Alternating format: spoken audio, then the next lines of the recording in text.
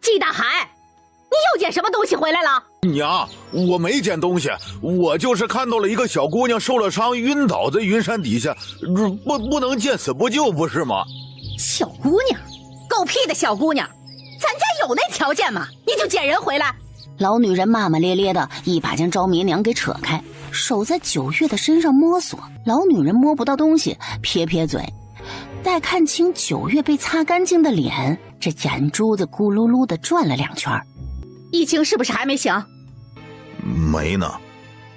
老女人猛地一拍自己的大腿，凄厉的哭喊起来：哎呀，我可怜的易清啊！你怎么那么惨呢？脸毁了不说，人还醒不过来呀！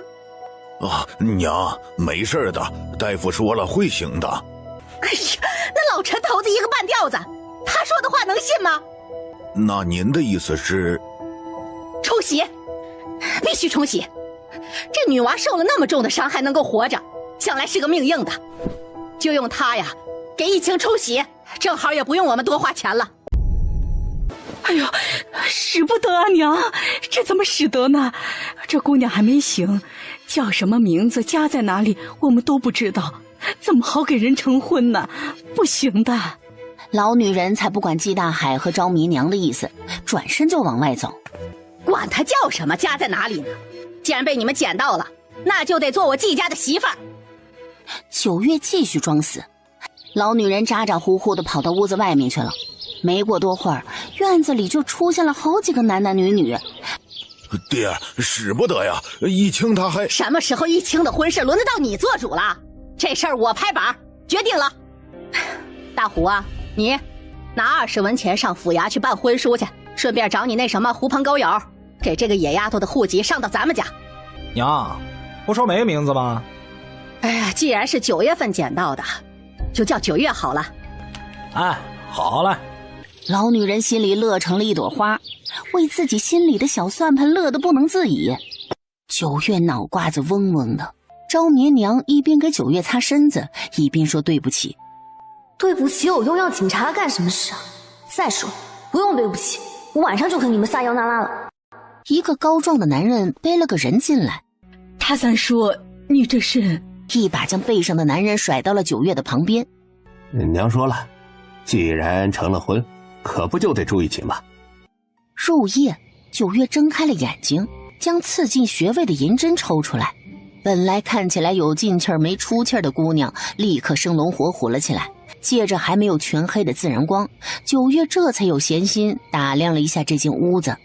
说是屋子，组织基地的厕所都比这个豪华上1000倍。这到底是个什么鬼地方？简直比我在电视上看到的那些身处战争的地方还要落后。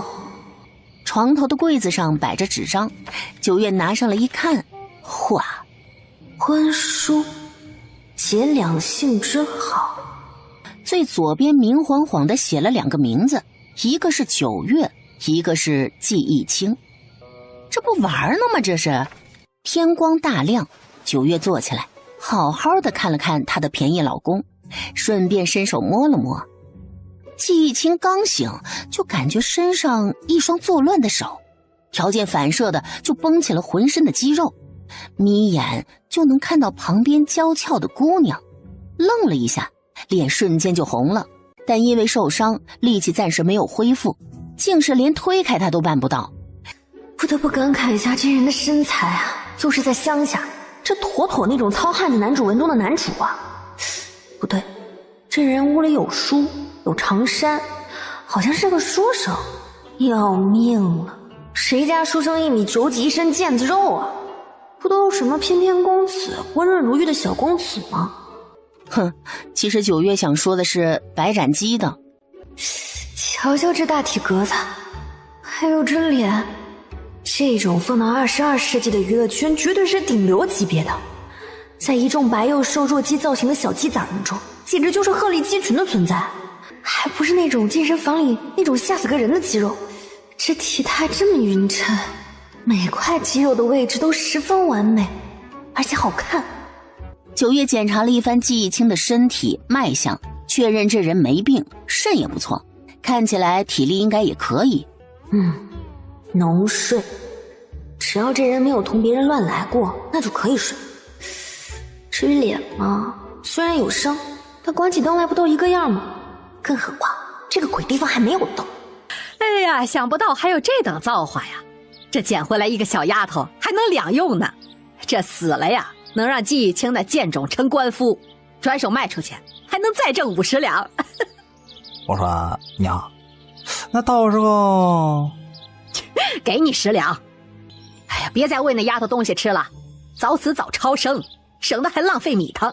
胡春花看季大江进季一清的屋子，就知道这人是想干嘛了。那你快点啊，别你大哥回来了看到了。哎呀，看到了又如何？季一清也没有想到季大江如此的急色，他还在旁边躺着呢，竟然就敢这么对他娘子了。猛地睁开眼睛，就听到耳边传来砰的一声，而躺在他旁边的九月缓缓地坐了起来，似乎对他睁开眼睛这件事儿半点好奇都没有。哪只手碰的我？你竟敢打我！你他娘的找死！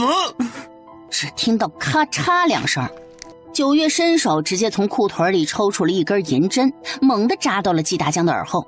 既然你不会合法的用你的工具，那我就只能合法的毁了它了。季义清坐在床边，条件反射的夹紧了双腿。怎么就晕了？还没有玩够呢，敢用你的猪蹄碰我，也不考虑考虑后果。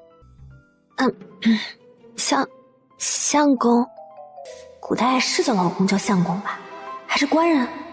夫君？哎呀，不管，我就是要叫相公。你有过旁的女人吗？或者有喜欢的女人吗？要是这人有个什么白月光、青梅竹马一类的，那就不能要了。没有啊，没有同女子有过任何的来往。那挺好，既然我们算是成婚了，那你以后就不能有旁的女人，逛花楼也好，小妾外室也好，在我这儿都是不被允许的。一旦发现，这是应该的。院子外有些吵嚷，季清打开门走了出去。义清，你终于醒了！想不到你阿奶说的冲洗真有用，这下你们俩都醒过来了，真好，真好。季大海看着后娘和二弟在屋里找着什么，走上前去。娘，你找什么呢？九月是季大海和苏若带回来的，再又想到他们还把九月又卖了，定金都拿到手了。啊，没什么。既然他们不怕死，那我不送他们一程，倒是显得我不善解人意了。放心，只要有我在，他们不敢对你下手。这里叫季家村，村民大都姓季，我爹叫季大海，我娘叫苏若，我们一共3兄妹。大哥叫季昭眠，今年21，我今年19，还有个小妹今年只有12，叫季有琴。你们兄妹3人的名字都出自一首诗：我醉欲眠卿且去，明朝有意抱琴来。当时我爹特意给我大哥寻的名字，那算命的就找了这么2句给我爹看。我爹这辈子呀，也就认识这诗上的几个字儿，后来有了我和我妹妹，也就从这诗里找的名字。九月了然的点点头，不然就以这个朝代的取名水平来看，季义清大概率是叫季狗蛋儿，或者是气狗娃。大哥的腿受了伤，小妹在镇上的医馆照顾他，应该这1、2天就会回来了。你叫什么名字？我叫九月。啊，那倒是有缘了。吃饭了。一个接着一个的人走出来，跟套娃似的。不都说是农民了吗？这一个个的怎么都不干活的？哦，有干活的2头老黄牛。跟在季义清的后面走进了正屋，一屁股坐到了最大的八仙桌边。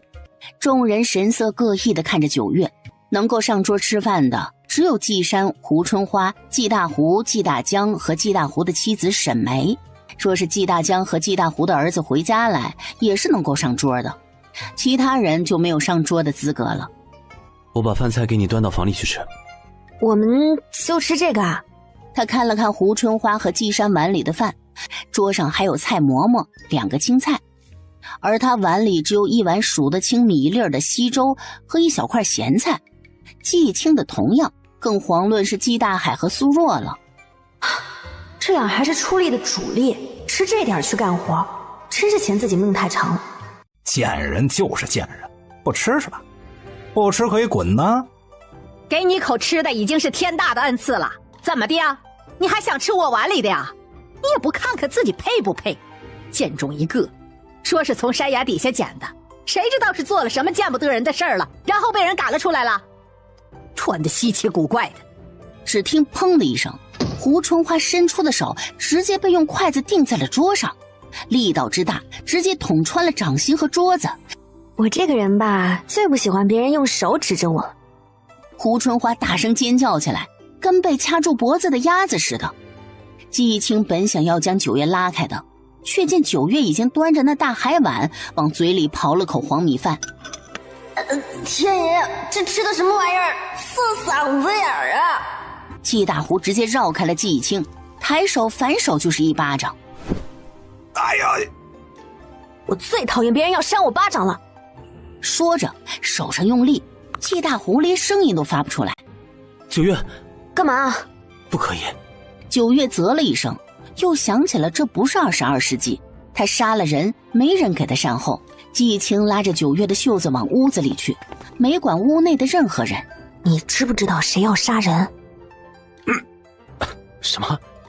就是你有没有那种门路，就是有人很想把他的仇人杀了的那种门路。然后呢？找我呀，我杀人贼快的，到时候挣的银子我俩1-9分，我9你1，让你做我的经纪人。228，你2我8，再不能让了啊！你去做杀手，赚不了多少银子不说，一旦被发现，还有可能会在全国被通缉，过上东躲西藏的生活。到时候可能连黄米饭都没得吃了，只能顿顿吃糠咽菜。啊！我竟然变得如此廉价。这会儿季大海和苏若跪在季家院子的外面，胡春花嘴里不干不净的在那怒骂，什么他们捡回来一个妖女、怪物什么的。九月用脚趾头想都知道是在说他了。爹娘，这是怎么了？老季氏，你自己听听你说的什么话。季大海和苏若老实本分了一辈子，什么叫故意捡回来个妖女伤了你？哎呀，村长啊，你可得为我们做主啊！你看看那筷子呀，就这么砰的一声穿透了我的手掌，扎到桌子里去了呀！爱签到的季大海，哎呀，后娘难当啊！还有啊，我家大胡被人掐着脖子，差点就没了呀！那你说要怎么办？杀人犯必须弄死！他要你弄死，是必须要弄死！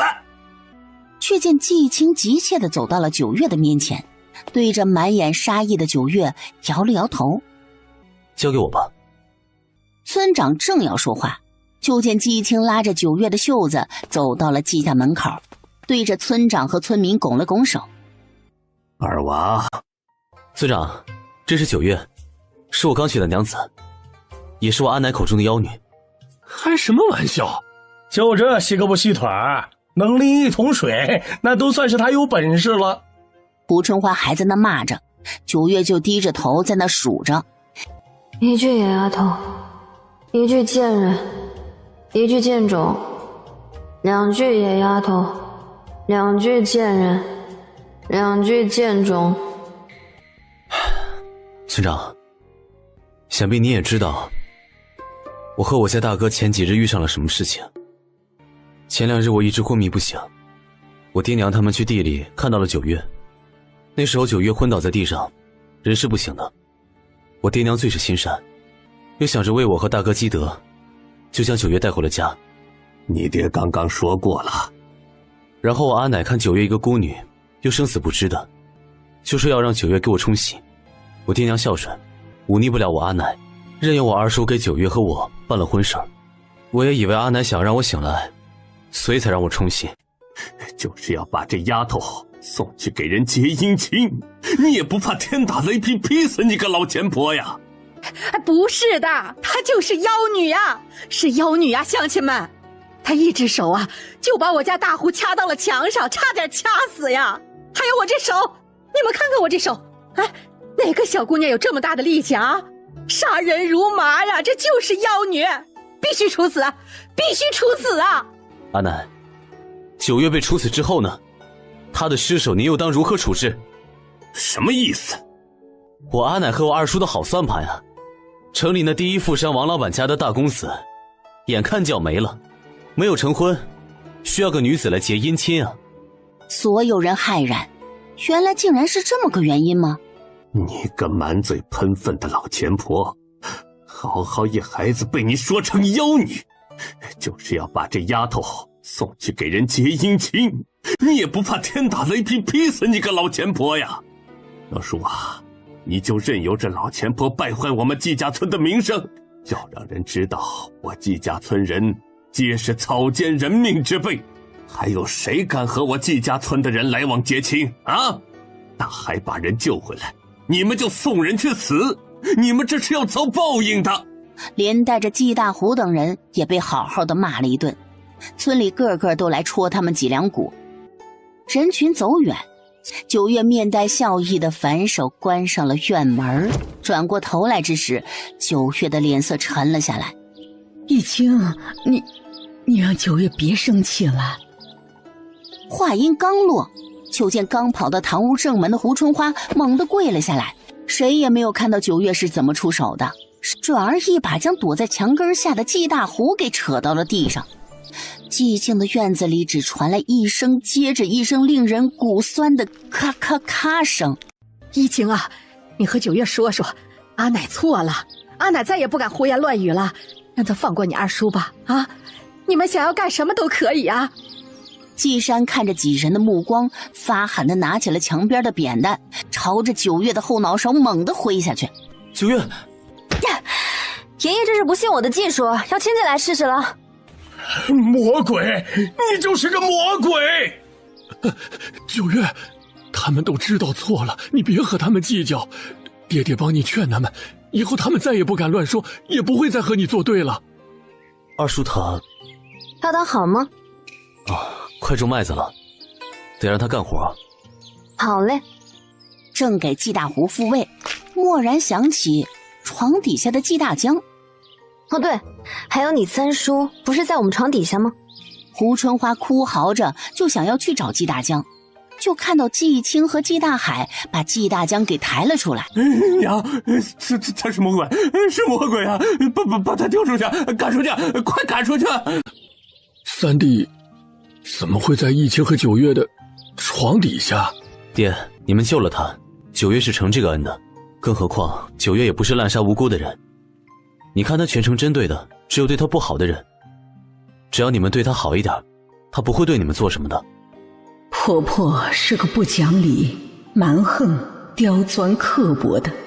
我要去接大哥回来，还要买药，这20两得留着给大哥治腿，还剩下9两并432个铜板，都给你。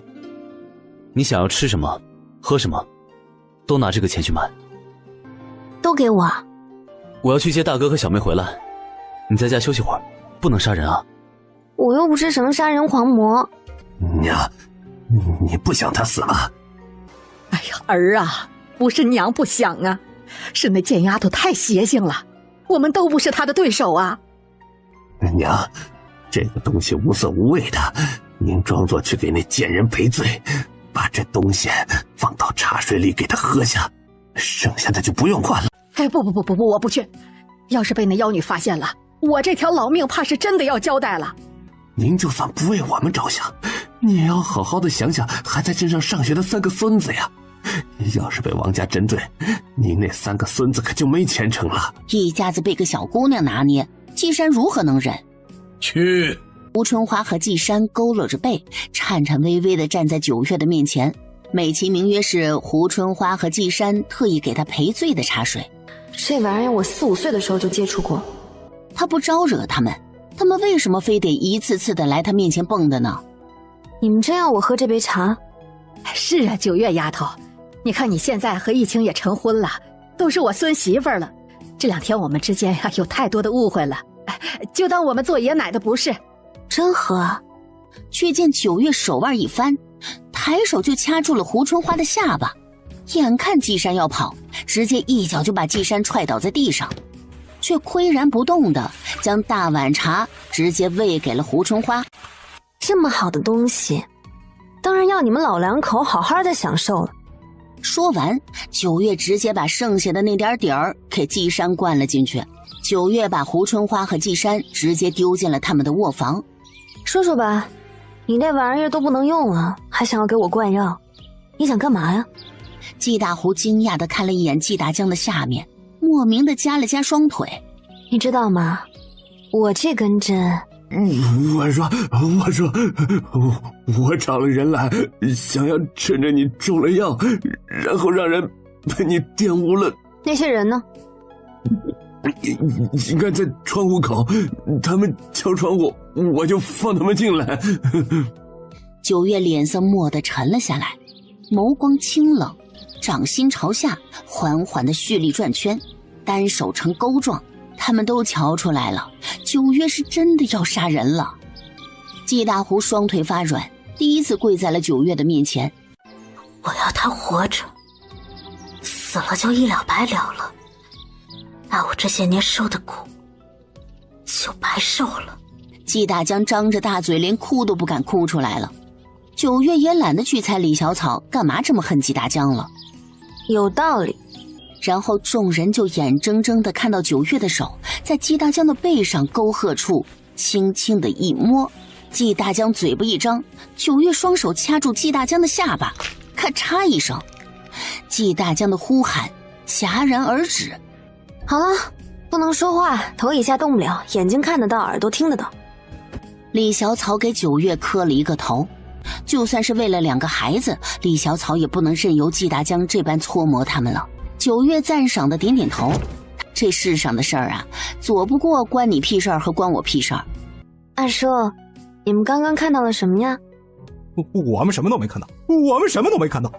我怎么觉得九月可以自己解药？我怎么觉得九月可以自己解药？但是他偏偏不解呢。季大胡现在是一听到九月的名字就浑身发抖，一个大男人3两下就彻底瘫了。让他不能说话就不能说话，让他不能动就不能动。你快别说话了你啊！他都要吓尿了好吗？季大海和苏若一人背着个背篓推开了院门。九月呀，娘刚刚捡到了几个鸟蛋，等会儿给你蒸蛋羹吃。娘，你开心就好。就那么拇指大点的鸟蛋，3颗，够我塞个牙缝。啊！银子，银子，你在哪儿啊？弟妹，端去堂屋，好吃饭了。爹，您最好还是别去堂屋了。你这孩子，我叫你爷奶吃饭呢。爷奶现在可能没时间。咋了？就有没有一种可能，爹你可能快要有小弟弟或者小妹妹了？你这孩子瞎说什么呢？说话间，听到堂屋微弱的动静。大哥，你别去，别去！1个2个都阻止他去堂屋。季大海愣了一下，敏锐地察觉到应该是发生了什么事情。哎呀，你别管了，等叶青跟朝绵有情回来就开饭。爹娘这会儿有事儿啊。那个，这侄儿媳妇儿啊，我说那个，你爷奶他们这死不了。但以后再搞什么幺蛾子就不保证，不只是爷奶，你们也是一样的。也不会，哎，绝对不会，绝对不会。季青刚站到院门口，就看到了门打开了，他二叔二婶儿，他爹娘，他三婶儿都齐整整地站在门口迎接他。回来了，累不累呀？快进来。这弟妹到底是何方神圣，竟然来这里2天时间就把一家子治得服服帖帖的，是个人物啊！众人草草的吃完洗漱后，就各回各家，各找各床了。二叔，怎么了？当初要是不想着挣那50两，就不会惹上9月，更不会惹上王家。现在是两头不是人呐！王家的人来了，所以他们来干嘛？接姻亲。二叔怎么招惹的？那就二叔自己去想办法吧。季大胡自知躲不过了，连忙把银子给准备好，却见王护卫直接把20两银子扔在地上。季大胡，我记得你昨个说的是随时都可以过来把人带走，不都说死了吗？还不把人交出来？王护卫，不是，这真不是我们不愿意，不是，虽说这结姻亲吧，他确实是自愿的，但要双方都没命了，对吧？这个我家这个他还活得好好的，我说你们总不能对，哼，你和我说这个话是你自己说的，人也是你自己非要卖的，这白纸黑字的，可做不得假吧？报应啊，报应！季青将九月拉到自己的身后，演得九月一脸懵。他一个武力天花板，需要人保护吗？人呢？叫什么？护卫把手上的文书拿过来看了一眼。王家很厉害吗？护卫还在那扯着季大虎吼，季大虎打死也不敢说九月在哪。是清水县的第一富商。九月又看了看护卫手里的卖身契，然后站了出去。我就是九月。这小姑娘倒是长得好看，但不是说快要死了吗？这生龙活虎的样子，哪像是要死的了？你们少爷已经死了？你敢咒我们少爷？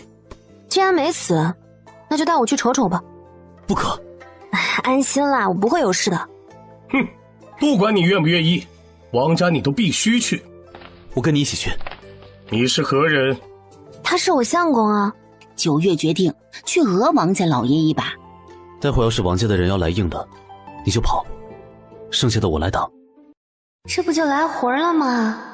老爷夫人，这位就是九月姑娘了，这位是他夫君季义清季公子。王生，这就是你说的那位大夫？是的，老爷。罢了，那就请九月姑娘给我家景年好好的看看吧。就这脉象和面容，说他还有2-3天，那都是乐观的说法了。九月闭着眼睛细细的感受，联想到他的体表特征，还有身上散发出来的味道，一一做对比，心里渐渐的有了谱。王老爷，我给你也搭搭脉。我家老爷也有病。怎么可能？我这生龙活虎面色红润的，可比同龄人看起来年轻好几岁，怎么可能会有病？你别说话，听大夫怎么说。夫人可以在王老爷的额头上用劲按一下。走到王老爷的面前，就用食指戳了王老爷一下，用了点力，王老爷被戳得往后仰了一下。然后呢？你看看刚刚戳的地方，有个窝。九月站起来就戳了站在旁边当保护神的季义清一下，当着王夫人的面戳的。夫人请看，我夫君戳一下，然后没有窝，很快皮肉就回了，但王老爷子是不然。这是肿的把皱纹给撑开了，当然比别人看起来年轻了。你这小丫头。王老爷说自己生龙活虎，但其实是精力过于旺盛，超出了身体的负荷，白日里哪怕不休息也不会觉得累，晚上睡不好，白天却很有精神，这透支的可是你自己的身体，你不会觉得奇怪吗？还有，王老爷是否夜里常口干舌燥，一夜起码要起来喝3-4次水，嘴里常有甜味。那他这是怎么了？这是把脉才好说。刚刚给王景年把脉都没有蹙眉，给王老爷把脉倒是蹙起了眉头。怎么样？500两。然后又指了指王老爷，300两。可真敢开价呀！九月，你到底知不知道800两是多少银子呀？你这意思是你能治我儿子？不能治我报什么价格？别觉得贵，你家儿子他们说3两天，可是我说若是不治，最迟就是今晚了。我这可是跟阎王爷抢人，500两不算高了。而你之所以300两，是因为你大概还有个3-5年，所以还有时间。你说什么？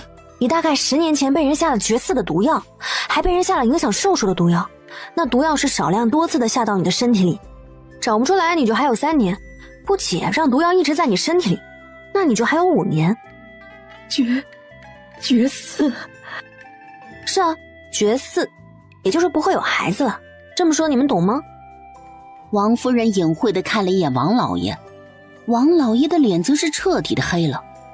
九月不懂了，绝嗣就绝嗣呗，还能有命重要？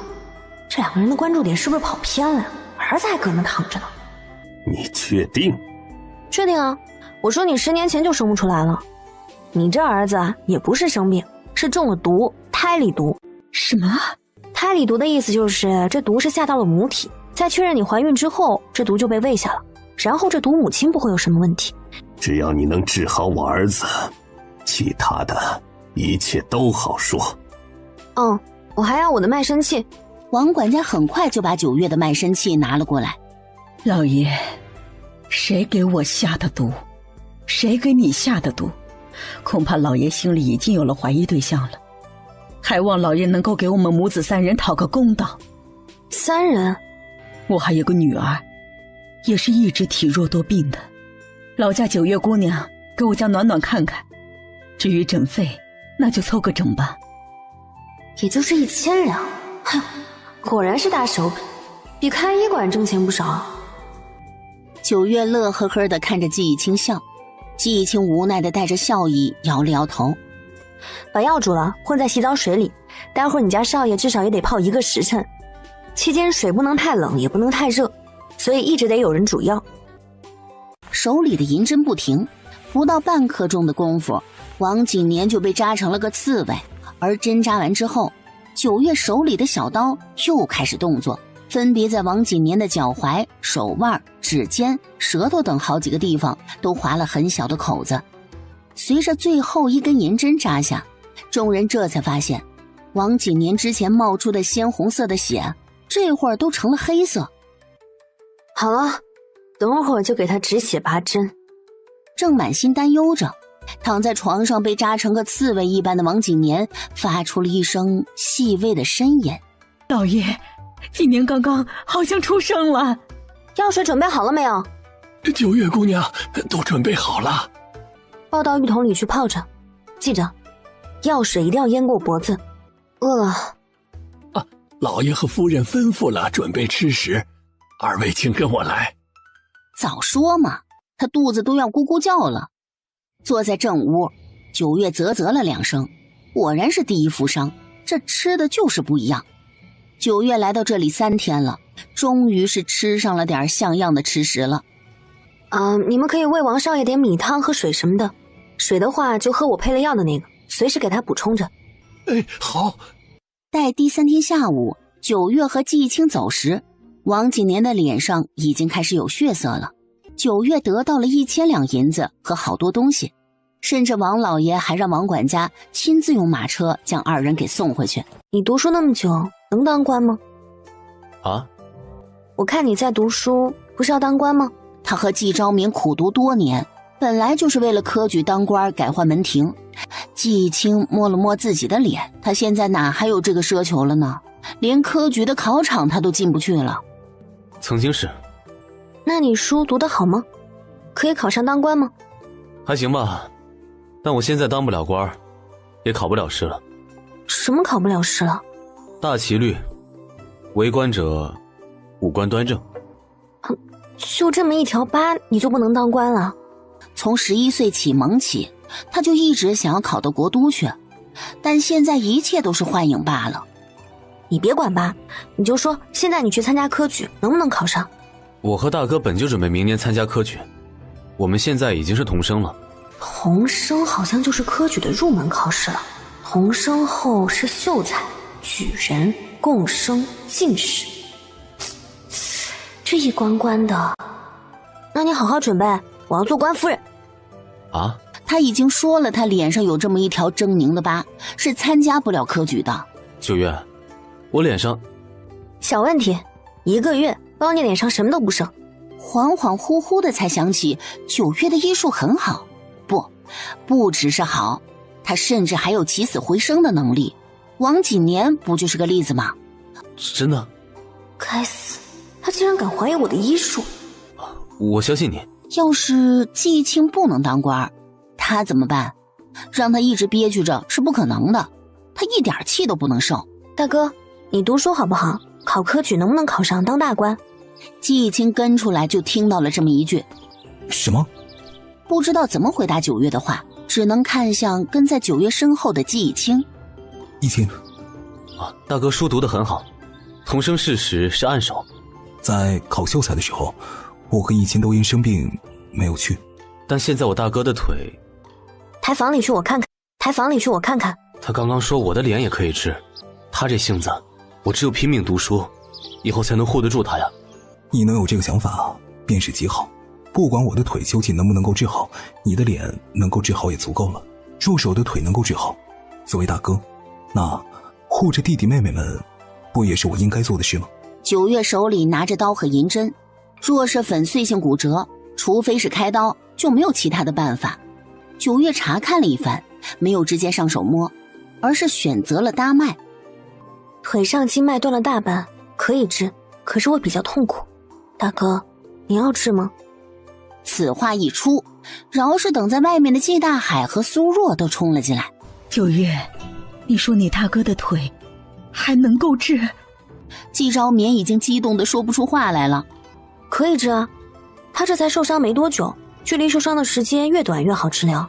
他这个腿3个月就能恢复了，最迟半年就能和常人无异了。不过想要习武怕是困难。这会儿距离明年的科举还有差不多7个月，时间上也来得及。真的可以吗？别怀疑我的医术，你不是亲身感受过了吗？我知道，我就是太开心了。是的，九月你别生气，我们没有那个意思。是啊是啊。大哥，要治吗？过程会很痛苦，不是一般的痛，是很痛，而且没有办法缓解的。治，我要治。九月，你放心吧，以后你有什么事，我一定竭尽所能，赴汤蹈火，在所不辞。九月，你尽管说，要我们做什么？他们一点都不怀疑九月的医术，毕竟王家的事儿才刚发生。写方子吧，趁着时间还早，季义清去买回来，明日就可以开始施针了。九月直接开口，季义清下笔如有神，刷刷刷的开始写字。季大海和苏若像是连呼吸都停止了，而季昭眠听着九月说的东西，各种药材没有直接说分量，都是一大包一大包的买回来，还有专门称药材的等称，看样子是要买回来自己配了，满当当的写了满3张纸。就这些了，你尽快弄回来吧，早一点治疗早一点好。等等，还有其他的吗？就见九月从兜里拿出了200两，直接递给了季义清。去吧，我以后都会还的。九月转身就看到房檐下站了一排，季山和胡春花站在了最后面。都过来开个会。众人满脸的懵，什么是开会啊？但他们都听得懂九月的意思，那就是都跟上去，不听就得挨揍。看着众人都被收拾得服服帖帖的，九月压抑着嘴角。我只说几点，在我这儿人只分2种，听话有用的比如爹娘，不听话没用的比如爷奶。闻言，季山和胡春花腿软的都要跪下来了。所以呢，我决定再给你们所有人一个机会，看你们到底要做听话有用的还是不听话没用的。以后呢，这个家就由我来当了。一个小姑娘竟然敢明目张胆的谋夺家主之位啊！我买的那些东西就是给家里吃的用的，那可是白米精面呐，一口下去那都是银子的味道。当然了，在我这儿只有有用的人可以吃，干活的人才有的吃，不干活光动嘴的就只有饿着。应该的，应该的。吃的用的全部都可以一起用，只要干活我就不会亏待了任何一个人。应该的，应该的，应该的。胡春花啊吧啊吧的不知道说什么。他当家的时候让他们吃不起这些，更是买不起那么多的布匹。都听话点，我也不想家里见天的鸡飞狗跳。是。爹娘，你们给我腾个屋子，我要做药房，顺便弄个药柜，就和医馆那样的，做小点就成。好。想起季昭眠的腿，还有季清的脸，自是没有半点不应的。够吗？够。这9月才来了几天呢，几十两银子说拿就拿。娘，季义清说你做衣服和鞋子有一手，我的衣服和鞋子你帮我做。成。我留几匹布，剩下的你分分，让他们都给做。沈梅和李小草对视了一眼，眼睛都亮了。这9月残暴是残暴了点儿，但他手底下露点缝也是够他们吃穿的了。九月净手后，手里捏着银针坐到床边。真的会很疼，要不要咬块布或者是棍子？这点痛楚若是都忍不了的话，那在以后还怎么成大事？季昭眠这种确实没有缓解的办法，连麻沸散都不能用，所以只能让他疼着不说，还要和九月说是什么感受，方便九月判断到底有没有扎到经脉上。一针下去，饶是季昭眠再能忍，还是啊的一声惨叫出来。按住他，别让他乱动。这种疼九月知道普通人是忍不了的，但乱动就会判断失误。九月不想做无用功。扎完了针，九月坐在一边开始烤一块黑乎乎的东西，那是膏药，需要烤熟烤热。今天第一次扎，至少要扎2克重。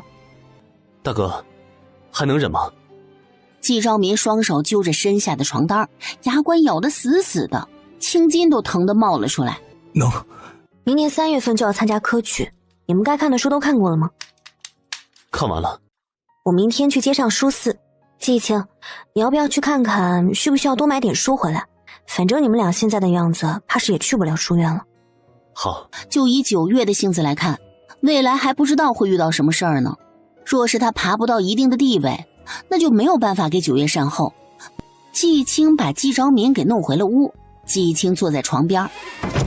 大哥，你是不是有什么想法？季昭民捻着自己的衣摆。现如今我们已经做起了好几种粉，藕粉跟红薯淀粉，玉米淀粉最迟晚上也可以吃了。我瞧见了。所以九月说的这个淀粉，若是拿出去卖，肯定是一笔很大的进项。给县令？可以，现在调任还没有下来，这个也算是给李县城增加一些筹码，就要看他怎么做这事了。不给李县城，我们和王老板合伙做生意。还有千层底的鞋子，你看过了吗？娘给九月做了好几双，我们几个可也是有的。明日9月去给县令治病，我去找一下王老板。那粉条，再等2天，等我们把粉条弄出来再看。他们到酒楼时，不止王生、王夫人在，连带着王锦年和王暖暖也在。众人瞧见九月，眼睛皆是一亮，男俊女美，二人站在一起极为般配。年儿，这位就是9月大夫，就是他将你从鬼门关给拉了回来。王锦年有些激动，这一激动，喉咙就有了2分痒意，忙用袖子遮挡着咳嗽了2声。你说你自己闹着要对救命恩人当面道谢，怎的话都没说一句，自己先咳上了。娘亲，好，娘不说了。季青把手里提着的布袋放到了桌子上。小小礼物，不成敬意。这位是我二婶。王夫人和王老爷对视一眼，都有点不懂季青和九月把自家二婶带来是什么意思。还有桌上的这个布袋，里面装了什么东西啊？实不相瞒，王老爷，今日我是来同王老爷做生意的。我二婶厨艺了得，我要同王老爷做的生意，就和这原料有关。不知可否让我二婶做2道菜给王老爷试试？王老爷和王夫人虽然有疑惑，不过和九月打交道，自是知道九月非常人。王老爷做事洒脱，不拘小节，直接让掌柜的带沈梅去小厨房。我二婶厨艺了得，我要同王老爷做的生意，就和这原料有关。不知可否让我二婶做2道菜给王老爷试试？王老爷和王夫人虽然有疑惑，不过和九月打交道，自是知道九月非常人。王老爷做事洒脱，不拘小节，直接让掌柜的带沈梅去小厨房。季青从沈梅带来的几个布袋子里面，先拿出了几双千层底的布鞋来。王老爷请看。季青没有书生的酸腐气，历来能屈能伸。这鞋穿着走路不磨脚，穿久了脚底也不会觉得疼，甚至这鞋底十分的软和舒适。王生摸了摸鞋底儿，发现和他们穿着的单层布鞋底儿确实是有很大的区别。布鞋、锦鞋、靴子，不管是什么样式的鞋，都可以用瓷斗方式做鞋底。这鞋底真的牢固吗？王老爷尽可以放心，如今我家中人人都有布鞋，就算常年走路的我，一双鞋也能穿上几个月不坏。这本钱一双1尺3四的鞋底，本钱4文钱都不到。竟这般便宜！实不相瞒，鞋底就是用的碎布头来做的，就是耗费一些时间罢了。王生越看越是欢喜，若是季义清愿意把做鞋底的方子卖给他，他有把握让自己的布店成为清水县无可比拟的存在，甚至还可能卖到府城、郡城，甚至是都城去。这鞋底的方子如何卖？王老爷莫急，这才是第一样。季公子还有好东西。季义清从布袋拿出了一个小罐子，劳下滚水和温水各准备一壶。只见季义清在每个小碗里舀了一勺这粉末，然后倒入滚水搅拌，那股子清淡的清香浓郁在屋内消散不下，让人一闻就十分的舒适。王老爷尝尝。这货真该去当金牌销售员，就冲这颜值，这架势，买都买。季义清刚冲完最后一碗放在自己的面前，冷不丁的被九月这么毫不掩饰的看着，耳朵瞬间就红了，只能趁着无人注意的时候，在桌子底下轻轻捏了捏九月的膝盖。咋了咋了？娘子还是莫要这般瞧我，为夫……哟呵，还是个小纯情呢。这又是何物？白玉碗。这白玉碗有清热凉血、通便止泻、益血生肌、止血散瘀、安神助眠的功效。不仅可以加桂花，还可以加红枣碎、蜂蜜、冰糖等等，吃起来的味道都很不一样，尤其适合食欲不振和睡眠不好的人吃。只要别和寒性的食物混在一起吃就可以了。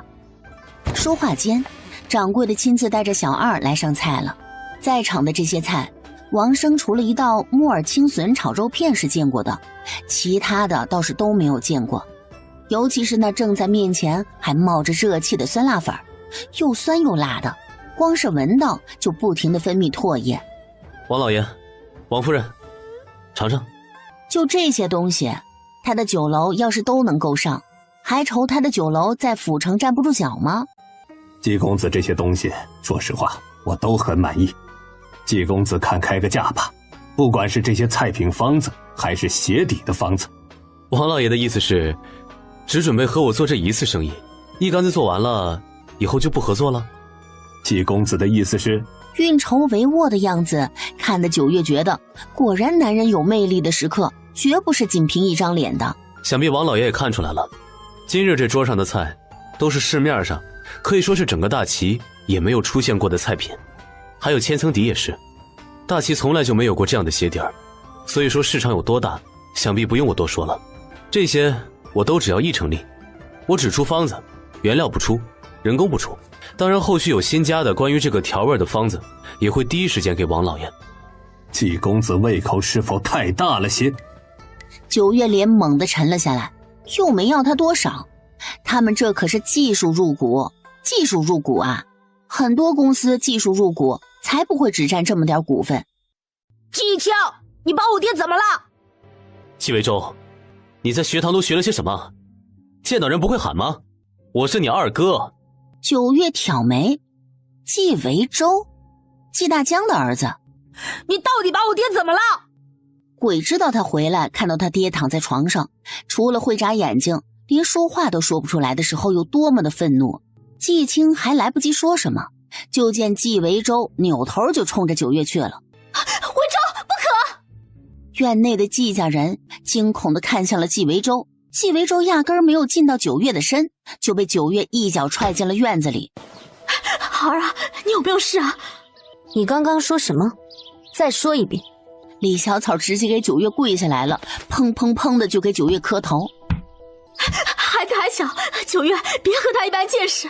看他娘一个长辈竟然给九月跪下还磕头，嘴不一张就要开口，啪的一声。你爹呢？是我弄的，想知道我是怎么弄的吗？九月踩在季维洲的背上，手直接摸到季维洲的脊骨，狠命的一抓，季维洲惨叫了一声。你要试试吗？二嫂，我错了，二嫂，我错了，我再也不敢了。快喊二嫂，这是你们二哥新娶的娘子，九月是你们的二嫂。季周也和季婉乔都被九月刚刚抓季维洲脊骨的那一手给震到了。二嫂，把马车里的东西卸下来。季大海和苏若长出了一口气，知道这是9月要给这仨的下马威，不会针对他们出手，让他们搬东西就是这事过去了。你怎么不听娘说的？娘不是已经告诉过你了吗？千万不要惹你二嫂。爹他，季大江是罪有应得，但这话他怎么告诉季维洲？季一清，去把大哥弄出来，扶着站一会儿。经过一段时间的治疗，季昭眠已经可以站了，但仅只能站一瞬，需要有人扶着能多站一会儿。三弟，二嫂，去把堂屋的桌子搬到院子里来。季大湖直接拍了一下季周野的肩膀，你二嫂让你干什么就干什么，别多嘴。多嘴不是死就是挨打，识时务为俊姐的好啊。四弟，二嫂，拿笔墨纸砚出来。五弟，二嫂，把凳子搬出来，你们兄弟3人一人一根。待笔墨纸砚准备好，兄弟3人排站在桌子边上，一人坐一处。既然你们在书院读书，花用了那么多银子读书，要参加科举，正好我考考你们。啊，考什么？二嫂，还能考什么？当然是考你们功课了。妹妹我思之，写后一句，还有何意？3人执笔的同时顿住，季昭眠正被季义清搀着站在一边，都知道9月怕是真有学问的。李小草看到9月站在季维洲的身后，手都捏紧了，千万要答对呀。结果就看到9月抬手给了季维洲的后脑勺一巴掌。妹妹我思之的后一句是哥哥我来了，你疯了还是我疯了？童生只考4书5经的背诵、写作和理解。哦，所以你的意思是你只看4书5经，不看其他，不用写八股文、试帖诗、经纶律赋策论？读了几年，连这点都不知道？胡春花压根儿听不懂9月说的叽里呱啦的是什么东西，但3人明显心虚的样子是怎么回事儿？他们不是说书院的夫子常夸他们吗？说他们学得好，说他们是文曲星转世吗？9月眼睛一个一个的扫过，就知道这仨滚犊子玩意儿读书不成，怕是在县城里吃喝玩乐去了吧。身上胭脂味可重，你们到底是去书院吃喝玩乐去了，还是去读书去了？你们每回来都要银子，都是几百文的要，银子都花用在了哪儿？书呢？书又读得到底如何？巡修前书院考教了我们的功课。多少名？我在丁班考了111名。书院多少人？凤山书院每巡考校，除却科举班的20名不参与排名之外，共271名学子。一共就200多名，考个100多名就觉得自己是文曲星转世了。要照你们3个这样的成绩，别说考秀才，怕是童生都难吧。季周野嘴巴可甜了，每次回来同他要银子的时候就说什么将来当大官，到时候给他请封诰命。结果9月的意思是他们甚至连童生都考不上。沈梅和李小草一看9月这样子啊，就知道9月这是要放弃这3人了。哎，给他们一次机会，下次巡修绝对不会这样了，考前50，给他们一次机会啊！娘9月再给他们一次机会。好说好说，1个月前50怕是有点困难。你太过分了！看样子季大江的下场还让你们不够警醒，是吗？我爹他是我，从今往后季大江一辈子都不要想站得起来，说不了话，动不了，和废人无异。这是什么药啊？还能是什么药？毒药呗。哎呦，9月，这可使不得呀，这毒药哪能随便吃呢？季婉乔却是直接把药瓶拿过来，直接吞了一粒到肚子里。婉乔，没看向来在家里作威作福的阿奶和爷都颤颤巍巍地站在一边，家里青壮年有那么多人，却没有一个人敢反驳这个二嫂的话。想来他们不在家的这段时间，家里人都被整治了不止一次，更何况季大江的惨状还在那儿摆着呢。我会努力读书的。可3个月吃一次解药。好。其实你们可以选择不读书啊。我这个人吧，向来好说话，只要有用且听话的，我就愿意用着，绝不会亏待人的。季州爷，看看你娘身上穿的戴的，可比一般人穿的好多了。再看看你们家这一大家子，只要有用又听话，什么好东西没得享受呢？不敢，二嫂，我们定当好好读书。不敢，二嫂，我们定当好好读书。不敢，二嫂，我们定当好好读书。没看瘸腿的季昭眠腿质好，都要他读书吗？明年考过以后，最多再给你们3年的时间，我不养吃白饭的。听二嫂的。大哥，我是有话要说。怎么了？还能怎么？还不是村里那些碎嘴子。村里那些人约么啊，是在讲季义清和九月了。季义清和他脸没有毁的时候，村里还是蛮多人上门来说亲的。后来两人一个毁了腿，一个毁了脸，直接就没人上门来说了。这本来是好事儿，谁知道季义清现在脸又好了，不仅好了，还要有继续读书的意思。那些心里有花花心思的人就又活泛起来了。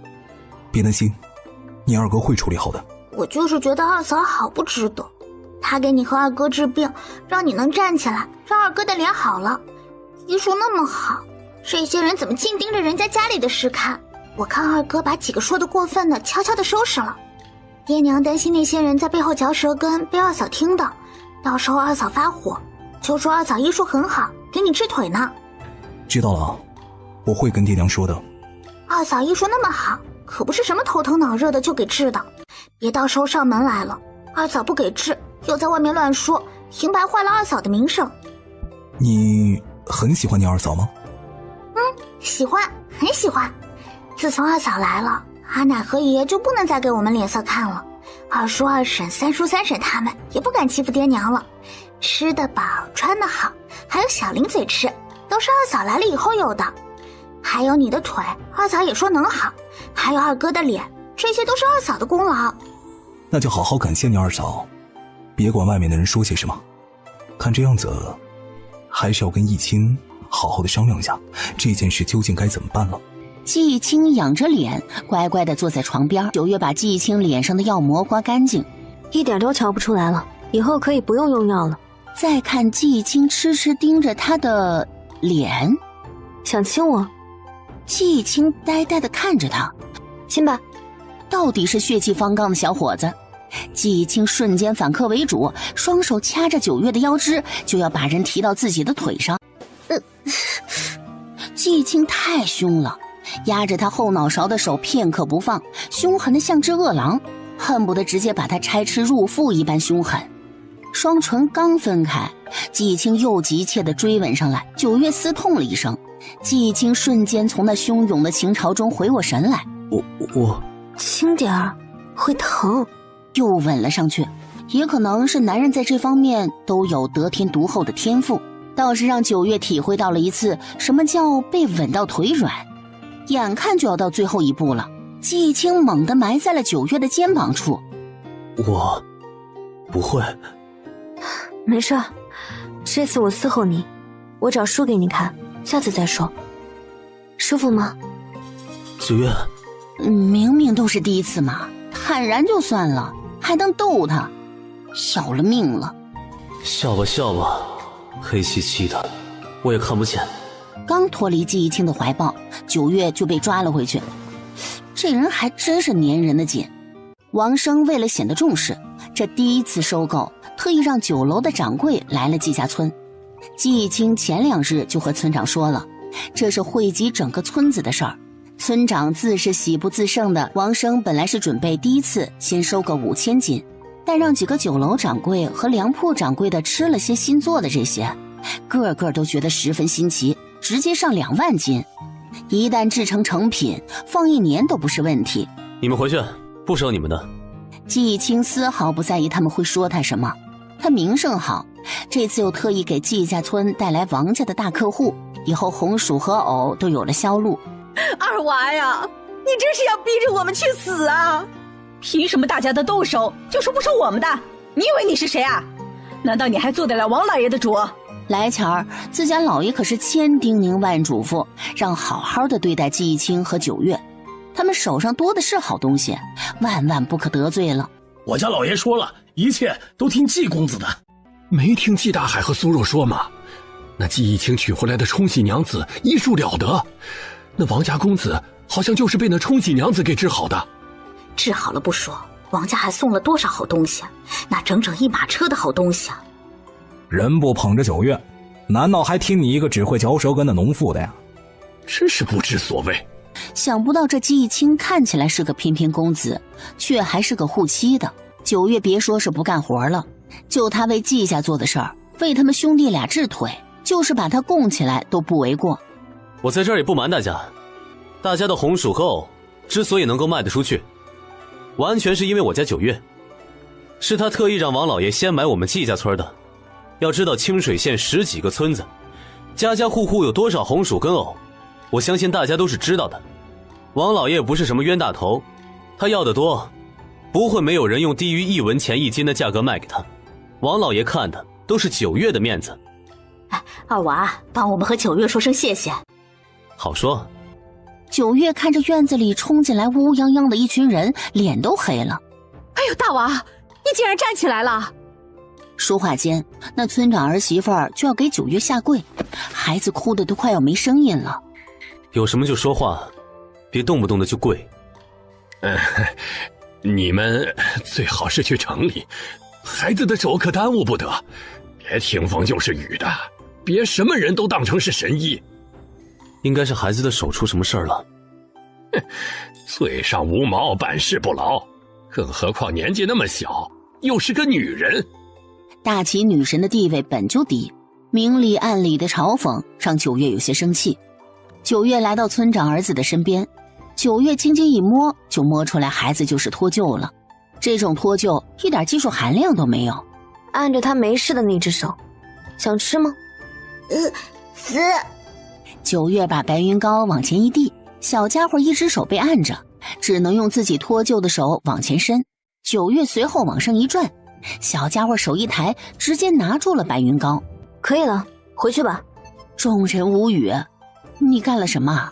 这就可以了？村长儿子和儿媳妇嘴巴张得大大的，这样也行？这只是一种治疗方式。九月看满院子的人都目瞪口呆地看着他，大有一种他不解释就不走了的架势。小孩子骨头脆弱，刚刚应该就是脱臼了。我让孩子抬手是在给他正骨，但是你们不要胡乱尝试啊，毕竟孩子骨骼走向什么的你们也不懂。我使用的治疗方法，你们就算学了，到时候也不一定能正好。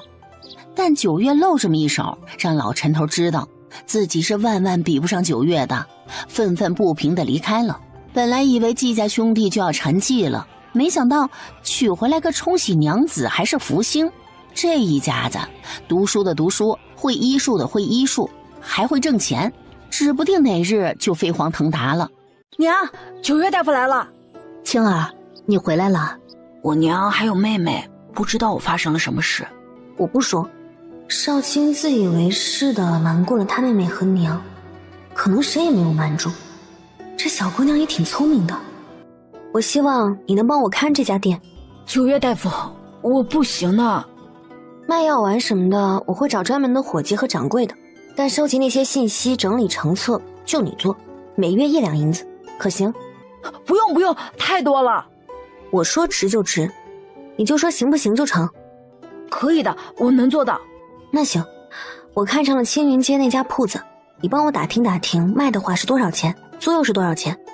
若是有看到机灵的或是适合做事的，你可以适当的每月提供点铜钱，将他们招入麾下。在我这儿做事，嘴巴紧是一方面，知道什么该说什么不该说，也知道什么该做什么不该做，才是最主要的。去把你娘带出来吧，银子拿着吧，记得做这个一定要小心行事。少卿点头，连忙跑出去牵他娘。季青，季昭眠看九月回来了，扶着桌子就要走，却见九月丝毫不在意，直接站到季青的面前，巴拉巴拉的把要自己干的事给说了出来。说完，屋内2个大男人皆目瞪口呆地看着九月。弟妹果然是非同凡响，旁人不想受气，顶多就是闭门不出；弟妹不想受气，就是要把所有人全部都拿捏在手中。我说，弟妹，此番会不会有些太过于冒险？不冒险怎么干大事？再说了，我又不是要去探查他们的阴私，我就是收集点他们的把柄。只要他们不来惹我，这些东西就永远不见天日。但若是他们敢来惹我，9月不可惹，不能给气受。弟妹，要不然你再好好说说你要做的事，就是你说的那个情报机构。明面上就是开个药丸店，暗地里弄个情报据点，先在县城，然后府城、郡城、都城。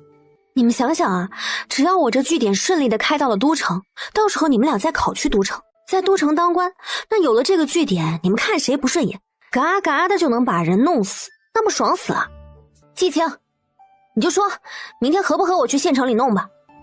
没说不同意，就是觉得你这个据点是不是要好好的规划一下？要规划，但是先把铺子买了再说呀，我还得把药丸搓好什么的，可能年前勉强开得起来。弟妹，那些药丸确定有用吗？然后9月的视线落在季昭眠的腿上就没动了。9月的药丸怕不是有用，而是很有用。季昭眠生怕9月再说什么惊天骇语，颤颤巍巍地挪出了门。帮不帮我？本来就小小的一个，这会儿站在季青的面前，仰着头，眼睛瞪得老大，明明看起来就漂亮又可爱，但一拳能锤死你。那我们明日去县城。抬手扯着季青的衣襟，就把人拉到了自己的眼前，然后在季青的嘴上亲了个响的。一个吻的威力竟然这般大吗？要是以后那什么了？哎呦喂，他可怎么办呀？我给你们月银，每人每月300文。9月呀，这些都是你的方子，这怕是不好吧？9月大夫，季公子，那个铺子我已经打听过了，主家和牙人签了契约，上面写的是200两，但我私塾打听了一下，170两可以拿下。拿下来了以后，需要简单的装修一下。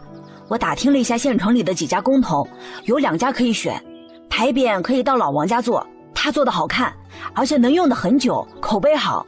掌柜的人选我也打听了好几家。少卿一个12、13岁的小少年，就把事情安排得妥妥当当，什么都打听得清清楚楚，让9月全然没有后顾之忧。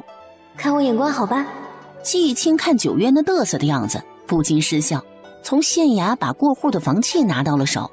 哎呀，就算我不干活儿，也有银子进账，美滋滋。事情办成了是吗？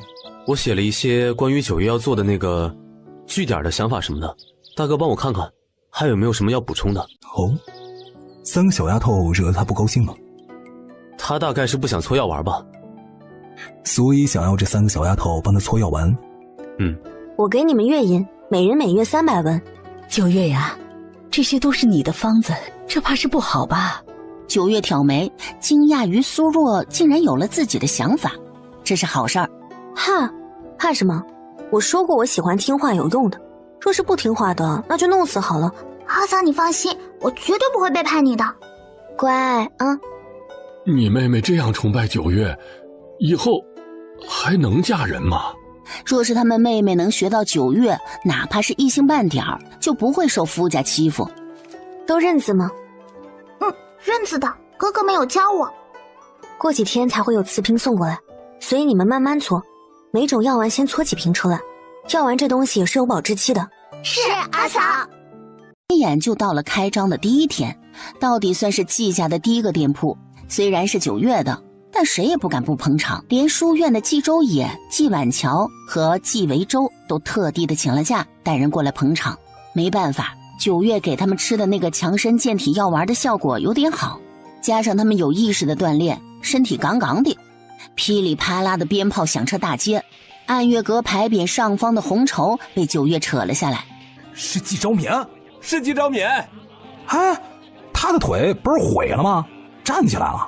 当初2人出事，唏嘘惋惜的有，幸灾乐祸的有，如今再见，竟然看到季昭眠站起来了。明年的考试有季昭眠和季青在，他们休想拔得头筹。欢迎各位父老乡亲来参加暗月阁的开业，令暗月阁蓬荜生辉，小生在此谢过。随着季昭眠的讲话结束，人群轰的一声进店，小小的铺子瞬间就被人群淹没。他真不想赚钱来着，他明明是要弄情报据点的。9月木然地看着庄掌柜，一支毛笔写得要起火星子了。庄掌柜，要不要多请2个人？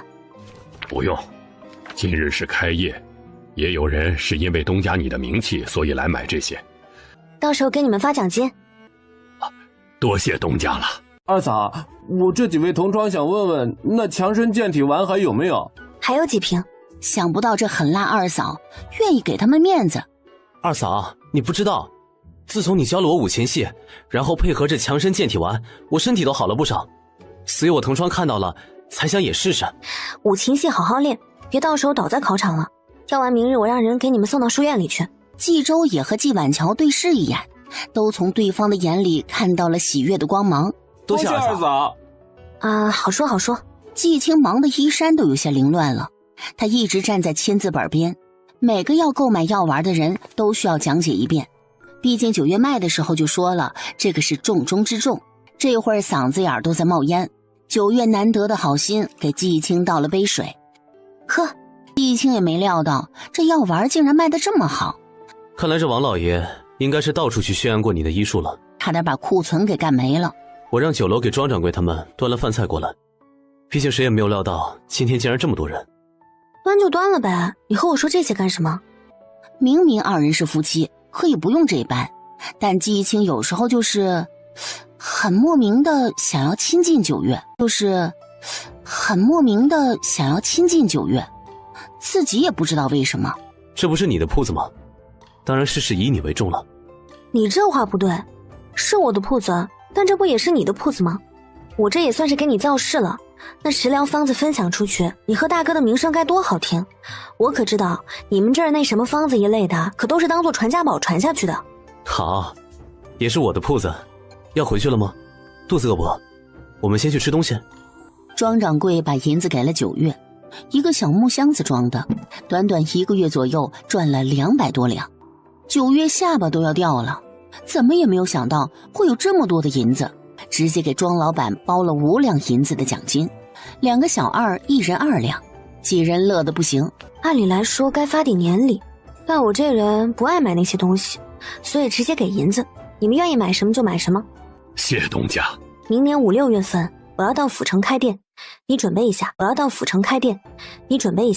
到时候那边还是你去管，这边你手上这摊子事儿最好是交给一个妥帖的人来，你找到了之后记得带来给我看看。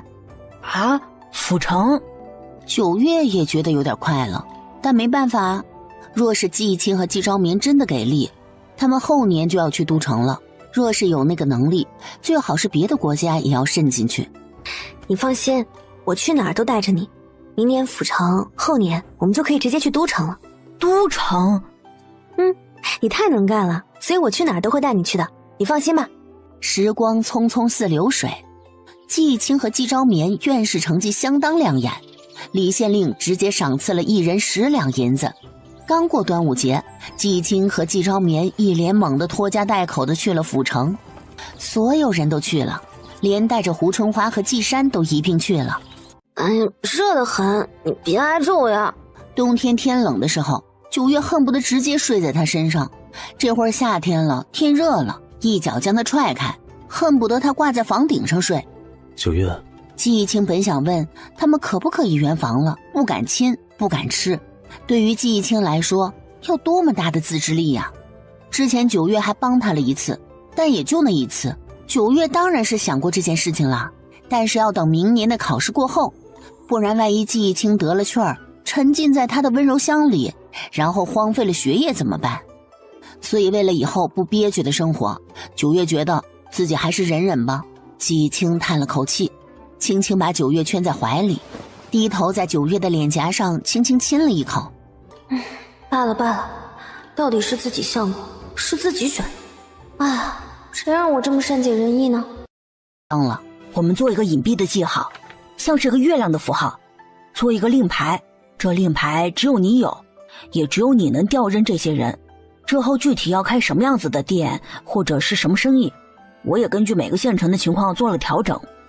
哦，那他们干嘛要听命于我呢？9月大夫，这世上多的是活不下去的人，只要给他们一点甜头，别说听你的，就是命给你都可以。跟着我，只要不背叛，之后会有更多的好处。说着直接拿出了500两银子。具体做什么店铺，你等我回去规划一下。可能要到年底或者明年上半年，这个府城才会铺排结束。也不用这么紧凑，宽松点也可以，明年年底也是可以的。9天时间一晃而过，两人都在2甲上，季青更是第7名，险些就上了1甲。季昭眠则是27名，不过就是这样的成绩也很亮眼了。接下来的小半年必须要加倍的努力，才有可能中进士，成为贡生。家里如今2位举子，莫大的荣耀，想来寻求庇护的人很多。季家家规，不收不合规矩的礼，你们都记在心上。胡春花和季山绷着唇线，想着9月马上就要走了，心里不知道有多高兴。但9月一看到他们的样子，就知道这俩人在想什么。胡春花和季山还没有反应过来，9月已经到了他们的眼前，抬手就直接喂了几颗药。半年发一次，不吃解药就肠穿肚烂。胡春花和季山蹲在地上撕心裂肺的吐，妄图把咽下去的药吐出来，但无济于事。知道为什么到现在我还没要你们死吗？当然是因为你们死了之后，季青和季昭眠要因丧停考。你们活着也就这点作用了，但若是你们敢惹了我不高兴，不听我说的，你们自己掂量掂量，你们这把老骨头经得起我弄几次。胡春花和季山险些都要哭出来了。从清水县到都城，若是一路不下雨、不下雪、不刮风的话，22天左右。一旦遇上什么事儿，那时间就要往上加。好想念飞机高铁啊，哪怕火车也行。难怪说古代车马很慢，本来就慢呢。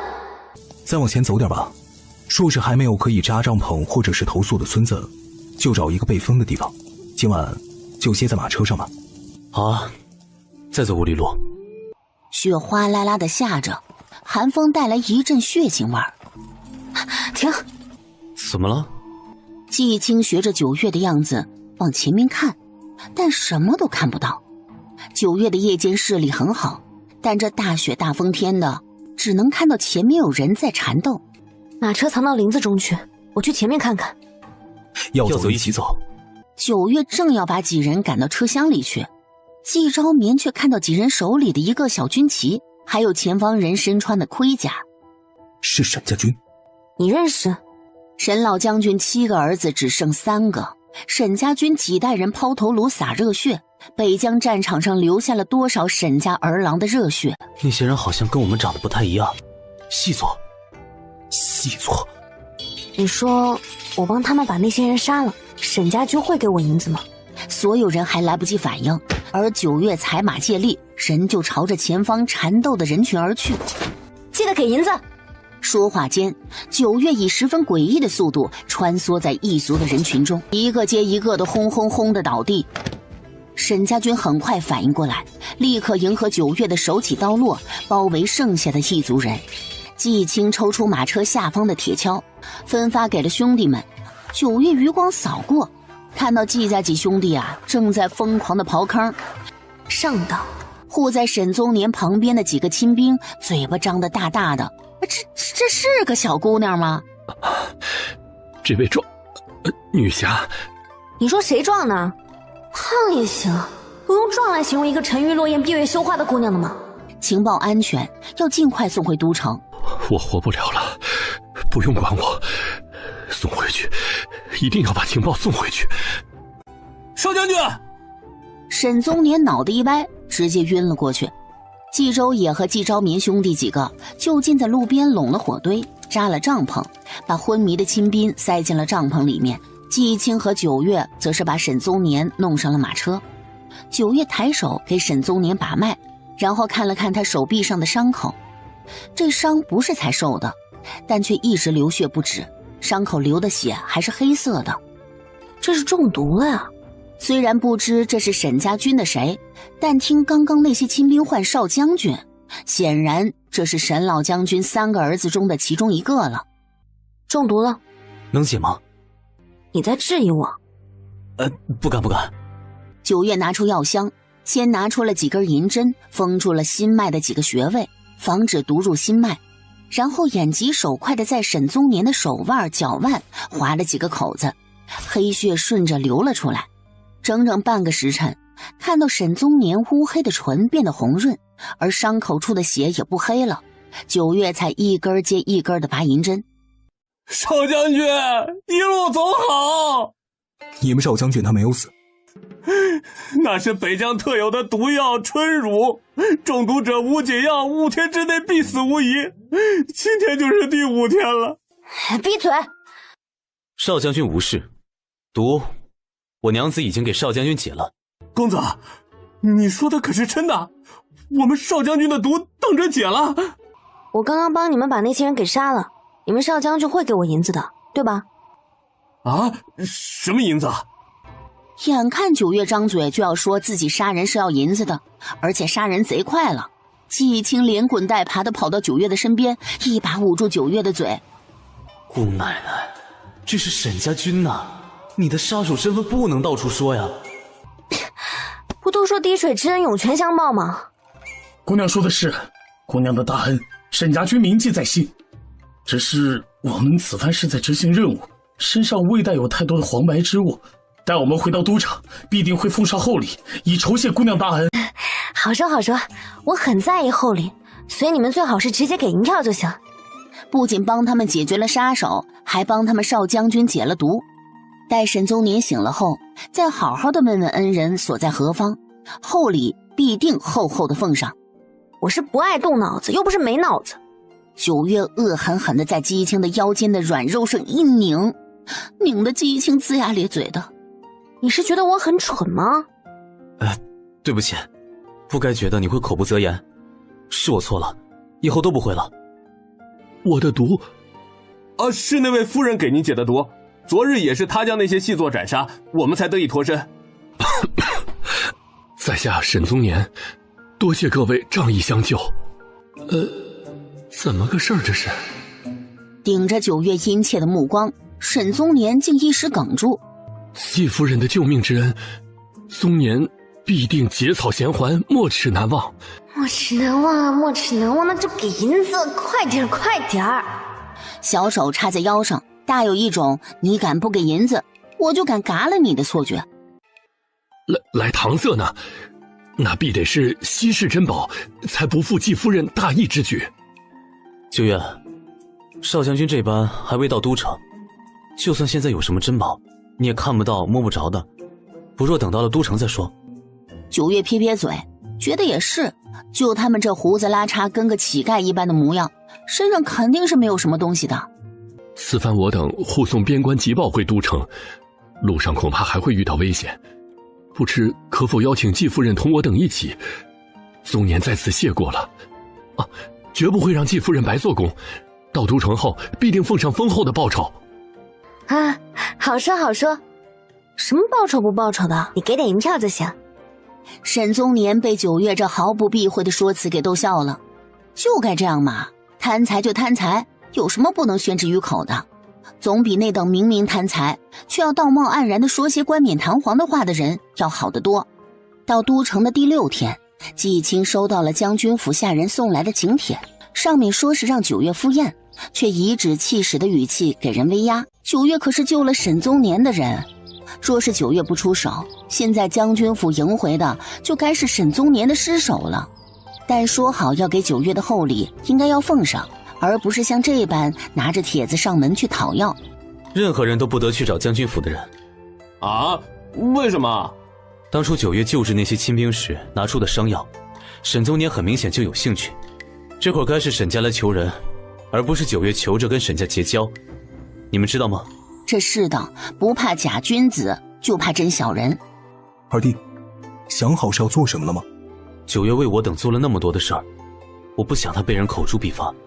季昭眠摸了摸自己的腿，若是没有九月，他一辈子都只能躺在床上，浑浑噩噩的过一辈子，哪有如今的造化？你说，大哥肯定会配合你。就等沈宗年上门了。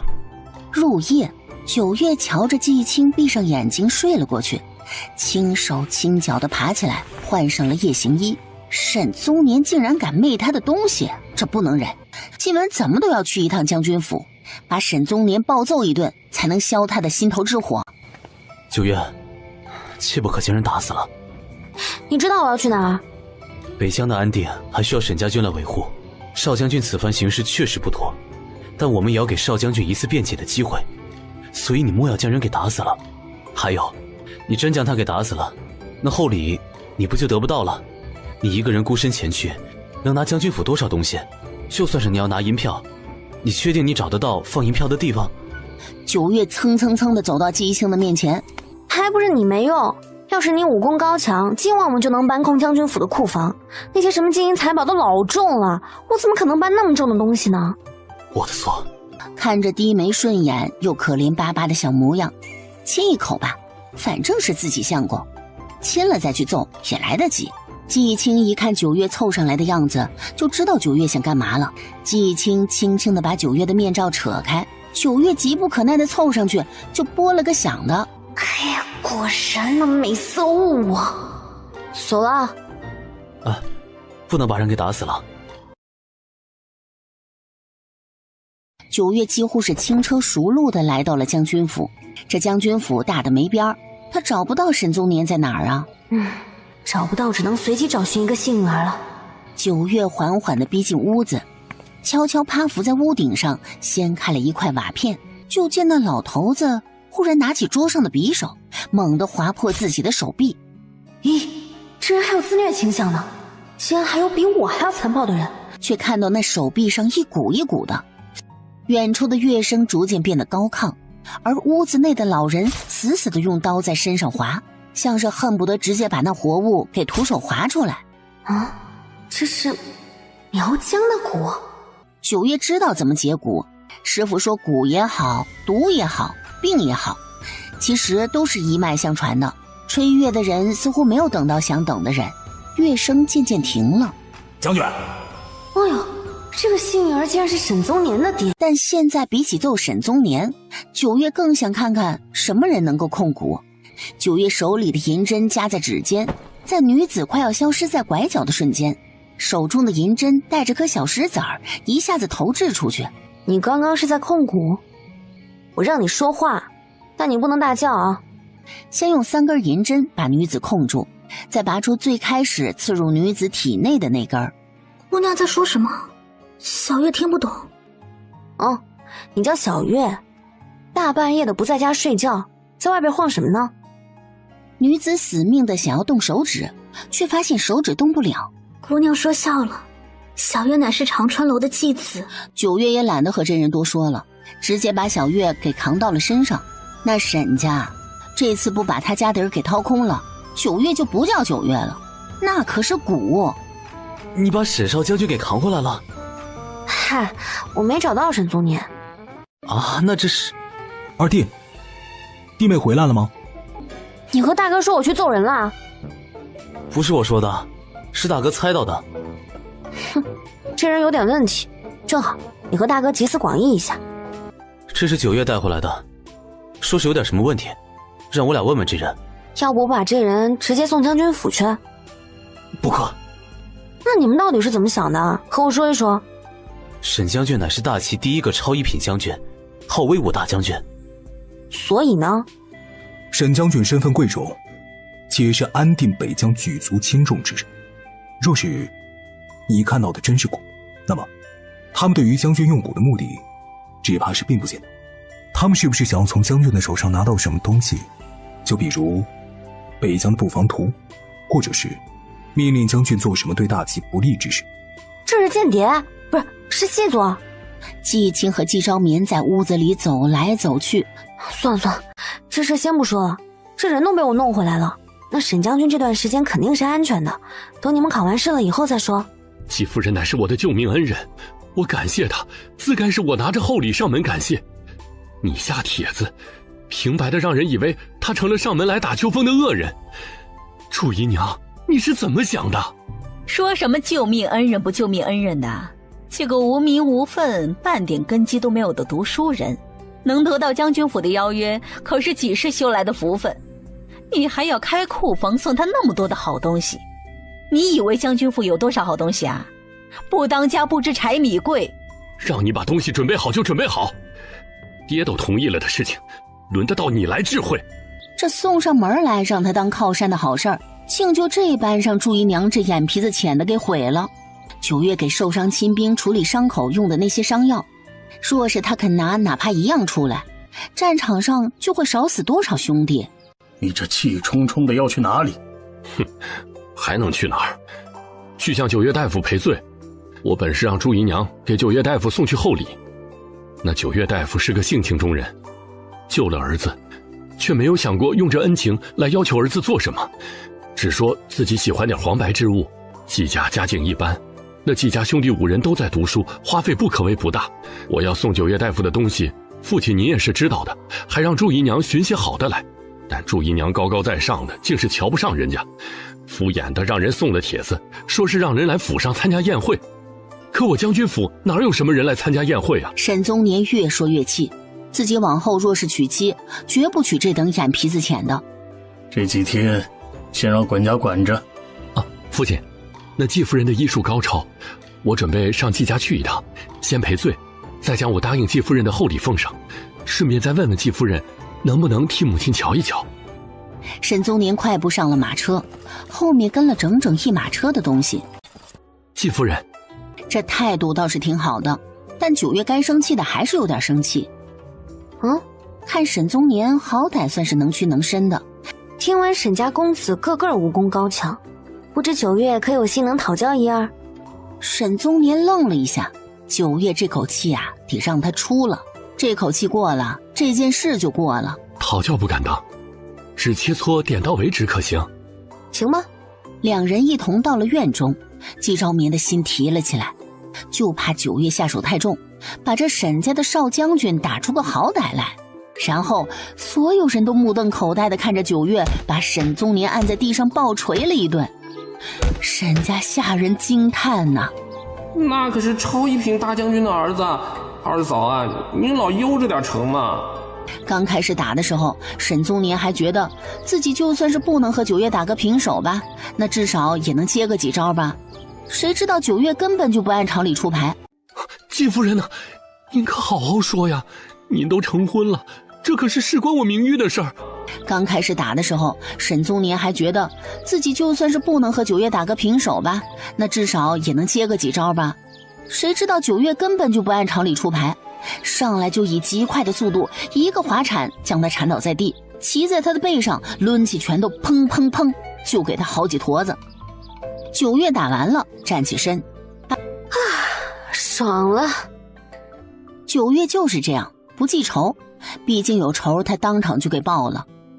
看着沈宗年送来的一沓银票和一些布料啊、瓷器啊、金银珠宝啊，觉得这人太上道了，所以看着他鼻青脸肿的样子，9月友好的奉上了一瓶极好的跌打损伤药，然后让季青拎着药箱，9月屁颠屁颠的跟在沈宗年的身后去了将军府了。9月姑娘是如何得知我中了蛊虫的？我昨晚夜探将军府的时候，看到有人催生了将军体内的蛊虫。夜探将军府？9月为何要夜探将军府？9月在将军府来去自如，整个将军府的护卫和亲兵竟然丝毫不觉。这姑娘的武功可能比我看到的还要高一些，难道她是别国的探子或者细作？9月大夫为何要夜探将军府？你问他。我？他不记得自己和9月有夜里相邀啊，这可真是浑身长满嘴都说不清楚了。季夫人呢？您可好好说呀！您都成婚了，这可是事关我名誉的事儿。他明明答应了我要给我厚礼的，结果呢，这人给我送了一张帖子，让我主动上门来。那是感激我救了他吗？那是把我当成了打秋风的人了。所以，你昨晚夜探将军府，实则是想要揍宗年一顿。不然呢？那我大半夜不睡觉跑将军府来干什么？他这样都不该打吗？我可是救了他命的人，还是2次，结果他竟然说话不算话。经此一遭，沈家人大概是知道了，欠谁钱也不能欠9月的钱。神武公子这腿不只是伤了，还中了毒。经此一遭，沈家人大概是知道了，欠谁钱也不能欠9月的钱，不然他可能大半夜的睡不着觉，专门千里迢迢的来揍你一顿，一点都不开玩笑多谢9月大夫替老夫解蛊。好说好说。多谢九月大夫，沈家必定会奉上厚礼，还望九月大夫能替我五哥也看一看。小事小事。哦，对了，我昨晚还在将军府后面的巷子里抓到个女的，就是她吹了什么笛子，这才催生了沈将军你体内的蛊的。你说你抓住一个人，是催生我体内蛊的人？将军府太大了，我昨晚跑了一圈也没找到沈宗年住在哪个院子，只能到处跑，然后就趴在了一间屋子的房顶上。我听到了乐声，然后就看到你在那儿用刀子想要把虫子弄出来，浑身的伤口。唉，沈将军，不是我说，你年纪到底还是有些大了，更何况专业的事还是要专业的人来做嘛。要是在自己身上动刀子就能把蛊虫弄出来，那蛊虫也就没有那么恐怖了呀。父亲，您为何不告诉我们？沈将军无力的摆摆手，在九月的面前真的就什么都隐瞒不了的。罢了罢了，先给宗生看一看吧，蛊的事待会儿再说。现在我要将银针刺入你的脚趾，有痛感就告诉我。一只脚连换了3个脚趾，还是丝毫没有感觉。刚要说不用了，治不好的了，却见九月大力直接往大脚趾一戳，戳的沈宗生瞬间嗷的一声喊出来。沈武公子这腿不只是伤了，还中了毒。你说我儿还中了毒？我可以帮你们找出下毒的人，别太感激我，记得多给我点银票就成。难怪那么多御医来瞧也瞧不出个什么东西来。当真？将军尽可放心，我娘子既然这般说，那就证明肯定是可以的。九月走上前，抬手就把沈宗生腰间的玉佩扯了下来。就见九月当着众人的面把那玉佩往茶杯里一扔，盖子一盖。沈宗年自诩自己从不轻易打女人的，但看到那女人眼看就要扑到他五哥身上，站起身一脚就把那女子给踢飞了。生郎，你到底是何人？生郎，你怎可这般待我？你将我带回府，却不见我，好不容易见我一回，却任由你弟弟打杀我吗？废话那么多！咔咔咔的几声，手脚全部被九月给拧断了。沈将军自诩自己在战场上几10年，都从未有见过像九月这般干脆利落的审讯动作。这九月到底是什么人？长话短说，别说些有的没的，你们不嫌烦，我还嫌浪费我时间呢。魅毒十分不易得，应该不会有太多。之所以用在沈宗生身上，大概也是因为他本身的能力和他的家世能获取到的情报会更多。而沈将军则是让人把这个女人给关了起来，准备告诉丰原帝后，再看接下来的事情到底如何调查。给老爷请安，哪来的庸医？怕是来骗银子的吧？多少御医都说老五的腿治不好了，你这小姑娘才多大，竟也敢口出狂言说可以？朱双，闭嘴！老爷，你看他的样子，谁知道是不是真的能治好老五的腿？怕是打着什么龌龊心思上门来勾引你的。忍不了了，抬脚就是一踹，祝姨娘尖叫了一声，直接被踹飞了出去。踢了一脚，还是觉得不够解气，快步走到祝姨娘的身边，抬脚又是一脚。你瞎还是我瞎呀？我能看上那个老头？你睁大你的狗眼看看清楚，那位是我相公。我相公又高又帅又聪明，我疯了才会去勾引一个半截黄土都埋到脖子眼的老头。季青刚走到九月的身边，就听到九月这般直白的夸他，脸都红了。九月复又踢了2脚，把祝姨娘踢了个半死不活，终于是顺心了不少。但这会儿气头上，也不想给沈宗生治腿了。他好心好意的上门，这沈家人就由着这么一个姨娘在他的脸上作威作福，真当他九月半点脾气都没有了。季青，去把我药箱拿过来，我们走。姑奶奶我不伺候了。九月大夫，不是这样的，我们没有这个意思。九月大夫莫气，这不过是老夫的一个贱妾，这贱妾口不择言，污了九月大夫的清誉，随便九月大夫怎么处置。老爷，父亲，杖杀了吧。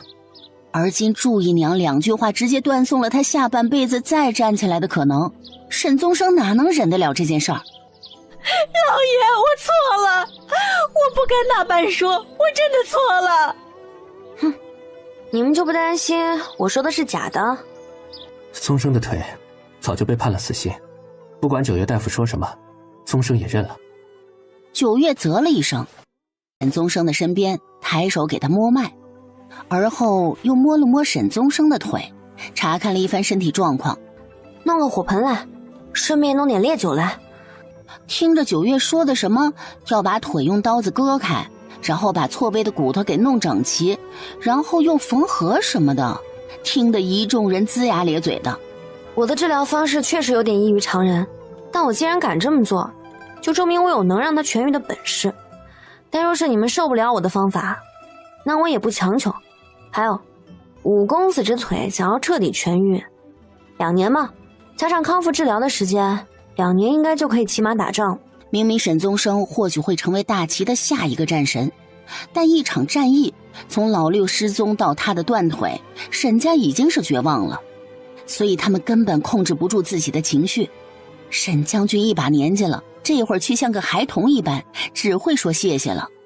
九月难得的有些不好意思了。那个，你们先别激动。九月大夫，你说。我现在手头上没有趁手的工具，所以。九月大夫，你说，你需要什么东西，都一定会想方设法的给你弄来的。从腰间抽出了自己的那把手术刀来。我需要再多打几把这种类型的工具，铁可能不行，得用玄铁。我把我需要的东西画出来，就劳烦沈将军费心给我弄出来了。不费心不费心，九月大夫，这都是为了我儿。给沈宗生倒了毒血，九月又用银针给沈宗生扎了穴位，至少要保证沈宗生在手术前腿部状况不能再恶化了。今天的治疗就结束了，我和我家相公就先离开了。我每3日会过来给他扎针一次，还要回去准备药，一大堆的事情要做，我忙死了。有劳九月大夫了。多谢九月大夫了。哼，季青，我们走。啊？又怎么了？怎么感觉九月大夫又生气了？直到九月都快要跨过门槛了，沈宗年冷不丁的一个念头冒了出来。九月大夫，等等。还有什么事啊？韦伯，刚刚让你给九月大夫准备的银票呢？怎么还没有拿过来？快去拿！哎呦，你看我这脑子，我现在呀就去给拿过来。九月大夫，您等等。还有银票啊？应该的。之前送的东西是救治我，现在送的银票是感谢九月大夫给我父亲解骨，又给我哥哥治腿。待我哥哥腿好了以后，还有更为丰厚的谢礼。九月大夫就不要推辞了。不推辞。还是那般不会委婉含蓄，这可不是主动要的啊，是人主动给的。说话间，管家小跑着就拿了一沓银票过来。九月眼睛都在放光。沈宗年亲自把九月和季青送到了大门口。沈将军没想到九月最后不高兴的点是因为这个，直接爽朗大笑。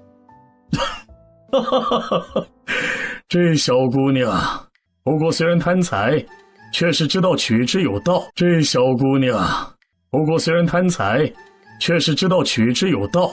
倒是率性。父亲说的是，当初在雪地的时候，他是直接同我要银子的。这完不说，怕是那什么给五哥治疗的物件有些贵，不好意思再开口要了。待下次他再过来给生儿治疗，切记要小心招待。春雷如期而至。努力就行了，我不在意最后的结果才怪。可考不上，回家就等着吧。今儿个阳光普照，还算合他心意，勉强可以逛逛吧。九月手里捏着的糖画吧唧一声就给人撞到了地上。抱歉啊，小娘子，本公子刚刚没瞧见，要不你跟我回去，本公子再让人给你买个10个8个的。这人脑子没病吧？你叫我什么？小娘子长得这般貌美，怎么一个人跑到这等偏僻的地方来了？本公子送你回家吧。哎呀，他竟然还有被人调戏的一天，真是稀奇了。小娘子你大爷，竟敢调戏我，你是活腻歪了是吧？你可知我父亲是谁？感情拼爹这个传统文化是自古以来就有的呀。要不是季青去考试之前耳提面命，就差给九月跪下般的劝说，让九月千万不可在大庭广众之下杀人。把他给我抓回去！九月扬起拳头，半点不用兵器和工具， 3下5除2的就把林墨的护卫给解决了，一脚就将林墨给踹翻在地上，然后坐在林墨的身上，一边打一边骂：“是让你叫我小娘子，我让你调戏我，毛都没长齐就敢来调戏人！”九月只把林墨打得鬼哭狼嚎的，火消下去了，也终于算是解气了。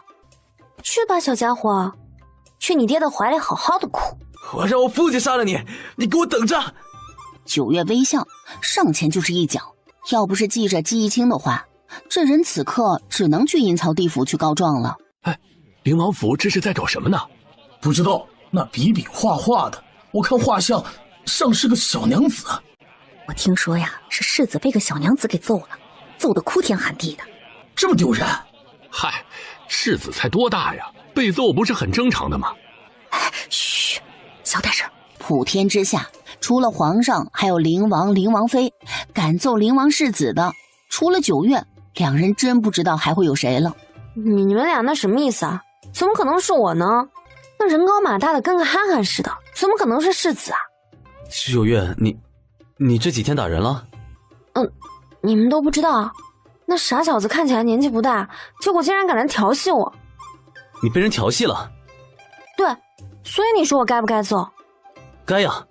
只恨九月没将人给打死，竟然敢调戏他娘子，季昭眠心都快要不会跳了。你们可不知道啊，他还叫我小娘子，真是太过分了。当街暴揍灵王世子的人，真的是你？季昭眠想要掐自己的人中了，他们就是去考了个试，九月怎么就当街打了灵王世子了呢？这是九月当初用的那款很好用的止血药。是，当初少将军询问之后，九月有着家国大义的胸怀，立刻就说了要把这方子献给将军，但因我和大哥要科考的缘故，所以这事儿啊就耽误了下来。主要九月还是担心有人不会做，所以想要亲自教他们弄这药。瞧瞧，这话说的多么的好听啊！好样的，你们都是好样的。此番有一事，让晚辈跟九月都有些惶恐，所以晚辈在这里斗胆，请将军做个中间人。好说好说，是什么事啊？不知将军可有听闻灵王世子在街上被人不慎打伤的事？所以是九月。沈将军也知，卓京性子比较刚烈，所以在听到世子口出狂言之时，这没忍住就……沈将军也有点尴尬，九月那是性子刚烈吗？想他那日看着九月线人的胳膊，像是在拆卸玩具一般。所以你们是想上灵王府去赔罪，让我做个中间人？将军高见。行，你们准备准备，我先给灵王府下个帖子，再登门。多谢将军。无妨，要是真的被刁难了，还有老夫在，老夫自会帮九月说话的。多谢将军。你一定要当一个大官，能让我横着走的那种。古的事情已经确定是北蛮和南蛮联手合作了。既如此，老臣也算是放心了。你所说的那位九月大夫，当真有如此好的医术？回皇上，九月大夫的医术确实高超，但他行医问药总是有些异于常人，是以旁人瞧见了，怕是会觉得他是个庸医。哈哈哈，无妨，异于常人也不是什么要紧的事，只要真的能治病即可。皇上说的是。听说明日那九月大夫就要给你家老五做手术了。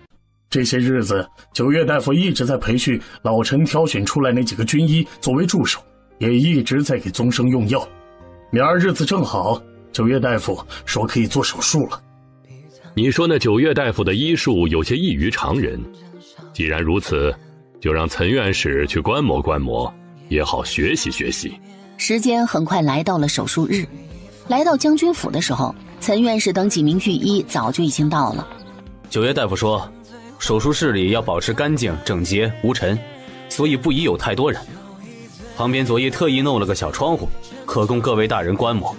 岑院士踮着脚站在那儿，嘴里不停地说着胡闹胡闹。就见九月手里拿着把锋利的刀。岑院士，这又怎么了？皇上不是说只让你们观摩学习吗？你这是怎么了？这简直就是在胡闹！那女人划开了吴公子的腿，那么长的一条口子，这……九月大夫早就已经告诉过老夫这些了。而这个手术一直做了2个多时辰，李军医一直站在旁边给九月当助手，陈军医站在床板的对面，时不时地听着九月的吩咐，给九月递工具。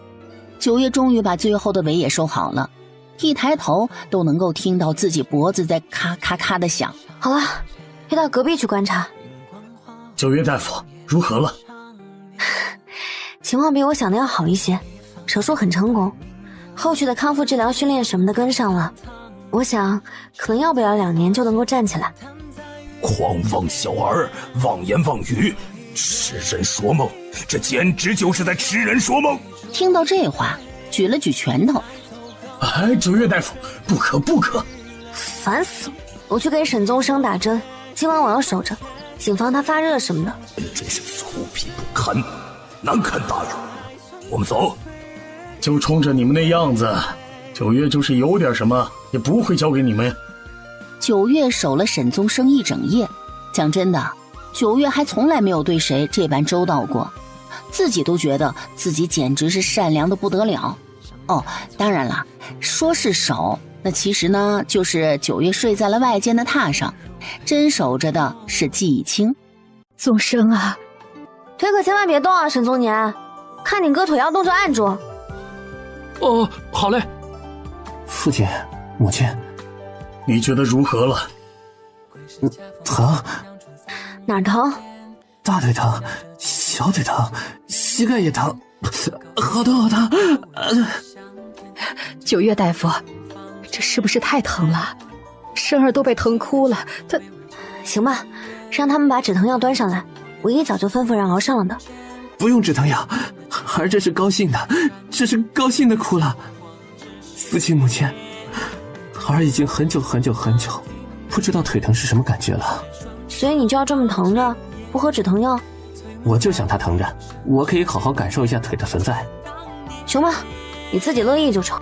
随着放榜日的到来，九月头一次兴冲冲的要去看榜，这可是他以后的保障，怎么能不去看上一眼呢？只是刚出了门，那人山人海的架势立刻就劝退了九月。我觉得在家里等着你们回来说是一样的惊喜。说完，九月提着衣摆噔噔噔的就往回跑了。好了，弟妹的性子啊就是这般，你也莫要太过于伤心了。再说了，那放榜的地方那么多人，你也不怕被九月真的挤出个什么好歹来啊？其实不是被挤出个好歹来，是怕九月被挤出了火气。他们兄弟俩可能就是前一夕在榜上，后一夕就在京兆府。我没有伤心，就是不知道怎么的，老是想黏着九月罢了。不过一会儿，巷子里就开始了敲锣打鼓的。九月一愣，直接飞快地朝外跑去。果不其然，报喜的官差来到了他们住的地方。10年苦读未今朝，金榜题名喜若狂。直到少卿给报喜官递了荷包，九月才是缓了过来。季昭眠19名，季义清23名，兄弟俩的成绩都十分的亮眼。九月就差在门口转圈圈的蹦跶了。季义清和季昭眠2个农家小子能考得这般成绩，说上一句祖宗开眼，祖坟冒青烟都不为过。少卿给了报喜官银子，还可以敲锣打鼓的回清水县报喜，也让季家人感受感受吧。送走报喜官后，就有媒婆上门了。九月简直眼睛都要瞪出来了。媒婆看着九月，显然是事先了解九月的身世背景，就他们介绍的，那怎么都算是都城里的官员之女啊。若是九月识趣儿，那就该主动下堂，还季义清一个锦绣前程。听着这些媒婆那颠倒黑白的话术，哼，说是一个男人事事都要依靠自己的妻子岳丈，那只能说明什么？说明他无能。这样的人还会有什么作为？你这是擅妒啊！你这是擅妒啊！犯了7出的，季老爷就该把你直接休了。让他试试。少卿，送客。以后但凡没人上门，不管是来做妾还是做妻的，直接大棍子打出去。请。哼！九月回了堂屋，看到季昭眠，猛地想起了一件事儿。大哥，你自己的媳妇儿你自己可得上点心。我暂时还未有这个打算。等殿试过后，若是我跟大哥都留在都城，就让爹娘上来操持。成婚的事儿，也不好马虎仓促决定的。有道理。一大早，季义清和季昭眠到了金銮殿。不得不说，兄弟俩在这群人里面，不论是形象还是气质，都可以说是上乘。丰原帝的朱砂笔在前面几张试卷上踌躇，又再次看了看季义清和季昭眠。罢了，就当作是9月治好了沈宗生，又给大齐挽回了一个虎将的报酬吧。探花，清水县季家村季义清，这姑娘可真是热烈奔放。那是我娘子。季义清就是前面20里面长得最好看的，真不怪丰原帝要把这人点作探花。谢主隆恩。随着状元郎的身影缓缓进入视线，9月脚一点，视线中竟只看得到那个人了。明明不是状元，但那人仰起头来对上9月视线时，眼睛一弯，嘴角一咧，笑得实在是开心。9月扑哧一声笑了，踮起脚尖就把那束花朝着季义清的方向抛，将人砸了个晕头转向。嘿，谁呀这是？也不怕把探花郎给砸晕了？旁人都是一朵一朵的，要不就是手帕香囊，真没谁像他一般送个花像是投弹一样。这姑娘可真是热烈奔放。那是我娘子。街上打马游街的新科进士没一会儿就被淹没。游街结束，季义清等所有新科进士还要到宫里听宣。季义清在哪？只见9月跑到跟前儿，也不在乎现场还有没有人，往前一跳就直接扑到了季义清的身上。你怎么这么棒啊？季义清笑得灿烂，拖着9月往屋里走。季昭眠看着两人的背影，撇撇嘴，有娘子了不起啊。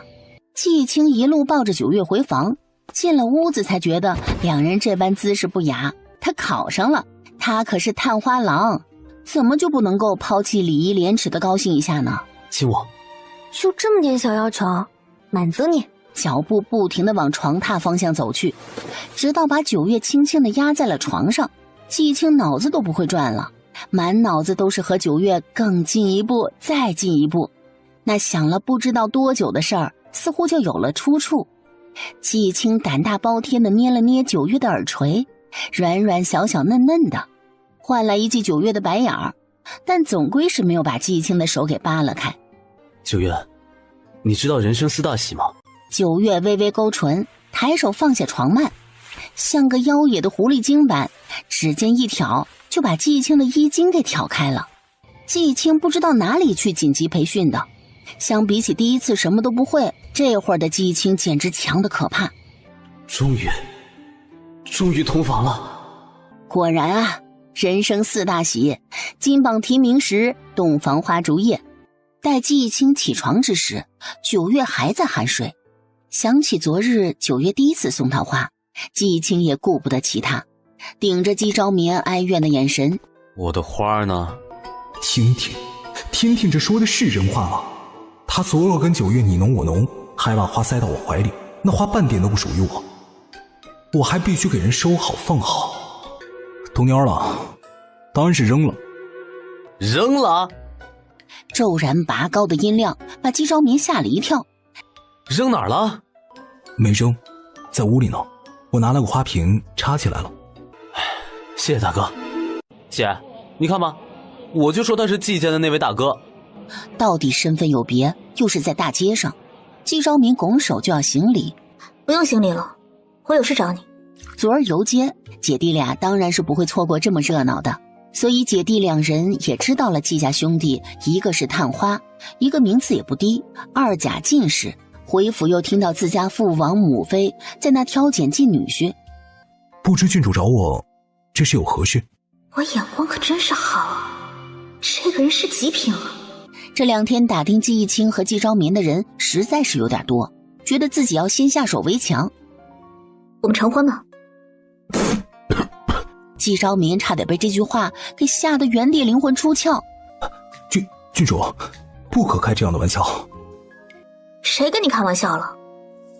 郡主千金之躯，昭眠无才无德，又如何能同郡主相配呢？无妨，配不上也没事。本郡主觉得你还行。郡主，我们的差距实在是有些太大，郡主还是不要开这个玩笑吧。该不会是郡主被九月打败之后心有不忿，特意来给我使绊子吧？绝不能做这样的事。俗话说长嫂如母，我们成婚，我就是你娘子了，也就是九月的大嫂了。以后家中事可就我说了算了。长嫂如母，这林月郡主该不会以为嫁给了我就能够压九月一头了吧？我的天哪，真有人以为这世上能够压九月一头吗？别说你长嫂如母，就算是我母亲、父亲跟继奶阿爷，家中的长辈有一个算一个，谁能压住九月？还长嫂如母，亲娘都没有。郡主想要同我成婚，是因为想在辈分上压九月一头吗？你放心，我父王和母妃本就想在亲赐的荆轲进士中为我择选一进士成婚，你也算是勉强符合要求吧。他有能力有本事，出人头地不过是时间的问题，他可不想因为这个事儿被人拿捏。昭绵实难与郡主相配，还望郡主莫再有此等荒唐的想法。今日一事，一旦出了这道门，昭绵就当从未发生过。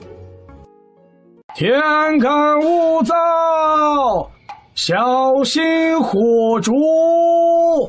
更夫的声音由远及近，九月猛地睁开眼睛，嘘，有人来了。缓步到达院内，果然守夜的卫士和看门的小厮已经昏睡过去了。来者不善啊！虽然只有一面之缘，但季青如何能不知道这人是谁呢？那日丰原帝钦点探花，这人就站在丰原帝的旁边，常在御前，是皇上面前经久不衰的大红人。季青刚想开口询问，就见九月的手正在自己的腰后伸去，这是九月要动手的意思了。季青心都颤了颤。他大半夜的来此绝对不会是小事，身边不定带了多少人，不知各位深夜到访，是否是有什么事情？咱家深夜前来，自是来请九月姑娘的。但到底是何人找九月呢？难道是皇上？皇上找九月干嘛？看病啊？可宫中那么多御医呢，不知下官可否陪我家娘子一同前往？季大人，九月也大概听出了点意思，这人找他是有什么事情？无事，我去看看就回来。季青一回头，眼眶都是红的。在家等我，别担心，没事的。季青生死离别一般，一把抱住九月。哎呀，只是去给皇帝看个病，怎么一副要死了的感觉？季青眼巴巴地杵在大门口，定定地看着九月乘坐的马车消失。大哥，大哥，出事了！带九月走的人是李峰，就是在御前伺候那位的。怎么回事？九月被皇上抓去了？也不是抓去，那李总管还算是挺有礼貌的，说是请。请九月，是因为什么事？执笔来，我们罗列一下，把九月这段时间有可能得罪的人都给列出来，再把九月的优缺点写出来，看看是不是有别的可能性。快快行礼。哦，九月到底是学习过的，还是很快就跪了下来，给丰原帝行了个大礼。但跪下的瞬间，九月又忘记了自称，该自称草民还是臣妇呢？然后九月自成一脉，九月参见皇上，万岁万岁万万岁！大体上应该是没错的吧？丰原帝呵笑出声，一时间都不知道是该气还是该笑了。罢了罢了，姑且就当这个九月是个缺心眼儿吧。起来吧。这完蛋，离电视剧荼毒太多年了，什么都没记住，光是记住太监听命令的时候要遮了。丰原帝更是直接笑出声来，九月被笑得难得有些不好意思。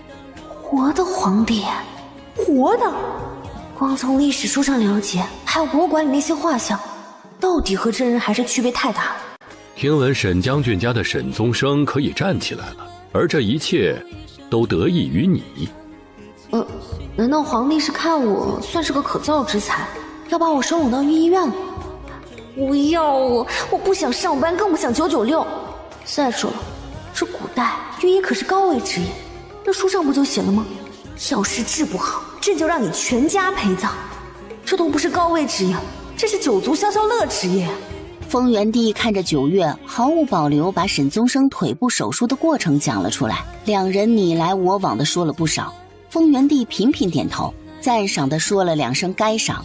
九月呲着大牙傻乐，没想到给沈宗生治腿还有意外之喜。风元帝看着九月喜怒都摆在脸上的模样，也不自觉的有些好笑，自己都不知道已经多少年无人敢在他面前展露真实的情绪了。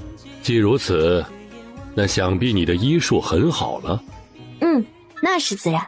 那骄傲的小模样让人一瞧就知道他尾巴又翘起来了，谁都不可以质疑他的医术，谁都不可以。那你给朕看看。季义清和季昭眠还有九月认识的很多人都不止一次说过，风元帝是一个很难得的好皇帝。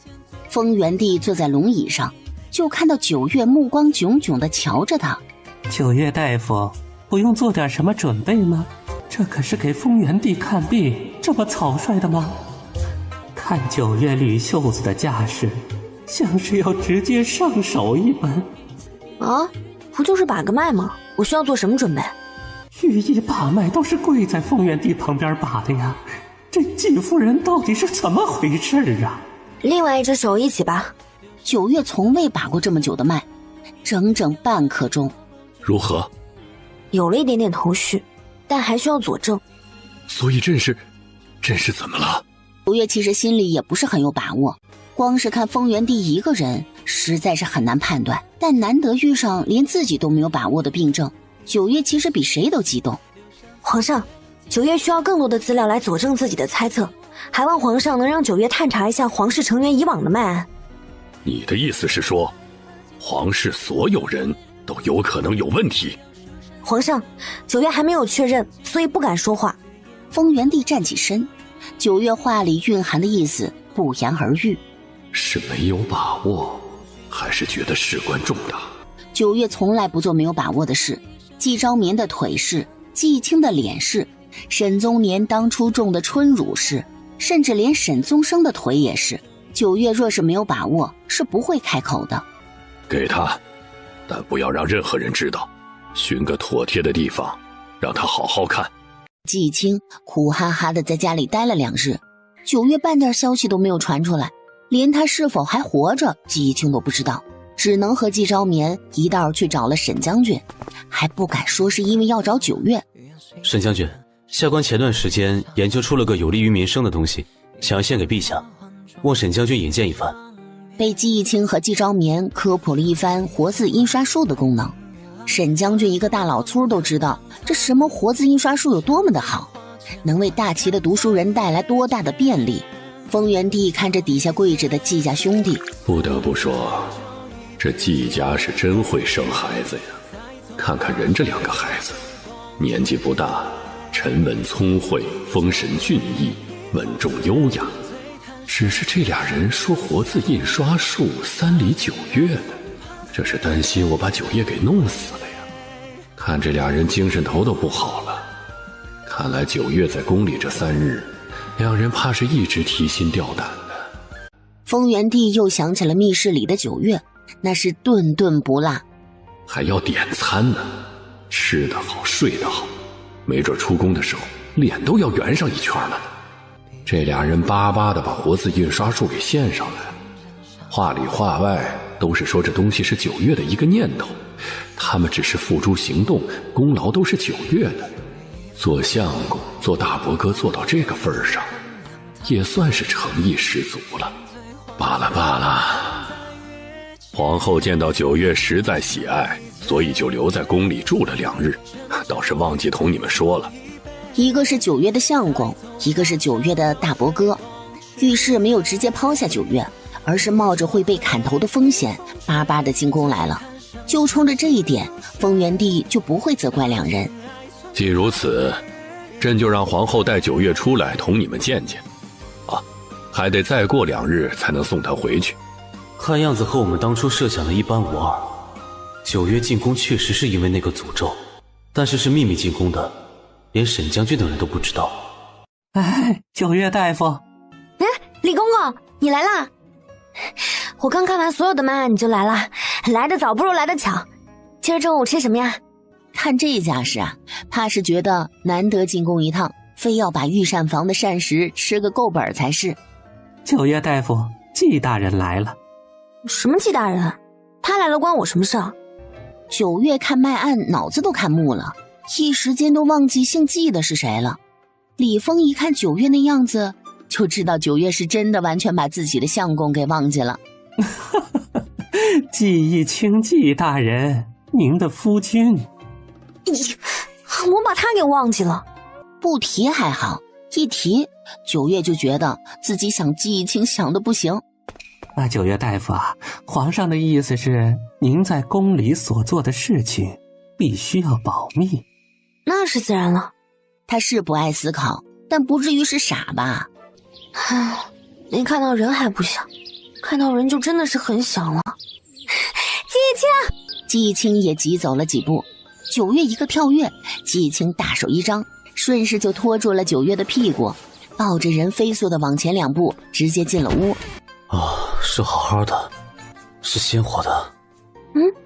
季义清，季义清声音都有些哽咽了。自九月出现在他的身边，季义清从未有过这般感觉。九月不仅仅只是他婚书上的一个名字，而是他想要相伴一生的人。你怎么了？我没事儿，你还好吗？好啊，你都不知道，御膳房的御厨做饭可好吃了。不过我还是有点想二婶的手艺，也不知道他们到哪里了。新宅子也打扰休息好了，等你回去就可以直接住新宅子了。真棒。你好吗？有没有好好睡觉？累不累啊？当然好啦，你也不看看我是谁。那是，我们九月啊，完美无缺，什么事办不成，旁人只有羡慕的份儿。真会夸人，夸得他飘飘然的，能从现代到陌生的古代来，还能依旧保持着自己本身的性子。九月自身的本事是一方面，另一方面全是季义清一点点宠出来的。两人抱着说了会儿话，季义清知道自己该走了。九月在宫里是做正事的，他只要确定九月好好的待在宫里就成。我要先走了，你好好的，别累着自己，我等你回家。季义清有些不想放手。没事儿，我会抱皇上的大腿。好，他如何能够不担心呢？这是皇宫，是会吃人的地方呀。先回去把那些该整理出来的整理出来，不管如何我一定都要往上爬。九月的本事，九月的能力已经入了丰原帝的眼，若是他们一直这般弱小，如何保护九月，如何保护自身？所以他们必须往上爬，爬得高高的。李公公，你能不能帮我找2个功夫好的？我要在后宫转一圈。后宫？其实我也不知道该转哪里。就是陛下和其他皇子公主住的地方，他们经常去的地方什么的，我都需要转一转。皇子和公主们都有专门的住所，没出宫之前，位分高的嫔妃可以自己生养孩子，但到了一定的年纪，都需要去皇子所。我还是要把整个皇宫看一眼，若是可以的话，皇上经常待的地方是最需要看的。九月也没有刻意的隐瞒，但这话里话外的意思就是这宫里是有不好的东西在。九月大夫请稍等，带奴才去回禀陛下。我那日和陛下见面的地方，我要第一个看。那是御书房，我一定要看，御书房一定会有收获。好。你有想法了？回皇上，有了，待验证之后就知道九月的想法是正确还是错误的了。那就去证明给朕看。就看到九月在御书房走走停停，那神叨叨的样子让英一的太阳穴一直突突的跳着。英一和站在书桌后面的丰原帝和李峰都不知道九月到底是要在找什么东西。刚要开口，就见九月不知道从哪儿摸出来了一根银针。呼！话还没说完，就见九月用银针针尖挑开了椅子正对着的一块看起来光滑无缝的地方。只听咔的一声，那明明看起来是一整块板子的地方裂开了一个小小的口子。随着九月的动作，那口子里咕噜噜地掉出来几颗黑色的小药丸。这是何物？这东西生长在极寒之地，名为决宁子。有什么作用？决宁子本身是无毒的，还是解毒的圣药，十分不易得。但若是决宁子和一种名为血祸的毒通过空气融合，就会影响寿命。是不是还有？血祸会存在中毒之人的血脉中，然后会一直传下去，即父传子，母传子，代代相传。不仅如此，还会影响子嗣，几代过后就会……九月不好说剩下的话了。丰原帝那般聪明，啪的一声，直接把桌上的东西全部扫到了地上。九月的话让屋内几人都变了脸色，就是这种东西让皇室备受短命诅咒，到现在已经到了动摇国本的地步。旁的决宁子我不知道，但我手里这个肯定不止换过一次，毕竟没什么药的功效能够百年不失药效。九月虽然没有明说，但丰原帝到底是一代帝王，还是个手段谋略方方面面都很强盛的帝王，这说明宫里有人一直都在换这个决宁子。楚家到太子这一辈就该要绝后，生不出孩子的。至于为何二皇子有后，懂的都懂了。不愧是当皇帝的，这心理素质杠杠的，像是早就预料到了一般，连被人戴绿帽子都没有反应，不得不佩服这一代帝王的心胸啊。你不是说要去看皇子所吗？检查仔细点，整个宫里到处都看看。楚家血脉，个个体弱短命，子嗣少。二皇子若真是楚家的血脉，凭什么他就能一窝一窝的生，身子还强健的不行？毕竟只有楚家的血脉才会体弱短命，子嗣少。以此来看，二皇子果然不是他的种。也好，正好可以一网打尽。容妃和其母家仗着生了个健康的皇子，作威作福了多年，如今健康的皇子正好成了他们的夺命利刃。让鹰眼的人去查，容妃到底是什么时候和人勾搭上的？还有，这毒到底是怎么回事？是。九月针对性地跑了几处藩王及后代进宫会去的地方，果不其然，又找到了一些决宁子，大部分都失去了药效，有些药效已经微乎其微了。鹰一想要把决宁子带走销毁，被九月制止了。这是解毒关键，没听过解铃还须系铃人吗？解铃还须系铃人，是这样用的吗？但九月做事儿最好不要问个没完，他容易生气。对了，这段时间记得多找点决宁子，这是解毒关键。更何况解毒的不止皇上一人吧？九月巴不得快快的把毒给解了，他还想着解完毒，马不停蹄的去找姬义清亲亲抱抱举高高呢。福王爷如今毒入肺腑和心脉，若是再不解毒，怕是会不好。九月大夫稍等，待奴才去禀明福王爷后再做定夺。毕竟福王爷身体已然十分的不好，不知道能不能承受解毒之苦。早就说过，皇帝是个高位之人，丰原帝能到如今的地步，一路走来身后空无一人，不然历史上为何那么多皇上都自称寡人呢？你可知，你夸下这般大的海口，若是福王有事，你是什么下场？你聪慧，如今又知晓了不少宫廷秘辛，按理来说，朕该将你秘密处死才是。天啦罗，这又是从哪里说起？解毒需要多久？我还没有看过福王爷，需要看过之后再确认。不过不会超过1个月，解完毒之后再调理2个月，应该就没事了。太子还能生吗？太子还能生孩子？他好厉害啊！所以连你也没有办法了吗？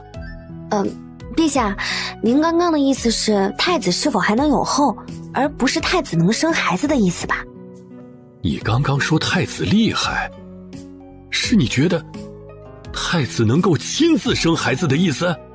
我九月，你自己听听，你自己说的是人话吗？入夜，宫内密室灯火通明，不过1、2个月未见福王爷，丰原帝的眉头蹙得实在是难看。参见皇上，皇上万岁万岁！万万岁！起来吧。谢皇兄。李峰都和你说过了吧？皇兄，不若就让臣弟来试吧。父王他又如何还能经得起折腾？都是可怜人呐。这位就是九月大夫。楚毅没听过这号人，但能被丰原帝如此礼待，想必是有自己的过人之处的。世子放心，你们可以全程参与，若是中间有了什么差错，你们也可以第一时间知道的。所以只要我好好干，那赏赐怕是得拿马车来拉好几车。丰原帝和楚毅都紧张地看着，九月提着小刀上前，直接在太阳穴两边划开了2道很小的口子，然后手上动作飞快地给福王扎上了针。扎针1刻钟，然后进药池。丰原帝和楚毅看到九月给人太阳穴上划口子的时候，2个人都惊得不会说话了。这九月还当真是一点不按照常理出牌啊！没法子，解毒之人的身份到底是不一样的。想要抱上这最粗的一条大腿，九月就不得不打起12分的精神。一连3天，九月真是连眼睛都不敢闭呀，时时刻刻预备着抢救福王。就九月现在的状态，谁往他跟前经过都得被九月逮着骂一顿。说句不好听的，真是经过一条狗都得被九月骂上2句。又到施针的时间，九月的精神处于十分紧绷的状态，抬手先给了自己1针。九月大夫，闭嘴。这次针灸结束后，九月一头栽在了旁边的软榻上。1个时辰后叫我。说完根本就不等任何人回答，眼睛一闭，直接就进入了睡眠状态。楚毅目瞪口呆地看着，英一则是若有所思地看了一眼九月。连入睡状态都是可控的。想当初他们之前也训练过这些，但只有极少数的人训练成功了，毕竟入睡是真的很难自行控制。但九月做到了，一看九月就像是顶级杀手，但偏偏他的所作所为又和杀手不沾边。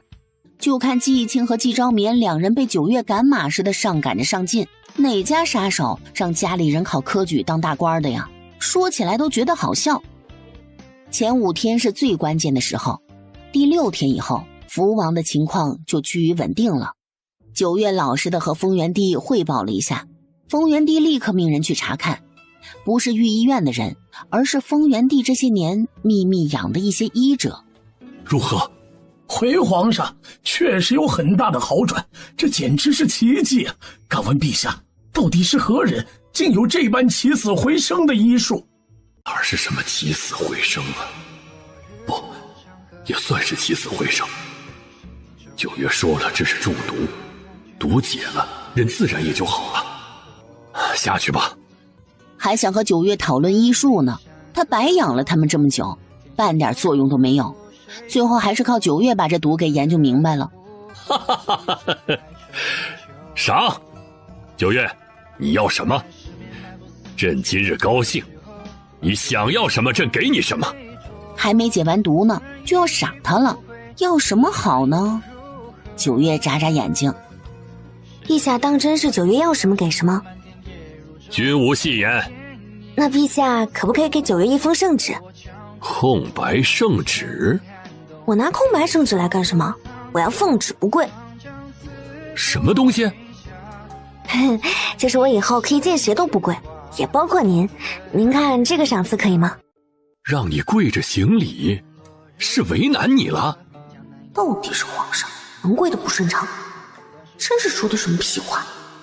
丰原帝还是有些不敢相信九月要的赏赐这般简单，只是丰原帝以为九月会要个什么旁的赏赐，比如给他封个县主、郡主，有封地10亿的那种，再不济给季义清提个官职什么的，再或者库房里要点什么稀世珍宝，那些可都是实打实的好处。但最后九月只要了这么一个奉旨不跪，丰原帝想想都替九月亏得慌。我是那种会做什么亏本买卖的人吗？想什么呢？怎么可能？我要给楚家那么多人解毒，解完一个来一个，来一个就得给我送礼。再太子不是想生孩子吗？看着吧，毒解了，我就到东宫去给太子的妃嫔们瞧上一瞧，给他们算算排卵期什么，让太子心情耕耘个把月，等一个接一个的怀上了，丰元帝和太子不得再讲上一遭啊？至于太子会不会太累什么的，关我屁事。没听过一句话吗？只有累死的牛，没有犁坏的地。用个什么名义把所有藩王都弄到都城来，然后解毒呢？看他那插着小腰的小傲娇模样，若是让他给那么多人解毒，这人怕是得和我急呀。还是先给朕、太子、楚义、公主解毒吧。那给朕解毒需要多久啊？只要每日用2个时辰来解毒，连续解毒半个月就可以了。太子开始解毒之后，必须要禁欲3个月，但这3个月时间里，我会给太子的几位妃嫔都调理一下身体，争取让太子禁欲结束之后能多生几个孩子。那朕9月用一种一言难尽的表情看了一眼丰元帝，其实9月就差在整张脸上写着你不行，你不行。丰元帝站起身，然后9月就看着丰元帝莫名其妙的开始抬头挺胸收腹，这是妄图展现一个十分强健的体魄。要不是这个老登是皇上，高低得给他一拳，好辣眼睛。罢了罢了，那你好好给太子调理身体。好说好说，只要到时候别忘了我的好处就成。要是真的忘记了，我是会闹的，绝对会闹的，就是那种撒泼打滚的那种闹。为了不让任何人发现，公主和世子都是在白日里解毒的，丰元帝和太子则是安排在了晚上。最后9月拉着5车的奖励回了季家，真的是实打实的5车，堆得满满当当的，瞧上去就让人高兴。最重要的是，9月捧着个巴掌大小深口的小木盒子，里面装的全都是银票，少说有好几万呢。这单生意值，不愧是丰元帝啊，真是太大方了。不愧是丰元帝啊，真是太大方了。要知道，一开始的丰元帝本来有心让9月自己到他的司库去选东西的，后来鹰一隐晦地说了2句9月对于黄白之物的喜爱程度，一度因为沈宗年答应给他，结果忘记给他这些东西了，9月就去夜探将军府，要去揍沈宗年。这丫头邪性得很，不过是点银票，竟然就能做出夜探将军府的事情。不过也是沈宗年自己没办好事，还累得9月自己大半夜不睡觉的跑出去。丰元帝的偏心有，且仅有9月。一路到了季家的大门，宫里的人也没有丝毫的遮掩，大辣辣的抬着东西就进了季家去了。9月，季青，若是猜得不错，这圣旨应该就是丰元帝给9月的特例，奉旨不贵了。季青紧紧地抓着9月的手，捏了捏9月的指尖。9月正微微抬头看向他，两人悄咪咪地回了房。我想你了。有一说一，9月从不觉得这些话难为情，或者是不好意思说出来。他向来是心里怎么想的，嘴上就怎么说了。季青的脸一下子就红了。我也是。明明是夫妻，却弄得像是偷情似的，刺激。一个用力，直接把季青给推倒在榻上。有多想？季青只觉得整个人都快要热炸了。一日不见，如隔三秋。我们这么久不见，对我来说像是过了几十年。季青的大手在9月的背上游走，微微蹙了蹙眉，心疼得不得了。怎么瘦了这么多啊？就是说啊，你都不知道，我这段时间都没怎么合眼，整日里都在做事。辛苦你了。9月想起那5大车，还有那1小盒的银票。不苦，你都不知道，我这次拿回可多东西了，好些都是陛下赏的，可以换钱的。我们如果要跑路的话，就有可多银票了。御赐物品是不可以随意售卖的。什么？御赐的物品不可以买卖？是啊，御赐之物是不可以售卖的。宫里有专门的衙门是掌管这些的，赐给了何人都是有登记在册的。一旦在市面上发现这些御赐之物，追根寻底的，很容易就查到了。奸商啊奸商，丰元帝真是个奸商。等着吧，再有下次必须全给我换成银票。那现在这些东西怎么办？只能先放着了。累死累活的1个来月，就得了几万两银票，这生意，哼，其实还真是挺值的。马车很快停在了季家门口，看着富丽堂皇的大门，还有飞快迎上来的小厮，季家人直接被眼前的这一切给震撼到了。阿爷奶，你们知道你们最大的作用是什么吗？一群人排排站在那，目光灼灼地看着九月。九月呀，奶什么都听你的，你让奶往东，奶绝不敢往西呀。你们两个若是有什么不测死了，大伯哥和易清就得丁忧，丁忧就没有办法往上爬。但我呢，觉得真有本事的人，一个丁忧也没什么关系。哦，不是一个丁忧，2个、3个、4个都没有什么关系。你们觉得呢？怎么感觉一段时间不见，九月的威压更甚了呢？只要我想，我可以让你们有100种方式悄无声息的死去。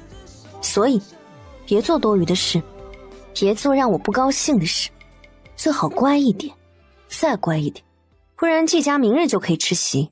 说完，九月转身就走。府里的下人一脸惊奇地看着这一切。少卿进屋就和九月回禀事情，说起了季山他们的归处。你主动说起这个，是有什么想法了？金家有出庄子，有500亩地，我去瞧了一眼，价格虽有点贵，但地大，都是良田和水田。你是想让他们去庄子上？季义清和季昭眠担心的事儿，也是他担心的事儿。季家人若是一直在都城内，难免不会被有心人给使绊子。晚间，季义清和季昭眠下衙回家，难得的季家人吃了一次团圆饭。入夜，九月和季义清刚躺下，二嫂，我去看看。我去瞅瞅。二嫂，救命啊！东家，发生什么事情了？就看到院子中间跪着个小姑娘。你干嘛了又？我真的不知道啊，我在书房看书呢，这不知道哪里来的女的，端着碗银眼羹就进屋来了。我说我晚上不吃甜的，结果她就怎么了？他就开始脱衣服，还要来摸我。二嫂，他肯定有阴谋。二嫂，你说他是不是就有那种毛病，所以才跟狼似的往我身上扑，妄图传染给我，然后传染给全家，灭我季家满门？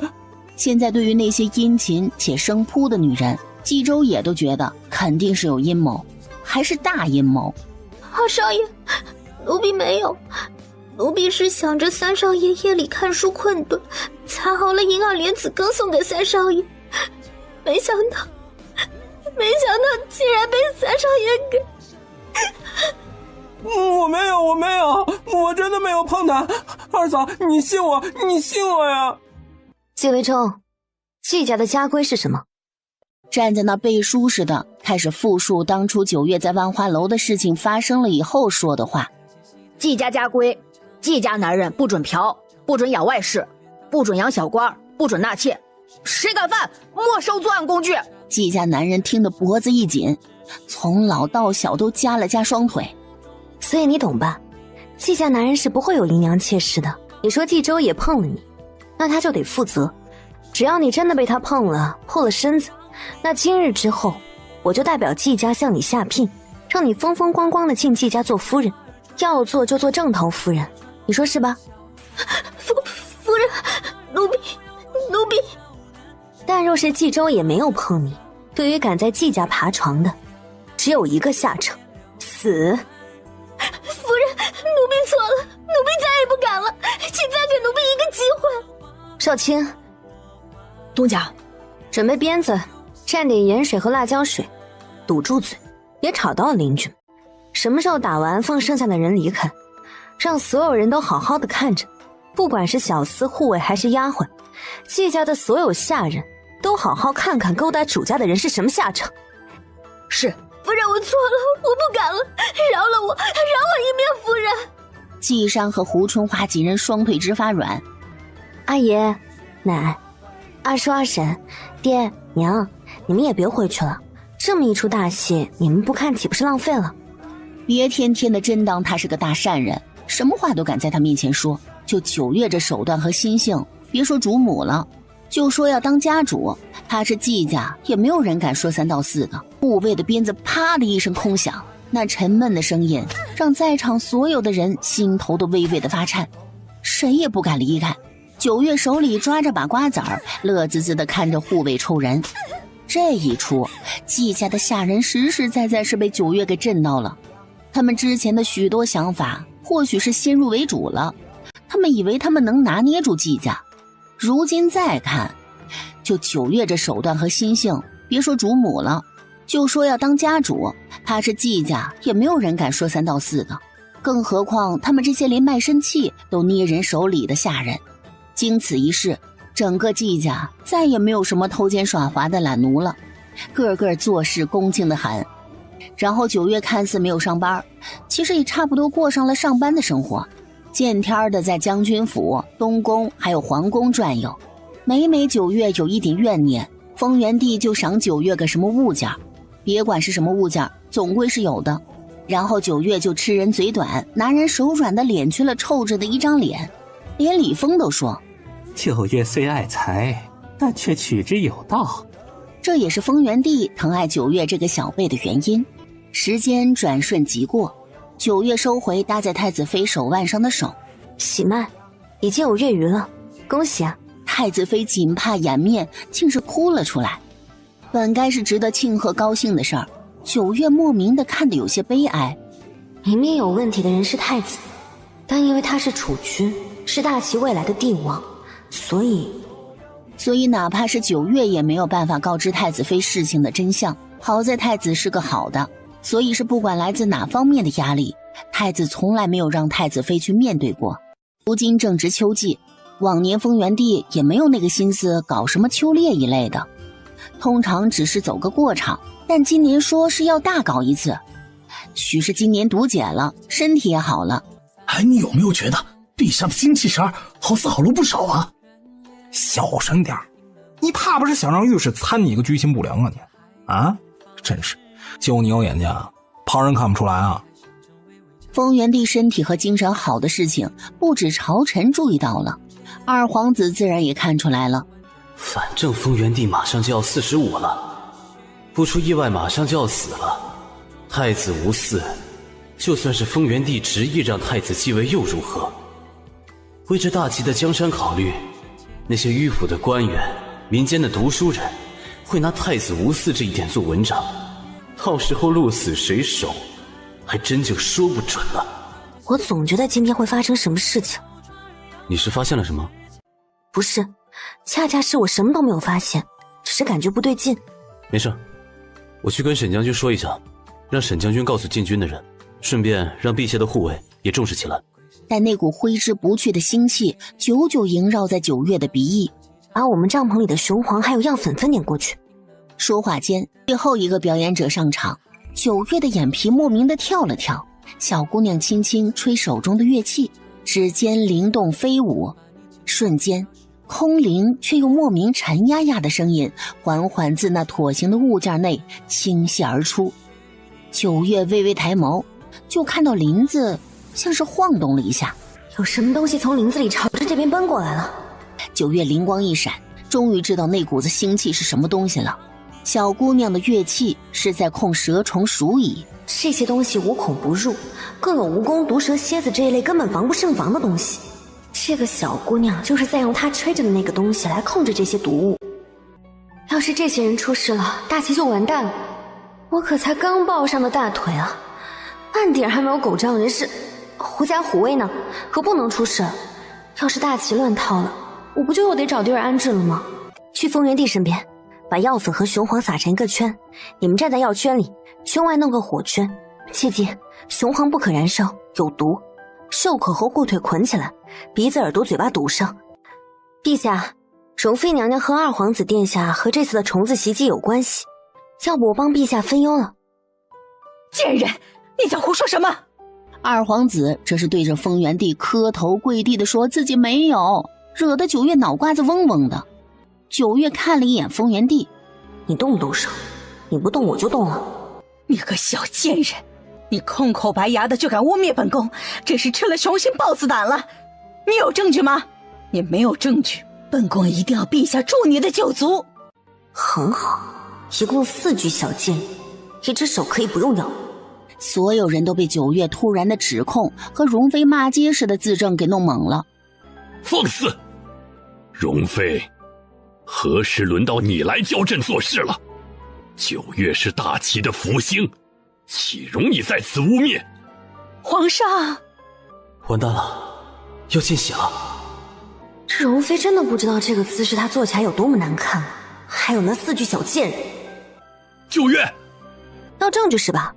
那我就给你证据。却见九月已经以迅雷不及掩耳之势，一脚把容妃踹到了火圈外。容妃，容妃尖叫哀嚎一声，直接滚到了护卫们刚烧过，但很快又聚拢了小部分的虫子堆里。但令人惊奇的一幕出现了，所有的虫子都争先恐后的远离了容妃。贱人，我要杀了你！我要杀了你！九月冷哼一声，微微眯了眯眼睛，余光看着容妃那个婢女，婢女脸上带着笑意。笑吧，马上就笑不出来了。九月，这意思是可以处理了。陛下，您瞧好了，证据这就到了。就听凌空啪的一声，九月的鞭子直接甩了出去。容妃大叫一声，眼睁睁地看着鞭子到她的面前，勾住她腰间的香囊，然后猛地抽回，香囊不见了。救命！救命啊！但九月站在容妃的面前，包括容妃的下人在内，谁也不敢伸手去把容妃拉进圈里。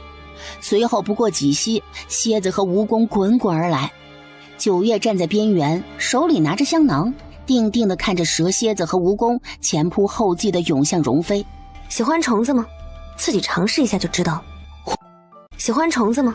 自己尝试一下就知道。花奴朝着容妃那个婢女打扮的花奴跑去。等你好久了。九月单手卡住了花奴的手指，踢了二皇子的肚子一脚。二皇子条件反射地张了嘴。是吧你？手指连带着药粉瞬间落到了二皇子的嘴里。二皇子踉跄着往后退了好几步，他最是知道花奴手里的毒是多么的厉害。不过一两息，二皇子就掐着脖子满脸青紫了。玩毒我就是祖宗，这个花奴身上带着浓重的药物，这么稀奇的东西我的了。毒人和毒人的毒那都是他的，都是。九月，我都看到了，你动作太帅了，干净利落，解决人的手法也快准狠，一点都不给敌人可乘之机。九月仰着小脸儿，高兴地看着季义清。季义清领悟到九月的意思，低头靠近九月的耳边，连夸带讲的又说了好几句，只把九月夸得见牙不见眼的。下次一定要小心再小心，不然我会很担心的。丰原帝那边终于把自己收拾妥当了，抬眸就想找九月问一下事情的经过，结果就看到九月和季义清黏黏糊糊的，伤风败俗。但两人谁也插不进去的氛围让丰原帝十分之酸。九月，你过来。嘿，陛下，您叫我啊。这个人要怎么办？朕要审他，但是他身上的毒不能给他解毒，他可是毒人，好几百人能养出这一个就十分的不容易了，珍贵的要命，他简直是无价之宝的存在了。所以能不能把他送给我呀？你要毒人干什么？说是可以研究一下，之后若是再遇到也能够有应对之法嘛。行，等审过之后就给你。陛下，您可三思啊！这人可是刺杀你的，受诛九族的大罪呀！谢谢陛下。你说他浑身是毒，但现在需要审他，这样还怎么审？哦，有什么关系？头发剃了，指甲拔了，身上有毛发也一并剃了，别沾到他的血什么的就行了。想着，九月又觉得这些人怕是不会。算了，等把控虫的人找到，我弄吧，让他们小心点，别把人给我弄死了。回城。回都城以后，季义清和季昭眠还有各个衙门的小官小吏被到处借调，直到忙碌了快整整1个月，才把荣家的事情给忙完。要不这段时间你睡书房？季义清关门的手一顿，挺高的大汉缩在门边，光是看着就莫名的有点可怜巴巴的孤寂感。这个人绝对是故意的，绝对不睡书房，不睡书房，和我睡。季义清这才转过身来，抿着唇走到床边。就季义清这样子，让我觉得自己有种提起裤子不认账的渣男感。灯下美人，还是个这么羞涩可餐的美人，小性还拿捏不了你。哼，不想分开睡。行，不分开睡。虽然在衙门很累，但是回家抱着你睡就不累了。你嘴现在可真是会说了。情深所意，肺腑之言。反正分房是不可能分房的，连分床都不可能，更别说是分房了。果然呢。9月看着少卿整理着巡盐御史女儿的资料，脑子里想了几种方式，不外乎是把人揍一顿，警告一番什么的。但9月想想都觉得这治标不治本。再者，这人如此不把他放在眼里，9月莫名就有点不爽什么的。东家，那被扶着架着的满身泥土，狼狈的不行的不是季义清还能是谁？东家，大人出事了。这会儿一看到季义清这狼狈的模样，9月的眉心都跳了跳，满心都在腹诽丰原帝，以为是荣家的人对季义清下手了。丰原帝说是皇上，怎么找个什么幕后之人那么难？这么久了还没抓到人吗？殊不知那伙人盘踞100年，哪是那么容易就能够连根拔起的呢？刚走到季义清的面前，季义清像是闻到了9月身上熟悉的药香味儿，猛地抬起头来，一眼，9月微微蹙了蹙眉头。不对，季义清这状态怎么像是中了那种桑药？面色潮红，连呼出的气都像是带着情欲。9月黏黏糊糊的直接抱住了9月，仅存的理智让他除了抱住不再做其他，但一旦抱住9月，未散的药效张牙舞爪的瞬间就把季义清给包裹住了。身上烫的9月险些招架不住，呼出的热气争先恐后的直往9月身上钻。少卿，少卿急忙起身，帮着9月把季义清给扶进了屋子。刚进屋，9月一把将少卿给推出了门。去给我查。剩下的话被猴急的季义清堵在了舌尖。少卿匆忙的只来得及点头，知道里面会发生什么，连连后退几步离开房门口。怎么了？我怎么听说义清摔下山了？大人不是自己摔的。这到底怎么回事？原来季义清从寺庙坐着马车离开的时候，半路遇上了那巡盐御史的女儿。那人做人做事全凭自己喜好，得不到就毁掉，也不是个什么善茬。眼看几次想要偶遇季义清不成，也打听到季义清和9月的感情很好，知道想要嫁给季义清的事是不会成了。本着怎么也要共度一夜的想法，毕竟也不是第一次这么干了。打听到今日的季义清要去寺庙办差，回程的路上就直接让人追打季义清所乘的马车，而后直接将季义清掳走。几个大汉把季义清给抢上了马车，那蒋家姑娘在马车上就迫不及待地给季义清下了药。谁料季义清因为9月这段时间耳提面命的提醒，随身带着小刀，抬手给了自己一刀，翻身就从马车上滚了下去。那蒋家姑娘猴急的呀，让季义清根本就来不及吃9月给他备的可解百毒的解毒丸，生怕自己沾到了那蒋家姑娘，这不才一路的滚到了山下。赵勉，你不是也可以写奏折吗？可不能让你弟弟吃了这哑巴亏啊！你就写信告状。这事儿9月肯定是不会只跟那蒋姑娘计较，要搞的话9月肯定是会连带着蒋家满门一起搞，更不可能平白让蒋姑娘占一个季义清妾室的名头，这完全就是别了哀兵。所以这事儿就算是要搞蒋家，那也绝对不能够把二弟明面上扯到这件事中来，水至清则无鱼。只要想找，肯定能找到蒋家的罪证，或大或小，就看怎么运作。虽会耗费点时间，但这件事儿他绝对会为二弟讨回公道。季兆民刚想说话，就见少卿站在一边，两人对视一眼。有，自从发生那蒋家对大人有非分之想，我就一直安排人在收集了。既然如此，那蒋侍郎就只能怪自己子不教父之过了。季义清右手手臂一条很深很长的伤口，左手手掌横贯了一条深可见骨的伤口，九月仓促间拿出了腰间的小包包，刚把瓶子拿出来，季青动作一急，整瓶解毒丸倒在了地上，而后季青大脚一踩，碎的捡都捡不起来。这人真不是故意的吗？季青慌乱地扯着九月的衣衫，我没让他碰到我，我划破自己的手了，我好难受啊，九月。往常怎么没觉得九月穿的里三层外三层的，怎么那么难脱呀？唰的一声，季青直接把九月的衣服给撕了。九月没让季青立刻得逞。我知道，你先等等，我给你扎针解药行。不等，我不等，你给我。我在呢，睡吧。本来脑子里还记挂着什么，想说两句要九月小心还是什么，结果身体的疲劳和缺血让他眼睛闭上就沉沉的睡了过去。他知道发生了这样的事儿，不说他不会善罢甘休，九月不闹个天翻地覆也是不可能的。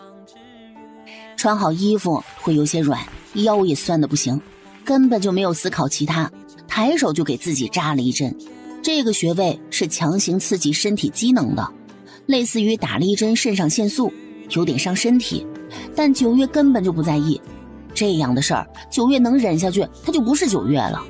九月缓步打开了房门，院子里灯火通明，少卿捧着一沓资料跪在院子中央。请东家责罚，是少卿大意才导致大人受伤，让东家受累了。说着话的九月一边亲吻季青，一边扎了季青一针，而后手快速地搭在季青的手腕上，给他搭脉。脉象混乱，这药霸道的，竟然敢给季青下这种药，找死！最后实在没法子，九月只能一边给季青解毒，一边给他扎了几针。季青粘人的不像样，根本就接受不了九月片刻的游移和抽离，折腾了大半夜，季青终于疲倦地睡了过去。九月长出了一口气，只觉得身体都快要不是自己的了。还好他身体素质爆好，这会儿的季青一张脸苍白的不像样。九月给季青再扎了几针，顺便给他细致地处理手臂上的伤口。季青哼唧一声，微微睁开眼睛。九月。九月抬眸看着季青满是水汽的眼睛，轻身在季青的眼皮上吻了吻。行了，若真是谁出点什么事都怪罪在你头上，你有几条命够我杀的？起来吧。季昭民转过身来看向九月，院子的角落或站或坐着季家的其他人，所有人好像都知道这件事儿不会过夜的。娘进去收拾收拾，顺便给一清换套衣服，熬点小米粥什么的。这蒋姑娘竟然不是第一次，这欲望这般强烈，是有瘾还是有病？敢碰她的人就要做好心理准备受死。都查清楚了。查清楚了。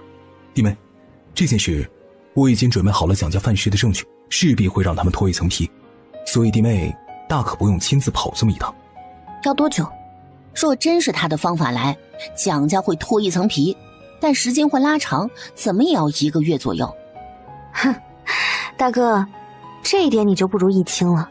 若是易清这会儿醒着，就该给我递刀了。想着若是季青这会儿若是醒着的，别说是递刀子了，刨坑埋人不都干过好多次了吗？别说季青了，就是他也干过好几次了，好吧？再说，我什么时候让事过夜过？是吧，大哥？黑暗让九月美得越发的肆意，她是专为黑暗而生的美人儿。抬眸，冀州野三兄弟也站了出来。冀大湖连夜把兄弟3人从书房喊了回来，只说是家里出了事儿。等回家他们才知道季青遭了难。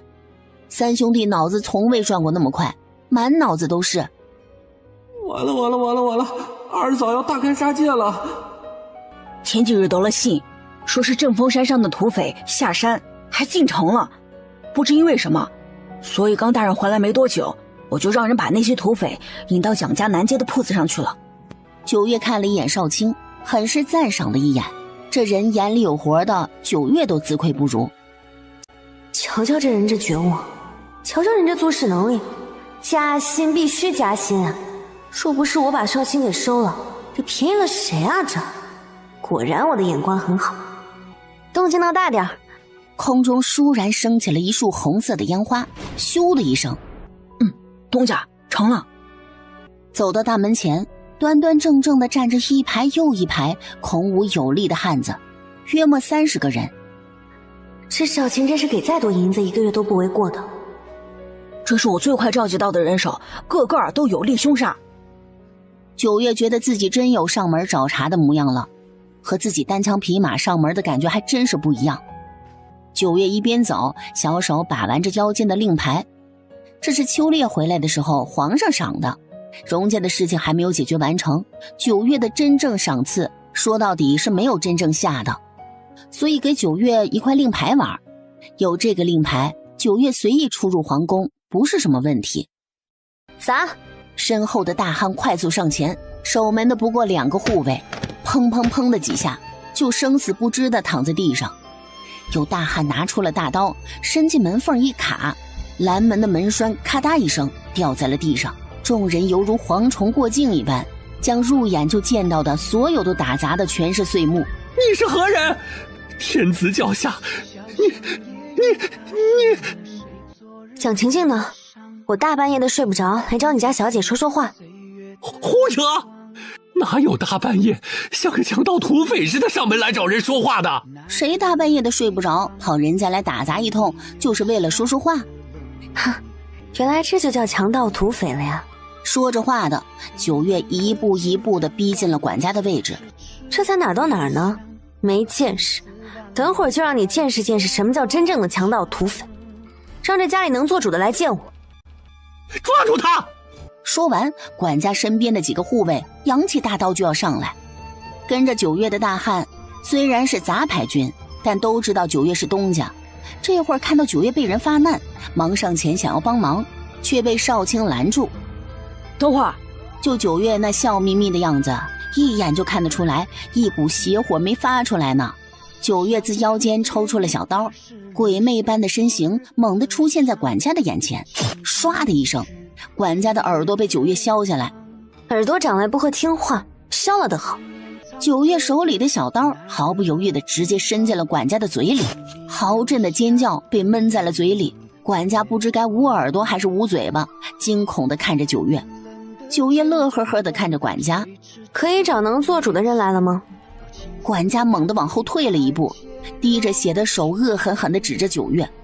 蒋家的护卫瞬间一拥而上，明明态度很好来着，我好好说的时候，为什么就是有人不能听我好好说的时候主动去做呢？不过1两息的时间，地上就倒了3、4个捂着脖子，身子不停地抽搐，却连声音都发不出来的护卫。不说管家和蒋家的护卫了，就连少卿带来的人都被9月这一手给镇住了。知道这是绝对打不过了，护卫头头大喊一声：“全部住手！”姑娘。护卫头头很想说：“你到底干嘛的？打劫不像打劫，杀人，杀人还挺像是杀人的。”哼，瞧我这记性，都忘了自报家门了，可真是不该。我叫9运，9月的9，9月的运。9月脚尖一勾，轻轻一踢，一柄闪着寒光的大刀哐的一声擦着护卫头头的耳边过去。还不快去！蒋侍郎和他几个嫡子庶子们系着衣服飞奔而来。少卿的人极有眼色地给9月端来了椅子。9月惬意地坐在院子里，翘着2郎腿，轻声不知道哼着个什么调调。蒋侍郎一听护卫头头说9月来了，整个人都僵了一下。当初在猎场，他是那群被9月保护的重臣中的其中一位。9月的手段，他虽然年纪大了，但也不至于老眼昏花看不清楚。那日在场的所有人可都瞧出来了，9月在丰原帝那里地位可是非同一般的。况且9月那救驾之功可还没有赏赐呢，这夜闯侍郎府，杀了府里护卫，到底是所谓何事啊？侍郎大人。蒋侍郎被9月这一声大人直接喊得浑身都抖了一下。蒋侍郎心高气傲的手往前一伸，就想指着9月怒喝，被蒋大公子一把给按住手。他可记得秋烈那日容妃指着9月之后的下场，但按住了手，没按住嘴。9月，你这是要干什么？夜闯我侍郎府，杀我护卫，砸我府邸，你这是要造反吗？而后只听啪的一声，几本封好线的本子猛地一下砸到了蒋侍郎的脸上，被砸得踉跄的往后退了一步，一屁股就跌在了地上，连带着扶着他的蒋大公子也都被带得跌在了地上。九月！说话间还想要骂，在旁边的蒋大公子和几个儿子看清地上的东西，皆被吓破了胆。爹！蒋侍郎随着蒋大公子的视线望向刚刚砸向他的本子。九月，我知道我名字好听，不用一直叫我。我知道我名字好听，不用一直叫我。怎么蒋晴晴还没来啊？都说了我要找她聊聊天，聊聊天怎么就那么费劲儿呢？话音刚落，两个大汉扯着只穿着寝衣的蒋晴晴走了出来。爹，那季义清可不就是面前这女罗刹的夫君吗？难道晴晴又像往日里那般了？可往日里顶多就是些没什么官位也没什么家世的小公子，这季义清不仅是朝廷命官，更是九月的夫君呢。少卿，你读过书，知不知道子不教的下一句是什么？少卿还来不及说什么，蒋侍郎已经身形矫健地从地上爬起来，来到蒋晴晴的身边，啪的抬手就是一巴掌。爹！既然一个小官儿玩就玩了，那你一个侍郎夫人，死了也就死了。话音一落，只听歘的一声，蒋侍郎年纪到底是大了，像是没吃饭一样。蒋侍郎啪的一声又是一巴掌。九月充耳不闻，只摇头啧啧两声，还是很不满意。不就是给他夫君下了药吗？那不是没成事吗？用得着像个杀人狂一样的打上门来吗？结果还没站起来，蒋大公子连打着蒋家几个往日里最娇宠蒋晴晴的几个兄长，全部来到了蒋晴晴的身边。蒋晴晴惊恐的连话都来不及说，就被连扇了几巴掌。晴晴，娘，晴晴，你们是疯了不成？竟敢这般打晴晴！老爷，你就这么光是看着？往日里，你可最是疼晴晴的，怎可由着他们这般打晴晴？晴晴闯了大祸了。大祸？什么大祸？你是侍郎，就算晴晴杀人放火，你都可以摆平。记什么？那小官，怎么完就完了？住嘴！九月捏着手术刀，缓步走向侍郎夫人。说得好啊，说得好，玩就玩了是吧？你。少卿立刻带人把蒋晴晴和蒋家人拉开。蒋侍郎拼命地朝着九月喊：九月，你大人有大量，别同他计较。他一个妇人见识短，说话不经脑子。难道是那个九月，季义清的夫人？我既然一个小官儿玩就玩了，那你一个侍郎夫人，死了也就死了。话音一落，只听歘的一声，娘，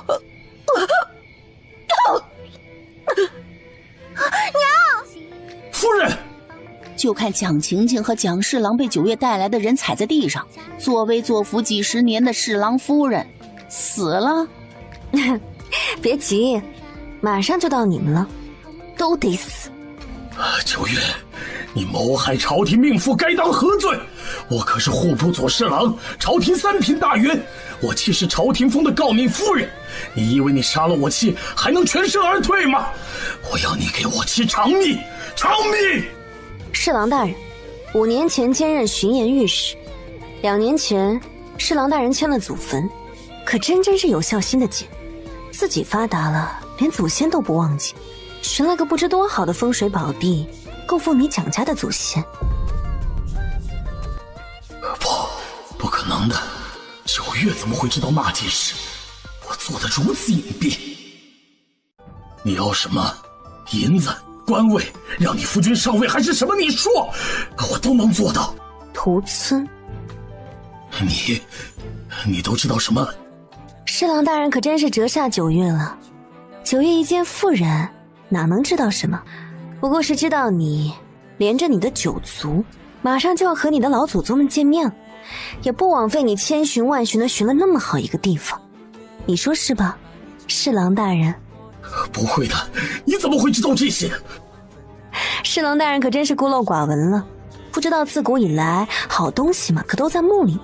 我呢，就是大胆猜测，小心求证。想不到啊，想不到，侍郎大人真是艺高人胆大，那样的事都做得出来。你把你蒋家的老祖宗放在那样一个地方，是真不怕你蒋家老祖宗被那些冤魂给生吞活剥了，是吧？蒋侍郎做巡盐御史以后，贪污了少说也有几百万两。谁都知道，盐税是国库的大头，贪污的银子白花花的，简直是闪瞎了蒋侍郎的眼睛。这么多的银两，蒋侍郎感觉不管是放在哪里都不安全，决定给老祖宗迁坟，然后留个口子，这些银子就能够顺理成章地埋进祖宗的坟里，也可以日后供他进出祖坟拿银子挥霍。但不凑巧的是，选的坟正中间是个不大的村子，为了自己的一己私欲，也担心他将银两藏在坟里的事情败露，蒋侍郎索性一不做二不休，冷眼吩咐人屠村了。屠村、贪墨、侵占良田、买官鬻爵、豢养暗卫，有吗？9月说一个，蒋侍郎和蒋家人就抖一下。看起来要造反的怎么都不像是我。哦，对了，还有纵女淫杀良家子，3个还是4个？蒋侍郎怕是自己都记不清楚了吧？这罪名听起来都脏耳朵。说起来，你蒋家还是书香世家呢，养出这么个玩意儿。还有1个多时辰，侍郎大人怕是该去上朝了吧？爹！9月指了指少卿手里的那些纸张。1个时辰之后，这些东西就会出现在朝堂之上。少卿，记得把灵苏县桃花村的事儿好好同大哥说说，这可是大功一件，谁知道能从蒋家祖坟里取出多少银两来？这功劳可不能落到旁人的头上去了。是，蒋侍郎这会儿也顾不得其他了，直接跪到了9月的面前。你要什么？银子、官位，让你夫君上位还是什么？你说，我都能做到。今儿个怕是没法睡了，1个时辰之后还得去给我夫君请假去呢。9月轻飘飘地看向了蒋晴晴，蒋大公子已经扑向了蒋晴晴。大哥！而后脸上狠狠地挨了一巴掌。此事因他所起，自然该用他来还。不过是一个女儿，我宠爱了她这么多年也够了。若不是她，今夜蒋家怎么会遭此祸事？看着昔日疼爱蒋晴晴的蒋家人，拿刀的拿棍儿的，蒋家老四甚至让护卫将马房的马夫都给叫了来。蒋家人一拥而上，蒋家护卫看着眼前的这一幕，惊恐的直往后退，像是知道接下来会发生什么。暗月阁所有的人都直接背过身不去看。脏眼睛！蒋晴晴挣扎嚎叫，却是半点作用也没有。这板子啊，只有真正的落到了自己的身上，才能体会那痛彻心扉的痛。眼见快要到平常上朝的时辰了，9月站起身，笑着看向蒋家的男人们。罪证加1，虐杀亲妹，虐杀亲女，在场所有人皆是人证。蒋晴晴身体就摆在那儿，人证物证俱全。侍郎大人，蒋家可真是好家教。你说什么？你答应了我的，你答应了我的。侍郎大人莫不是耳朵不好使了？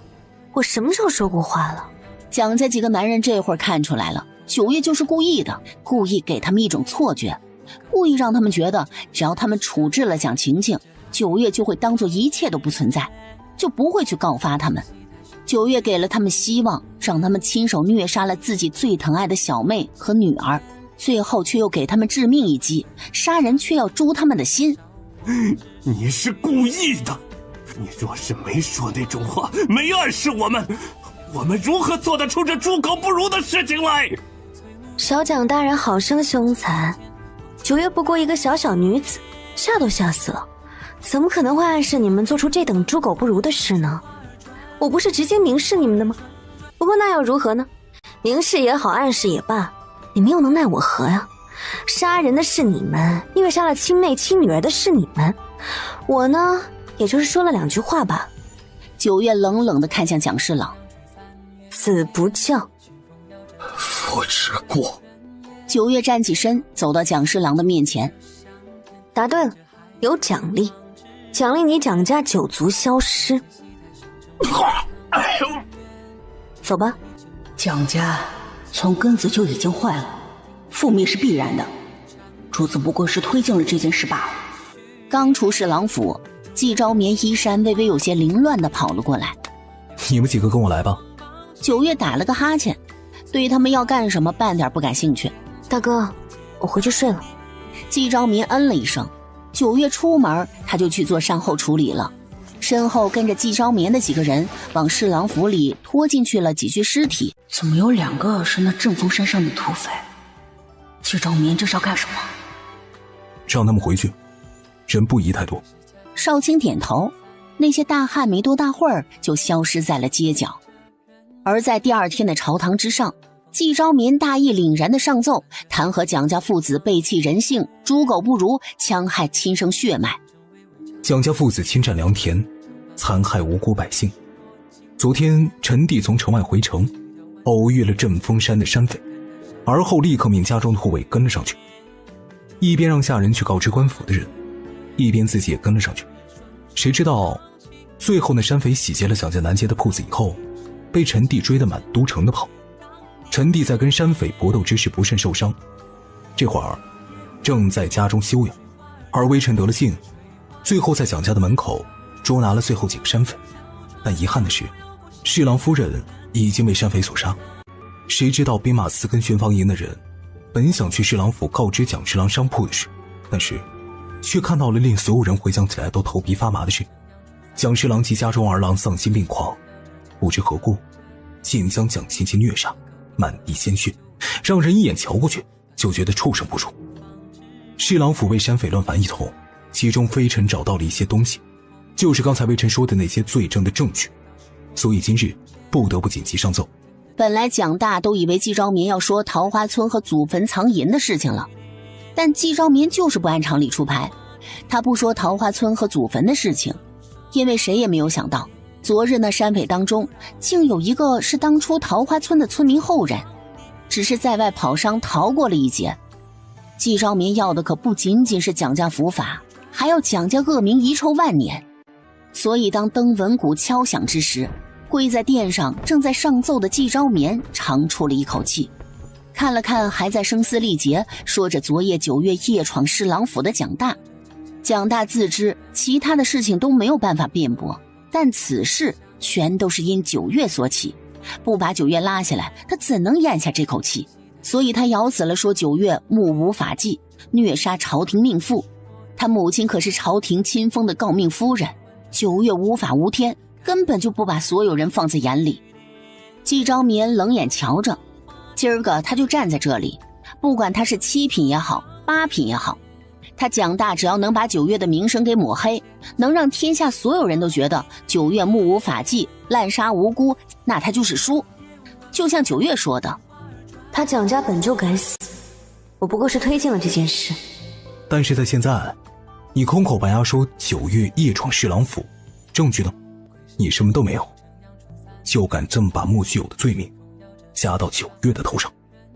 谁人都知道9月在秋猎之时救下了蒋侍郎，结果蒋家不仅不敢，却还要在这个当口污蔑9月。且在场不少大人都曾被9月所救，9月为何要无故虐杀侍郎夫人？总得有个理由吧。我弟弟因为追匪之时受伤，你们却一直把此事往他的妻子9月的身上引，到底居心何在？要知道9月不过是一介女流，如何能在有几十个护卫的侍郎府作威作福？蒋大人这话说的不亏心吗？还说你就是故意的？难道说你蒋家有什么秘密被9月知晓，所以你才污蔑9月？巴拉巴拉，一张巧嘴愣是把朝堂上所有人说的一愣一愣的。你说9月杀了侍郎夫人，证据呢？没证据讲个屁！我说你们虐杀了蒋勤勤，而且证据就在你们自己的身上。那兵马司的人赶到蒋家的时候，你蒋家男人们身上还挂着蒋勤勤的血肉，几十双眼睛可都瞧得真真的。你们如何辩驳？我家9月善良温柔又有大义，绝不可能会做出虐杀侍郎夫人的事来。侍郎夫人就是被山匪所杀，你没证据，你就是诬告。9月好心救了你跟你爹的口命，你们将仇报，你们没有良心，不堪为人。还说9月杀了你娘，你说你家护卫是证据，你都说了是你家护卫，他们的证据不作数，兵马司巡防营的人都看到了你们的血，还有那纸上桩桩件件罄竹难书的罪证，可都还在。端坐在龙椅上的风元帝嘴角都抽了抽。一介女流，9月那是普通的一介女流吗？那是一朵霸王花好吗？蒋大跪在地上一时语塞，他要如何说？一旦说出去9月去侍郎府的原因，那不就又在他们罄竹难书的罪证上又加了一个罪名，坑害朝廷命官。季昭眠舌灿莲花，一边故意往重了说蒋家的罪证，一边说9月善良温柔，有大义，但胆子小，敲登闻鼓的要先滚打钉床。当鲜血淋漓之人被抬上大殿，蒋侍郎为一己私欲屠杀桃源村村民172人，只为将蒋家祖坟迁移至桃花村，后又和灵苏县县令勾结，将我桃花村无辜被害之人说成是因洪灾而死，贪墨赈灾银两，畜生不如，枉为人。满殿哗然。刚刚季昭眠说的那些和这屠村比起来，真是小事一桩了。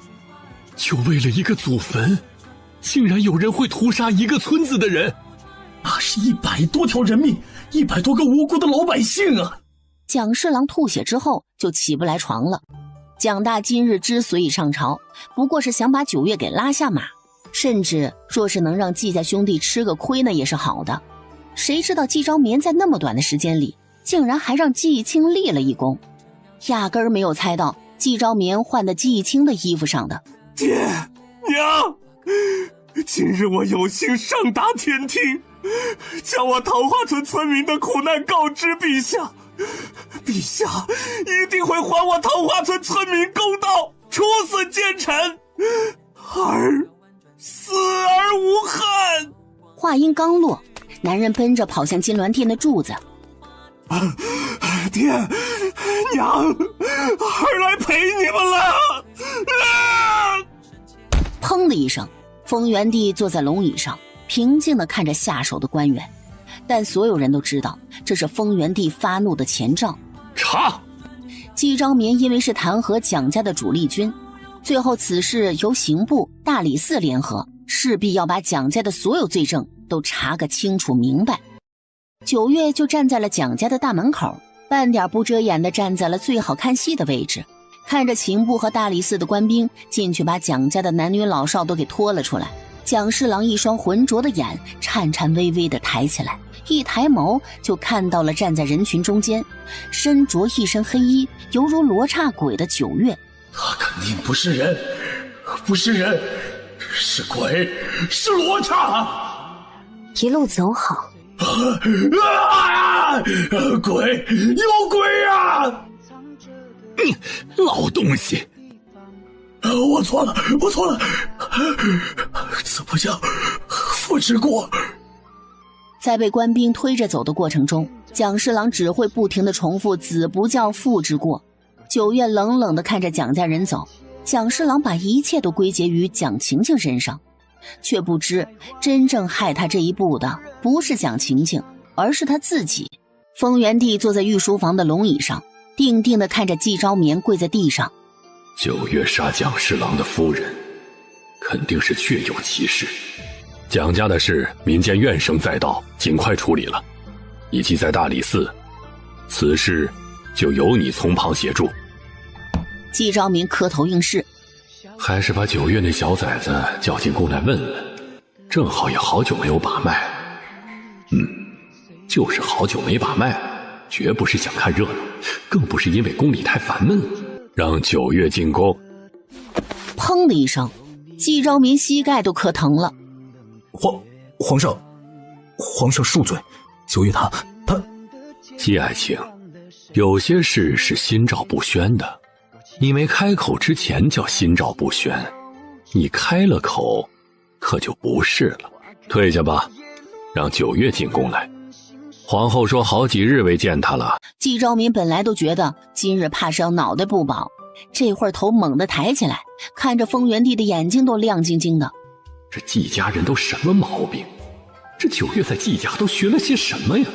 殊不知，这些都是季家人和九月学的。就这炯炯有神的目光，九月一用一个准儿。所以陛下也知道我想说的是什么。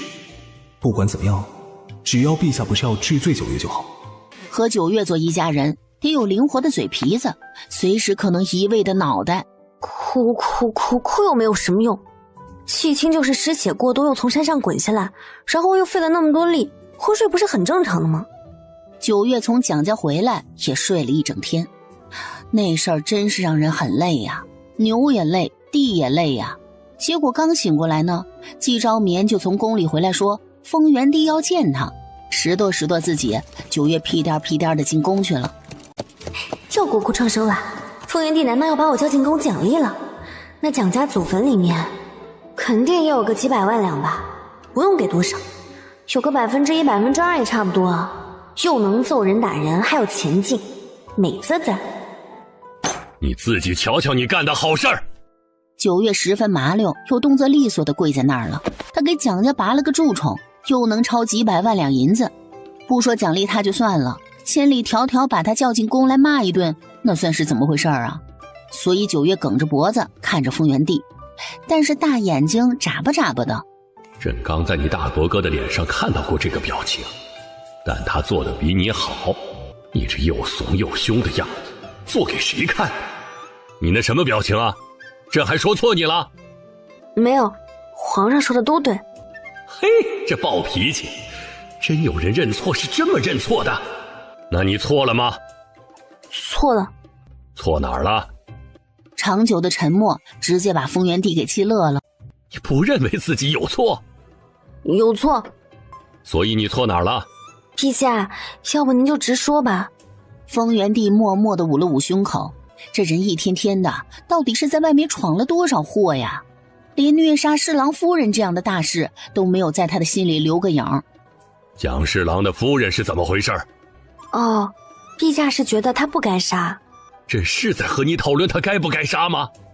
朕是在说你不能随便杀人。为什么他能随便乱杀别人？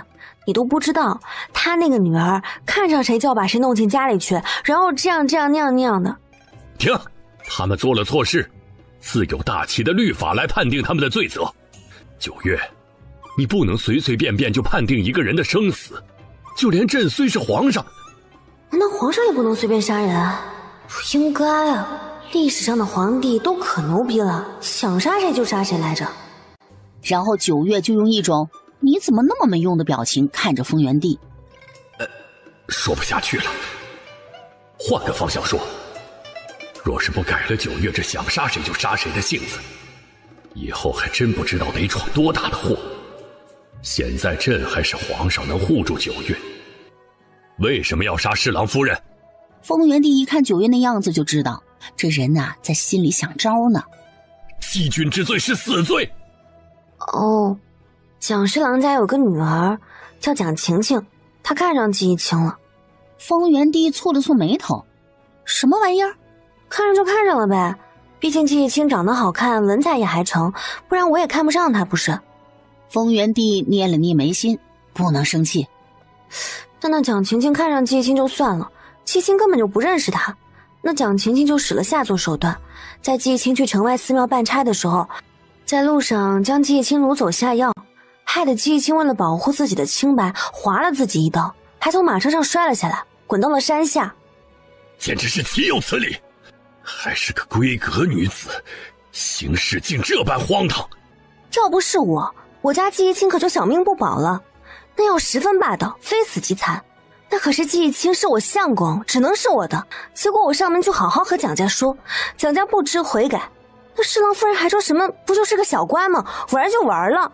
丰原帝气得直喘粗气，但转而听九月把季一清归为自己东西的语气，丰原帝又心气儿不顺了。什么叫做是你的？那是你的吗？季一清那是他自己的，更何况你这也太霸道了。是你的就谁也不能动啊？那朕呢？朕也不行。绝对，这狗东西脑子里绝对又歪到天边去了。陛下，您调上了记忆青，您要纳他为什么来着？妃吗？李峰感觉自己的脖子都开始摇晃了，脑袋不保啊！还没来得及跪呢，就听见风原帝噔噔噔的从龙椅那边窜了出来。九月动作敏捷的都出了残影，就从地上爬起来开始跑。啊，不是，那什么，不是妃。飞你个头！拂尘啪的一声抽在了九月的屁股上，九月捂着屁股嗷的一声。可老等，要不是看你是皇帝，分分钟灭你丫的！陛下，我也不知道那男子进宫该成什么样。风原帝直接从御书房追着九月到了门外，所有人都看到风原帝老当益壮的追着九月上蹿下跳。陛下息怒，息怒啊！陛下，你给朕站那儿！九月猛地停住，再跑就不礼貌了。没看那老登都快要撅过去了吗？陛下，我错了。错哪儿了？我不该胡言乱语。自己捏着耳朵进来。九月捏着自己的小耳朵，亦步亦趋地跟在了风原帝的屁股后面。朕就打个比方，你自己听听，你说的是人话吗？是人话？你是没看过皇上和臣子的吻，那性张力杠杠的。也就是你老了点，不然这风原帝这老成这样都帅个人神共愤呢，那就是大主公啊！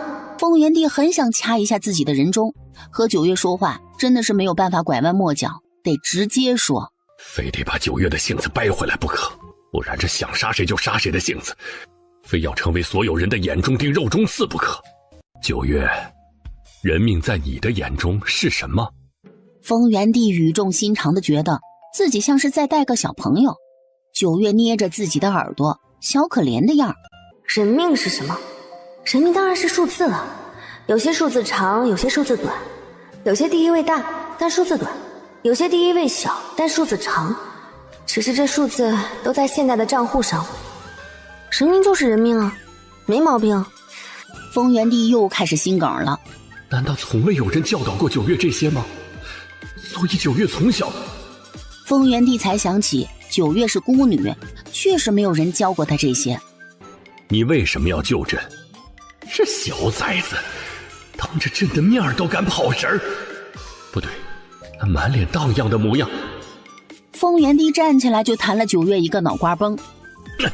你要是敢说救朕就可以有赏赐，朕就会给你撑腰，朕立刻就让暗卫和鹰眼的人把你摁在地上揍一顿。九月嗷的一声捂着自己的额头。风原帝看着人没揪耳朵了，揪着耳朵。九月可怜巴巴的又揪耳朵。怎么，你都把朕看作是金光灿灿的金元宝了，还不准朕敲你一个脑瓜崩？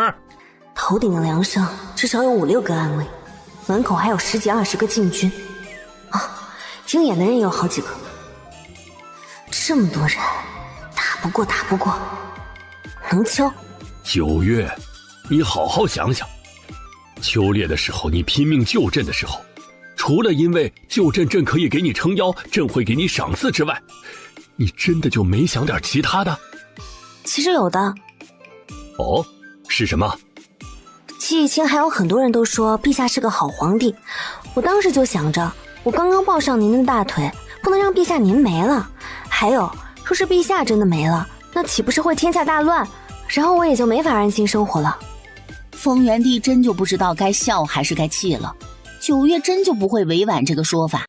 所以你看，朕的作用就在这儿，朕是大齐的朕石，有朕在，大齐就不会乱。待朕100年，太子固然要顺理成章地继承大统，但若是朕真的被刺杀，那这个过程必然会变得血腥，不知还要死多少人。你说对吗？那些大臣呢？你把那些大臣都聚到朕的身边，又是因为什么？因为他们要是没了，也可能会乱啊。所以你看，若是你随意的就杀人，那造成的后果该有多少人受罪啊？可能侍郎夫人她该杀的呀，她和蒋勤勤戕害了多少无辜的男人。是，侍郎夫人是该杀，但你又怎么判断你杀的每一个人都是该杀的呢？惹了我的就该杀。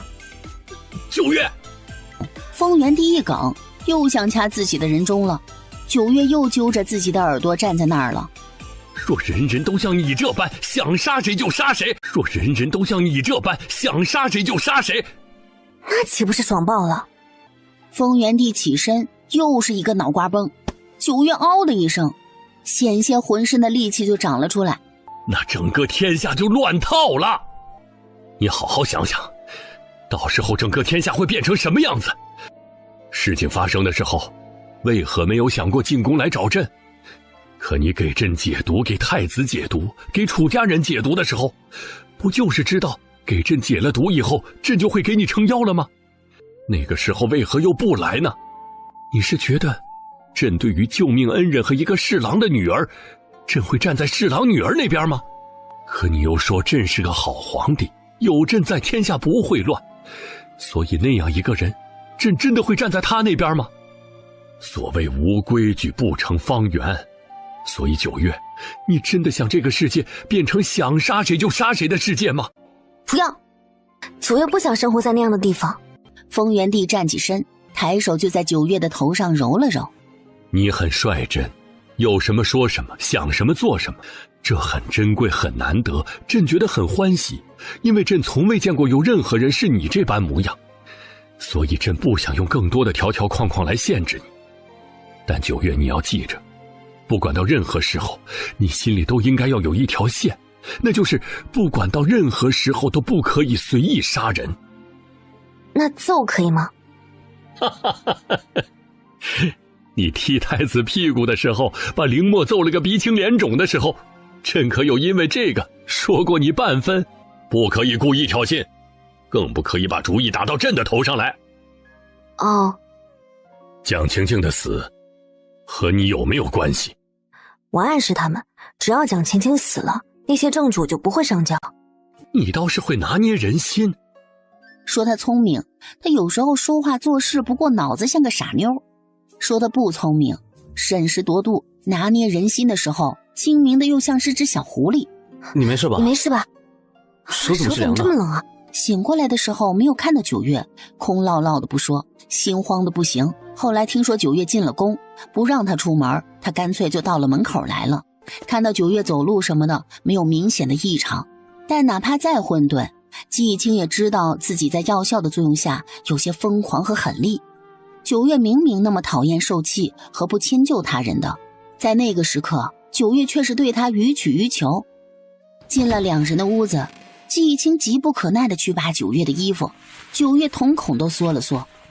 还没有解毒？不至于吧，他真就有点受不住了地说。季忆清的脸一红，醒过来的时候看到自己身上的牙印和指甲痕迹的时候，就知道这战况有多激烈。解毒了，我就想看看自己有没有伤到你。我那个时候好像有点疯。没有，我是你能伤到的吗？下次再遇到这样的事情，不管怎么样，带上我可好？他知道的时候只觉得自己何德何能，值得9月给他那般出气呢。你有没有那么一点点是因为喜欢我才去侍郎府的？啊，这什么玩意儿？不都说果然是含蓄的吗？谁问喜不喜欢，谁问爱不爱的呀？这季忆清怎么这么不含蓄？没办法，这都是被9月逼出来的。因为你委婉含蓄的9月不想思考，统统都忽略，所以季忆清早就学会了和9月说话直截了当，不委婉，不拐弯抹角。但喜欢是种什么感觉，9月暂且不懂呢。喜欢是种什么感觉，9月暂且不懂呢。不过和季忆清待在一块儿，心情很好，倒是事实呢。糟糕，要长脑子了，莫不是要长个亲情脑或者恋爱脑？好烦呐！不行不行，官府咒了要被说的。就不能不去吗？季忆清也不想去啊，好难得啊，9月竟然这般俏生生的和他说话。你乖吗？你觉得这个词和我合适？俯身在9月的唇上凑了凑。合适啊，你在我的眼里和这世间所有形容美好的词都合适。9月被季忆清给逗乐了，这人是开窍了还是怎么？走，快去衙门了。季忆清嗯了一声点头，给9月盖好了被子，这才出门。东家，郡主来了。他来干什么？我出去看看。 9月一身飒爽玄色锦衣走出门去，那举动之间满是潇洒自信。九月大夫，郡主来此有何事？我母妃在府中办了赏花宴，我特地来请你前去。难道这些个锦衣玉食的大家公子小姐，人手一双看狗都深情的桃花眼吗？你是不是喜欢我呀？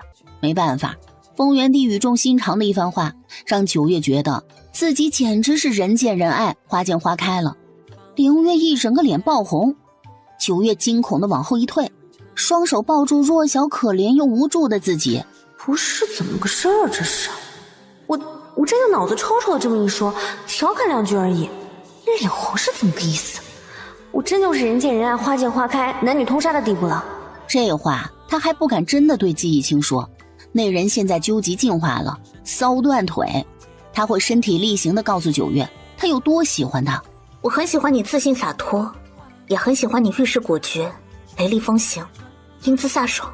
林家除却林王妃就3棒槌，林月形容的这些，用欣赏这个词来说的话，明显更加贴切啊。东家，郡主应该是羡慕、欣赏、敬佩，不是您认为的那种喜欢。你说真的？所以你一定要来哦，九月大夫，你一定要来啊！他是真的很想和九月交好。郡主，你们自个儿坐着玩就是了。表姐。九月看到凌月那一脸苦大仇深的模样，直接乐了。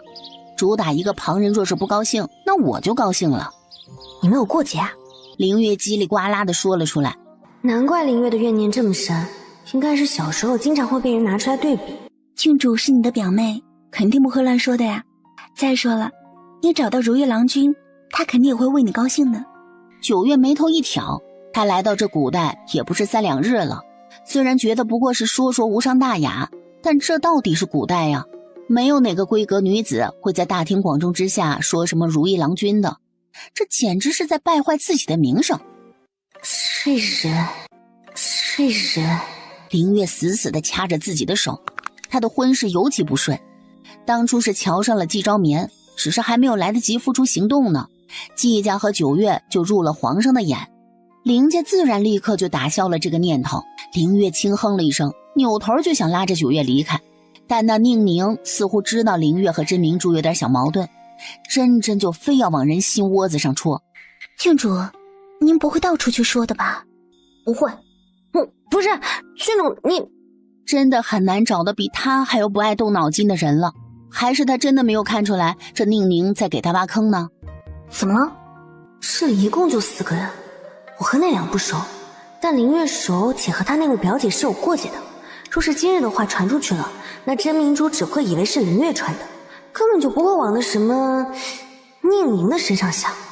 这个小姑娘不简单啊！郡主，您是不知道，那位公子和珠珠简直是天造地设的一对。凌月蹙着眉头就想拉着九月走，被九月反手拉住了手，却见九月眉梢一挑，直接翘起了2郎腿。郡主，怎么了？说是有那么一个人能完全知道你的喜好，完美的契合你对夫君的所有要求，那这个人一定是我的如意郎君。那你就一定要跑，马不停蹄的跑，快马加鞭的跑，有多远跑多远。凌月和对面2个小姑娘都变了脸色，那真明珠更是愤而起身。你要知道，这个世上根本就没有什么完美的契合，有的只是处心积虑。而一个人能够知晓你的所有喜好，喜欢什么诗，通读什么书，喜爱什么发饰颜色，那就证明这个人肯定调查过我，所有的一切我看到的契合都是他专门为我所设的，这是一个陷阱。孺子可教也。还有，这样隐秘的事为何会被泄露？那我肯定还会把我身边的所有人都调查一番，若是必要，严刑拷打也是可以的，因为这些东西平常人可调查不出来。真明珠的脸红了白，白了红，许是对自己的才女人设过于太自信，哼的一声。哼，一派胡言。今日来此讲的这番话，知情人是我们4个，说是真的传出去一点半点，可个个都有嫌疑。说完，那宁宁就踉跄了一下，九月眉眼狠厉地看着那人一眼。什么意思啊？你就把我刚刚说的话直接原话说给你姨母听，再不济就说给林王妃听，你听不懂，他们可是听得懂的。啊，宁宁又是什么人？他父亲在我姨父手底下做事，所以他一直都很追捧着我表姐，说是我表姐的闺中密友。原来还真的是伥鬼啊！你的意思是说呢？宁宁是鬼？你去和你母妃还有你姨母说一声，你不说他们都来了的吗？月被迫和凌月缩在一个假山的后面。他们是在私会吗？你可真是聪明啊，这么显而易见的事情。那你听到他们在讲什么了吗？是的呢，你的表姐刚刚已经答应了那个男人，说要和他私奔。他怎么可以这样？就为自己的？哎，你现在出去，你那恋爱脑上头的表姐只会觉得你是棒打鸳鸯的恶人。听到凌月哭哭啼啼的和凌王妃还有她姨母说了自己刚刚看到的一切，你表姐她当真？竟然要私奔，这是把甄家、柳家所有的女子都钉在了耻辱柱上了。母妃、姨母，不止我一个人看到，九月也看到了。我马上回去就把那孽女关起来。姨母，我觉得表姐如今一心扑在那男的身上，若是你们强行棒打鸳鸯，表姐怕是会怨对你们。她要把我们所有人都往死路上逼，这样的女儿我还要她干什么？妹妹，柳姨母一头扑在了凌王妃的怀里，呜呜的哭，惹得凌月也在哭。九月看着这一幕，真就满头黑线。说实话，若是他处理，真就是打死或者打残，腿打断了跑不动不就行了。果然还是野菜挖的少了。九月，你是不是有什么好法子？我说，但你们要舍得，挖1个月野菜吧。什么？不是要私奔吗？等他跑出去，半路把人给截住，把两人分开。那男人既然不敢到侯府提亲，家世肯定不好，好好查查他，然后找个老婆子，就说是那个男人的母亲，寻个什么理由让人把他带回家，再到乡下去干1个月的农活，可能都要不了1个月，你那个宝贝女儿就醒悟了。就弄个假婆婆，然后再干1个月农活就行了。这世上最难处理的不就是婆媳关系吗？还有农活，真当所有人都能干农活吗？笑话。你确定？到底是不是让明珠身边2个小丫头过来回个话就知道了。先别打草惊蛇，把明珠看好了。你觉得那9月说的让明珠到乡下去吃吃苦，这个念头如何？那就按那9月说的办，等我好好的规划一下，可千万不能漏了风声出去。还有那宁宁，显然在这件事中也是占了一定分量。我瞧着怕打的主意就是把这件事儿闹个人尽皆知。那月月和我们珠珠小姐妹一直都有些小矛盾，正好就栽赃给月月，说是月月出去说的，可真是好毒的心计。真当我是吃素的吗？看到一脸狠厉的侯爷，还有一脸严肃的柳姨母，2个丫头腿一软就直接跪在了地上。事情果然和宁宁有关，但听到这里自然也就知道这事儿怕是那宁宁一手促成的了。真是该死。不过半个来月，那甄明珠被从乡下带回来的时候，简直是脱了一层皮。这是你那眼睛长头顶上的那表姐？甄明珠想要傲娇的别过头去，但想起若不是凌月和9月，她这20多天的经历可就会成为她下半辈子的缩影。月月，9月，你看看，她真是我表姐吗？不是被鬼附身了的吧？没有没有，只是经此一事，你表姐也算是改头换面了。这形容词，不知道的还以为这人刚从牢里被放出来了。想我自诩聪慧，借着了道，还半点听不见旁人说的话。那侯府一家简直是把9月奉为救世主了。若不是9月，他们最后可能就失去这个女儿。9月一脸空白地坐在御书房里。今日李峰来寻他说皇上要见他，言语间说了一下关于秋猎一事的赏赐，说绝对会让9月满意。9月高兴的简直不知道要说什么好，自然跟着李峰屁颠屁颠的进宫了。但谁知道这会儿丰原帝那个老登用一脸一言难尽的表情看着他，就让9月很是无语。到底是什么赏赐啊？竟然让丰原帝做出这么为难的样子，只是不想给了？那可不行，是我的就是我的，说好了要给我的就必须给他。眼看丰原帝不说话，9月有些忍不住了。陛下，您到底是要赏我什么呀？风元帝回过神来，实在是有些不知道怎么开口。今儿个他上朝，让李丰去季家把九月带进宫里来。本来他信心满满的，就是给九月准备了个惊喜。他早就做好了准备，看九月一脸的小财迷样，眼睛亮晶晶的，用成语接龙的方式夸他了。结果今日早朝，九月就给他一个惊吓加惊喜。平宁侯状告宁启通敌叛国，这可不是小罪名。平宁侯突然就在金銮殿上捅出来了，那宁启直接腿都吓软了。平宁侯从他的宝贝女儿真明珠被宁启的女儿宁宁哄骗，险些同人私奔，到九月和凌月撞破真明珠和那男人的事情，九月怀疑男人居心叵测，再到九月给他们出主意，让真明珠去挖野菜，还有让他们注意宁宁的事情，全部都给秃噜了出来。要不是九月直截了当地戳破了男人的目的，微臣还只当是一个男人想攀高枝诱拐高门贵女的事。微臣调查的时候就觉得那个男人能这么详细地弄到臣女的信息，很显然动用的不是一点点人手。这一来二去，微臣不仅查出了男人是北蛮的细作，还查出了男人一直和宁启私下有来往，甚至宁宁也是北蛮的细作，为的就是微臣手上铁矿使用分配和动用的权利。整个铁矿权力方面，上上下下有实权的7、8位大人，北蛮那边全部都用了人。同臣女这般是美人计的就有3个，女的皆如臣女这般大门不出二门不迈的大家闺秀，男的则是被家人养得有些单纯，不谙世事。拔出萝卜带出泥的平宁侯还找到了兵部另外2位上峰，还同沈将军一样被人下了蛊，只有一个是已经叛变了的，把信息出卖了，只是那2个老大人病倒了才没有传上去，不然大齐还不知道要损失多少。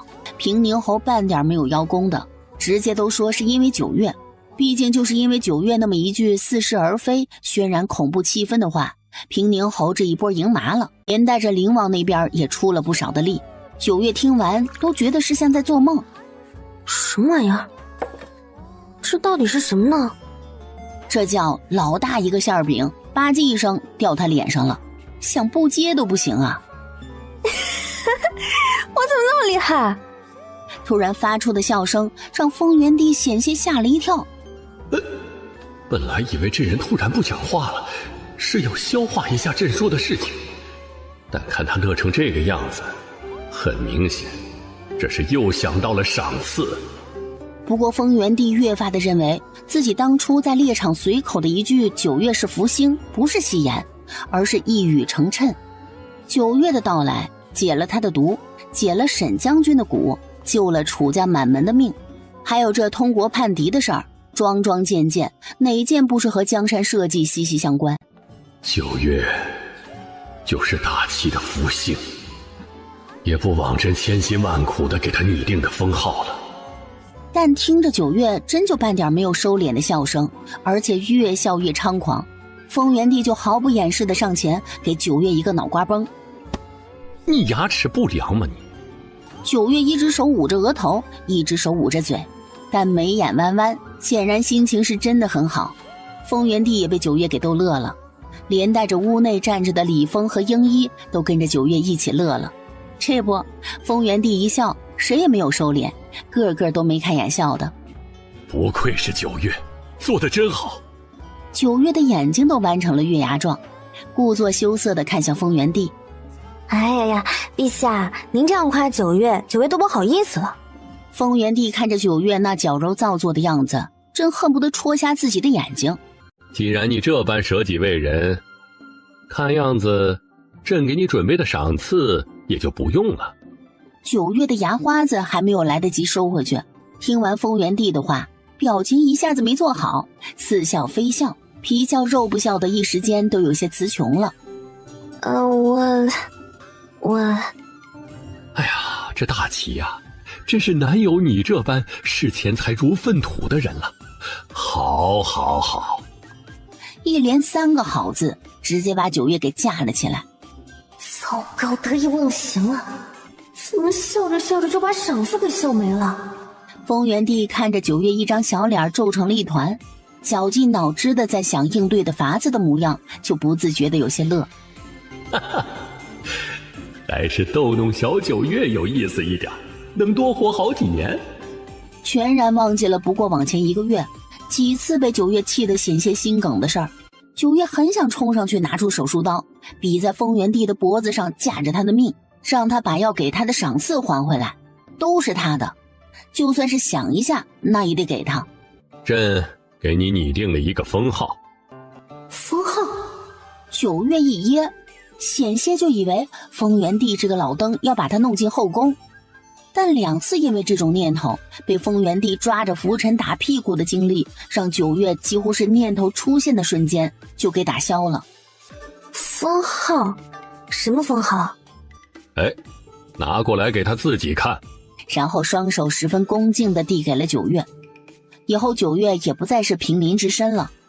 九月把圣旨摊开，好在他虽然不会写繁体字，但是会看的。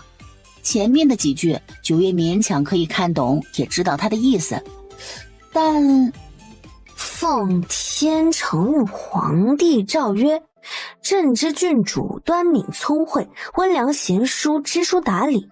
这一长串的赞美词汇，九月看得满头黑线。陛下，您这是要我帮您去哪里宣读圣旨啊？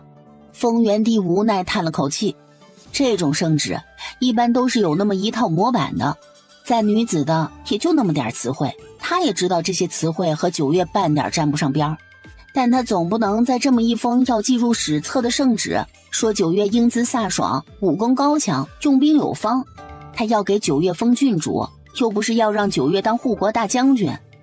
看，这是你，朕要封你为大齐的旭玉郡主。郡主？你可知旭玉是什么意思？九月想了想，旭玉2个字都和太阳有关，所以风原帝这是将它比作了太阳吗？旭字代表着温暖和光明，玉字代表了明亮的希望。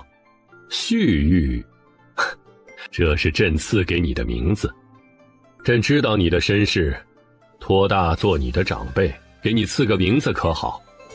九月心里只觉得堵堵的，想想又觉得好笑。他一个杀人不眨眼的杀人狂魔，竟然会被人比作太阳。旭玉就像当初胡春花捡到他，给他弄的户籍是一样的，他是九月被捡回去的，所以叫九月。但风原帝看着九月那种朝气蓬勃、源源不断的生命力，就是让他像是看到了太阳，所以他想要把代表太阳、代表温暖、明亮、希望的词汇送给九月。长者赐不可辞，这小崽子是傻了吧？连谢恩都不会了。看着九月木愣愣的没有反应，哼，不满意，不喜欢，不愿意。谢谢陛下，我很喜欢。那眉开眼笑扯着风原帝袖子的模样，真就是一个白软的小团子，软乎乎的朝着他撒娇，真是让风原帝莫名的体会到了一种老父亲的感觉。郡主，有封号的郡主和普通郡主也是不一样的。大齐自开国之日起从未封过民间郡主，还说让季义清努力了，结果现在也就是一个从6品，哪像他呀？虽然没有什么实权吧，但有封赏，有实益。他可是一个从1品的郡主，以后他不光不用向其他人行礼，当然了，他有圣旨不跪，本身就不用向旁人行礼，但如今是旁人要向他行礼了。风原帝看着九月一样眼睛亮晶晶的瞧着他，一颗心软得不像样子。哎呀，你呀，瞧你刚刚的样子，朕若是不给你了，像是恨不得把朕嚼碎了咽肚子里去。九月讪笑了一声，虽然有这个想法，但是不能说出来呀。哪有，不管陛下给不给奖赏，那不都是九月应该要做的吗？既然不要封赏也可，那正好，福王寿辰要到了，藩王们也差不多快要进京了，你准备准备，进宫给他们解毒吧。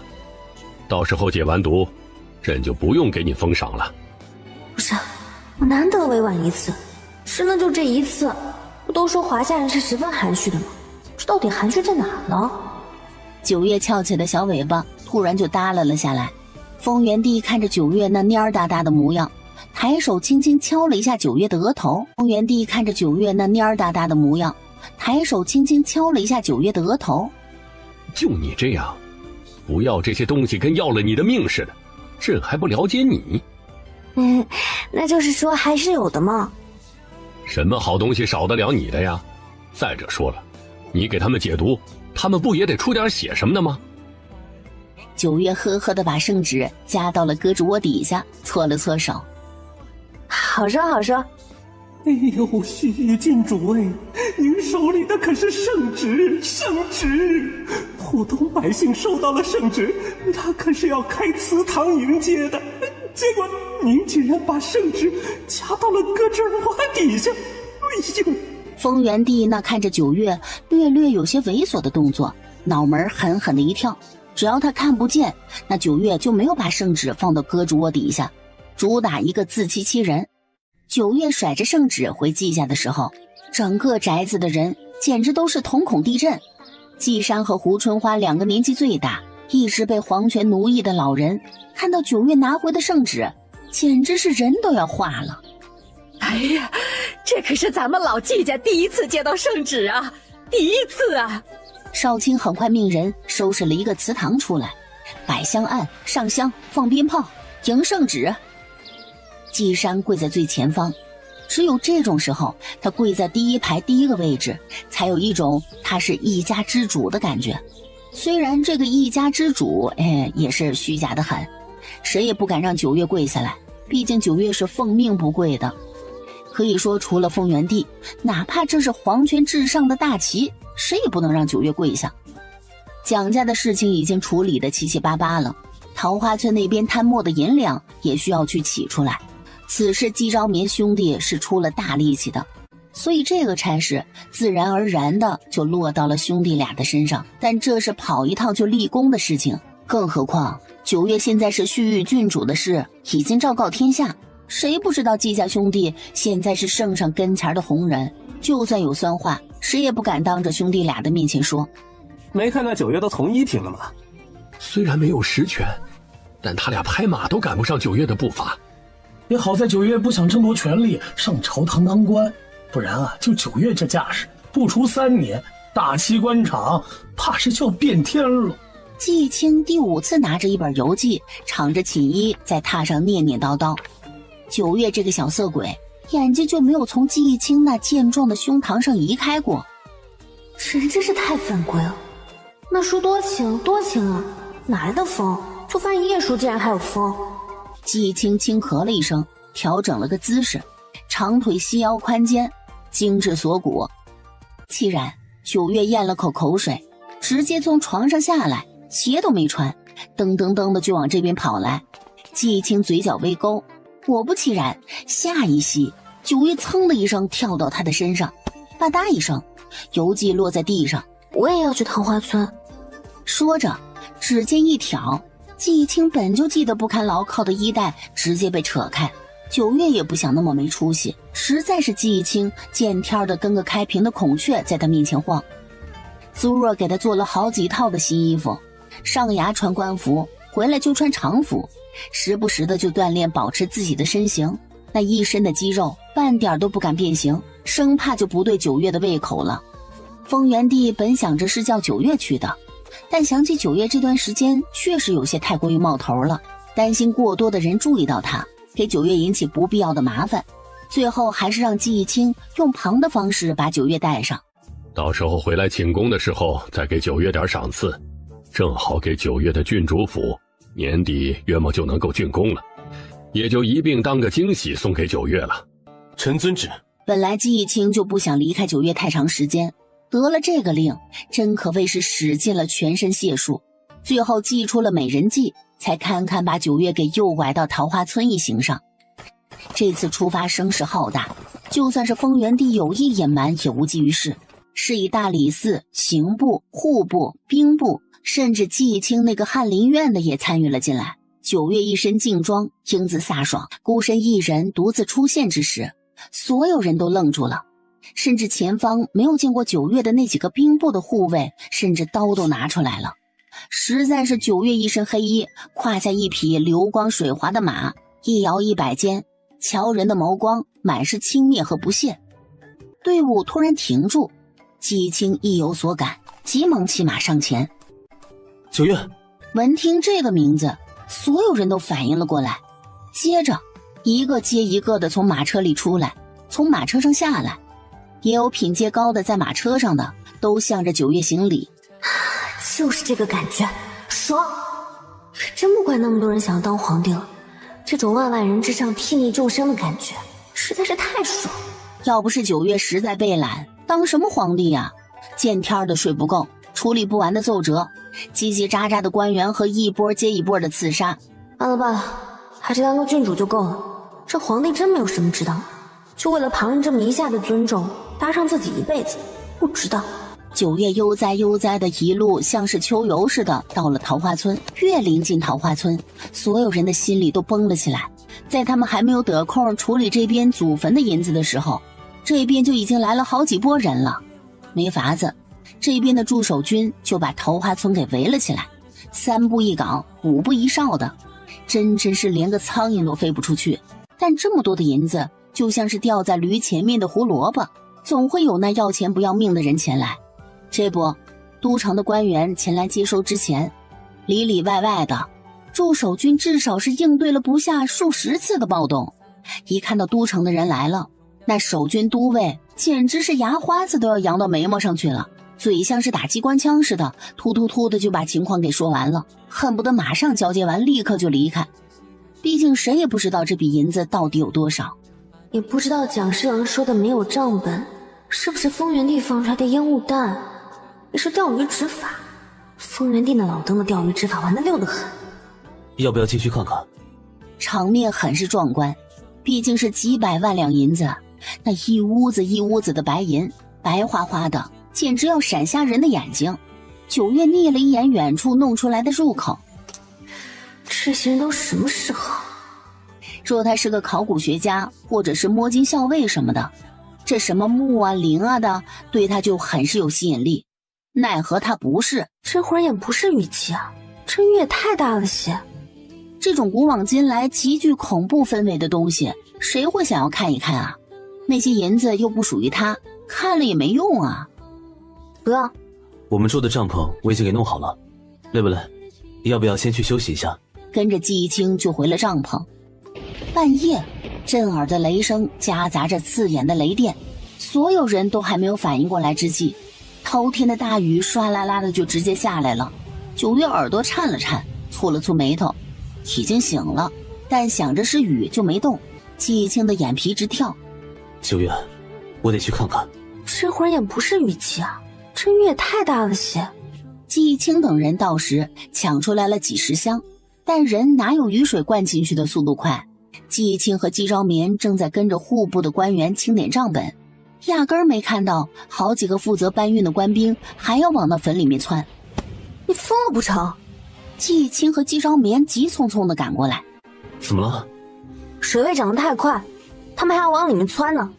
银子重要还是命重要？不少小兵哼了一声，只觉得季青站着说话不腰疼。看你们这样子，感情这银子是会长腿跑了不成？这话一出，不少还有些愤恨的官兵都愣住了。是啊，这是银子，又不是什么纸张绸缎一类被水一泡就废的东西，大不了等雨停了以后，等水位退了以后再挖出来呗。把这几个入口全部都封住，再命人查看几处容易松懈的地方。这蒋侍郎真是丧心病狂的很，挖空了小半座山来做自己的秘密基地。若是这雨一直下，那被挖空的山，不管是倒塌还是其他，对于桃花村附近的几个村子来说，都将是灭顶之灾啊！所有人都觉得这雨不会下太久，毕竟现在不是雨季。但谁知道这雨一下就连下了3天，祖坟已经全部给灌满了，要不是银子重，怕不是得飘起来。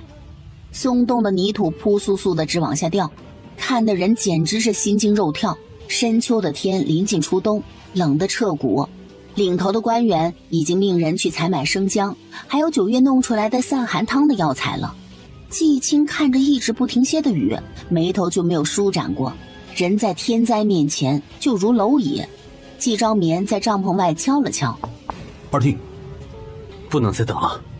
桃花村下还有好几个村子，若是真有什么问题，这么大的雨下去。”季昭眠来此也是和季青商量这个的。好些个官兵都凑在了一起，一个小会足足开了大半天。故土难离，这雨也不过才下了2天时间，2天不至于引起洪灾。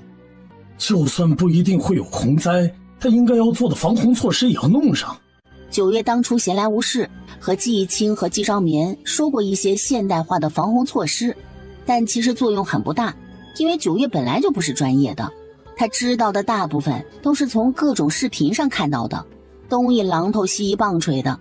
季青和季昭眠翻书查阅资料，弄了不知道多少天，才把9月说的不过10句话的防洪措施补成了整整小半本书。这会儿听到有官员在说防洪措施，立刻就默写了一下当初他们整理的资料。为了往上爬，兄弟俩真的就快把自己弄成了10项全能了。县令一看到季青和季昭眠拿出来的防洪措施，二话不说就准备安排老百姓自救。还没来得及松一口气，驻守军的人很快就跑来了。那山上的泥混着雨水直往下流，看起来实在是有点。9月刚到就听到了这么一句。那蒋侍郎把山中间给挖了，破坏了原来的土地结构，泥土松散了，这雨水一冲，自然而然的就开始往下流。这怕是要形成泥石流啊！9月的眉心也难得的蹙成了一团，真是屋漏偏逢连夜雨啊！组织百姓撤离，至少要先把桃花村下游的几个村子给撤了。泥石流不是开玩笑的，冲垮房屋，人被裹在泥里，连挣扎都做不到。季青只来得及看了一眼9月，甚至来不及多交代一句。9月叹了一口气，从兜里拿出了一张方子，安排人买这些药材，用大锅熬，所有人都要喝。把营地往上游的位置挪动，不要再用帐篷，把所有油布用架子支起来。听9月说完，李侍郎小心翼翼地将9月手里的方子接过来。郡主高义。又过了2天，雨势忽大忽小，9月他们也撤到了桃花村上游的地方，但还是留了不少人在桃花村。没法子，那桃花村底下不知道还有多少银子，他们来此目的就是那些银子，容不得半点闪失。但这么一直浸在水里面，经受狂风暴雨的侵袭，不少人都开始咳嗽流鼻涕。在这缺医少药的古代，风寒能够要了古人的命。9月没有跟着他们去上游，而是留在了坟地的周围，直接成了随军的大夫。第8日，大雨终于开始小了。9月已经3、4天没有看到季青他们了，他们奉命去桃花村的下游疏散百姓。9月刚让人熬了一大锅的风寒汤，就见一个小兵噔噔噔地跑到他的面前。郡主，怎么？您的家仆来了，带来了不少的药，还有人。什么家仆？他哪有什么家仆？一路来到营地的入口，看到风尘仆仆的少卿，还有他身后一车又一车的药材。少卿，东家。9月猛然像是吃了一个又酸又甜的橘子，整个人像是被浸润在了酸酸甜甜的橘子汁儿里面。你怎么来了？您出门以后我不大放心，寻人打听了一下沿路，谁知道就听说这边下大雨了，连下了好几天，我不放心，就沿路买了点药材，聘了一点人过来，想说看看能不能帮上点忙。9月看着少卿，只觉得事情肯定不是少卿说的这般简单，也确如9月所想。自9月因为贪墨银两的事来到灵苏县，用最快的速度召集了都城到灵苏县一路的安月阁的人，本意是暗中确保银子到都城这一路的安全。谁也没有往洪灾或者泥石流想的时候，少卿就开始未雨绸缪地安排沿路的人买下治疗伤寒的药材了。连下几天的大雨，少卿终是没忍住，一路把暗月阁里的壮年男子叫上，把买来的药材也一并带上，就这么顶着大雨和大风来寻9月了。9月是他的东家，是他的恩人，为9月做任何事情，少卿都心甘情愿。听着少卿明明困乏疲惫，却叽叽喳喳的和他说话，那兴奋和喜悦半点都没有掩饰。九月不知怎的，脑子像是抽了一下，非常郑重其事的看着小兵。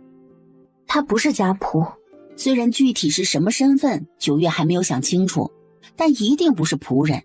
少卿乐得眉开眼笑，不过15岁的少年，早就已经成了独当一面的小大人，更是成了九月绝对不可以缺少的左膀右臂。队伍的后方拥拥挤挤地跑上来几个人。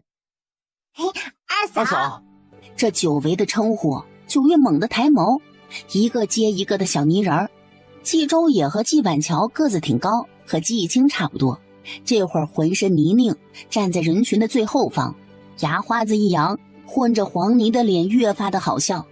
九月这才看清楚，不只是季周野，还有季板桥来了，季维洲，甚至是季有琴、季小雨和季小丫都来了。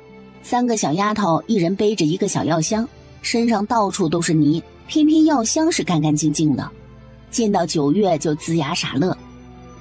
二嫂，你们怎么？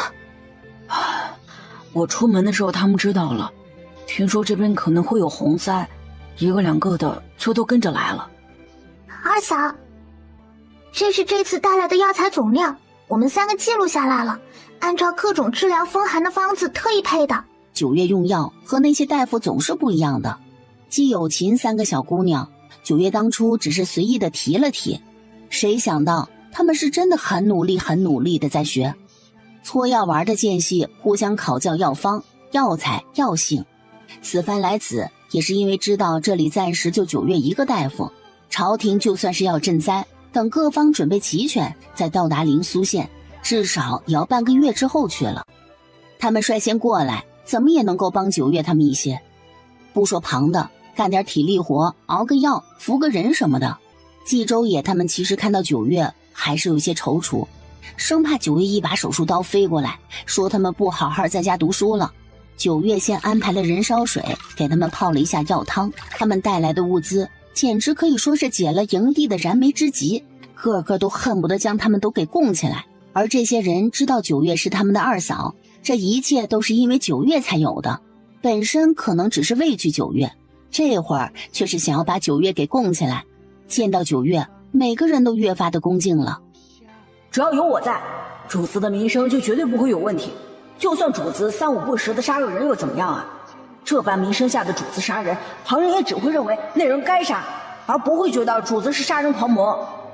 之前一直没有时间去看季逸清，因为季有琴他们来了，九月就随意的抓了一包干粮，准备去找一下季逸清他们了。走了2天之后，走的九月嘴一张，全是问候贼老天的逆天之言后，终于看到了人烟，而雨也终于彻彻底底的停了。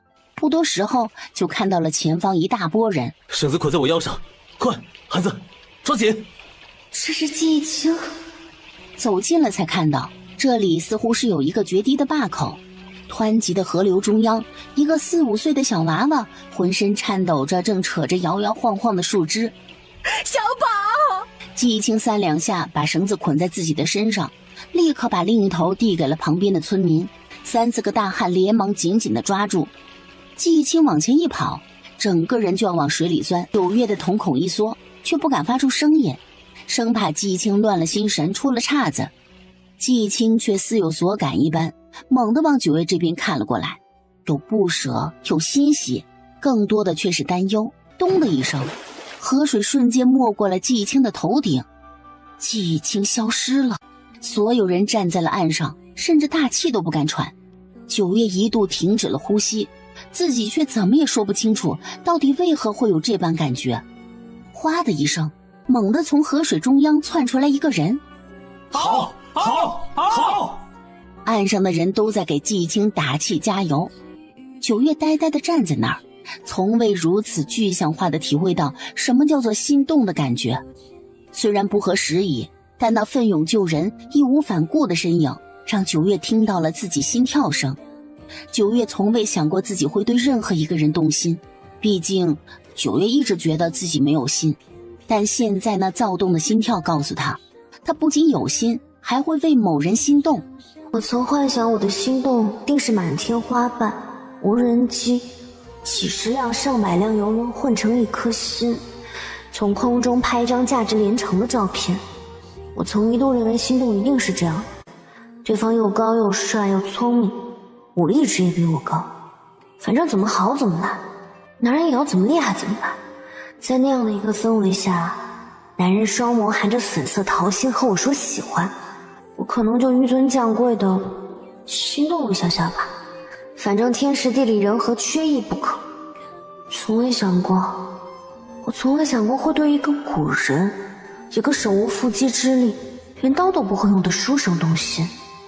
但心动就是来得这么猝不及防，甚至季青只看了他一眼，根本来不及和他说话。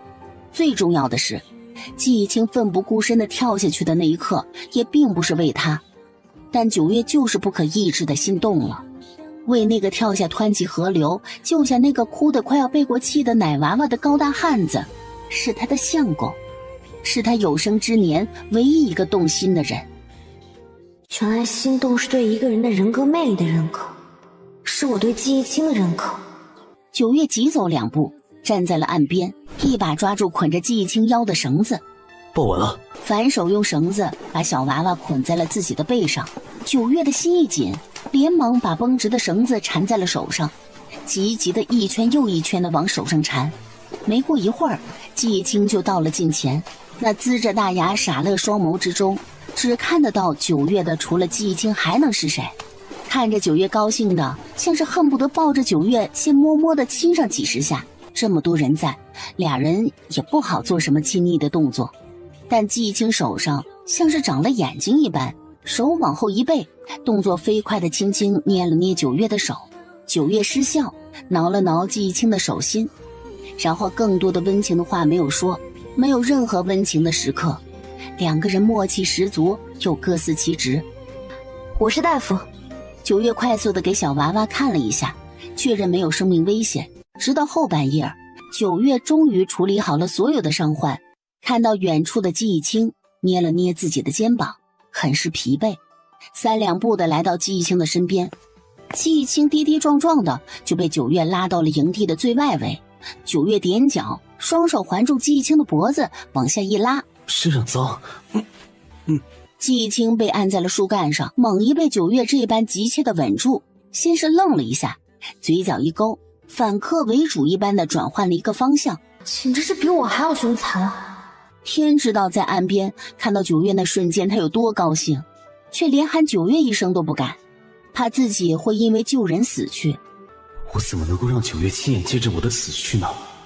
我真该死啊！许是因为第一次九月情绪外露，让季青一丝不剩的全部都接收。季青吻得有些疯，太犯规了，就一个字，爽。笑什么？笑话他太猴急了，要是敢说是，头给他薅秃了。笑是因为我高兴，在这样的时候能够见到您，简直就像做梦一样。季青，我喜欢上你了。啊，你说什么？我说季逸青，我喜欢你。这在季逸青的脑子里简直像是放了漫天的烟花，炸得季逸青连话都说不出来。他盼了，忘了，想了，念了，自己都快要数不清楚有多久了，力气极大的握住了九月的唇瓣。哪有人接吻接得快要窒息的？然后张嘴就是一口，直接把季逸青的唇瓣给咬破了。你是要亲死我吗？我就是太激动了些。不就一句喜欢你吗？至于吗？季逸青越发的委屈，自相遇到现在都2年了，等到九月一句喜欢，有多不容易自己才知道。我错了吗？疯子！什么时候的事啊？我也说不上来。就今天你跳水救下那个小娃娃的瞬间，我其实很不能理解，确认自己心动和看到你跳下水救人的愤怒是不冲突的，但我就是隐隐觉得你那样做是在你自己看来是开心的，是正确的事情。季大人，你在这儿干什么呢？大哥，你在这儿干嘛呢？结果一眼就看到季逸青还带着血痂的嘴唇。果然还是被揍了，真就是不要自己的命吗？那么湍急的河流绑着根绳子就敢往水里跳，不把他的屁股打成8瓣，这人就不会长记性。弟妹啊，一清他这次行事虽然确实有些冲动，但到底最后相安无事吗？夫妻俩就十分费解地看着季昭眠，不知道这人到底在说什么。所以你要是真的担心的气不过，就揍他一顿。但是吧，轻一些，切莫把人打死呀。最重要的是，揍了他，就不能揍我了哈。大哥，什么意思啊？大哥大概是觉得呀，你会因为我下水救人的事情，迁怒我不顾自身安危，然后揍我。大哥，季昭眠腿一软，明明没有挨过9月的揍，但就是觉得可疼了。我，大哥怎么能把我想成那样的人？我是那种随便揍人打人的人吗？不是吗？哦，对，你不是，你一般不揍人打人，你一般都杀人。大哥，你怎么能把9月想成那样的人呢？9月是担心我的，但是绝对不会因为我做好事而打我。他还让我下次要确保自己的安全才能救人呢。确实是大哥狭隘了，是大哥狭隘了。弟妹，我可以揍一清吗？啊，这可真是稀奇了。季昭眠可真是国民好大哥，结果今儿个竟然要揍季一清了，这可要睁大眼睛好好的看看。大哥，请便。季昭眠随手就扯下旁边树丫子上的树枝，在下次做事之前，自己好好多想想。啪的一声，季一清捂着屁股嗷的一声，9月有种诡异的满足感，竟然莫名的想起了被风原帝用拂尘抽屁股的时候。季昭眠打完了，兄弟俩在一边讲了几句话。季昭眠不是故意让季一清没面子，只是在初听季一清跳水之事时，实在是担心的过火了。这是他的弟弟，他很骄傲，哪怕他觉得季一清在这件事上有些冲动，他还是感觉很骄傲。灵苏县大雨，最后以死去11个人截止，冲毁的房屋只有年久失修的。各个村的村长组织村民挖沟排水，修筑挡水的堤坝。桩桩件件，此番因蒋家坟茔一事来的官员全部都亲自参与。就这个政绩，那在年底考评上妥妥一个优。这么大的一个政绩，真就像是馅饼一样砸到了这次蒋家一案的官员们头上。再加上9月贡献的几张关于如何处理洪灾后可饮用水的方子，关于如何预防洪灾后的疾病。此番来到桃花村，上上下下的一行人，能往上挪动的绝对不止一人，夸赞9月高义的更是数不胜数。少卿处理完了带来这边的药材，将账本递给了9月。9月什么都没有在意，就光是看到了那个药材支出了3万两，真就不当家不知柴米贵。然后9月拿着笔就把3万两划掉了，直接改成了6万两。季青在一旁帮9月处理剩下的账本，这算是按月阁第一次大型活动。9月又是一个十分大方的东家，银子真就跟流水一样。3万两够吗？我觉得够了，反正还要赏我一些，稳赚不赔。也是明晃晃地告诉风原帝，我这儿可花了3万两了啊，但是我就是要同你报6万两，反正我不管，你得多给我3万两。这天下若是还有谁能够把做假账做得这么明晃晃且丝毫不遮掩的，除了主子谁也做不出来了。旁人做假账那是这里配平那里补齐，主子直接改结果。至于其他的账对不对，这关他什么事儿？反正你就是要给他银子。蒋家祖坟共挖出了973万两白银，金子700多斤。蒋家祖坟共挖出了973万两白银，金子700多斤，珍珠4箱。谁也没有想到，蒋侍郎这些年竟然贪没了这么多的银子。大家都以为500万两白银是顶天了。看样子蒋侍郎在做巡盐御史前就已经贪没了不少银子了。要不是大齐这些年来家底颇厚，就他这薅银子的架势，怕是能把大齐国库给薅秃啊。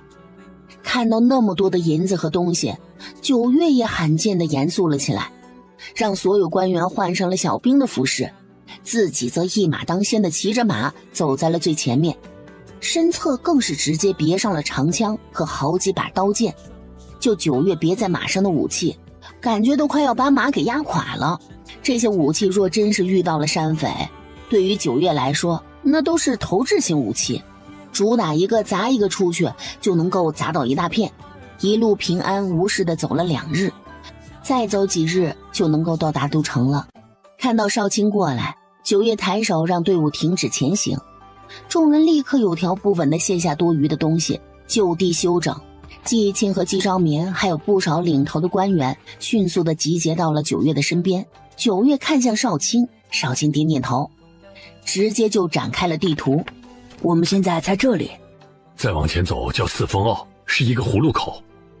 你的意思是，若是这一路若真的有人埋伏，那一定就是在那里了。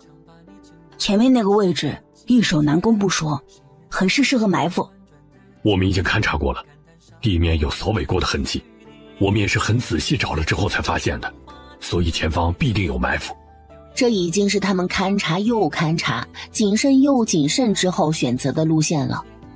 但不管是哪条路，也不能够保证全然没有半点危险。就像那几条烟雾弹的路线，也是困难重重的。若是我们现在出发，是不是会刚好卡在四风坳的坳口？是的，若是有人在上面推下巨石，我们或许就全军覆没。先寻个地方休整，做点准备，明个天亮了之后再走。只有千日做贼的，没有千日防贼的。这么多的银子，只要埋伏的人不是傻的，九月是杀手，那不是杀人机器，1人对100人，除非他会特异功能。九月招来季有琴、季小丫和季小雨3个小姑娘。之前让你们找少卿买的药材都买到没有？买到了。熬了吧，熬2、3锅，然后让所有人必须灌1碗下去，逼着他们喝。季义清和季昭眠安顿好所有人，连忙过来帮忙。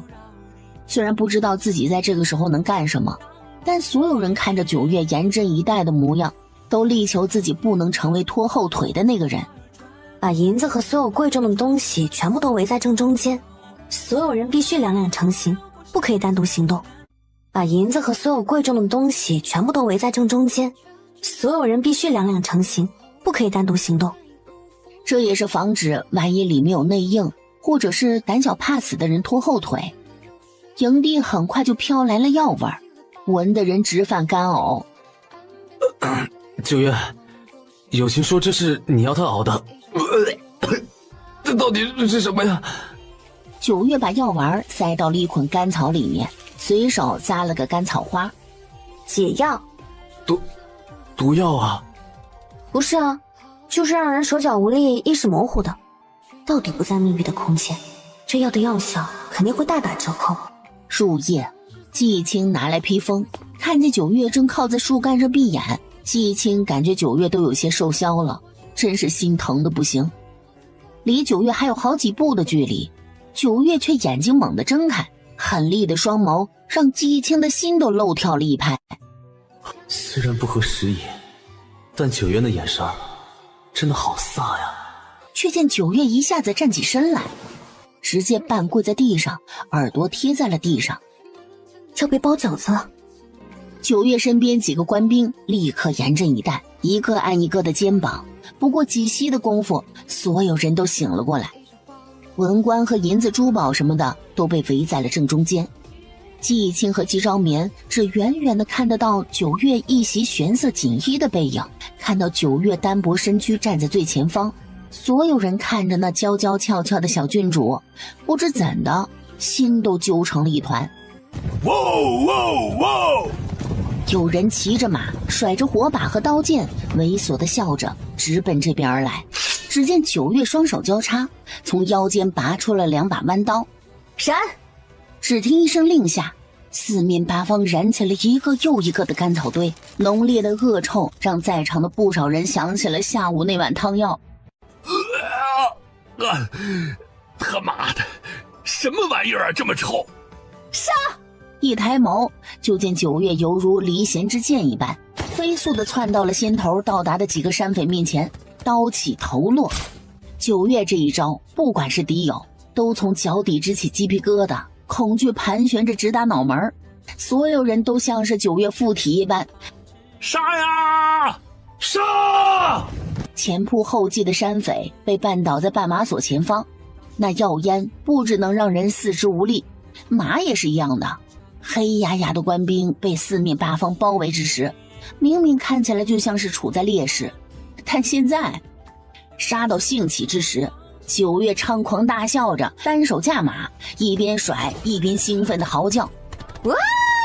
几个被九月追上的山匪真就浑身的汗毛直立，鸡皮疙瘩蹭蹭蹭的，没有一个人能够在九月这般追杀之下全虚全尾的离开九月的视线。到最后，从山匪追着他们要打要杀，变成一群文官在后面追着道：我们还在这儿呢，我们还在这儿呢！郡主，我们还在这儿啊！大家都杀上头了，眼看再追，那身后的文官和银子就要失去保护了。九月凝视着不远处那一看就知道是头头的男人，还穿着小皮裙，你礼貌吗？小皮裙是你能穿的，不能忍，尤其是穿着小皮裙的头头更不能忍。把长枪当做了标枪，就这么朝着那穿着皮裙的头头扔过去了。身穿小皮裙的头头连人带枪被钉在了前方不远的一棵大树上，身后的官兵火急火燎地救下了几个山匪。没办法，再不救几个就被团灭了。就郡主这杀上头的架势，全死了，我们到哪儿去找他们的老窝给全端了呀？季有琴三个小姑娘手软脚软，吓得直哭。但就这模样了，那还一边哭一边从药箱里拿药给大家吃呢。要坚强，不能哭，不能被二嫂看到我们不成器没有用的一面。不成器没有用的，会被淘汰的。季青和季昭民对视一眼，吐了。季维洲抱着季周野的腿，没办法，他真的腿软的站都站不稳了。但很快，兄弟五人骨子里像是有什么东西蠢蠢欲动。没一会儿，所有人就看到季氏兄弟在疯狂的刨坑。这里离官道不远，虽然说这些山匪该死，但是经过这儿的都是老百姓啊。就这场面，真就吓死一个少一个呗。等九月和官兵们赶畜生一样的赶着剩下的山匪回来之时，整个营地有点诡异。一群看起来手无缚鸡之力，实则个个君子六艺学得嘎嘎棒的文官们，老的少的都在营地边缘撸着袖子疯狂的刨坑，就好像这里在进行什么神秘活动，简直可以称之为大奇奇闻了。郡主，那太强了，强的他们都不敢再多说一句，只剩下仰望了。少卿一开始还担心旁人看到九月这模样会惧怕他，甚至是诋毁他。当你站到一定的高度之时，所有的诋毁、谩骂、嫉妒都会消失。谁敢说丰元帝在位第10年时，天子一怒服尸万里，那直接杀了上千人的那个大案是错的？谁敢说丰元帝残暴嗜血？不敢。就如主子如今的模样，谁敢诋毁一句，他杀的都是该杀之人。该处理伤口的处理伤口，还有人在清点押送的东西是否有损失。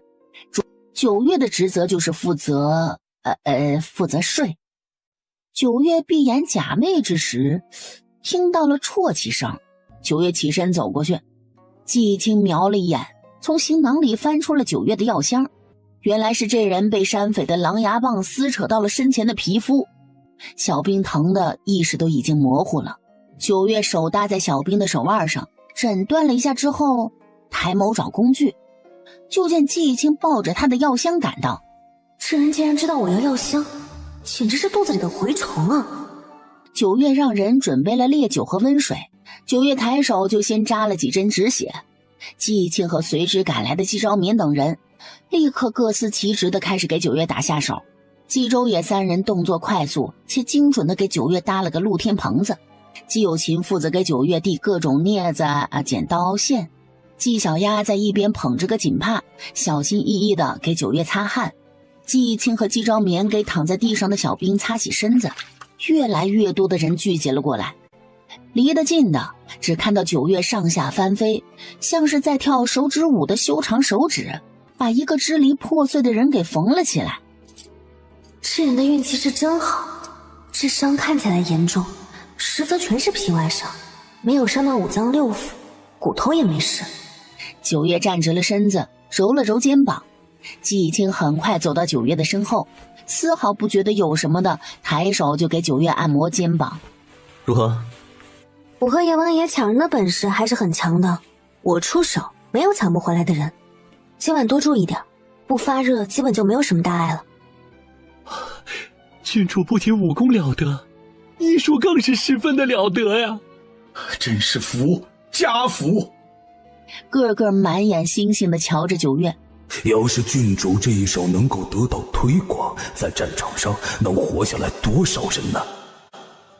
九月正洗着手，扭头就看到了一个老头对着他眼泪汪汪的。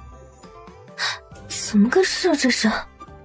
干嘛呀你？李玉一砰的一声跪在了九月的面前，额头紧贴在地面，以一个全然城府的造型。求郡主传授缝合之术。老臣曾是随军的军医，后进入的御医院。战场之上的士兵多有此类的伤痕，但因为我们的缝合之术同郡主的很不一样，所以救下来的人寥寥无几。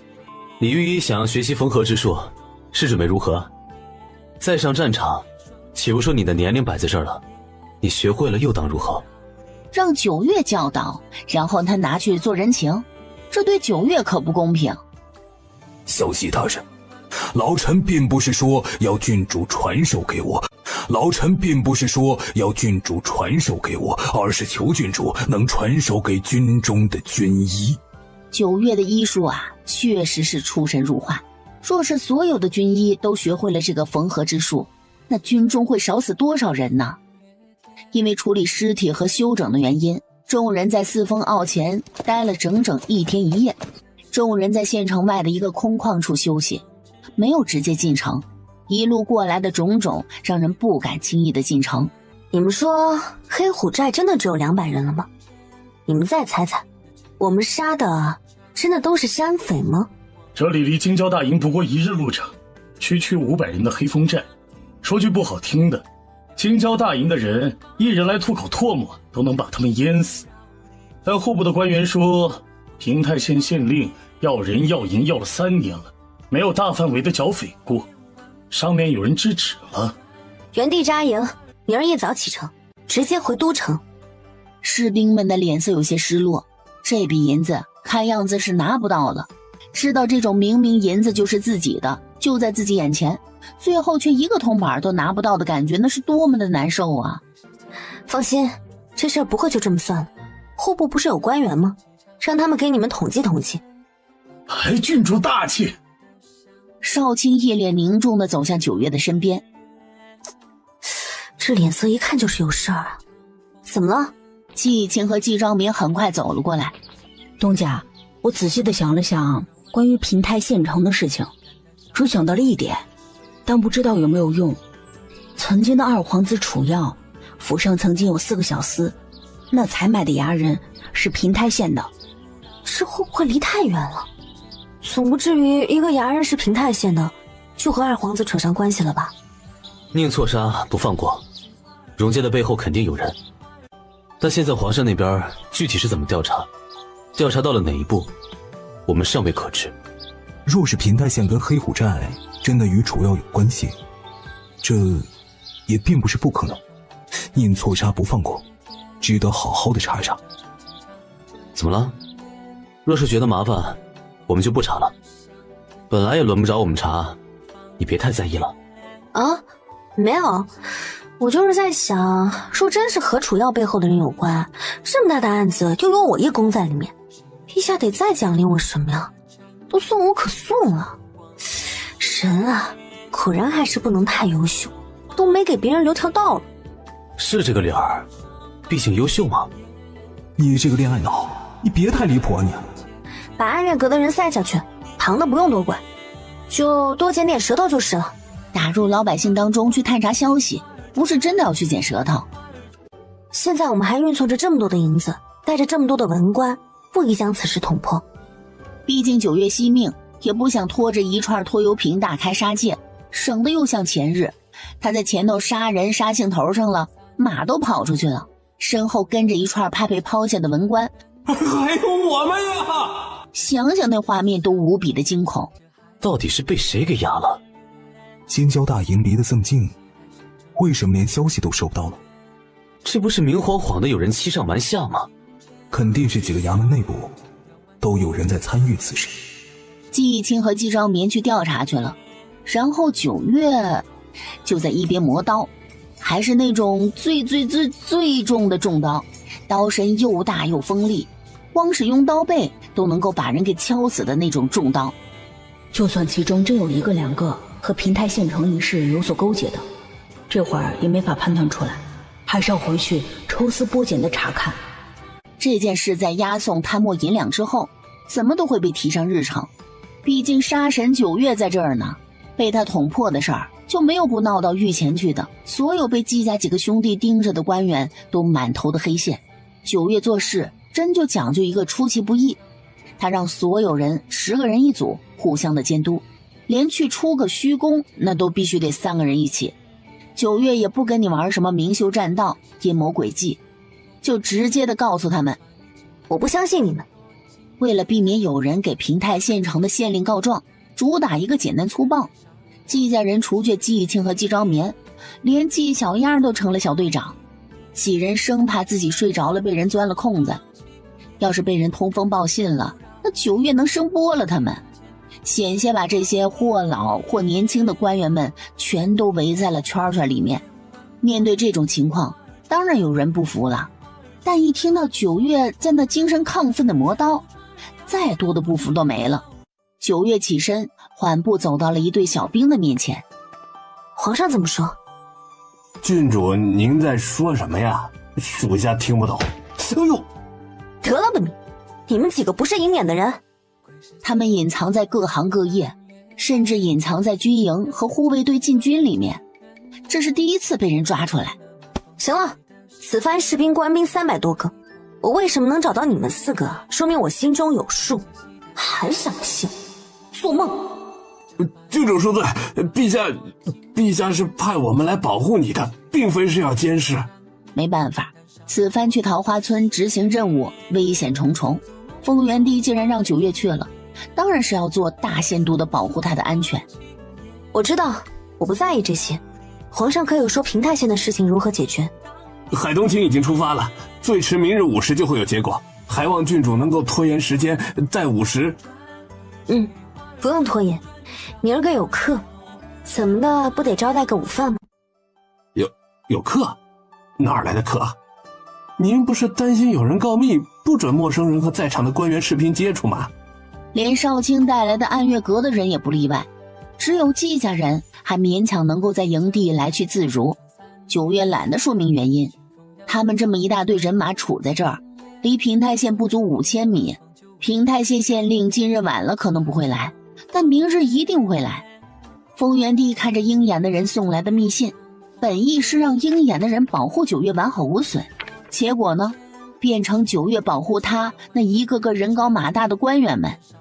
丰原帝觉得自己的老脸都肿了。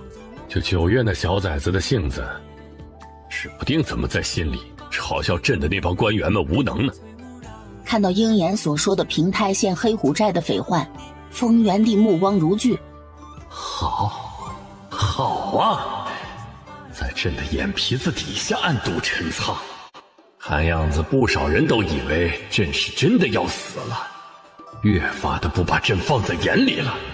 这是风雨欲来的前兆，天子一怒，伏尸万里，此番怕是也不遑多让了。营一在，去京郊大营一趟，朕倒是要看看他们到底在搞什么。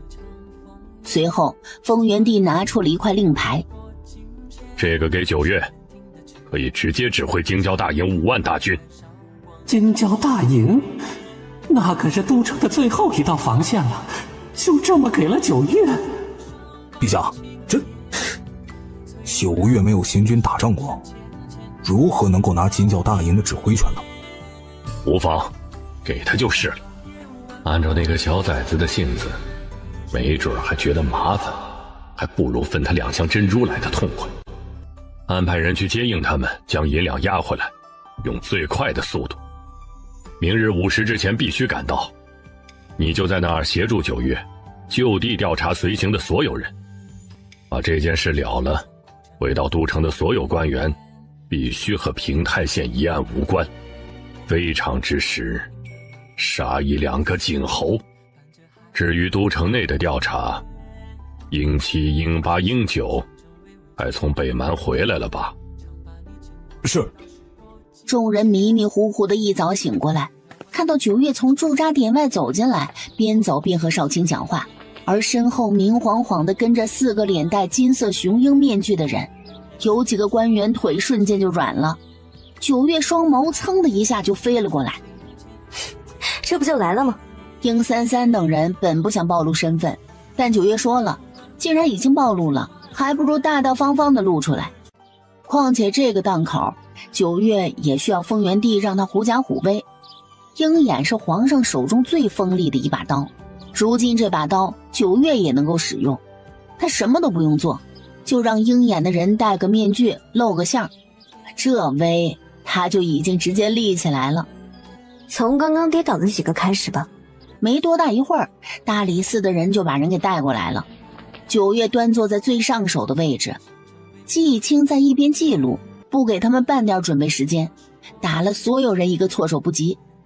9月的武力值高，但是不爱动脑子，此番问讯有可能是要无功而返。我们什么文书资料也没有，更遑论是证据了。这又如何撬开这些人的口？这其中还有2个是4品官员，当官的年限比我们的年纪都要大呀。帐子里只有被问话官员恼羞成怒的怒喝。9月慵懒地端坐在最上手的位置，手杵在桌子上，指尖在桌上轻轻扣点，目不转睛地看着他。官员说着说着，就有点说不下去了。9月那眼神真是让他觉得自己像是戏台上的戏子。就聊个天，你激动什么？郡主，老臣敬重你是郡主。王大人在兵部待了多少年了？20几年了。哦，那王大人平常主要是干什么？平泰县剿匪一事，王大人知道吗？哦，知道啊。那你在其中是哪一环的？选人、派人、下发命令？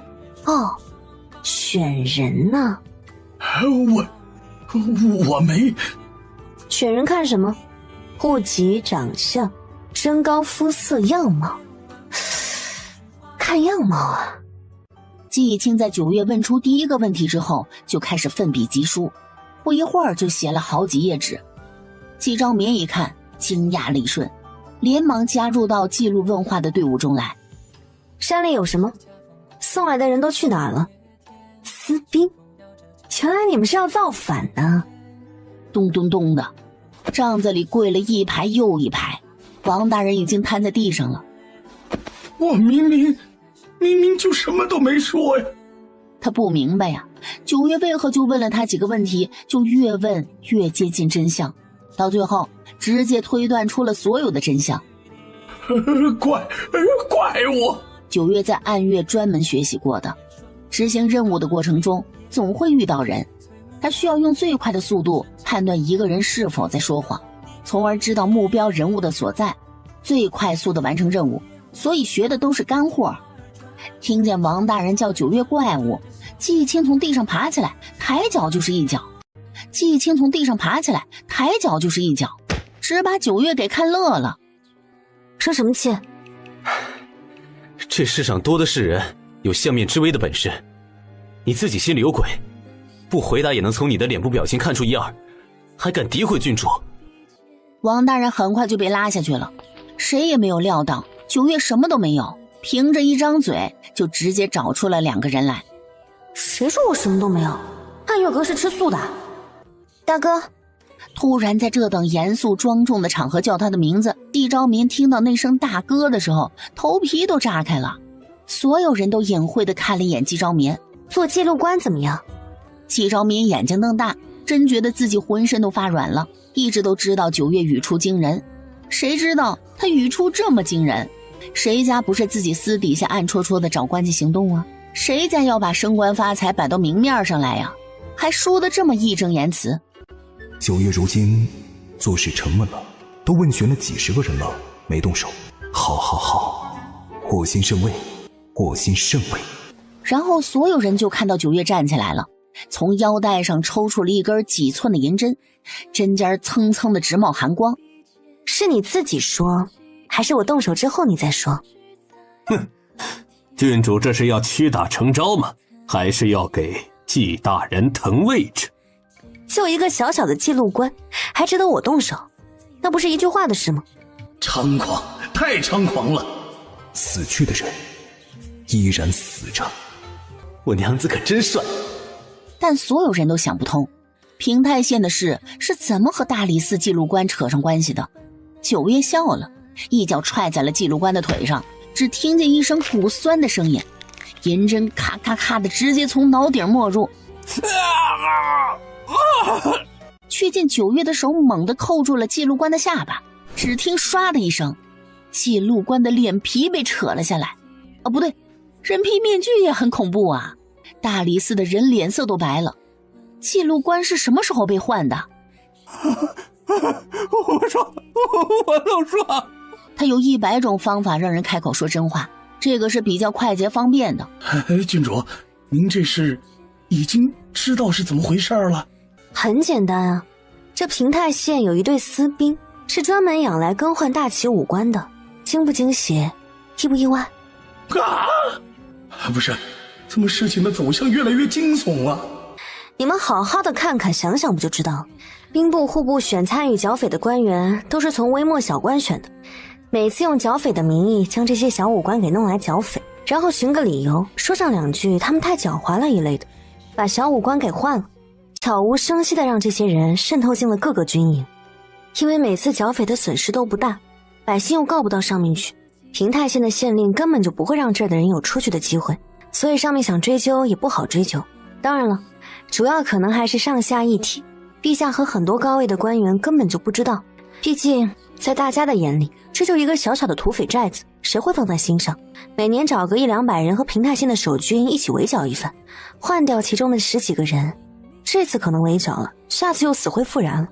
所以有问题的平太县的县令，主管平太县安防的驻军，兵部的、吏部，这么多年，谁知道军营里有多少他们的人？掌握各个军营的目的，除了造反还能是什么？那些原本的人呢？谁知道呢？也许死了，也许有别的用处吧。毕竟这么多人，哪来的银子养？深挖下去，有意外之喜也说不准。9月轻描淡写的一句话，简直是让所有人感觉脑袋上的乌纱帽不保。三三，我们的客人到了。殷三三隐在面具下的脸扭曲了一下。自从9月知道他是殷三三了以后，就一直叫他三三了。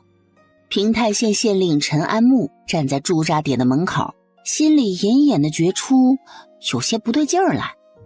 这个驻点的架势不像是只待1晚上的。在人群中想要找到自己相识的那几位，却只见领头的一个看起来不过20出头的小姑娘正笑眯眯地看着他。有吗？殷三三和身后的3个鹰眼的人对视了一下。没有。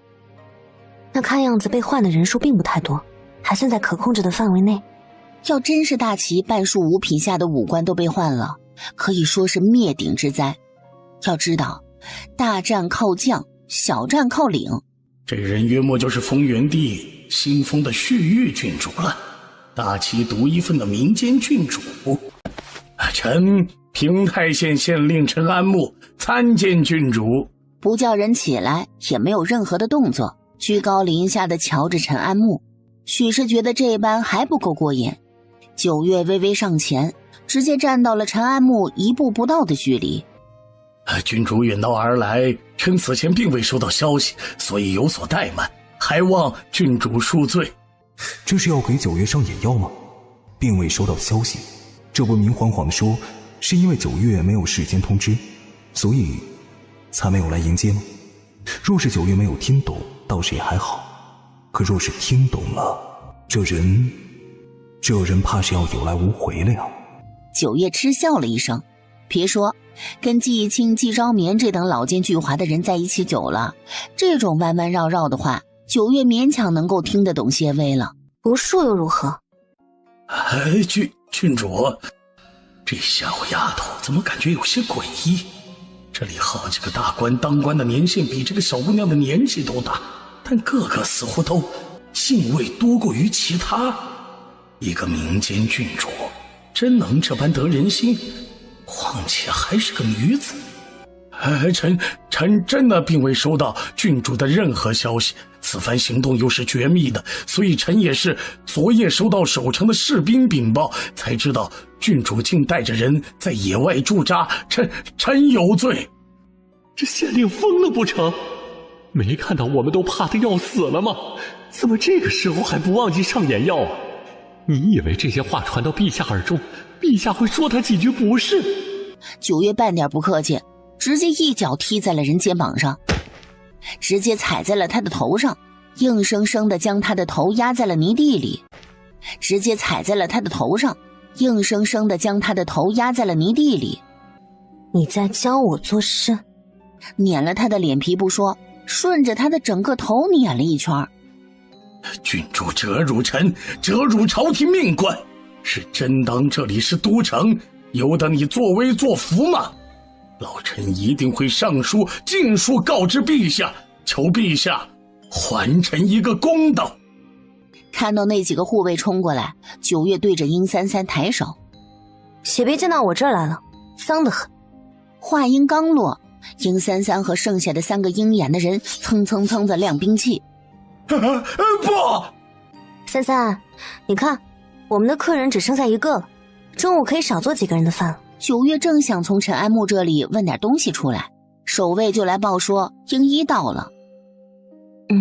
他来干嘛？鹰一详细的说明了丰原帝的意思。九月之前觉得丰原帝是大齐的牛马，这会儿突然发现他被丰原帝的糖衣炮弹腐蚀了，成了丰原帝的牛马了。你说我现在躺地上转着圈的撒泼，能先回去吗？应该没用吧。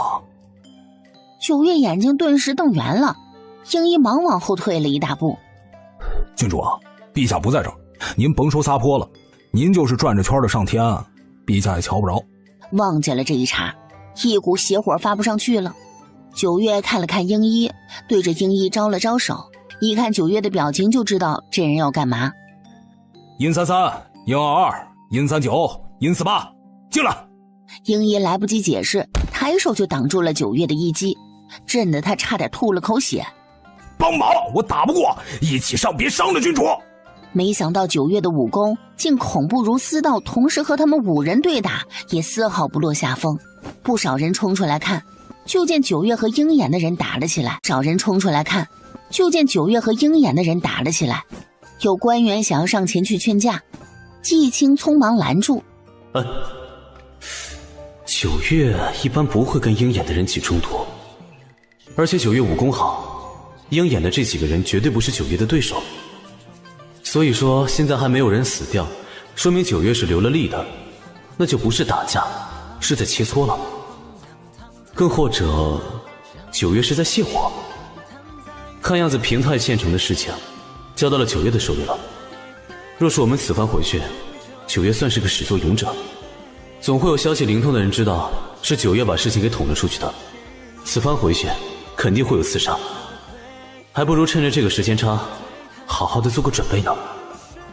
设法将安远阁所有武功高强的人调到九月的身边来。是。直到小半个时辰过去了，九月收手，这邪火出了，鹰一和鹰3等人立刻跪在地上。郡主，起来吧，挺畅快的。青椒大营来了多少人？谁领兵？鹰一也不想九月太过于招摇，引着九月进了另外一个帐子。然后将令牌递给了九月。陛下的意思是，金交大因此番来了3000金锐，500人负责押送银两，还有经办蒋侍郎贪谋案的官员回去，剩余的2500人归您统辖，全都听您的。他从不知道丰原帝会信任他至此。刺杀暗杀我不在话下，但领兵还是算了。丰原帝真把我当蒙眼的驴使了，蒙着眼就知道赚了。我不行，你们想法子通知陛下，2500的精锐可能不够。郡主的意思是，大哥，这气沉丹田的一句，险些让正在整理口供的姬昭眠从凳子上摔下去，手里还拿着毛笔呢，提着100，火急火燎的就朝着外面跑去。我在这儿呢。挺好的，挺好的，不能只有我一个人被九月训练吗？大家一起才有意思。季昭眠嘴唇抖着，长腿倒是倒得飞快，一张脸红得不行。九月让季昭眠好好的和英一的人说说，这小半天他们都干了什么，得出了什么结论。英一听到最后都不知道应该要做什么表情来看着九月了。丰原帝当初说九月是福星，九月真的是大齐的福星。若是再等上2-3年，一旦这叛军形成，秘密潜入都城，那后果不堪设想。此事关系重大，郡主已经抓住了平太县的县令，但肉神的县令久久不回，我们又得不到任何的线索，恐怕是会打草惊蛇。若是他们真的一不做二不休，直接出去都城，那我立刻给陛下发消息，都城那边全面戒严。但是这边，英义你也瞧出来了，杀人我再好，领兵我真的不行。英义你也瞧出来了，杀人我再好，领兵我真的不行。谁要去领兵啊？若是我万一真开发出了这个技能，丰原帝那个老登以后用个什么我想要的萝卜吊着我不得屁颠屁颠的去当牛马呀？坚决不要！我可不会领兵，真的不会，不要开玩笑。英一立刻把这边的消息用海东青传了出去。英一准备一下，等青椒大营的人到了之后，我请他们吃烤肉。做鹰眼的人最重要的一点就是执行。陈安木被捆着，旁边拢了个火堆，九月站在高台上，黑曜石般的双眸扫过底下乌泱泱的士兵。我要名单。郡主在说什么？老臣不知郡主今日是要做什么，随意给臣扣上一个罪名，说些不知所谓的话。怎么就因为臣没有大刀阔斧的欢迎郡主，来平太县，郡主就如此行事？好大的官威呀！郡主可有把陛下放在眼里？就差指着九月的头说，九月德不配位，不堪为大齐的郡主了。九月笑了笑，手里把玩着他最爱的手术刀。平太县有座山名云来。郡主在说什么？臣不知道。武城兵马司杨立安兵部主事前来。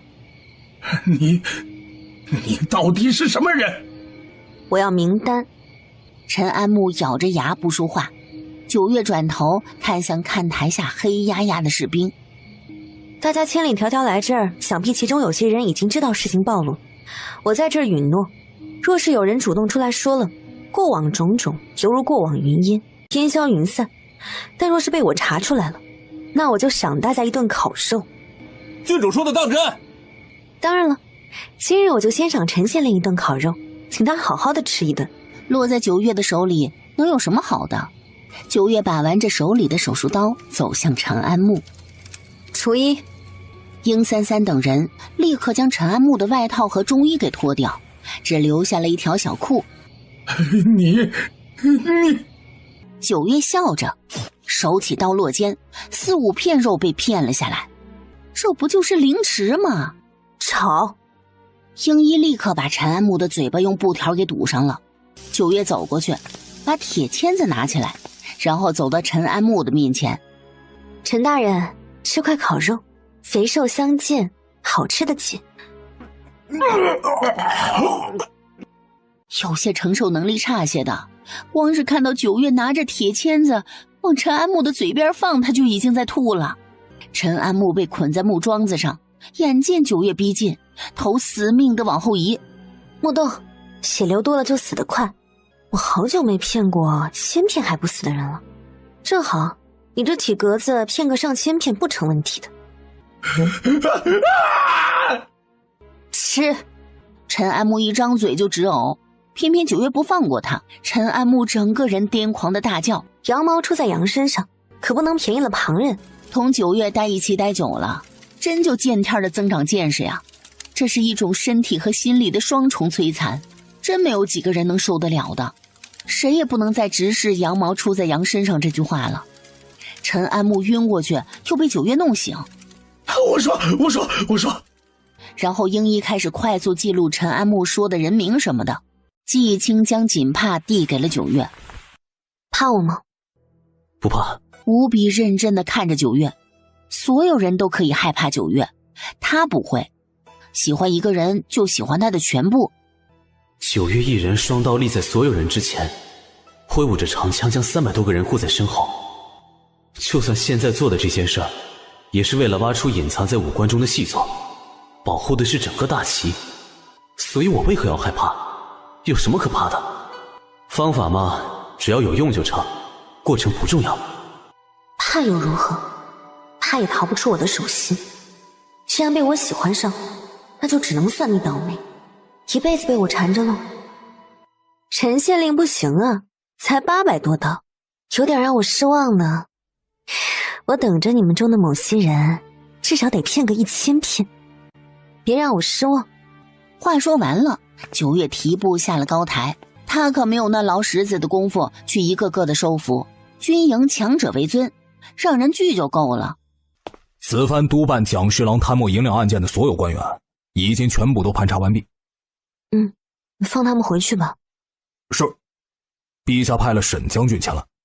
那沈将军怕是都60多了吧？真是个老当益壮，60多了还能上战场。沈将军将沈小五一并带了过来。沈宗生，虽说沈宗生现下可以走动了，但时间却也不宜过久，更别说骑马什么的了。怎么把沈宗生给带来了？武少将军用兵如神，就算是不能够上战场，那就是坐镇大后方，也能让人安心不少。随便，晚上我要出去一趟，让鹰眼的人跟着我。是。还有，京郊大营的人还是按照我之前的说法，宁可错杀不放过。九月说的是10人一个小组，互相监督。若是其中1人出了问题，另外9人连坐。入夜，到了出发的时间，九月翻身坐了起来。他的时间观念极强，在现代执行刺杀任务时，都是以秒来计时的。九月，灯火绰绰下，看着季忆清真是赏心悦目。九月俯身扯着季忆清的衣领，就在他的嘴上吧唧了一口。要小心些。或许他想说的并不是小心些，而是能不能带上他。双手捏了捏季忆清的脸，肉感不重，但九月还是觉得很好捏。你怎么这么招人稀罕？九月再度转身，没有一丝留恋。季忆清的手在被子上攥了攥，根本不可能再睡着了，干脆起身拿起了帐子里案几上的案牍看。九月在外奔波做事，季忆清没法陪在他的身边，唯一能做的就是从这堆得像是山一样的案牍中寻找蛛丝马迹。这次的事情不同于以往，一切都是未知的。若是对方的人数太多，九月还能够全身而退吗？郡主，如何？应该就是了。要等到入夜吗？再往前看看。越过前方的一个土坡，九月突然制止住了所有人。到了。九月迅速地爬到了树上，鹰眼的人也各自寻到了树上。所有人都看清了那些衣衫褴褛之人是老百姓。运送的筐子里的东西是什么？是不规则没有熔炼过的盐。好家伙，这里竟然有一个银矿。在离都城不过2日距离的平泰县，有一座出产量看起来还挺大的银矿，而身在都城的丰原地被人堵住了耳朵，捂住了眼睛。这次事件怕是要牵扯到3品以上的大员了。倒吧，多倒几个，给我家季忆清腾个位置。哼，难怪一路从苏宁县到平泰县的路上，好些个村子都不见壮劳令，家中只有妇孺和老人孩童，感情都在这儿。鞭子抽打的声音不绝于耳，但鹰眼的人和九月都只是看着。没办法，周边的守卫有些多了，外围20人一组，时不时就有人巡逻。越往矿洞方向，守卫的人越多，5人一组，每组配备1把火铳。鹰一甚至在最外围的空地边上看到了战场上才会使用的火炮，虽然只有2架，但威力奇大，难怪外面没有那么多的岗哨。这里这么大，少说护卫加起来不会低于1000人，再加上干活的百姓，九月头疼的捏了捏眉心。郡主，现在咱应该怎么办啊？若是按照九月的说法，他们的火炮沈将军肯定也有啊，弄个10几架过来，几炮轰了算了。但不行，矿洞周围那些被皮鞭鞭打着不停干活的百姓，都是丰原帝的子民，都是大齐的百姓。陛下说我是福星，我觉得我何该是财神爷才是。是啊，九月参与的几次事件，荣家抄家超出了几百万两银子，蒋侍郎贪墨一案又是几百万两。如今这么大的一座银矿，九月不是财神爷是什么呀？走吧，先去看看另外一个地方，确认一下到底有多少私兵。谁会知道在大山的深处有这么巨大的洞穴，洞穴里是数不清的身穿铠甲的士兵呢？不会超过5000人。走吧。还算在九月的预算之内，或许那幕后之人一开始的想法就是步步蚕食大营的武官体系。毕竟若是想要在离都城这么近的地方囤积上万数的私兵，很难不被发现。此番离开了整整3日，季青可以说是翘首以盼，远远的就看到九月回来了，真的可以说是欣喜若狂地奔了过去。直到了近前，季青真想给九月一个大大的拥抱，结果九月温暖的唇瓣吐出了几个冷酷无情的字：茯苓子、没药、白术各准备300斤。九月报了20-30种药材名，季青撇撇嘴，迅速地把九月说的药名给记住了。他好想九月的，但九月看起来不是很想他。啊，这药这么多吗？找好了，我教你怎么兵不血刃地拿下所有人。哦，郡主，您已经有法子了。九月不想说话，扯着季青踉踉跄跄地跟在后面。沈将军和沈宗生也到了，听说九月回来了，父子俩带着2个副将急忙从帐子里出来准备迎接。结果所有人就这么看着九月和季青进了自己的帐子，九月还大声地撂下一句：快啊，等我睡醒再说。沈将军和沈宗生和九月打过多次交道，很显然嘛，九月肯定是已经有了万全的法子了。他带着小五千里迢迢的来，如今怕是也要捡漏了。跟着九月真是吃香的喝辣的。九月一把将季义清推倒在榻上，扑了上去，埋在季义清的脖颈间深吸了好几口。让我吸血。季义清好笑地抱紧九月，生怕九月从榻上摔下去了。他好想他。3天，九月真的没有怎么休息。这会儿回到了营地，有季义清在身边，真就有种归巢的倦怠感。趴在季义清的身上，几乎可以说是1秒入睡。反正他已经让季义清买药材了，那些药材到了之后，季有琴姐妹仨肯定会知道给他处理了的。季家人如今上道的很，少卿也是个极有眼力劲儿的，所以九月压根儿就不怎么安排事情，轻轻地给九月按摩了一会儿，这样也能让九月睡得更好些。打来温水，轻柔地给九月擦拭身体，换上他从家里带来的寝衣，再把九月塞进汤婆子暖透了的被子里。果然，九月一窝进去啊，眉头都舒展了，就是手指紧紧地抓着他的衣襟。季青失笑，干脆脱了鞋子，除去外袍披在身上，将九月拢在怀里，自己则是靠在榻上看案牍，时不时地摸一摸九月的背，可别冷到了。虽说九月没有生过病，但季青照顾九月照顾得很是细致。这边的鹰一几人就没有九月那么豪横了，被沈将军请进帐篷里详说探查所得。当听见那个银矿时，所有人都震惊了。能查到背后之人吗？现在的沈宗生早就褪去了初见九月时的阴郁，整个人意气风发。还需要时间啊。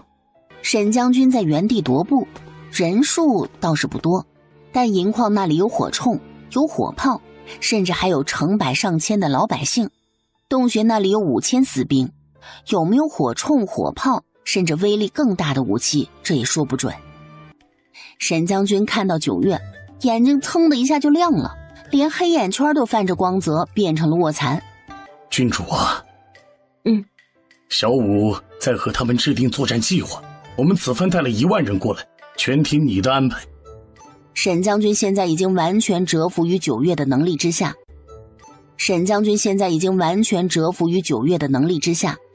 别看人年纪小，那本事是杠杠的。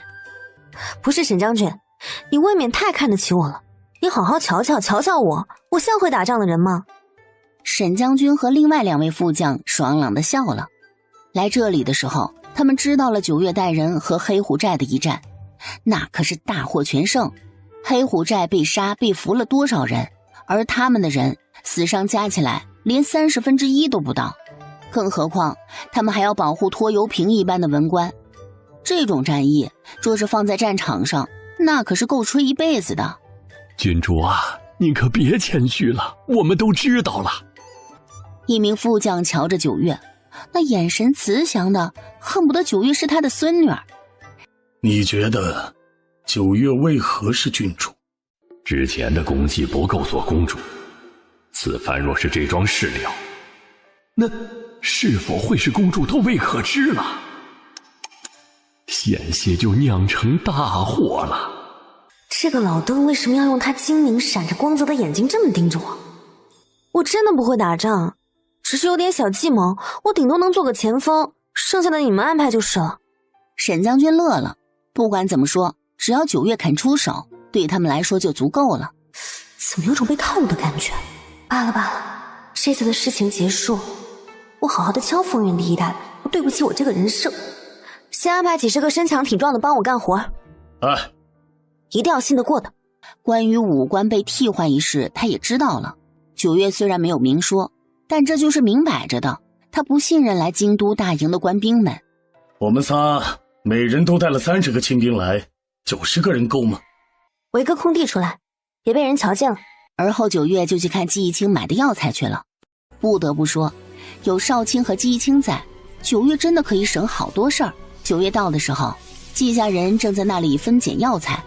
季有情姐妹仨把各个药材该分拣的分拣，该炮制的炮制，免得九月看到这些不合他的心意要发火揍人。季家兄弟跟3个小跟班似的，跟在自家妹妹后面屁颠屁颠的做事。难怪季家兄弟能在御前得脸，看看人这家风，瞧瞧人这一家子，个个精明能干，连读书都比旁人要用功不少。东家，药材太多，全部熬煮出来以后用瓦罐装的话，瓦罐所需太多，我就买了几10个特制的大桶，把盖子一盖，再颠簸也不会洒太多出来。桶上做了2个颜色的记号，这种桶可以直接背在背上，运送也方便。九月每次看到少卿，真的就有种少卿是他肚子里蛔虫的感觉。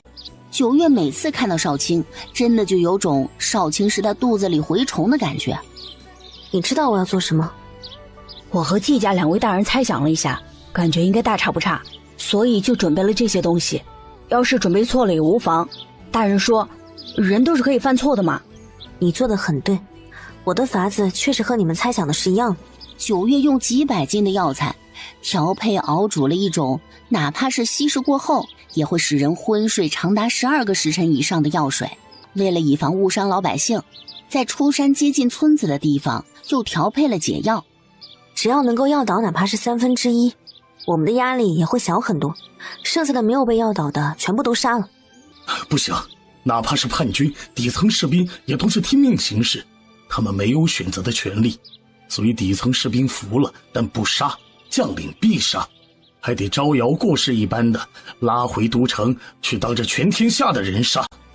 有9月药水的加持，走的就是出其不意的招数。接着，沈将军就命人将云来山几个出口全部都封住了。沈宗生不适合长途跋涉，作战大后方，是以沈宗生用人海战术，直接把云来山给围了，就豪横的连苍蝇都飞不出去。一路有士兵站岗，来去都需要对暗号。300个从精锐里面挑选出来的精英跟着九月，背着装着药水的大桶，一路秘密的进山。执行任务的同时，也要保护好九月的安全。这是一场出其不意、打着瓮中捉鳖的口号战役。随着大桶里黑乎乎的药水往河水里一倒，瞬间没入河水中，浑浊只存在了几息。营地内的炊烟升起，九月和英一窝在树上，英一双眼炯炯有神地盯着下方。要笑起笑也得半个时辰，不知道这会儿看什么呢。营地内突然嘈杂了起来，英一猛地直起身子，险些把他和同一棵大树的九月给挤下去，瞬间将自己倒吊在了树上。这就全凭肌肉记忆。九月一个翻身，一脚就把英一给踹下去了。激动什么激动？郡主，成了。鹰眼的人全在隐蔽的地方憋着笑，还是第一次见他们鹰眼的首领鹰一被人踹屁股。我的法子能有不成的吗？再等1刻钟，然后下去收人头，不是下去捆人。尤其是看到九月歘的一声抽出了长刀，那架势就跟要下去砍西瓜一样。营地内一个接着一个的士兵毫无征兆地倒下，天空中骤然炸起了一束蓝绿色的烟花。众人还在等待九月说出发，结果扭头就见九月举着大刀，嗷嗷嗷边喊边朝着山下冲。首领和头不都是在后面主持大后方的吗？再说了，我们是正规军，这嗷嗷叫的架势都成了猴子下山了。所有人抓起自己的武器，一边往下冲，一边嗷嗷嗷的叫着喊着的。远远的瞧过去，真以为是山里的猴子下山了呢。恐怕只有九月才能打仗打出这种奇奇怪怪的动静来了。九月方又是大获全胜，本来是十分值得庆贺的一件事儿，但给俘虏们喂完解药后，沈将军带着人来接收俘虏，发现大家都不怎么说话。打了胜仗不该是高兴的吗？怎么个个都不说话？难道出了什么事情？英一，将军！沈将军听着英一公鸭一般的声音，你这……英一隐在面具下的脸猛地就红了。这要怎么说呢？说他们看九月喊的兴奋，个个都跟着九月学，越叫越大声，往下冲的时候要叫，砍人的时候要叫，捆人的时候要叫，而且还一个比一个叫的大声，生怕自己的声音小了被人听见了瞧不起。然后就导致跟着九月一起出发的先头部队所有人那嗓子都劈叉了，任谁大声叫1个多时辰，那嗓子都得劈叉。偏偏领头人九月主打一个参与，光是叫了几声以后，后面就不叫了，大家都在叫，声音还一个比一个大，愣是弄出了上万人的阵仗，全靠他们的嗓子。九月一边听着英一的声音，一边笑得嘎嘎的，不仅笑，一边笑还一边捂着自己的喉咙，还要故意弄出那种说不出话来的死动静。宝娟，我的嗓子，我的嗓子！英一和身后嗓子都劈叉了的精英和士兵们一脸无语，英一和身后嗓子都劈叉了的精英和士兵们一脸无语，嘲笑人就算了，还非要当着人的面嘲笑，压根不懂什么叫背后蛐人。宝娟是谁？就不该多这句嘴。九月跟着沈将军等人到了银矿，谁也没有想到原来山竟然会有这么大一个银矿。九月捂着胸口看前面的矿洞，但显然已经被开采了很长一段时间，也就是说至少送出去了几百万两银子，也可能是上千万两。沈将军看着九月捂胸口，以为九月不舒服，着急地问道：怎么了？心痛。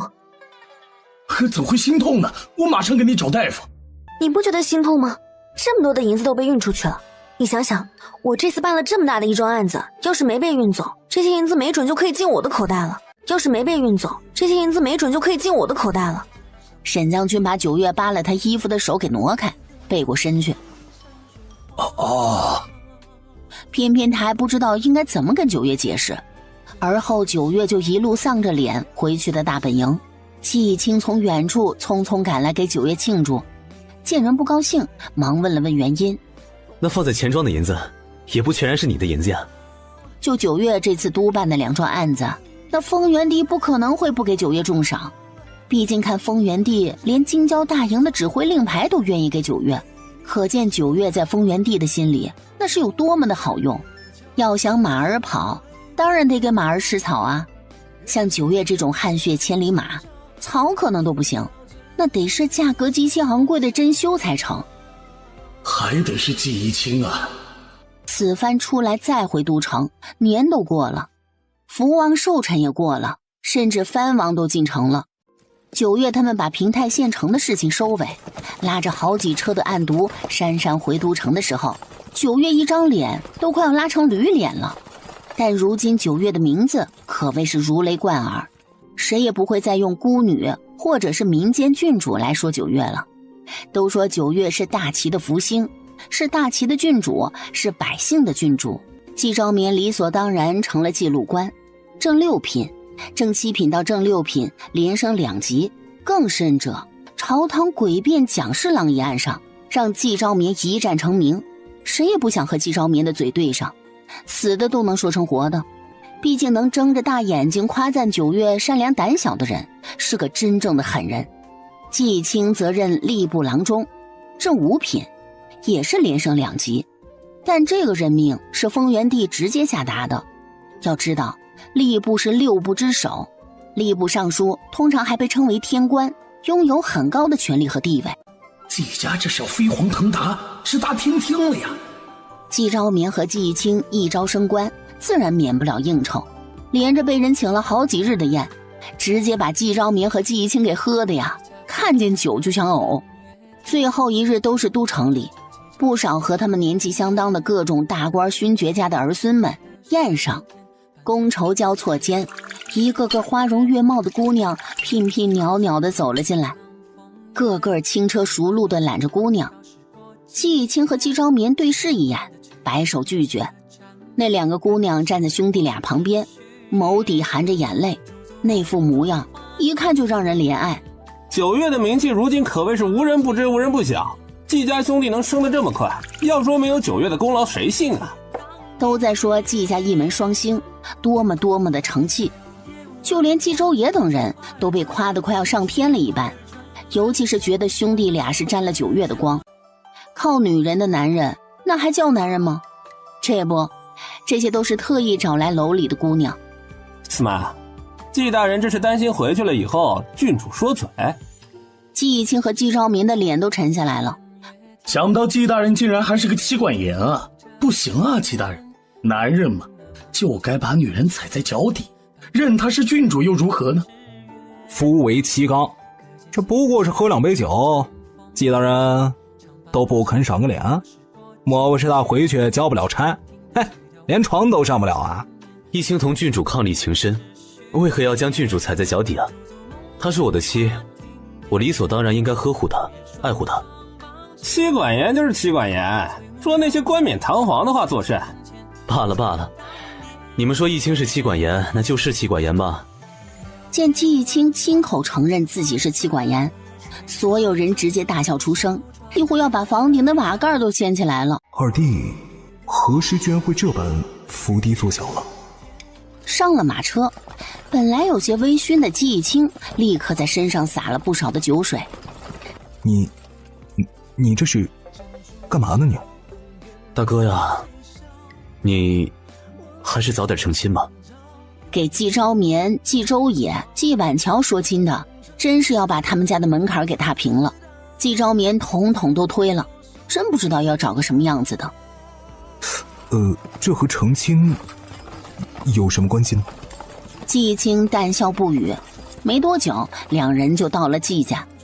小厮将2人扶下了马车，季昭眠扭头正要和季青说话，就见季青往大门里看了一眼，刚刚还生龙活虎的人立刻变得虚弱不堪，甚至脸上还隐隐的有点委屈巴巴的表情。这到底怎么个事儿啊？这是这到底怎么个事儿啊？这是。季昭民再抬头，然后就见到九月从大门走了出来，带着点不高兴。怎么又喝这么多？季青踉跄着，险些站不稳。不是，你刚才明明比我站的都还要直啊！季青被小厮扶着跟在了九月的身后进家。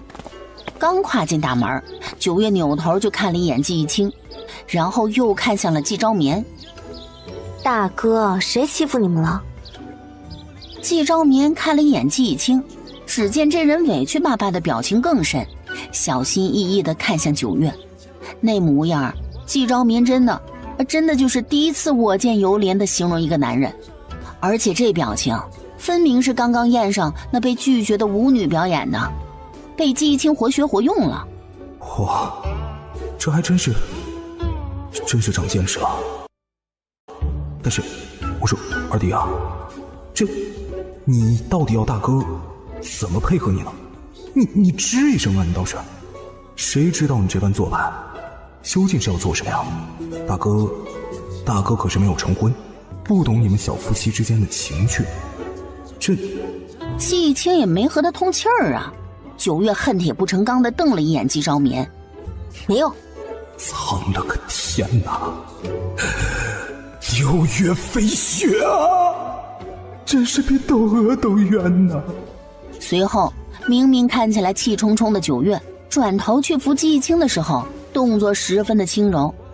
季青撅着嘴，十分委屈，又带着点不自觉的温弱，然后把自己半搭在九月的身上，每一个角度，每一个动作，那真的就是经过详细的计划的。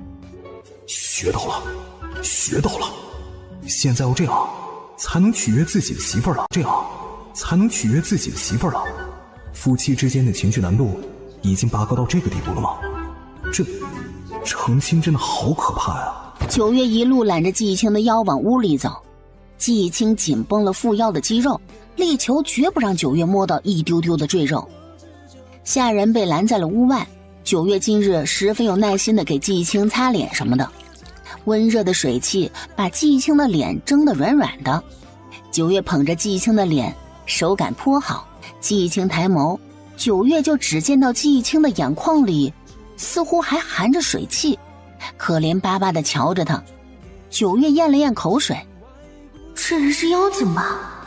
季青双手抱着九月的腰，九月捧着季青的脸，声音是自己都没有察觉的温柔。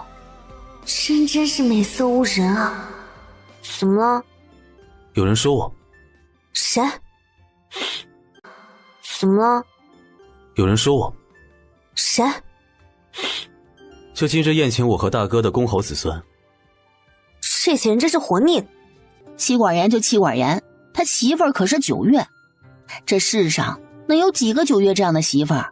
那些人就是吃不到葡萄说葡萄酸，他不在意，他会告状。没事的，不过是被说几句，没关系的。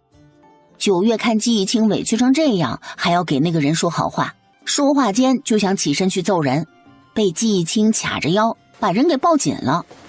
哎呀，真的没事的，他们就是些纨绔子弟，被家里人给宠坏了，说话没有个把门的。要是有人能够好好的教导他们，就不会这样了。哎呀，说起来，他们都是公侯子孙，只是这些人没有好好的教导，伯父侯父怕是后继无人了。说着，季青还忧愁地叹了口气，仿佛真的是为他们担心。九月眸光瞬间亮了，他想起了件事儿。你说你要弄个什么特训营？那是什么东西？九月手里拿着份名单，全是九月逼着季青写出来的。季青委屈巴巴的把那日宴请他和季昭眠，嘲笑他和季昭眠的所有人写了个详详细细，一个没漏不说，还夹带私货，还和季昭眠补上了几个老是给他和季昭眠使绊子的大臣的儿孙。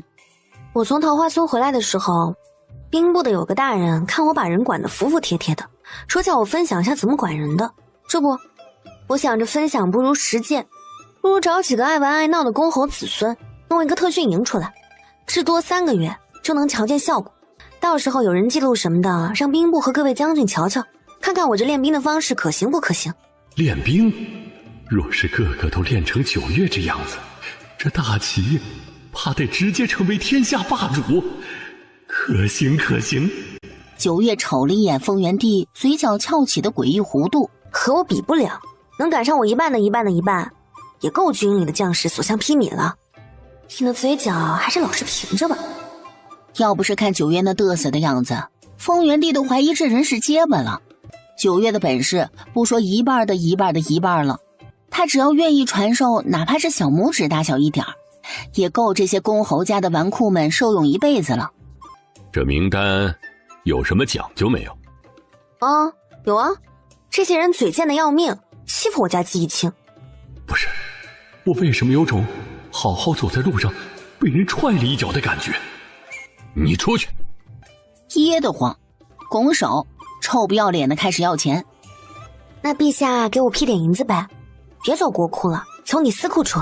我这次出去一趟，少说给你赚了几千万两，那银矿……嘿，怎么有人把要钱要得这么理直气壮的？批，地方和银子随后就给你。谢谢陛下。对了，我都这么尽心尽力的给您训练人了，每月得该有点俸银吧？不说多的，我是从一品的郡主。不对，您之前说要让我当公主，郡主府我就暂时不去住了，到时候公主府修好了住公主府。公主是正一品吧？正一品的大官每月拿多少银子啊？9月在那掰着手指头算，要多少不容易挨揍，毕竟她马上就是有封号的10亿的公主了。要多了，丰原帝肯定不会给；要少了，他不高兴。愁啊愁，早知道在家里就想好，要不每个月要个1000两，好像有点少了。丰原帝还蛮大方的，经常赏赐的都是上万两，那就每个月1万两。可行。丰原帝还蛮大方的，经常赏赐的都是上万两，那就每个月1万两。可行。李峰死死地咬着下唇，丰原帝额头的青筋都冒出来了。他当时真的是脑子抽抽了。他缺银子吗？这小崽子晚上怕不是要睡在银票上才睡得着吧？哦对，灵苏县大禹还薅了朕3万两，3万两。果不其然，9月在那掰着手指头，丰原帝猛地站起来，在那转着圈的找东西。9月猛地止住声音，缩着脖子。陛下，您找什么呢？华丽丽的从书案底下抽出了一根竹棍，还是紫竹棍。我的天！9月捂着屁股转身就跑。丰原帝真的是第一次，特意命人给他准备了紫竹的棍子。浮尘哪儿打得动这小崽子？哎呦！9月溜太快，太子来了，正好就挨了一下。这进宫准备和丰原帝说侧妃也怀上了，太子妃顺利产下了一个小皇孙，丰原帝喜得险些大赦天下。要不是顾忌着那般太招摇，大赦的圣旨都险些下来了。随后东宫接二连三的有嫔妃怀孕，这不侧妃又怀上了。丰原帝已经见怪不怪了，没见他身体好的都能抄着紫竹棍追着9月打屁股了吗？所以太子嫔妃能生孩子了不算什么。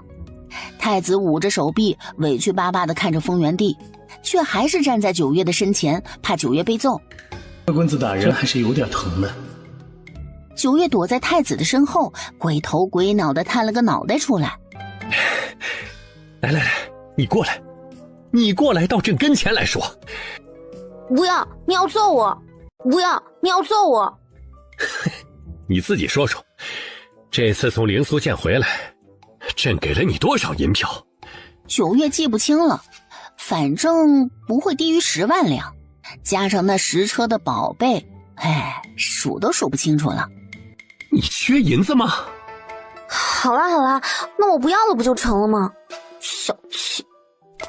然后直接被丰原帝追着跑出了院子。丰原帝给9月的赏赐早就超过了俸银不知道多少了，9月就是薅习惯了。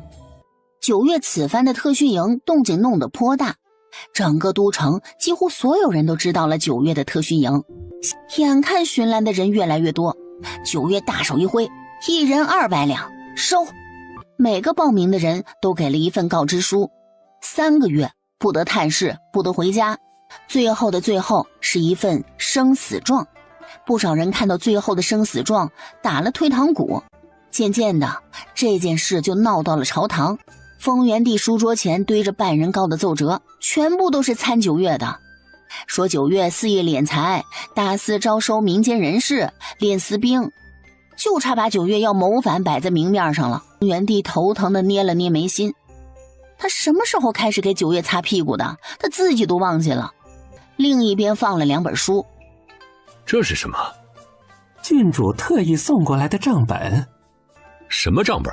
嚯，好家伙，上面明明白白的写着哪些人给了他200两银子，真是就差着明晃晃的摇着手绢和丰原帝说，看呐，我在敛财呀，一人200，同色无期。这小崽子，这又是什么？郡主说这本说什么？说让陛下您晚上躲被窝里慢慢看。什么鬼东西？这小崽子莫不是不知死活的给朕送了一本春宫图，非拖过来把他屁股打成16本不可。第1页就明晃晃的写着，他年近古稀，说不准还有1-2年就要致仕的礼部尚书，每日都要喝人奶。丰原帝觉得自己的脑子像被炸了一下。哎呀，好的好的，他威武雄壮，长得像个熊一样的兵部尚书，最喜欢穿着大红色女装，在家中摇着手绢和夫人玩角色扮演。这到底是些什么玩意儿啊？这小崽子真的是皮太痒了，竟敢编排朕的大臣们。陛下，郡主说给您写了一封信。陛下呀，书上写的都是真的，这是第1本，等我让人多收集点这种给您分享啊。哦，我可没躲人的床底下，这些都是我暗月阁的人收集的。暗月阁专门收集这些鸡零狗碎的东西，好看吧？我也觉得好看。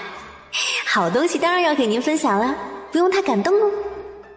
这人会不会写信啊？难道他在宫里见天的给季义清写信，就写的是这种玩意儿？好像看到了九月鸡贼的小模样，然后和他咬耳朵小声蛐蛐的样子。暗月阁。英一听完英一说的，丰原帝真就只能用目瞪口呆来形容了。原来一些看似不起眼的话和根本没放在心上的人，竟然可以从中收集那么多的意想不到的信息。英一这段时间一直在收集暗月阁的消息，本来就是这2天就要告知丰原帝的，没想到9月主动说了，丰原帝似乎也没有半点的介意。英一长出了一口气，他对9月有着天然的好感，很是喜欢这个小辈。你如何知晓这些的？在平太县的时候，是郡主主动告知于臣的。臣看到郡主身边主管郡主事务的那个少年，真乃一奇才，总是能想郡主之所想，郡主所没有想到的，他也能率先想到郡主的前头去。臣已经查验过了，本意是收集完了告知陛下。2位季大人也是，对于郡主很多好想法，总是能够第一时间执行落实。这个暗月阁的初衷是什么？郡主说他要拿着这些把柄，就没人能欺负他。有人欺负他了？哈，这是重点吗？不是陛下，您重点偏了呀。没有，郡主说是以防万一。再说了，就9月那信呢，谁可以欺负他呀？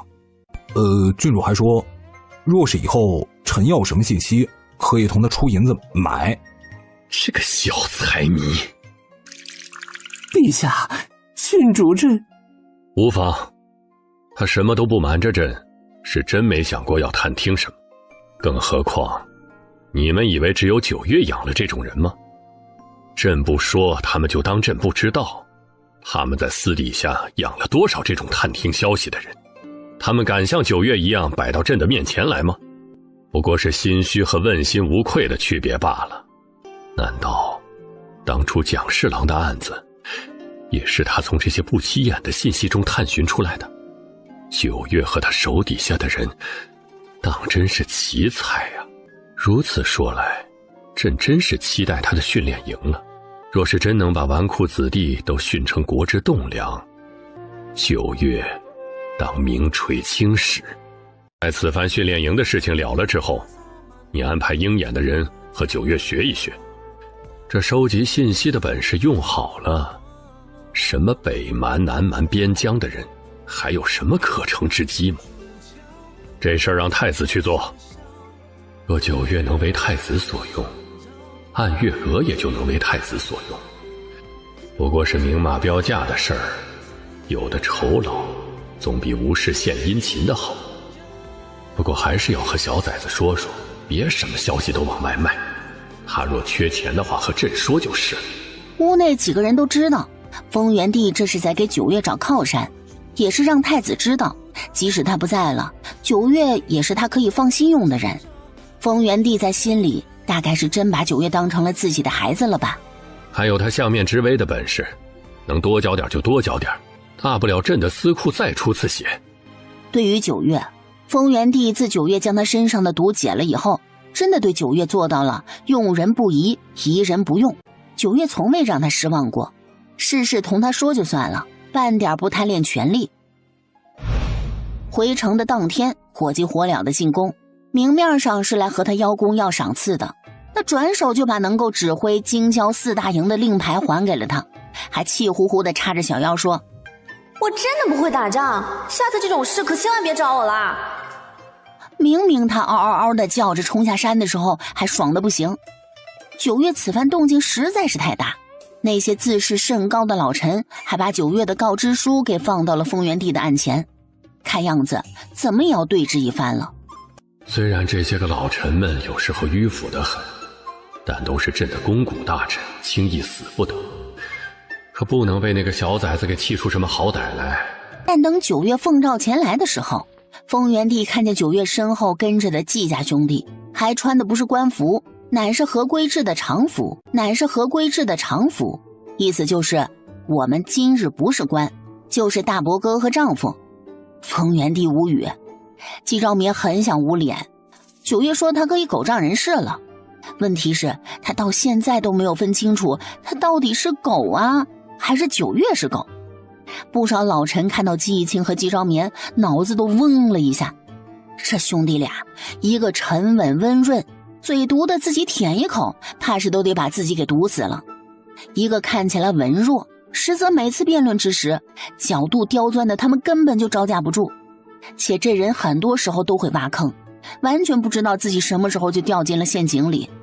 再看前面那些雄赳赳气昂昂，感觉要来干仗的须臾郡主，今日啊，能全虚全意的回家就行了，其他的不强求了。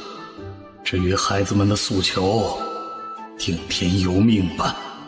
两方对峙，九月这边就3人，而大臣这边站了一排又一排。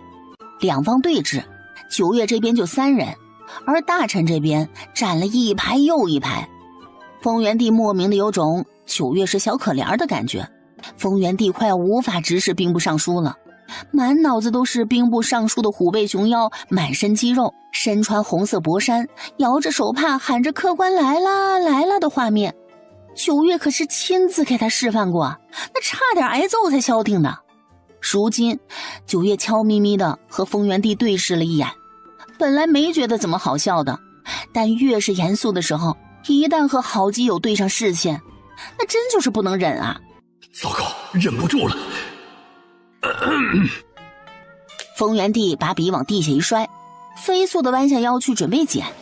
那一刻他都忘记自己是皇帝了，然后李丰跪在地上，和张着嘴大笑却不敢出声的丰原帝在书案后对上了视线。陛下，老奴若是说自己瞎了，能不能逃过这一劫呀？一众准备和九月唇枪舌战的大臣看着空空如也的龙椅，他们的陛下呢？九月死死地咬着自己的下唇，生怕自己笑出声来，结果憋狠了，直接憋得眼泪汪汪的。完蛋了！干他丫的，媳妇都哭了。然后接下来，所有人就看着季怡清突然火力全开，管他对面是公侯还是123品大员，照喷不误。尚书大人，您这话说的不对啊！什么叫做郡主敛财啊？一人200两那叫敛财吗？那您见天的让布庄往您的府里送上好的红色天蚕丝，1匹几百两呢？布庄是否收过您的银子呀？那您是敛财还是贪墨呀？满口胡言！我给了银子的，你怎么会知道？还有这种事儿？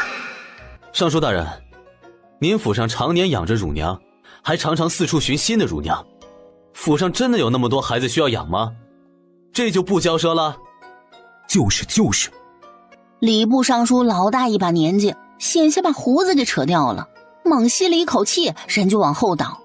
季青飞快地上前，健壮的双臂直接扶稳了礼部尚书，然后持续输出。郡主又没多收，况且此事全凭自愿，郡主可是从未逼着您给钱，您大可不把孩子送到特训营啊！您如何能昧着良心说，郡主是为了那3瓜俩枣？郡主在蒋侍郎贪墨案收缴了多少赃银？平太县一案中还寻到了一处银矿，我们郡主何曾缺过银子？之所以收银子，不还是为着你们着想？就是，各位家中的孩子个个大器晚成，乃是国之栋梁，郡主替你们看管，生怕磕了碰了。这般尽心，不收点银子，你们的良心肯定过意不去。郡主替你们看管，生怕磕了碰了。这般尽心，不收点银子，你们的良心肯定过意不去。郡主这是为了大家着想，才寻了个借口收了那么一点点的银子，结果呀，竟被各位大人说成是敛财，郡主何其的冤枉！就是，怀疑这俩玩意儿拐着弯的骂他们的娃，这黑的都被说成白的了。礼部尚书真就是一时间想晕都晕不过去，鬼知道季青按着他哪个穴位了，他从未如此清醒过。季青一人站在御书房，舌战群儒，说的颠倒黑白，真让人有种吃了粑粑吞不下去吐不出来的感觉。说完了，季青突然哀嚎了一声，啪嗒一声就跪在了丰原帝的面前。季昭民条件反射地跪在了旁边。陛下，郡主一心为国为民，更为了各位大人着想，孰料却被如此污蔑，郡主冤枉呀！他要说啥来着？光听季青说话去了，准备好的全部都给忘记了。就是，说的我自己都信。6月飞雪啊，陛下！下次若是和北蛮打仗，就把这俩玩意儿丢到阵前去，气不死北蛮那些野蛮人。那你觉得应当如何呀？9月捧着一兜子的银票，在马车里笑得嘎嘎嘎的。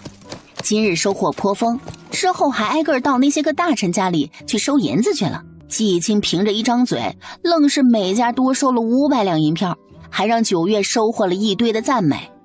哎呀，想不到我竟然做得这么好。嘿嘿，我们9月做得很好，别听那些大臣胡咧咧，他们就是又想要孩子从你这儿学到真本事，却又不想让孩子吃一点苦，也见不得你好。苍天哪，这喜欢上一个人，居然会变得这么可怕的吗？喜欢上一个人，居然会变得这么可怕的吗？最后还是丰原帝拍板，说9月的特训营结束后，可以让特训营的人和禁军或者是京郊大营的精锐来一场对决，才算把这些老臣们给解决了。不然丰原帝真担心，他得给那些个气得脸白脸黑的大臣收尸。对决的事儿，带我们回去好好商量一下。安心啦，就算陛下不说，我要让他们来验收一下成果的，到时候可有好戏看。季青捏着9月的手指把玩，小心地看了一眼9月的大眼睛。没哭了，看样子是过去了。 9月的眼泪就像是个开关，直接让季青火力全开，谁来喷谁。沈宗生毛遂自荐到9月的营里做教员，虽然腿还不能跑跳，但坐着轮椅教导点兵法那还是可以的。9月没怎么拒绝。今日沈宗生特意把9月约到了酒楼，感谢9月倾囊相授，也说一下特训营的事情。刚上2楼的楼梯，斜方突然冲过来一个身穿白袍模样清秀的男子。郡主救命啊！郡主，你是何人？男子的身后突然就跑出来几个健壮的大汉。哎，参见郡主，这男人欠了我们的银子，我们特来追缴，我们马上就带人走，马上就带人走。拉扯间，男人的衣衫被扯了个半开，精致锁骨上一颗小红痣明晃晃地显现晃化了众人的眼，再配上那毫无瑕疵的脸，真是让人一眼瞧见就不自觉地会沦陷。是你们看我要为母治病，当掉了家传玉佩，哄骗了我的玉佩去，更是要将我卖去楼子里。原来是恶霸欺凌貌美少年呀！须臾郡主最是心善，肯定见不得这种事。男人给九月磕头磕得砰砰砰的。求郡主救命！求郡主救命！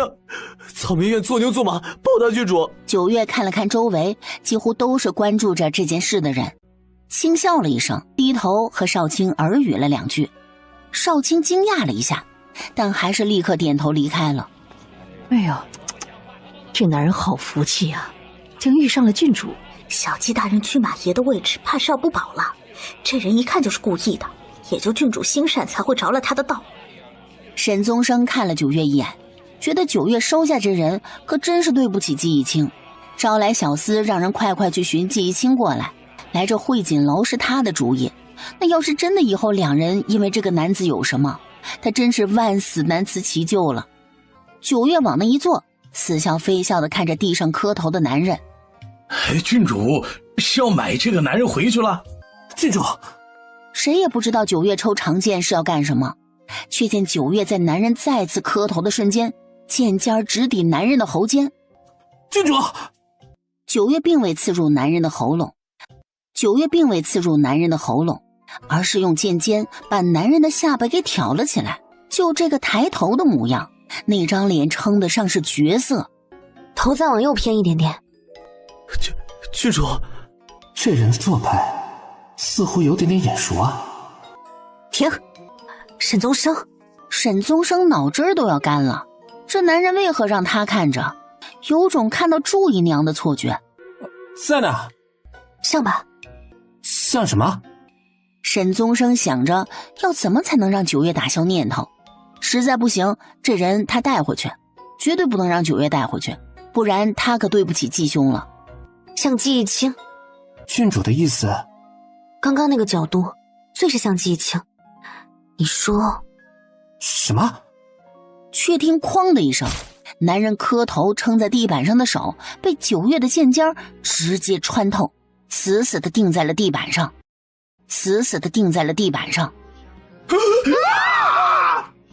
谁派你来的？直接将男人身后准备逃路的男人一脚从楼上踢到了楼下的桌子上，生死不知。闭嘴！须臾郡主好生生猛啊！简单粗暴。沈宗生立刻让人将男人身后的几个大汉给围了起来。谁派你来的？郡主，草民本是青州安和县杜家村。九月不听这些，抬脚就是一踹，一脚踩在男人的伤手上。北蛮的人吧？郡主，他是细作。我立刻让人去。京兆府办案，闲杂人等退避。沈宗生猛地回头，就看到常常跟在九月身边的少卿带着京兆府的人来了。京兆府尹跑得满头大汗，少卿可是拿了九月的令牌来的，他可不得亲自来。北蛮的细作，回去审审，别弄伤或是弄死了。啊！后天特训营开营第1天，这是我们的教具。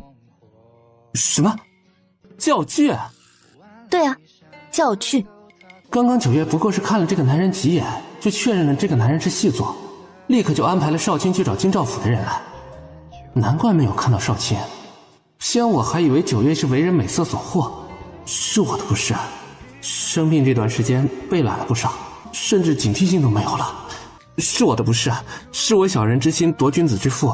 难怪九月对季家兄弟和对旁人是不一样的，因为季家兄弟永远都站在他身后，永远相信他。九月撇嘴，他确实是个老色胚呀，有季义清就够他吃不消的了。他既然喜欢上了季义清，其他的他也瞧不上眼儿啊。别整天脑子里不知道装的什么，天上不会掉馅，看人哭得可怜就先入为主了，小心被吃的骨头都不剩。看人哭得可怜就先入为主了，小心被吃的骨头都不剩。郡主教训的是，还以为小鸡大人的骏马爷位置不稳，可郡主压根没想那些。这一眼就瞧出男人是用美人计的别国细作。哎，不怪人能当郡主呢。记得提醒金兆府的人除一除毛。啊？你当初种的魅，他身上也有。季青，9月上了马车，直接扑进了季青的怀里。季青眉眼含笑，张开双手就把像只倦鸟归巢的9月裹进了怀里。回去告诉你们少将军，郡主我接回去了。9月揽着季青的腰，季青将9月抱到了腿上，调整了个9月舒服的姿势。9月挠挠季青的下巴，你怎么来了？武少将军让小厮来寻我，我知道你在这儿，我就来了。其实那小厮来时慌慌忙忙的，只说9月要救下一个貌美少年什么的，那模样活像9月要红杏出墙似的。但季青不急不忙地把事情做完了才来，他给了9月全身心的信任和爱意，9月回报了他同等的信任，爱意也在逐步增长。若是随便来个什么貌美少年就能让9月抛下他，那9月就不是9月了。9月啊，永远都是那么的优秀。当然了，相信是相信的，和我来这里是不冲突的。毕竟外面的小妖精那么多，他还是有那么一丢丢的危机感的。开营日，9月和兵部借调了500人，直接把整个营地围了起来。除了有报到证的人，父母并不被允许进入。告知书上也明明白白的写了，除却本人，什么丫鬟小厮一个不准带。那谁伺候他们吃饭穿衣梳洗？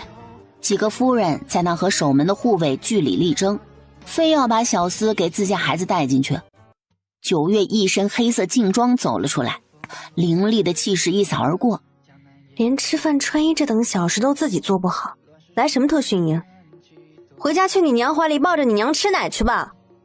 虽然知道9月是郡主，但这话也太糙了。郡主啊，你怎么可以这么说话呢？9月懒得废话，只看了眼少卿，确认了是有报到证的。拖进去。什么拖进去啊？把什么拖进去啊？在城里被各处恭维的各位公子世子什么的，被护卫拖着脚直接拖进了营地。往常矜持自持的各个小公子们被拖着脚，衣服和头发乱糟糟的，哪还看出来是个小公子来？小泥人还差不多呢。爹娘，救我，救我呀！我不去了，救命啊！我不去了！吵死了！话音刚落，9月单手执鞭，所有人都没有反应过来呢，就只感觉一只黑耗子窜了出去，随后永宁侯府的小世子就被捆住了脚，哗的一声，直接倒吊在了营地的门口。再豪就和他一样。虽说9月说是签了生死状，但他尽量不把人给弄死。如今看来，这家事回来的时候还能是全虚全伪的吗？登记了名字没来报道的，可别劳累我一家家的上门去请，后果你们肯定承受不起。在9月这里，只要挂上名字了的，那就是他的了。就和丰原帝之前心里想着要给9月赏赐，没给，那都差点被9月说。所以只要登记了的，就都是他的特训营的学员了，一个都不准跑。之后来报道的，看着被吊在营地门口晃晃悠悠，嘴巴还被堵住了的永宁侯府小世子文玉，眼泪往眉毛上流，鼻涕也在往上流。有个护卫专门守在一边给他擦鼻涕，恶心死了。文玉就是那天说季青的，这会儿被吊得脑子都不清醒了，气冲冲的一个接一个的来了。本想仗着身份质问9月，一眼被看到倒吊在门上的文玉，沉默了。连文玉都被吊起来了，他们还敢说什么呀？识时务者为俊杰。9月还在一边呲着个大牙乐。这200两花的值吧？然后丰原地的岸上堆了1人高的参9月的奏折。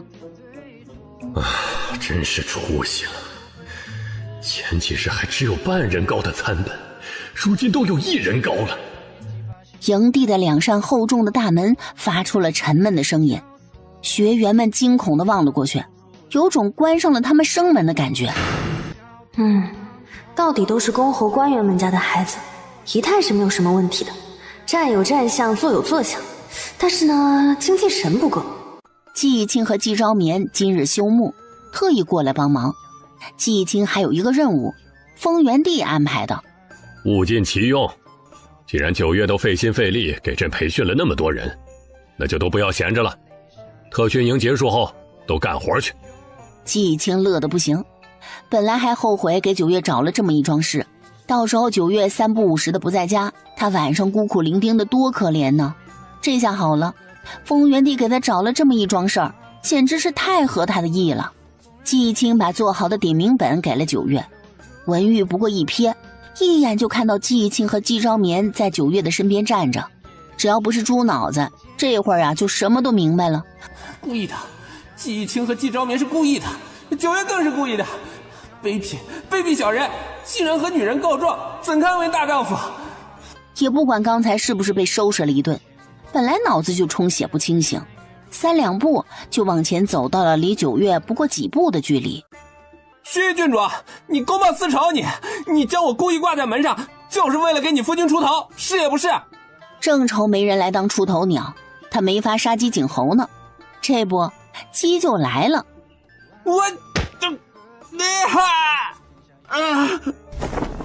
文玉第一次双脚离地，他飞起来了，然后只听砰的一声，这可是永宁侯府的世子，以后要承袭侯位的世子。要知道永宁侯府是100年世家，侯府的姻亲，老侯爷的门生。不说旁的啊，至少太子都不敢这么明目张胆的抬脚就是一脚。要不是丰原帝身边太多的阴阳暗卫，丰原帝也得被踹。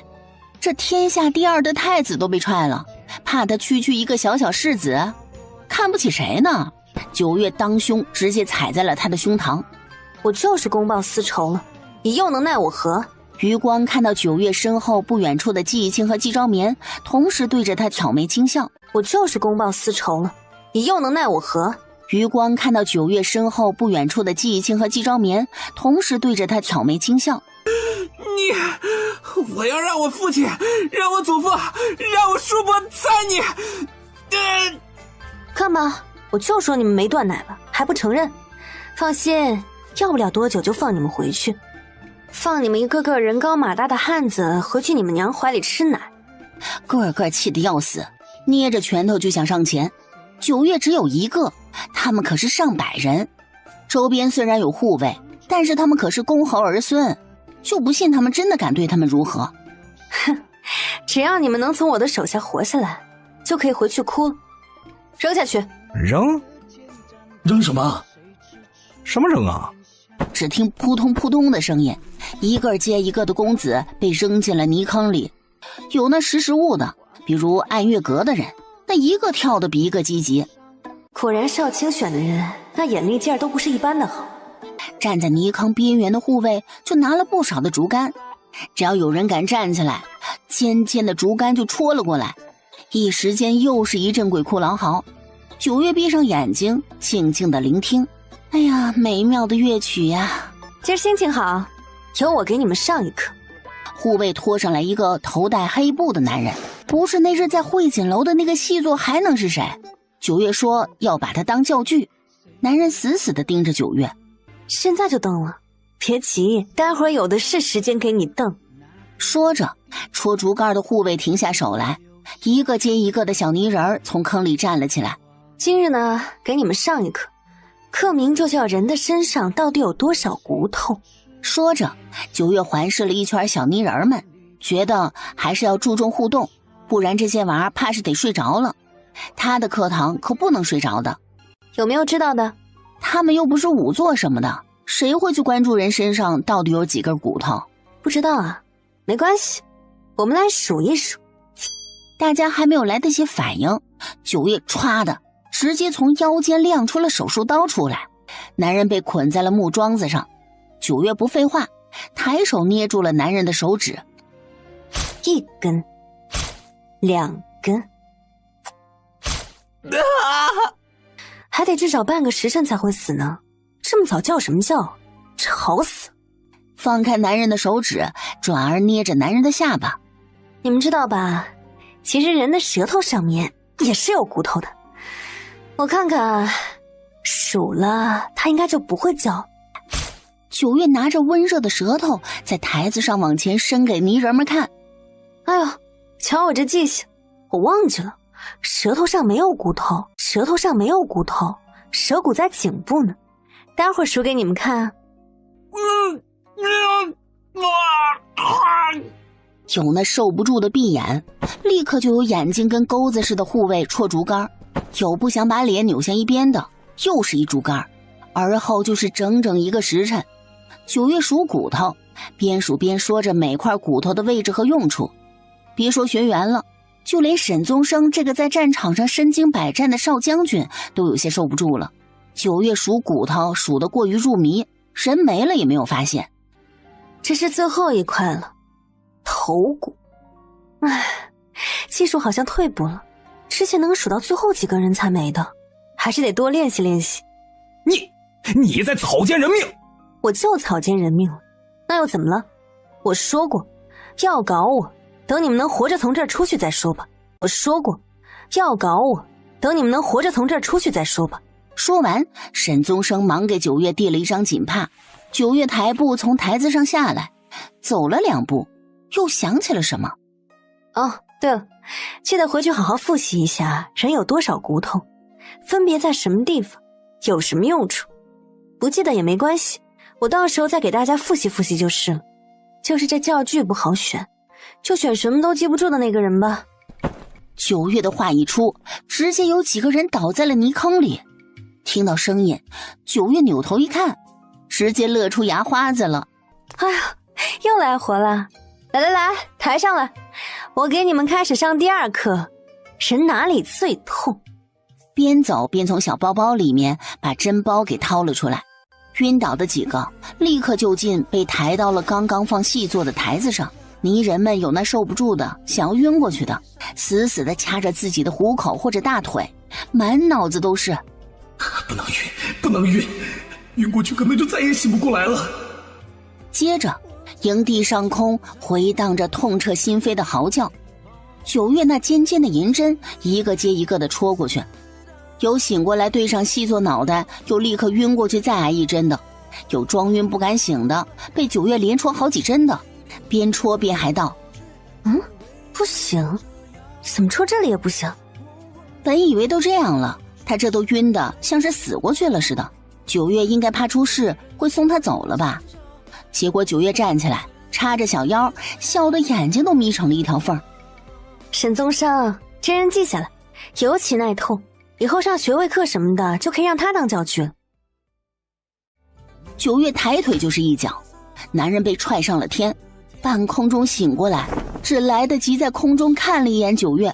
九月出名的可不只是他武功什么的，医术同样是登峰造极，那沈宗生的腿就是他治好的，所以九月当真不知道他装晕吗？丫的就是故意的，爹娘，孩儿要回家。这娃是来演喜剧的吗？这哪家的呀？我当初到底为什么要退钱？记情当官就当官吧，我被骂2句就被骂2句了呗。人就是有本事，就是有能力，就是好，不怪人人都夸，人也不妻管严。就谁找了九月这样一个娘子，还敢在外面造次的呀？我重新说不成吗？放我回家呀！入夜，一桶一桶的黑乎乎的药汤被提进了学员的帐子里。众人今天身心疲惫，但个个都京剧难当。这又是什么？一人一勺，嘴过来。这一听就知道深得九月的真传，连个碗都没有，直接就嘴过来，尊严都没有了。我不喝，我死进了这特训营，那人人都是郡主手里的小蝼蚁，没谁能弄得过郡主。不喝惯就是了，谁有那功夫一个个的又劝又说的？来这里还当自己是家里的宝呢？这里只能有一个宝，那就是郡主。数十个帐子不管男女，就跟流水线作业似的，土匪进屋一样。几个护卫专门逮人， 2个负责喂，那么多个帐子，没一会儿就喂完了，效率快的真和9月一毛一样。而后不过1刻钟，帐子里只剩下此起彼伏的呼噜声。谁家的安神药这么好使啊？啊，9月家的，也只有9月家的才有这个本事了。转头看着帐子里被扎得跟个刺猬似的几个学员，沈宗生都不敢相信，这几个是都城里成天逗猫遛狗、风流倜傥的纨绔公子们。为什么要给他们扎针？9月随手把最后一根针扎完，轻描淡写：怕疯了。不至于吧？有能忍的，当然就有不能忍的。9月要保证谁也不能疯，都得清醒的受他折磨。我觉得你也需要扎一针。沈宗生一个瘸子，真是用尽了瘸子可以用的最快的速度，飞叉叉的就往帐子外去了。想一出是一出，我怎么可能会疯啊？好歹才10几岁就上战场了，尸山血海里闯出来的，这点小小的折磨都受不住，还如何继承父亲的宏愿啊？哼，也就这几天的事情了，等后面从教员到学员，没有不需要扎针的。吃。血淋淋的生肉一盆盆的摆在地上，学员们趴在泥地上，刚刚被9月那个女魔头从山上赶下来，打了好多的猎物。9月说要让他们打牙祭，然后一个个的兴奋到不行。给你们打的牙祭，快吃，每人1盆，吃不完的进惩戒室。话音一落，所有人的动作整齐划一，谁也不敢落后半步。进一次惩戒室和没半条命一样。9月熟悉人的每一个穴位，每一块肌肉纹理，每一个骨头，不死不疯是9月唯一的底线。每日都有人把特训营的训练报告详细的给丰原帝看。丰原帝一开始看的时候眉头紧锁，心里说不上是什么感觉。真有人能从这样的训练下活着吗？这些是不是9月曾经经历过的？然后流水的赏赐和补品水一样的就进入了9月的库房。9月只看到了单子，东西直接就送到了公主府去了。丰原帝甚至直接指派了太子督促公主府的修建。季义清和几个吏部的官员是主要的记录人，整个营地就没人没吐的。哦，也有一个9月没吐。季昭眠后来寻了个借口，没有再出现过。他几乎夜夜都做噩梦。季义清晚上有人搂着睡，他又没有，然后就只有季义清还在兢兢业业详细的记录着。但随着记录的越多，看到9月风轻云淡的模样，季义清越来越心疼。他总觉得这些非常人能够忍受的训练，9月经历过很多很多，甚至比他自己指定的这些训练还要残忍100倍。夜里季义清紧紧地拥着9月。哎呀，热死了，别抱着，一边去。季义清哽了一下，死活不放手，脸埋在9月的颈窝。9月想抬手给季义清一巴掌，却猛地感觉到颈窝里似乎有什么烫到他了。你流口水了。说着一把将季义清推开，一下子看到季义清红红的眼眶。没吃饱？不至于吧，没吃饱会哭成这样。不是口水就好，算了算了，谁让我体力好人又强悍呢。然后9月把刚穿好的寝衣再次解开，直接翻坐在季义清的腰腹处。来，季义清直接被9月这一出给弄得没脾气了，瞬间有些哭笑不得。让我抱一会儿。虽然不知道这大汉怎么了，但谁让他喜欢呢？抱一会儿不少一块肉肉。这里或许曾经有过伤痕吧，这里或许曾经有过伤痕吧。刀上、剑上，9月有很多的瓶瓶罐罐，那些瓶瓶罐罐被9月抹在身上，9月的皮肤看起来就白皙细嫩，所以没伤。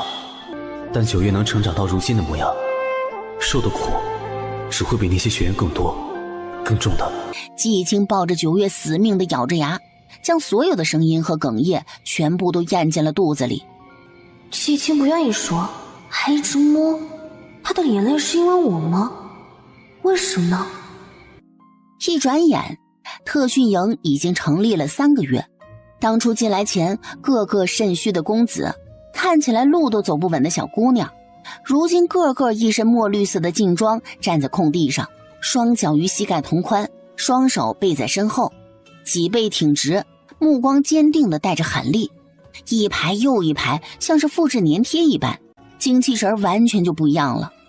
九月并非全部都用暗月的训练手段，暗月培养的是杀手，只有军营培养的才是军人。越是练到后面，季青的记录一送上去，丰原帝直接就让兵部接着就去跟进了。丰原帝看着手里北蛮使臣递上来的帖子，直接狠狠地往地上一扔，瞬间大臣们地上跪成了一片片。陛下息怒！想都想得到，肯定是北蛮以为他要死了。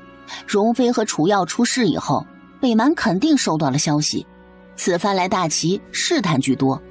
但丰原帝也没有想到，他们竟然盯上了9月的特训营，也可能是盯上了9月。当初那个使美男妓的，不就是北蛮派来的人吗？9月的训练营从准备到现在不过3个多月，而北蛮来齐朝贺至少要从2个月前就准备，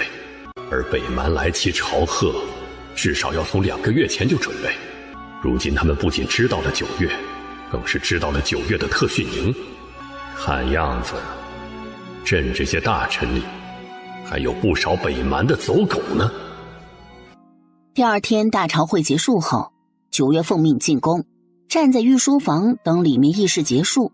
9月站着站着，没忍住打了个哈欠。李丰出来，正巧看到9月打哈欠，都把9月当小辈看，更何况9月还治好了他的陈年旧疾。李丰心里不免怜惜得多。郡主近日辛苦了。不辛苦，命苦。这句话正好被丰原帝听见。谁命苦？朕亲封的公主怎么会命苦？开个玩笑嘛。再说了，不还没有封吗？谁让你本事那么强的？朕建房子的速度根本就跟不上你立功的速度。若是随意给你一座公主府，万一不合心意，你怕是能拆了朕的御书房。9月一秒变乖巧，而后视线缓缓扫过御书房里站着的大臣们。陛下找9月来是有事吗？丰原帝倒是已经习惯了9月行事和说话的方式，不少大臣也习惯了。只有3两个第一次参加这种小会的主管北蛮使臣来齐事情的礼部官员很是惊奇。想不到说9月受宠是真的，谁敢和丰原帝这般说话呀？李丰立刻把北蛮使臣的帖子给了9月，9月拿过来，装模作样的边看边点头嗯，实则满篇文言文，连个标点符号都没有。他要不是来古代这么久了，还看不懂呢，字儿他都认识，但这种套模板一样写出来的类似于奏折一样的东西，他真的很烦。他要不是来古代这么久了，还看不懂呢，字儿他都认识，但这种套模板一样写出来的类似于奏折一样的东西，他真的很烦。丰原帝一看9月那做出来的恍然大悟，实则眼睛里全都是清澈的愚蠢，感觉心又梗了一下。这小崽子字都认识，就是理解不了那个意思，到底有什么好难理解的？写成大白话是会死吗？拿过来。屁颠屁颠的就上前挨着书案去了。北蛮说他们此番来齐带了几十个精兵护卫，想要和你特训营的人切磋切磋。北蛮？我去，送上门来了。丰原帝莫名的就从9月那亮晶晶的双眸里看出了9月的意思。点到为止啊，不可以弄死。毕竟两军交战还不斩来使呢，来的还是使臣。你也不能上。9月气鼓鼓的看着丰原帝。哎呀，朕要为两国百姓考虑。9月啊，打仗不是你想的那么简单，打仗耗费颇多，而且会生灵涂炭，死伤不计其数，不管是百姓还是士兵。9月，死意味着什么？你还记得朕告诉过你的吗？所以你不可以把使臣杀了，然后直接开战。满屋的大臣目瞪口呆，只见到9月一会儿耸肩，一会儿支棱，什么话都没有说呢，丰原帝就巴巴的把9月的想法给说出来了。9月蔫头耷脑的站在了案前，丰原帝凑上前，根本就不管站在九月身后的大臣。但朕答应你，有朝一日，朕一定会收拾北蛮的人。丰原帝是帝王，他要考虑的是天下万民，是海晏河清，国泰民安。好吧，既然北蛮有这个意思，大齐也不可输了气度，更不可不战而屈人之兵。所以九月，特训营的事情你觉得如何？什么如何？北蛮要看特训营，看是假，试探是真吧？郡主之前在平太县和灵苏县的壮举，怕是早就入了北蛮的耳。此番虽是冲着郡主的特训营来的，但想必是借着和特训营的人切磋，实则刺探我大齐的兵力战力如何。所以其实不只是沈将军，连带着身后好几个武将都对九月的特训营又好奇又有些放心不下。那择日不如撞日，这会儿还没到午时，我们去特训营瞅瞅。可行。九月的本事他们早就知道，要是九月真的能把人培养的有他一点点的本事，北蛮算个什么呀？吊打他。想去的都去，1个半时辰之后我们在城门口集合。你们3、2个挤一辆马车，别把我营地门口给堵了。都是家里的宝贝疙瘩，3个月音信全无，简直和死了没有什么两样。一众头发花白的大臣在那成堆的煤炭里找属于自己家的那块煤炭，有那眼窝浅的看到一个个的几乎寻不到一丁点的熟悉的感觉，真就一整个老泪纵横。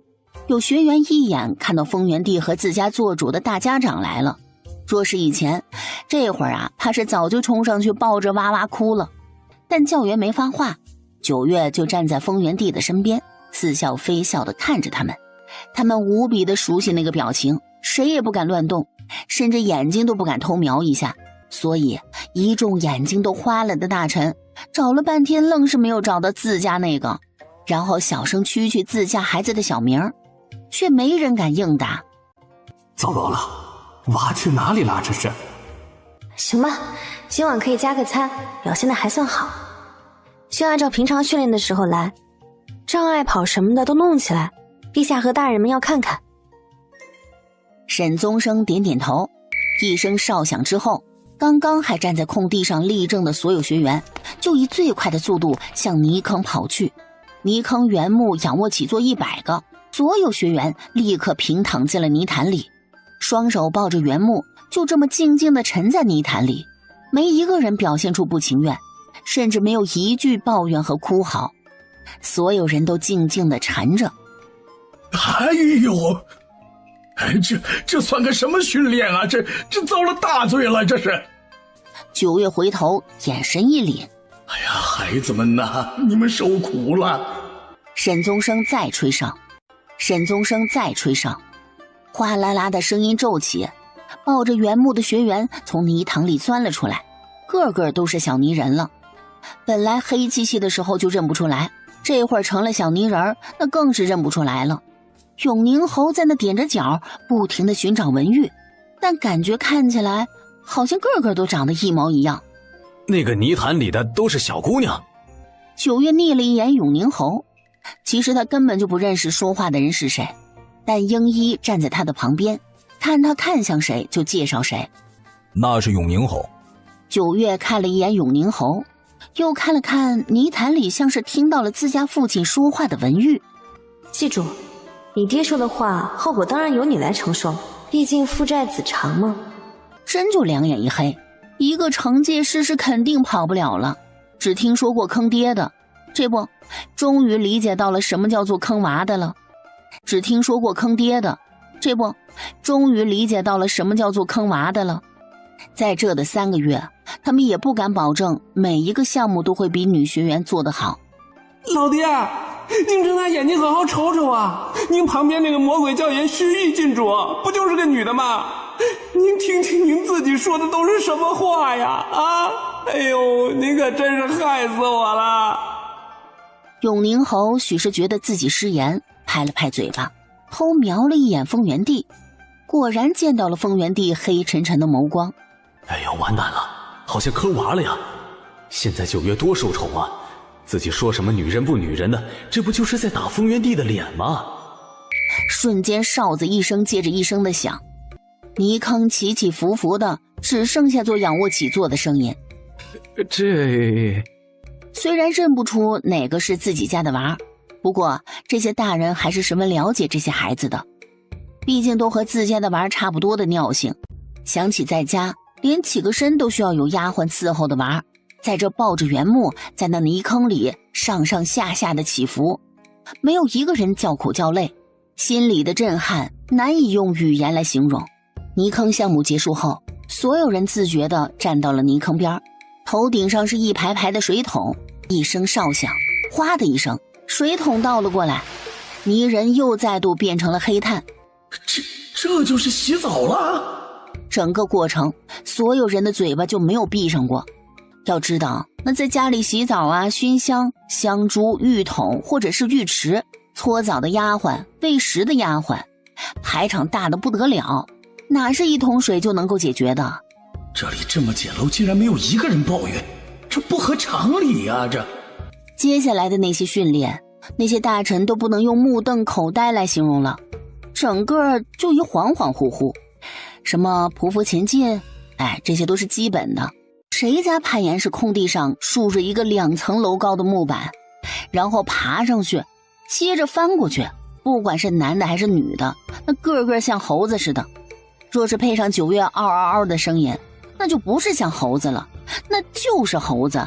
有那在这个项目略显薄弱的大臣们，看那几个小孩站在那木板底下，本以为是要被抛下了，但随后的一幕却让人觉得心热眼眶湿润。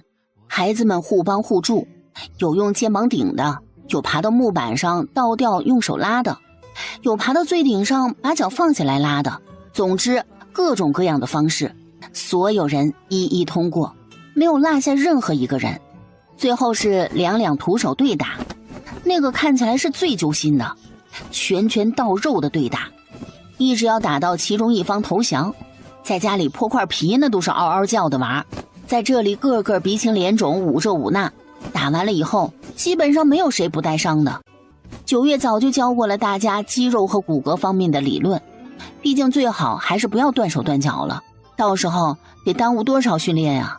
所以他们都瞅准了对方最疼的地方往死里揍，那架势，那咬牙切齿打人的模样，看那几个大臣简直是揪心不已啊。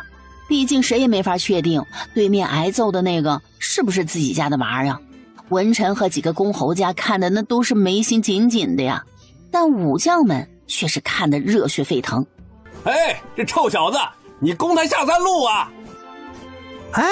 不是，你抠人眼珠子干嘛？嘿，我去，这倒霉孩子嚯，这一招扫堂腿，成功把自己扫到人脚下了。爽快！陛下，特训营可行。哦，你觉得可以？陛下，我们看的只是日常训练，怕真正的东西郡主藏着的。陛下，我们看的只是日常训练，怕真正的东西郡主藏着的。光是这点东西就够那北蛮喝一壶了。9月觉得沈将军别看年纪一大把了，这眼力劲儿还是挺不错的嘛。这些只是日常的训练，9月已经模拟过好几次红蓝双方的演练了。这东西对古代人还算是新鲜东西。什么红蓝双方？什么演练啊？听起来就很好玩。一开始9月就直接将300人直接分成了150和150，演练只有一个目的，那就是不管用什么方式，阴谋阳谋明杀暗夺，把另外一边全部团灭就是胜利。胜利的一方可以半个下午不训练。一听不训练，所有的学员那真是卯足了劲儿的干呐。在山里待了4天，出来个个是野人。最后是凌月那一队胜利了。没办法，凌月的偶像是9月呀，光学9月不要脸去了。没办法，凌月的偶像是9月呀，光学9月不要脸去了。最后文玉他们被追着从山里出来的时候，还一边跑一边骂凌月凌墨他们不要脸呢。学了那么多兵法操练什么的都没有用上。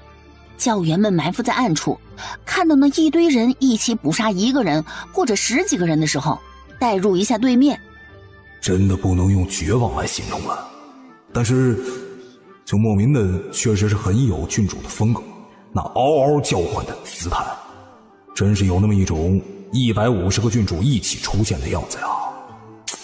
那腿脚稍微慢那么一点点的，真就是吃屎都赶不上热乎的。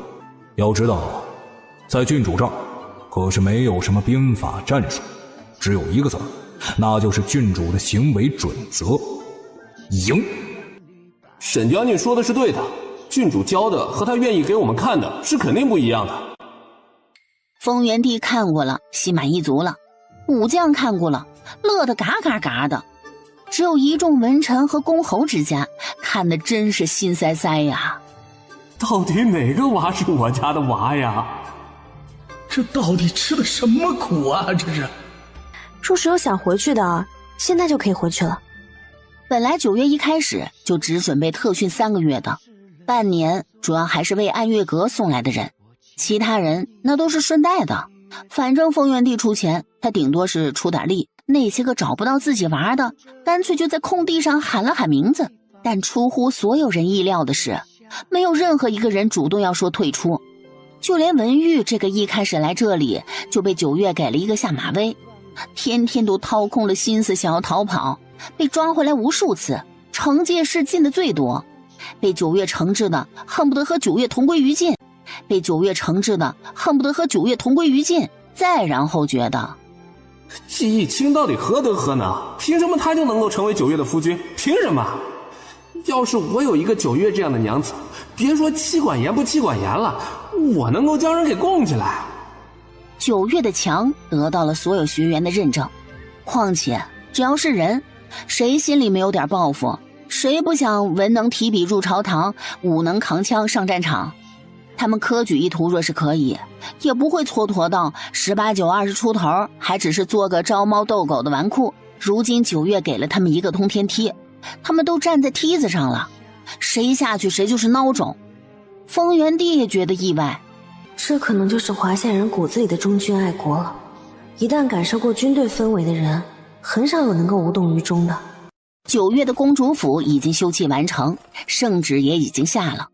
作为大齐唯2的公主，丰原帝其实是有一个公主的，毕竟从小身体就不太好。如今好不容易解毒有了身孕，驸马和公主都保护得很好，所以9月作为公主，和太子还有礼部官员一起迎接北蛮使团的到来。9月穿着厚重的朝服，笑得东摇西晃的。笑什么？憋住了。殿下，你说那公主的小啾啾弄得那么高，人是有多矮呀？然后所有人都不自觉地去看北蛮公主头上的小啾啾。卓雅。但卓雅充耳不闻，直接从马背上将弓箭拿了出来。听闻大齐的旭玉公主武功盖世无双，不知卓雅可有机会领教一二？这是来到了大齐的地盘，就要给我们大齐一个下马威了。而后在所有人的视线中抬弓搭箭，然后准星直直地对上了太子。只要你敢，你们今日可以全虚全影地从这里离开，那就算我们大齐孬种，正愁找不到借口开战呢，你立刻就送借口来了。这不是卓雅，这是功臣。然后卓雅看所有人都没有反应，缓缓将弓箭的准星移向了9月。那旭玉公主就徒手接我一箭好了。太子他们或许不敢，但9月不过是一个民间公主，又不是亲生的。他们就算是把9月怎么了，那丰原帝难道还会因为一个民间公主对他们如何吗？他们可不信。卓雅手中的弓箭发出了咻的一声，弓箭射出的瞬间，9月的眼睛一眯，抬手将旁边一个护卫的长枪接过，扔标枪似的直接扔了出去，然后翻身直接就将有着旗字的旗帜取下，然后一并投掷了出去。目标卓雅的小啾啾，就是看不惯你那个小啾啾，走你！太子伸出的手甚至连9月的衣角都没有碰到，只听到旗帜带着破空声，直直的朝着卓雅的小揪揪飞了过去，甚至连躲都来不及躲，就感觉头皮一疼，整个人凌空而起，砰的一声将他身后的卓木从马上带翻，哐哐哐的连撞了几个人，可谓是人仰马翻，整个人钉在了马车的车架上。旗帜的前端甚至还有嗡鸣声，可见力道之大。好，不得喧哗。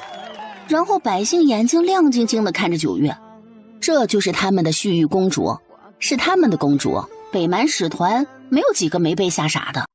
太子背着手暗暗地给九月竖了个大拇哥。哎呀，九月，你怎么下手这般不知轻重啊？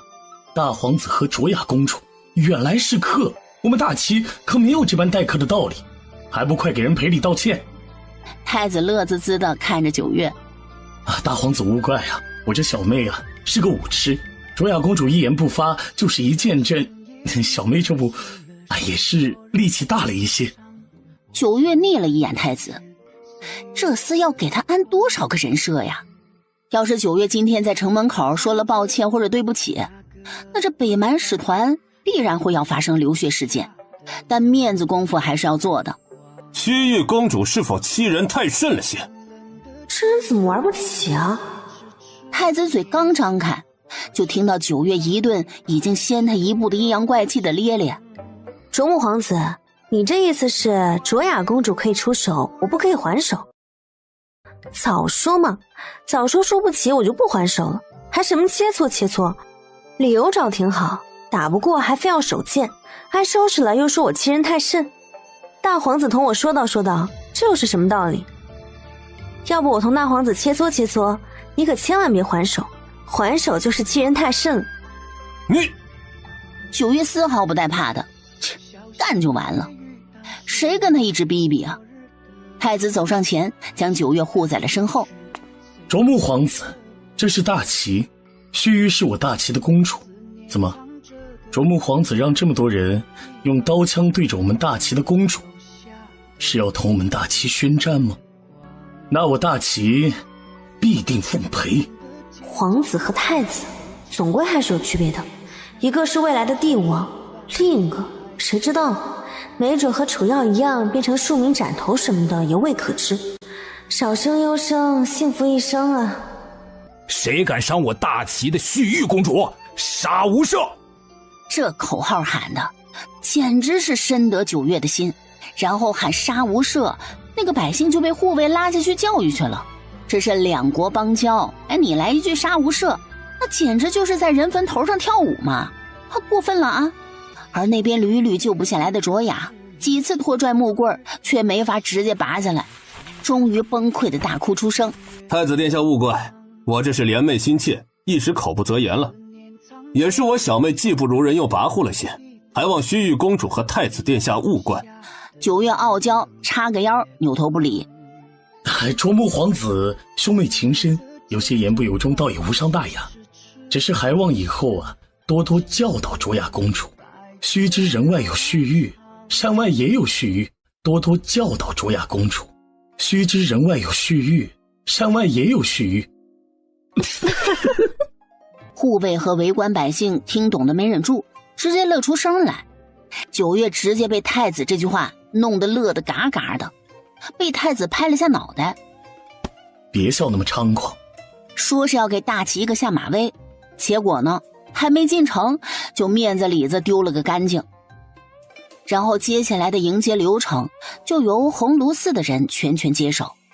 九月和太子就算是功成身退了，卓木等人将卓雅连人带马车的一并弄进了客馆。没办法，旁边一圈又一圈的大齐的护卫队美其名曰那是保护他们的安全，但那眼睛直勾勾地盯着马车上的旗帜，那是代表大齐的旗帜，不可砍断不可损伤旗帜。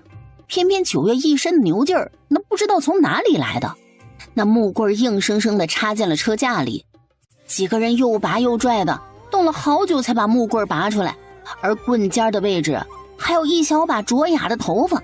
再看那卓雅原本扎小啾啾的位置直接秃了一块。我要须臾死！闭嘴！大哥，我们真要这么算了吗？本以为是万无一失的事情，回去又是大功一件。如今遇上9月这个变数，只希望丰原帝和楚家的毒没有任何的变数。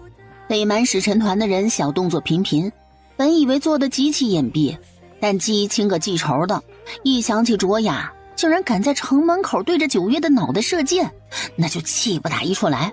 所以季青掏了自己的小腰包，几十两银子的私房全部都拿了出来，给了都城暗月阁的众人，让他们盯死了北蛮使臣团的人，连他们每天放几个屁他都要知道。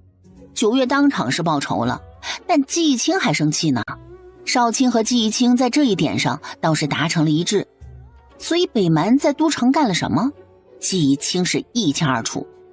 虽然知道丰原帝也会派人跟进，但暗月阁到底是市井中人，总能寻到旁人寻不到的一些很奇怪的线索。然后莫名其妙的，季青可能又要立功了，因为他看到了北蛮使臣团的人和宫里的一个小宫女联系。所以当初容妃是怎么进宫的来着？季青查了资料，知道是通过选秀。只要有人有银，选秀也是能够作假的。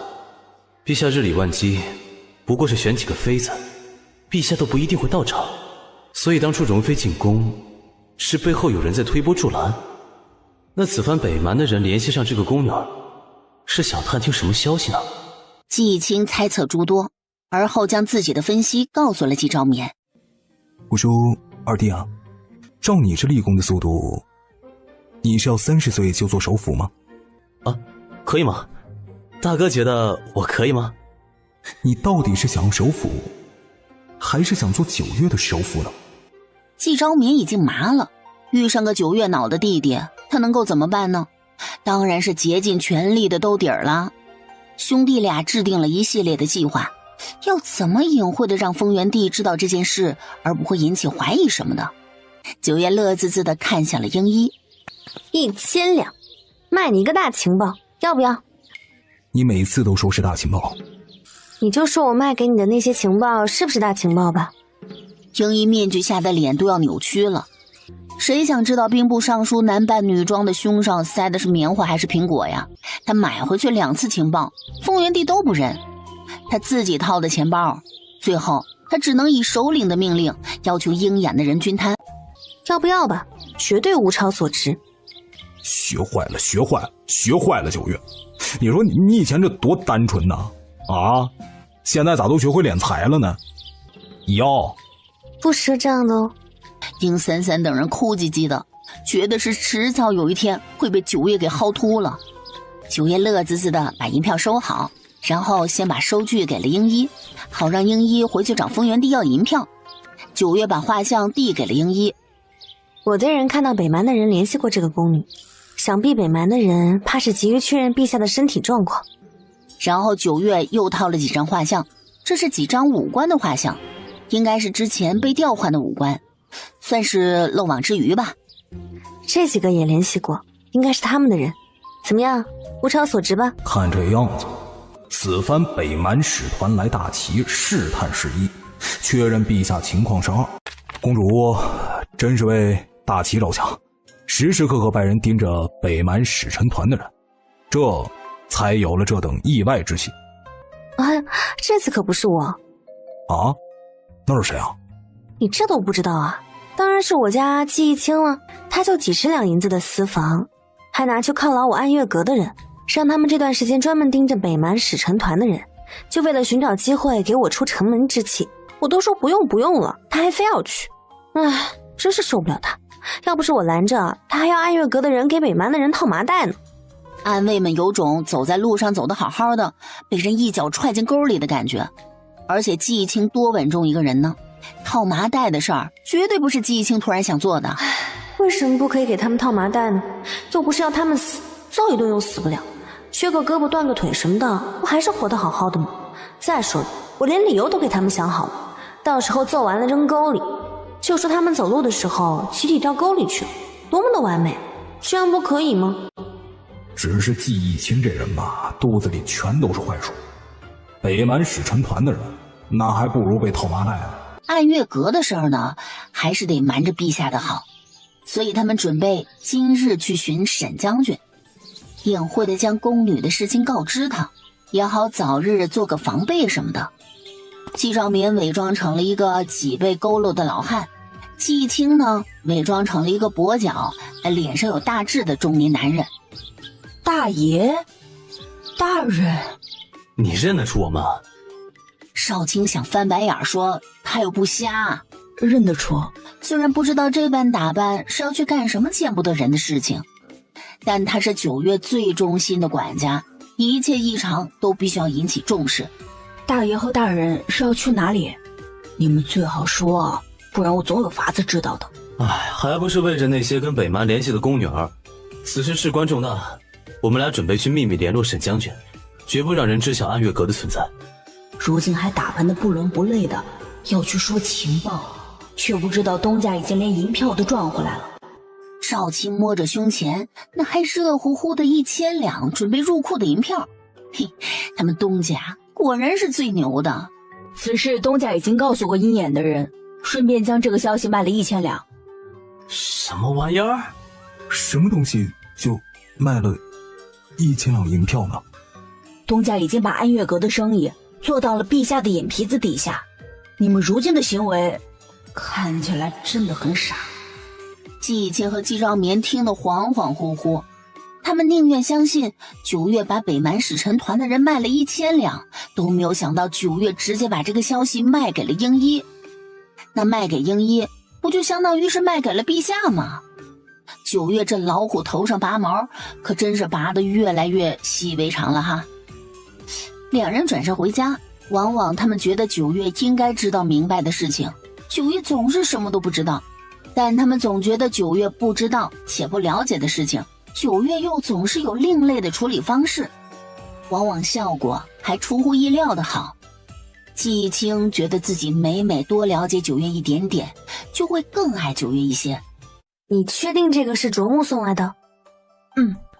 卓木能够查到书斋是9月名下的，这本就不是什么难事儿，所以这2天屡屡去书斋，想要偶遇9月，却无功而返。要是北蛮的人知道9月，恐怕早就忘记自己还有书斋的事儿，怕是得气得出一口老血。卓木这2天明里暗里的打听我行程，却没想到他会用这么简单粗暴的方式直接找上来，目的呢？9月满脸的不理解，瞧着卓木在那巴拉巴拉的说着话，然后目光下移，满满1盒子的银子，个个都是50两一锭的，装了1盒子。能放在桌子上的盒子能有多大呀？这货看不起他。丰原帝也给了这种盒子，但是里面装的是100两银票，1盒子至少上万两。这卓木给他一个盒子，里面至少不会超过500两，所以他看不起他。这货脖子上面顶的那一坨是用来凑身高的，不然为什么会和我讲这些奇奇怪怪的话？这些人策反一个人都不做背调的吗？少卿早就知道了9月肯定会被各方来路不明的人游说，只是按照9月的性子来看，丰原帝对他还行，卓木不知道啊，甚至还十分自信的觉得他能够用这么小小的1箱银锭就把9月给策反了。北蛮人简直太狂妄了，什么和他们合作？他们可以让东家实权在握，东家如今却不够实权在握的忙。他就算是想要上天，陛下可能都得想方设法的给他搭梯子。况且东家看起来好像并不是很想要实权在握，因为他不想做牛马，他只想所有人成为他的牛马。9月瞥了一眼身后，隔壁厢房有人，卓木就这么和他大张旗鼓的密谋这件事儿，然后找人来听，只是不知道隔壁厢房是哪位重臣。不知道丰原帝要是知道有人拱他做皇帝，会不会又要抄浮尘来抽他？哎呀，久了没被抽了，皮子是有点痒。丰原帝和旁边坐着的太子对视了一眼，这些人啊，用美男计找个低配版季一清，用银子收买又舍不得银子，这现在赤裸裸的要把9月推成第一个有实权的公主。如家竟然会被北蛮这些脑子有包的玩意儿用毒残害了这么多年，简直就是耻辱。旁边站着的几个大臣面面相觑，不少大臣都为九月捏了把汗。虽然九月真的是可气人了，但有九月，他们有时候竟然莫名的觉得有底一样。所以别呀，好不容易有九月，让丰原帝如今的身体和精神都好了不知道多少了。九月，你可千万别有那么大逆不道的想法呀！这个卓木到底是从哪里看出来我很想做皇帝的？这是古人的通病，所以九月自动理解为卓木和北蛮要拱他做皇帝。卓木，你竟敢害我！这不就是一套话术吗？况且，只要尝过权力滋味的人，怎么可能不为权力着迷？这怎么成害呢？西域公主此言差矣，丰原帝子嗣不封。这为何子嗣不封？不该问问你们这些阴险的北蛮人吗？如今还就太子一个儿子，现在在丰原帝这里您是受宠，但太子上位后，您敢说太子还会如丰原帝一般对您吗？太子敢？他能忍受丰原帝抽他屁股，都是因为丰原帝是个好皇帝，还是个长辈。但要是太子敢抽他屁股，别说是满房梁的暗卫和鹰眼急了，不管有多少人，只要太子敢抽他屁股一下，他必定要还10下。只要太子敢抽他屁股一下，他必定要还10下。而且九月绝对是能和太子对抽起来的。卓木还在那循循善诱，又把满箱子的银锭朝着九月推了推。小小心思不成敬意，还望公主笑纳。九月很是嫌弃那点银锭，切，还不如他卖兵部尚书穿女装的画像给鹰眼赚得多呢。到底是多瞧不起他，自以为是来找九月说这些。九月在大齐的威望很高，尤其是这段时间调查显示，九月还弄出了什么青霉素，对于战场上的刀剑伤治疗那是有奇效的。肯定是这个青霉素让九月得了丰原帝的青睐，还有花奴刺杀丰原帝一事失败后，花奴就消失了。要知道北蛮养一个毒人多么的难，费了多少的心力和银子，结果花奴竟然失踪了。且他今日不仅要策反九月，还要九月和丰原帝离心。你还不是害我？你既然要让我做皇帝，这还不是害我？啥玩意儿？谁要做皇帝？东家的想法永远都是这么前卫。然后就见九月猛地站了起来，直愣愣地走到卓木的旁边，手指就差直接戳卓木的脑门顶上去了。你让我做皇帝到底居心何在？卓木满脑子的汗呢，他不是这个意思呀，哪有女人做皇帝的？那简直是离谱了。你知道皇帝要几点起床吗？寅时钟。寅时是现在的4点。4点啊！不执行任务的时候，4点我还没开始睡呢，结果皇帝就要开始起床工作了，简直是牛马中的牛马。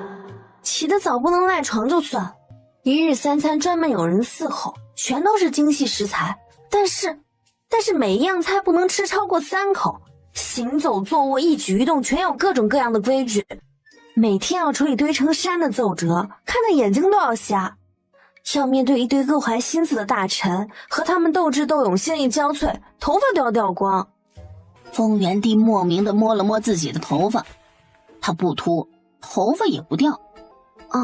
还有晚上也不能歇息，要和这个妃嫔联络感情，和那个妃嫔联络感情，因为前朝后宫息息相关。最重要的是，3不5时就有刺杀的人，小民随时都有可能给出去。所以你既然要我当皇帝，你到底居心何在？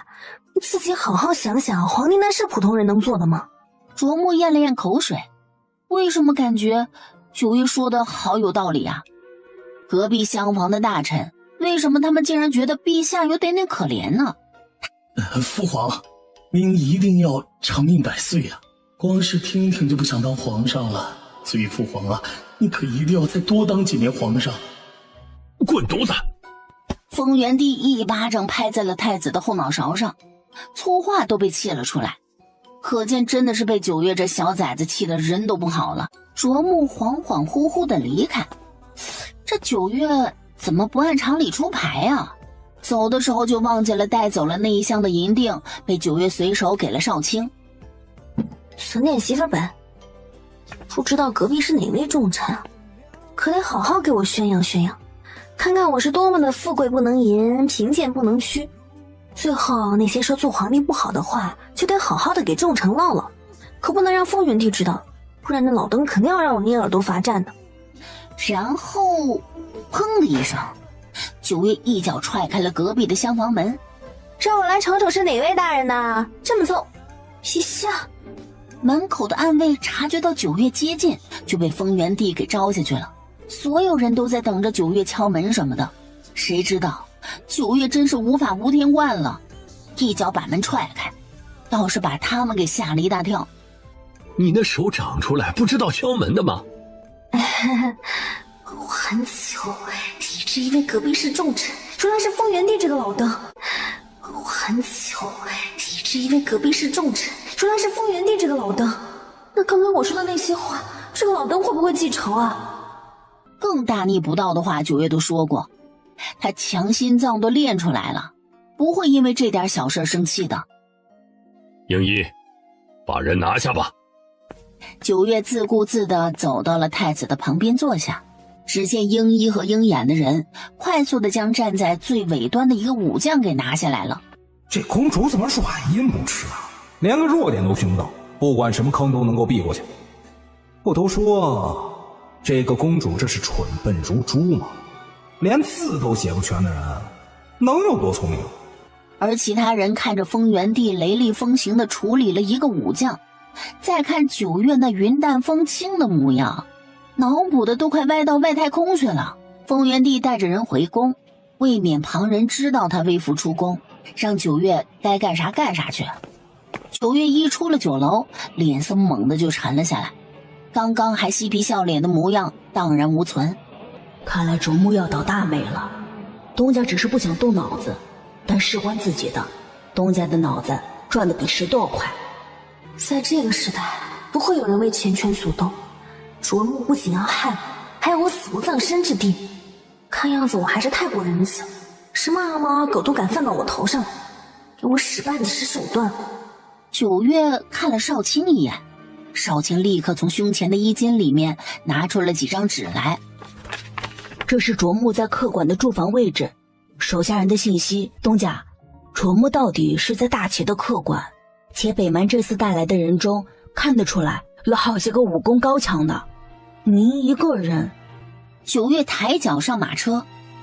我又不是去大开杀戒，至少不能在大齐的地盘上大开杀戒。风元帝对我还挺好，就当为风元帝积德吧，等他们出了大齐再说。但气是不可能隔日再收的，总要出了气再说。能给我使绊子还能全身而退的人没出生。少卿啊，你东家我哪有那么血腥，我就是去和他聊聊天，就聊聊天而已。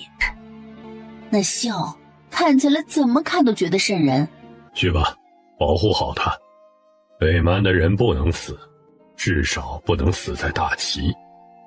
鹰一领命，天还未黑就秘密出宫了。记得给他扫尾。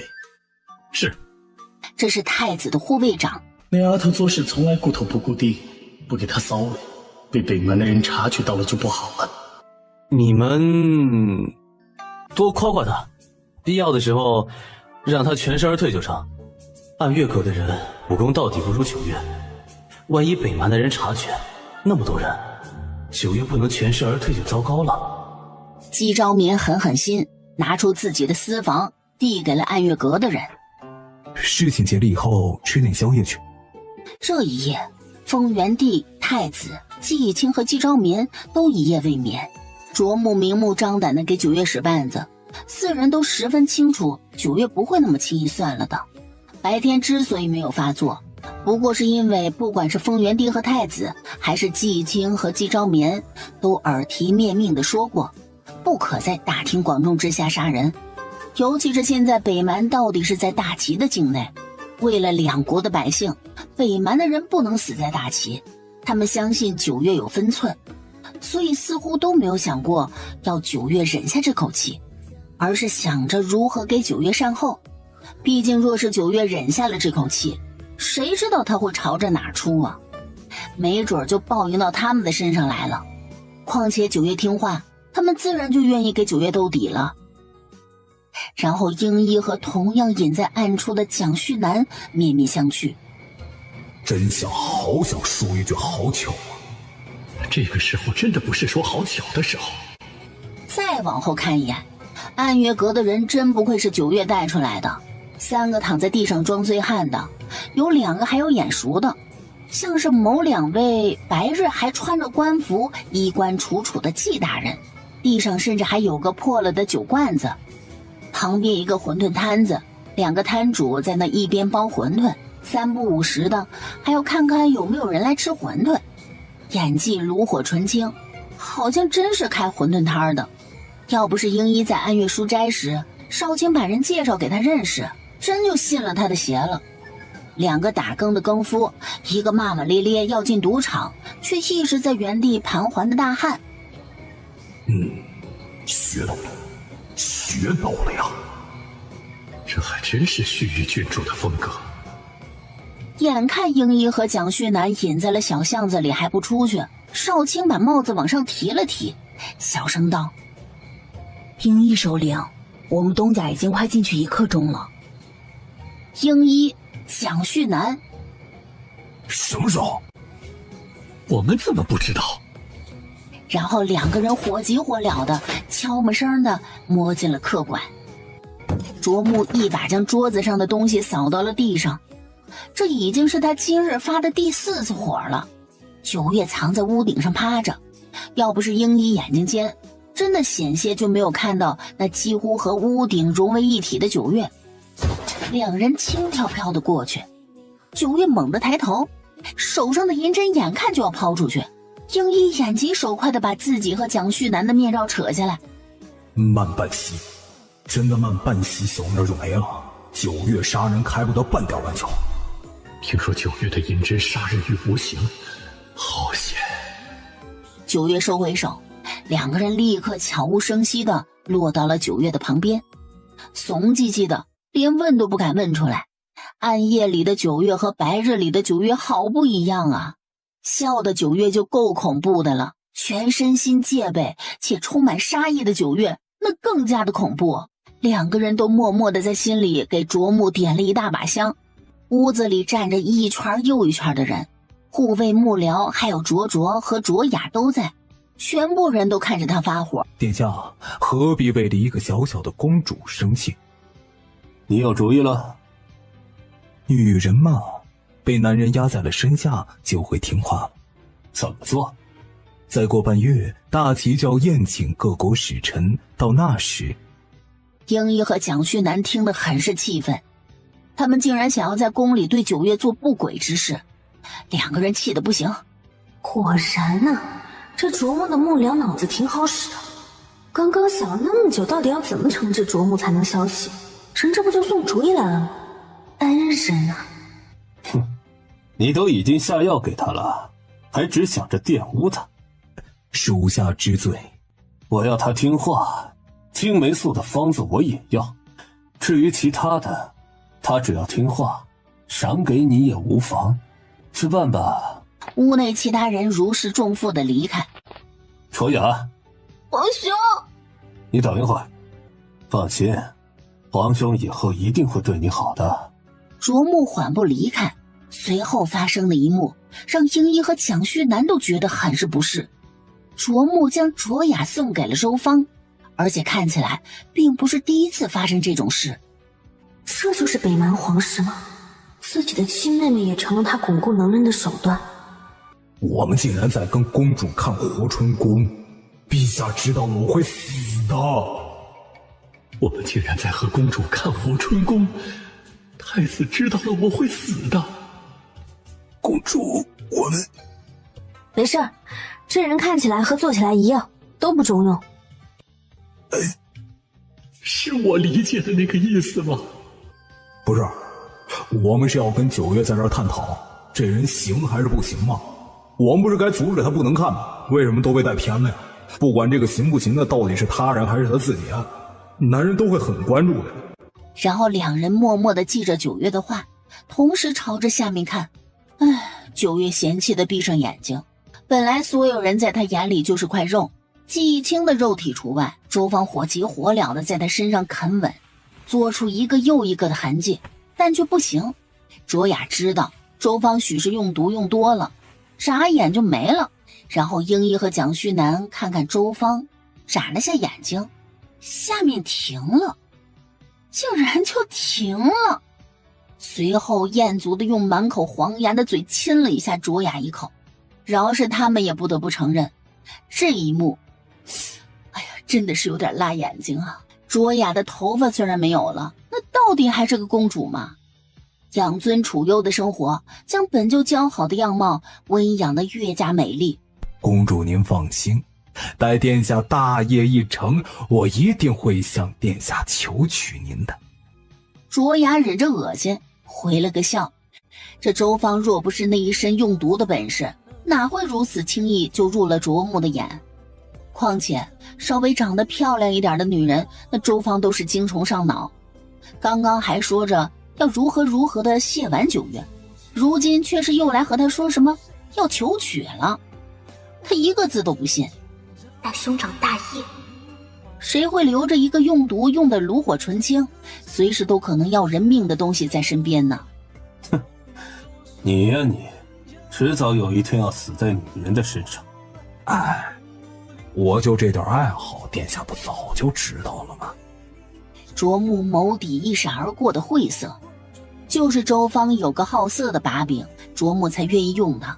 别说要的是卓雅了，就万一有人能瞧上他母后，他都可以双手奉上。只要能让他登上皇位，所有人都是他的工具。卓雅一路走得飞快，根本就没有察觉到跟在身后的九月三人。北蛮以男人为尊，虽看不起女人，但若是北蛮的皇帝是一个女人呢？卓木不是一心想要大业吗？打一顿是肯定要打的，但杀人没有诛心来的深刻吗？敢给我使绊子，我非得掀起卓木的头盖骨瞧一瞧，这什么给了他这个勇气？所以九月想到了一个绝妙的主意。卓雅急匆匆地进了屋子，砰的一声，两个婢女立刻跪下来，诚惶诚恐地磕头。卓雅美丽的面容变得狰狞，抬腿就是一脚，婢女被他硬生生地踹翻。九月饶有兴趣地看着眼前的这一幕。人呐，总是会欺负比自己弱小无助。若是这卓雅这一脚是踹向了周芳，九月许是赞他一句好样的，但他把自己的无能狂怒发泄在了婢女的身上，这不是九月的行事风格。打了好一会儿，卓雅气喘吁吁地坐下。眼睛是瞎了吗？不知道我回来就要沐浴吗？眼睛是瞎了吗？不知道我回来就要沐浴吗？两个婢女立刻起身整理好自己，然后火急火燎地去备水。英一和蒋旭南看着卓雅疯癫的样子，真觉得这人真是会变脸呐。刚刚在卓木那的时候，那在周芳身下低眉顺眼的可怜模样，和虐打婢女狰狞可怖，简直像是两个人。卓雅死命地在浴桶里搓洗着自己，像是这样洗着洗着就能够洗干净所有的污秽。九月对着英一和蒋旭南扬了扬下巴，蒋旭南还没有反应过来呢，英一直接歘的一下无声无息地冲进去，3两下就解决了伺候的婢女。这英一积极的，显得我像是个第一次办事的愣头青，没点眼力劲我说还特别没用，谁能懂扬个下巴的意思呀？随后蒋旭南极其有眼力劲的把几个婢女拖到了角落，给九月腾了个地儿。这眼力劲真是不错哎。卓雅正咬牙切齿地搓着自己，没感觉到身上浇来的热水，头一扭，就看到九月一身玄色锦衣站在了屋子的正中间，一左一右站着两个高大男人，被九月用骑士牢牢钉在马车上的那一幕还萦绕在脑海，久久挥散不去。你带2个男人到我房里，是要欺辱我吗？这人脑子里是只有这件事吗？看着两个大傻个的样子，像是要对他那啥吗？又不是真了，什么都吃得下。头转过去，面前活色生香的美人沐浴图，两人心如止水的样子，让九月怀疑这俩是性冷淡。他们忘记了面前这个公主啊，还是个姑娘，满脑子都是周芳，耸了两下屁股，然后卓雅矫揉造作的，懂的都懂。你虽愚蠢，却实在是有副好皮囊。他不是九月的对手，死死地咬着牙，却又不想在九月面前露怯，所以不敢哭。九月得寸进尺一般的在他身上被周芳作出来的痕迹上摁了一摁。说是没有这些痕迹就好了。你们都看见了？九月看着卓雅做的这些无用功，站在浴桶边甩了甩手上的水，卓雅崩溃的眼泪鼻涕一起流。你说你兄长成了北蛮的皇帝后，他许诺你的那些好处会不会应允？比如让你做北蛮最尊贵的公主，地位仅次于皇后。但其实不管谁上位，你都是公主，只是卓木上位，你日子可能会过得好一些。但只要卓木有需求，不管到时候你嫁人与否，你都需要用你的身体去为他笼络能人。卓雅身子一颤，周芳确实不是第一个。但父皇正值壮年，底下的几个皇子斗得无济掩饰。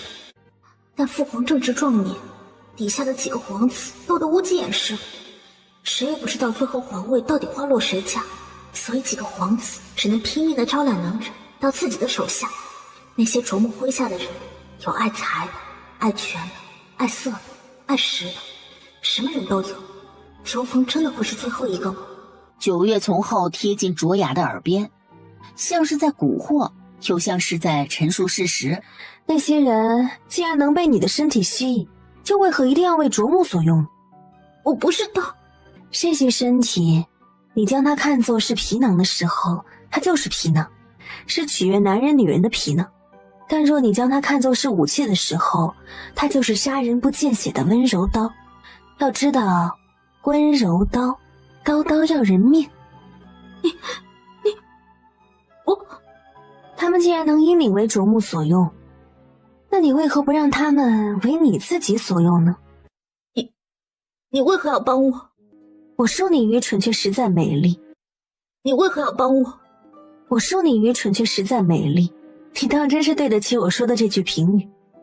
顿时惊讶的张嘴就要尖叫，却听咔嗒一声，下巴直接被九月卸了下来。我不喜欢人太吵。他被下毒了，但九月是什么时候下毒的，他竟然完全不知道。你怎么会觉得我是在帮你呢？我是在让你们自相残杀呀，傻姑娘。英英和蒋旭南听着九月这略显亲昵的语气，都不自觉地抖了抖。卓雅拼命地摇着头。过几日的国宴上，给我看看你的诚意，然后我会给你第一次解药。说完，九月将手上的水擦在了卓雅锃亮的脑袋上。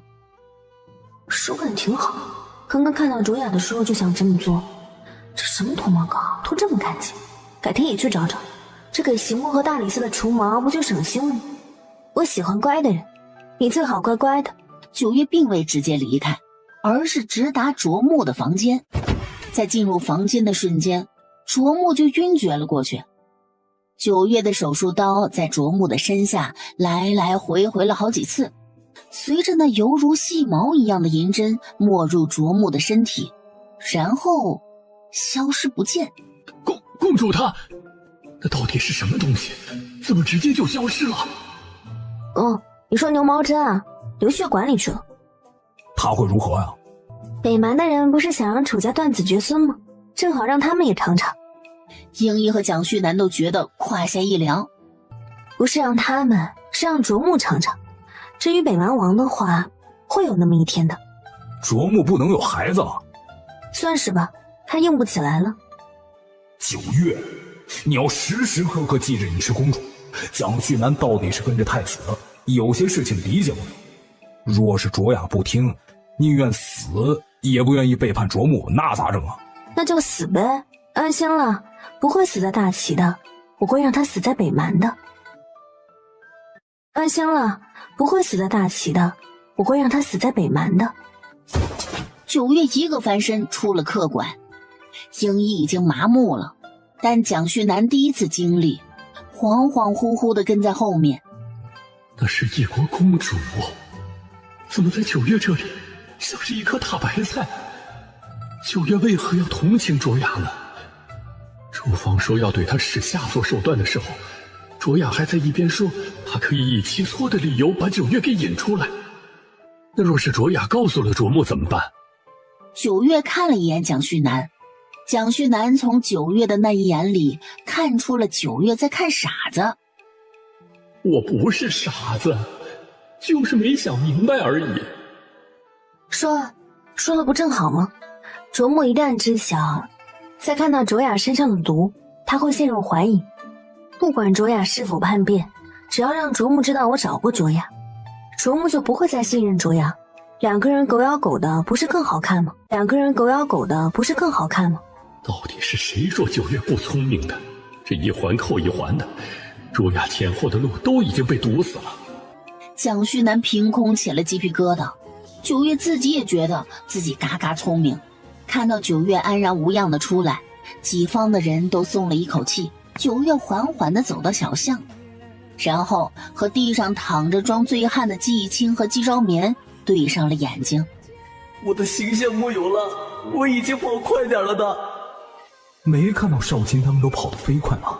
暗夜阁什么都快，逃跑是最快的呀。9月看着季昭眠略略有些破旧的衣衫，还有下巴处拇指大小的痦子，很说不出来是什么感觉。季青觉得自己的英勇形象已经没有了，他在衣服里塞了不少的布团，伪装成了一个大腹便便的中年男人。一上马车，季青急得跟什么似的，然后抓着9月的手就往自己的腹肌上按，他可是一点赘肉都没有的，不能让9月觉得他是个满肚子赘肉的油腻老男人。你干嘛？我跟你握手，你手好冷啊。9月不疑有他，不过看着季青突然装扮成了这个样子，眼睛一眯。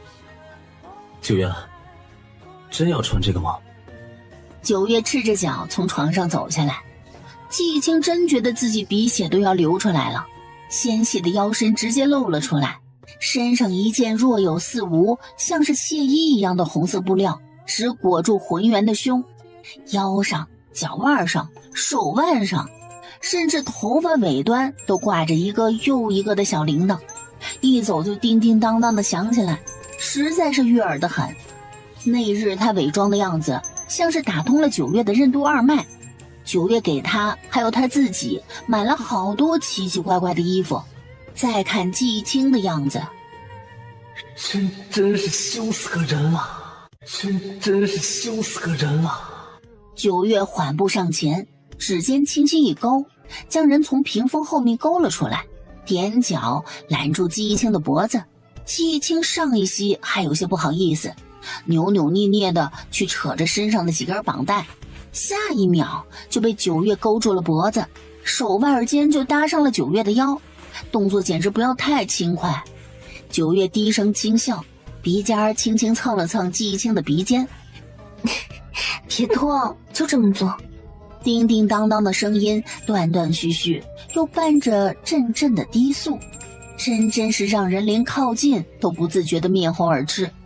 翌日，季青一大早要上早朝，未免被别人瞧见了，一路走一路捡，说是不脱，但还是丢了一地的工具。季青一张脸通红，然后特意寻了个大箱子，将这些东西牢牢地锁了起来。虽说昨晚体验感确实是很好，但这些东西他可是半点不想让人知道的，就当和9月知道就成，锁起来下次用的时候再拿出来。床幔晃了一下，伴着铃铛声，一只白皙纤细的手从里面探出来，朝着季青的方向勾了勾。季青失笑，快步上前。要去上朝了。季青俯身在9月的额间轻轻吻了一下。累就多睡会儿。黏黏糊糊的把头放到了季青的腿上，双手抱住季青的腰。好，季青揽着九月，轻轻顺了顺她的头发。待九月再次熟睡，轻轻把九月放在了枕头上，然后给九月盖上被子，遮住了满身旖旎。卓雅胆战心惊的过了好几日。不过让九月意外的是，卓雅并没有告诉卓木她曾经威胁过她的事儿。看样子，卓雅已经有了打算，很想瞧瞧卓雅到底要如何做。刚从一家店铺出来，就看到季昭眠扯个清瘦的小公子，满脸焦急。九月和身后提着东西的少卿对视了一眼，有热闹看。然后九月立刻屁颠屁颠的上前，再看季昭眠张嘴一顿输出，虽不是在骂人，但小公子垂着脑袋，连抬都不敢抬起来的模样。嘿，九月乐了。季昭眠看见九月手上还抓着人不放，哟，大哥，可这调戏良家妇女呢？季昭眠只觉得脑子嗡的一声，抓着人的手都紧了紧，只把苏成给抓得龇牙咧嘴的。下一息，季昭眠大受打击的后退了一步。她是个姑娘。九月觉得季昭眠这样子真的好好笑啊，也学着季昭眠一脸被雷劈的样子，猛地后退一步。你是什么时候瞎了的？早就听说了，旭月公主是个顶顶有趣的人，如今瞧来，果真不假。正想偷偷再看一眼公主，余光却扫到了季昭眠一直盯着她。糟糕，忘记了自己还没有完全脱困呢。这小姑娘虽然是男儿打扮，而且足够以假乱真，但确实是个小姑娘。季昭眠到底是什么时候瞎的？糟糕了！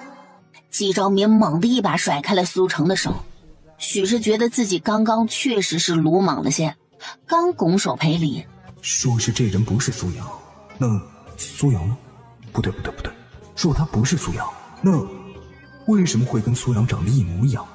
九月眨眨眼睛，看身穿男装的小姑娘盈盈玉气地看着季昭眠。大哥，你始乱终弃了？不是，我现在该怎么发挥啊？路过的人若有似无的视线飘过来，季昭眠一身官服站在这儿，九月一句话，他真是浑身长满嘴都说不清楚了。我没有，我都不认识他。我都不认识他。九月一脸看我戏你什么的表情，眼看着说不清，谁知道九月狗嘴里会吐出什么象牙来。抱歉，姑娘，我是瞧着你跟我大理寺中的一名推官长得很是相像。季昭眠早就不是初入官场的愣头青了，一看苏成的表情，再联想了一下自己调查的东西。苏阳是你什么人？你又是什么人？潜入大理寺，到底有什么目的？话音刚落，不远处一个小公子慌忙地跑了过来。程程，好家伙，真就一毛一样，只是一个是姑娘，一个是公子吧。忙将苏成护在了身后，对着季昭眠拱手行礼。大人。九月觉得不是季昭眠瞎了，而是整个大理寺的人眼睛都瞎了。苏阳和苏成两个人虽然一毛一样，但一个姑娘一个男人，怎么会没有人认出来呢？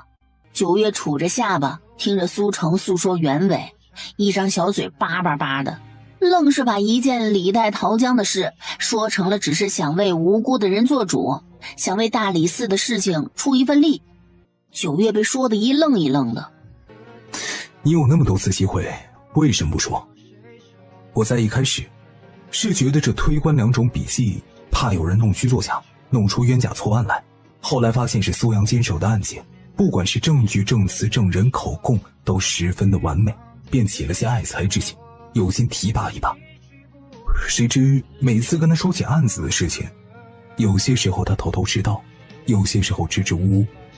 我以为他是因为太优秀但一直不升官，所以有些抵触情绪，便想找他好好的说道说道。我虽不是大官，但是对一个推官的升职还是能够说得上话的。谁知道谁知道今日与他一说，那他转身就走，我怎能让这种人才丢了？所以在之后，就是你们所看到的了。苏成刚刚还口若悬河，舌灿莲花的，如今却是不敢再开口了。不管怎么说，他女扮男装还冒充苏阳的事情板上钉钉。苏家再是富裕又如何？怪就怪他是个女儿身，哥哥喜欢做生意，可他喜欢破案寻线索。季昭眠看着苏成，而后看了一眼九月。季昭眠、季义清，甚至丰元帝和太子都和这朝代很多男人都不一样。季昭眠听着苏成说完，第一时间想的并不是李代桃僵之事，想的是那手字确实很好，案子也办得确实漂亮，甚至心里都没有感慨过一句可惜是女儿身之类的，就觉得苏成确实是个人才。但这么一个隐患埋在这里，迟早有一天可能会爆出来，季昭眠需要好好想想怎么办。走吧，弟妹，二弟怕是要下衙了。九月听着昏昏欲睡，都忘记了自己本来是来听热闹的了。哦，好。季大人。苏成一颗玲珑心，见九月和季昭眠什么都没说，就懂了，一把拉住了苏阳。二哥。季昭眠回头看了一眼，眼睛落在了苏成拉苏阳袖子的手上。苏成莫名的就放手了，季昭眠移开了视线。怎么了？这是他第一次在季昭眠的面前行女儿家的礼。恭送公主，季大人。季昭眠微微颔首，转身离开。九月跑得飞快，这会儿怕是已经到了楼下了。完了。二哥，我们没事了。怎么会呢？季昭眠和九月的马车一前一后的驶离这条街。因为他们什么都没说。此次不说，以后就不会再说了。都是二哥没有，连累你要为我做那些事情。你一个小姑娘。二哥，公主也是一个小姑娘，况且二哥不是没用，你算账、理账、做生意一把好手，若是能去户部就好了。你会说什么呢？户部和大理寺可不一样，礼部掌管着大齐的所有银线，就连微末的小官那也不是那么容易就能当的。当初为了让他做一个县城府衙的推官，苏家都花了多少银子了，他哪里敢肖想户部呢？苏成垂下眸子说不难过，那肯定是假的。今日季昭眠和九月没有说什么，但事情已经败露，大理寺他不能再去了。若是去了，一旦事情败露，难免还会连累替他们遮掩的九月和季昭眠。弟妹，干嘛？我想用下暗月阁。九月眼睛一眯，觉得事情有蹊跷，缓步走到季昭眠的面前，突然一只手捏着自己的下巴，一边围着季昭眠转圈圈，一边发出啧啧啧的声音。季青刚进院就看到九月一副审人的样子，审的还是他家大哥，但九月面上满是看热闹的表情。看来是大哥发生了什么事情，而九月觉得有热闹可看。小夫妻如出一辙的动作，一边围着季昭眠发出啧啧啧的声音，一边捏着自己的下巴摇头，再围着季昭眠转圈圈。季昭眠哭笑不得地看着自家二弟和二弟妹。你们这是干嘛？少卿在一边乐得不行。季青根本不知道发生了什么事情，但不妨碍他和九月站在统一战线。我跟你说，大哥今日在大街上拉着一个小姑娘的手，你都不知道。我没有。谁家讲悄悄话当着正主说啊？谁家区区人当着正主说？他们家的。九月不听，季青装作没有看到季昭眠急得团团转的样子，和九月继续大声地讲悄悄话，时不时的和九月一起摇头感叹，然后瞪大眼睛义愤填膺地看着季昭眠，嘴上还要发出各种惊叹。真的吗？天哪，大哥怎么能这样？你说大哥要让暗月阁查什么？我觉得大哥肯定是要让暗月阁把苏家查个底朝天，然后把他们一网打尽，全都关起来，治他们一个欺君之罪，接着上门去抄家。大哥，抄家的时候带上我，我偷偷摸摸的薅点好东西。大哥，我回去肯定好好教他。9月是开窍了，但仅仅只针对他，都不知道该愁还是该喜。这都什么跟什么呀？9月看季青一言难尽的表情，脸色一变，抱胸看着院子里的3个大小男人。难道不是吗？季昭眠脸色红了一下，不知道怎么说。他自己都不知道刚刚为什么鬼使神差的和9月说要用暗月阁的事情。你说的也有道理，这只是可能结果不是那样。我觉得大哥是想查一下那苏阳是否真的如苏成所说，是一个理财做账的好手。是好手又如何？若真的如那苏成所说，那苏阳在大理寺做推官岂不是屈才了？就该去户部了，替陛下好好的打理银钱。到时候陛下的银子更多了，赏我也能赏得更多了。是啊。9月乐滋滋的拍了一下季昭眠的肩膀。大哥，没想到你想得这么长远，不错不错。没想到你想得这么长远，不错不错。原来我是这么想的吗？学到了学到了。9月立刻喜笑颜开的和少卿安排调查苏家的事去了。大哥，你用暗月阁是为了苏阳还是为了苏成？当然是为苏阳，他可是我大理寺的推官。真的？真的。那你脸红什么？谁脸红了？谁啊？什么时候啊？你脸红，季昭眠脸红，季昭眠现在就在脸红。真可谓是贴脸开大呀。季昭眠瞥了一眼季青，敢调笑他了，和9月学坏了。大哥，嘴硬可讨不着媳妇儿。季昭眠嘴一张就想反驳，但脑海里不自觉的就想起了苏成站在他面前，不卑不亢的说出那句：我敢用我的性命保证，凡是我经手的案件，绝对没有冤假错案。那句话说出口时，整个人像是在闪春光。也许是因为9月的影响，季昭眠和季青从不觉得女子应该如何如何。就像季昭眠，哪怕经常会因为9月闯祸提心吊胆，一门心思的替9月售后，但季昭眠从不觉得9月该乖巧的做季青的妻子，该困在内宅。9月的优点将他的缺点遮盖的是彻彻底底。季昭眠根本就不是迂腐之人，所以苏阳和苏成的事情败露了出来，季昭眠第一时间想的是，苏成有此等才能，就应该发挥出来。他细心又周到，通过案牍就能够看出来，苏成办案总是能看到旁人所看不到的微末之处，从而抽丝剥茧地探查到案件的真相，这是他的本事。况且他又没有因为推官的身份而为非作歹，还查出了如此多上报案件的真相，这是好事啊。大哥，你真的瞧上了人家姑娘？没有，你在这里胡说什么呢你啊？若让有心之人真的听去了，恐怕是要伤了人姑娘的名声。季青嘴角抽了抽，季昭眠刚刚那眉眼含春的模样，那脑子里想的不是那姑娘的话，他把脑袋摘下来给9月当球踢。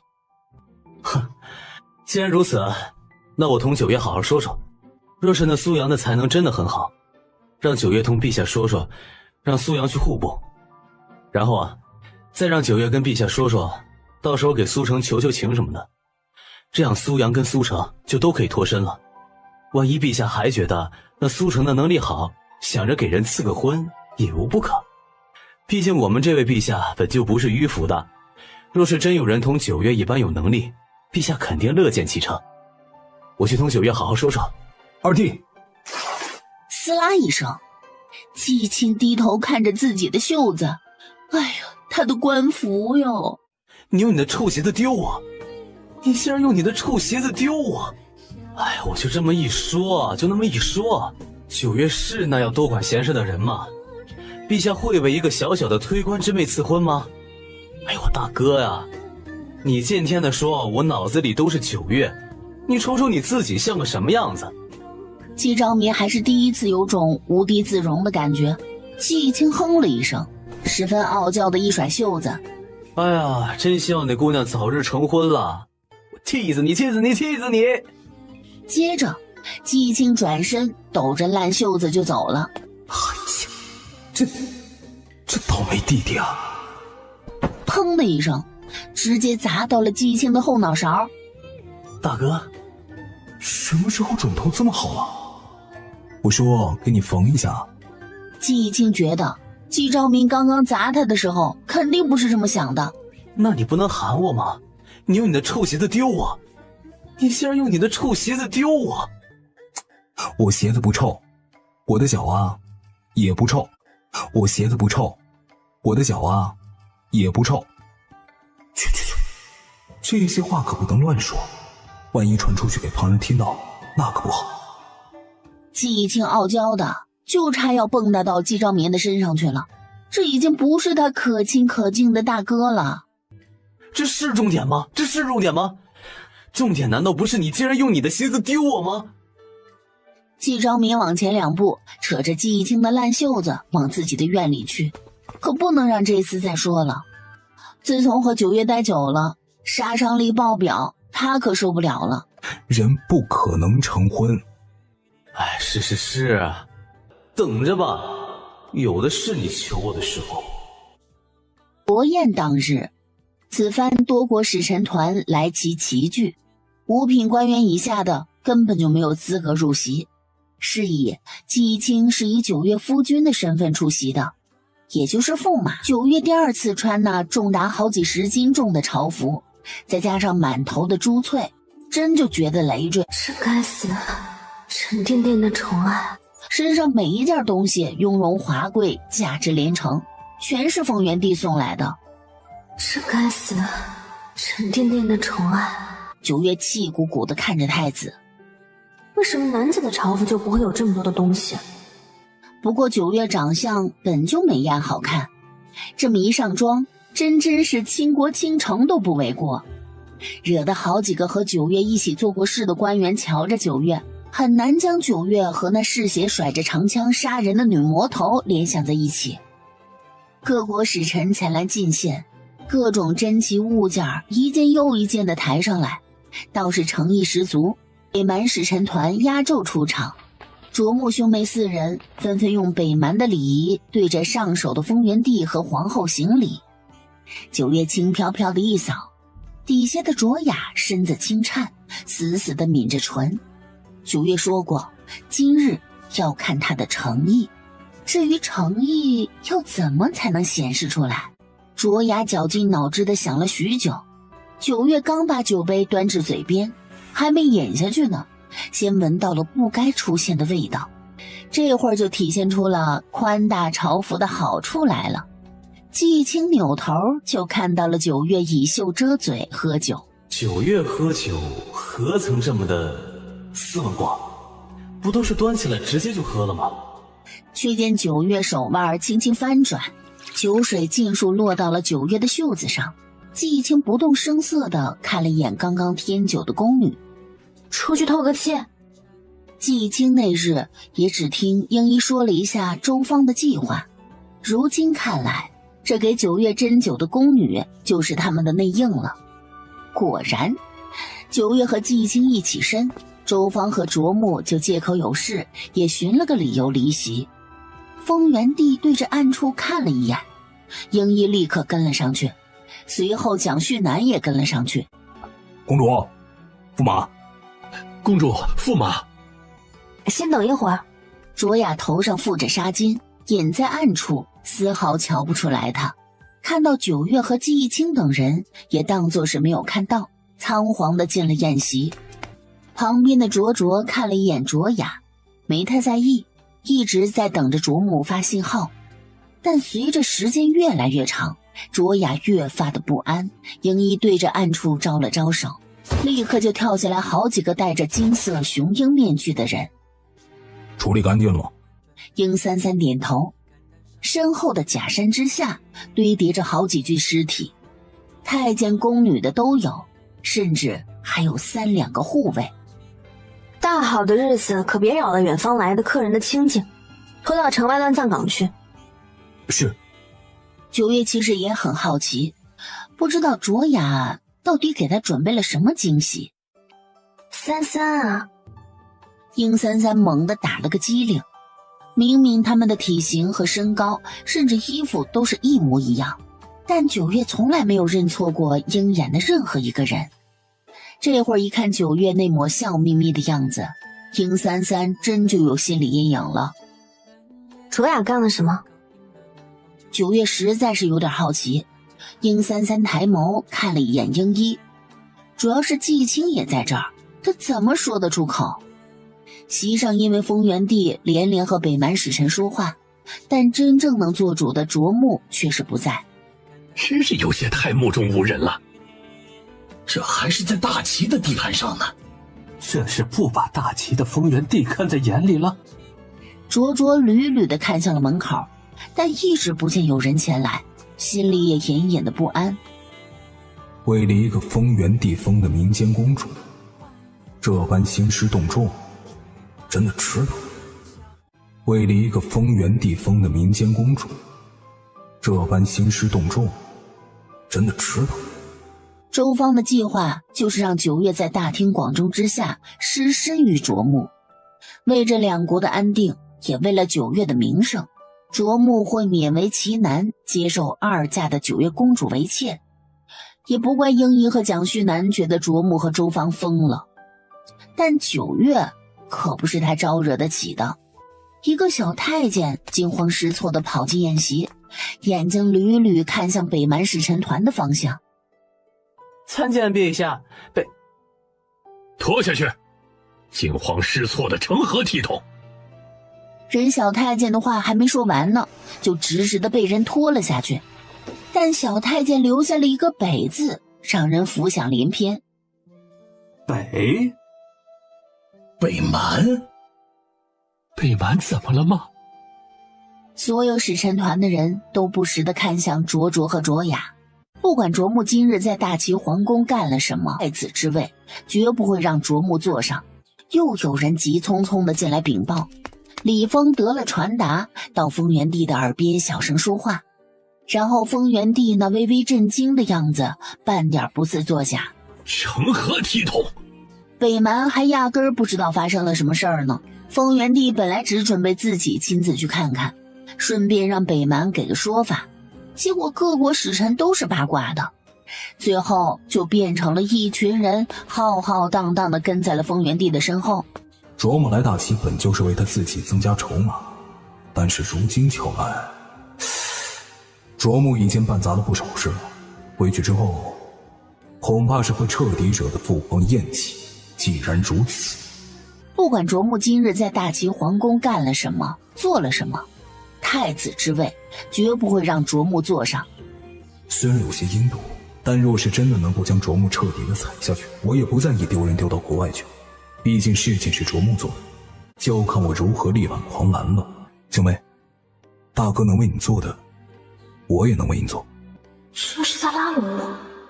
还没有见到卓木呢，还不知道事情是否有转圜的余地。卓卓却是已经打算好要将卓木彻底的拉下。明面上，卓卓可是一直支持卓木的。这就是一母同胞的兄弟吗？这就是北蛮皇室。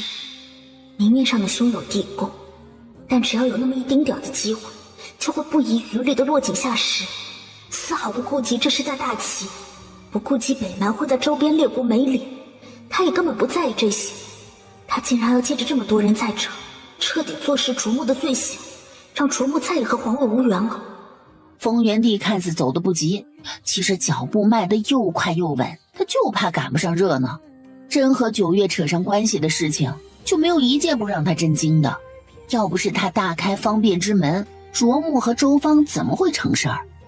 护卫头头一眼就看到领头的竟然是丰原帝，很是愣了一下。护卫头头一眼就看到领头的竟然是丰原帝，很是愣了一下，然后再看到风原地身后正笑着龇牙咧嘴的九月时，敏锐地觉得事情怕是和他们当初预想的很是不一样啊。英一哐的一声，直接抽出了长刀，直接架到了那护卫的脖子上。陛下，这就是大齐的待客之道吗？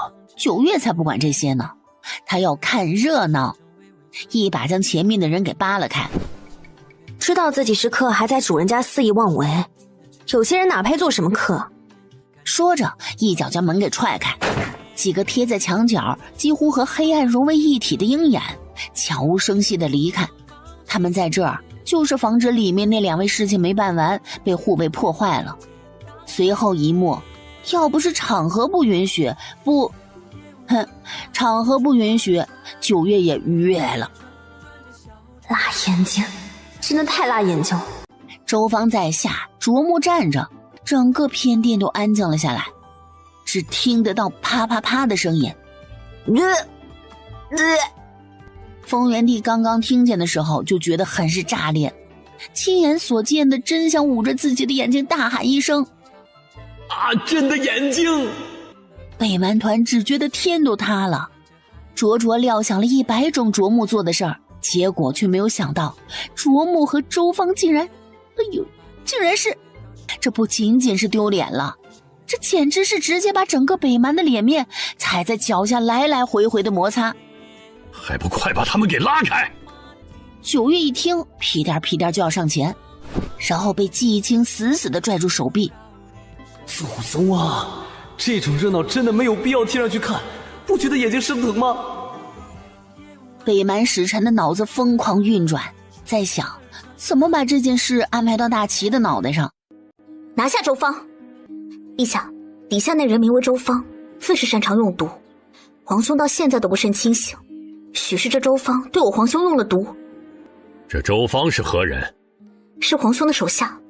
这是要把这件事安在北蛮的头上了，毕竟那周芳可是啄木的人。有些人啊，真到了生死存亡之际，什么家国大义、忠君爱国，全都抛到了脑后。不过，我很喜欢卓雅送的这份礼物，瞧瞧，老登大概也觉得很满意吧？没见他嘴角都快要压不住了。这件事，你们最好想想怎么说。卓卓狠狠地瞪了一眼卓雅，多好的将锅甩给大齐的机会啊！被卓雅一句周芳是卓木的手下给彻底击碎了。皇兄是不是失心疯了呀？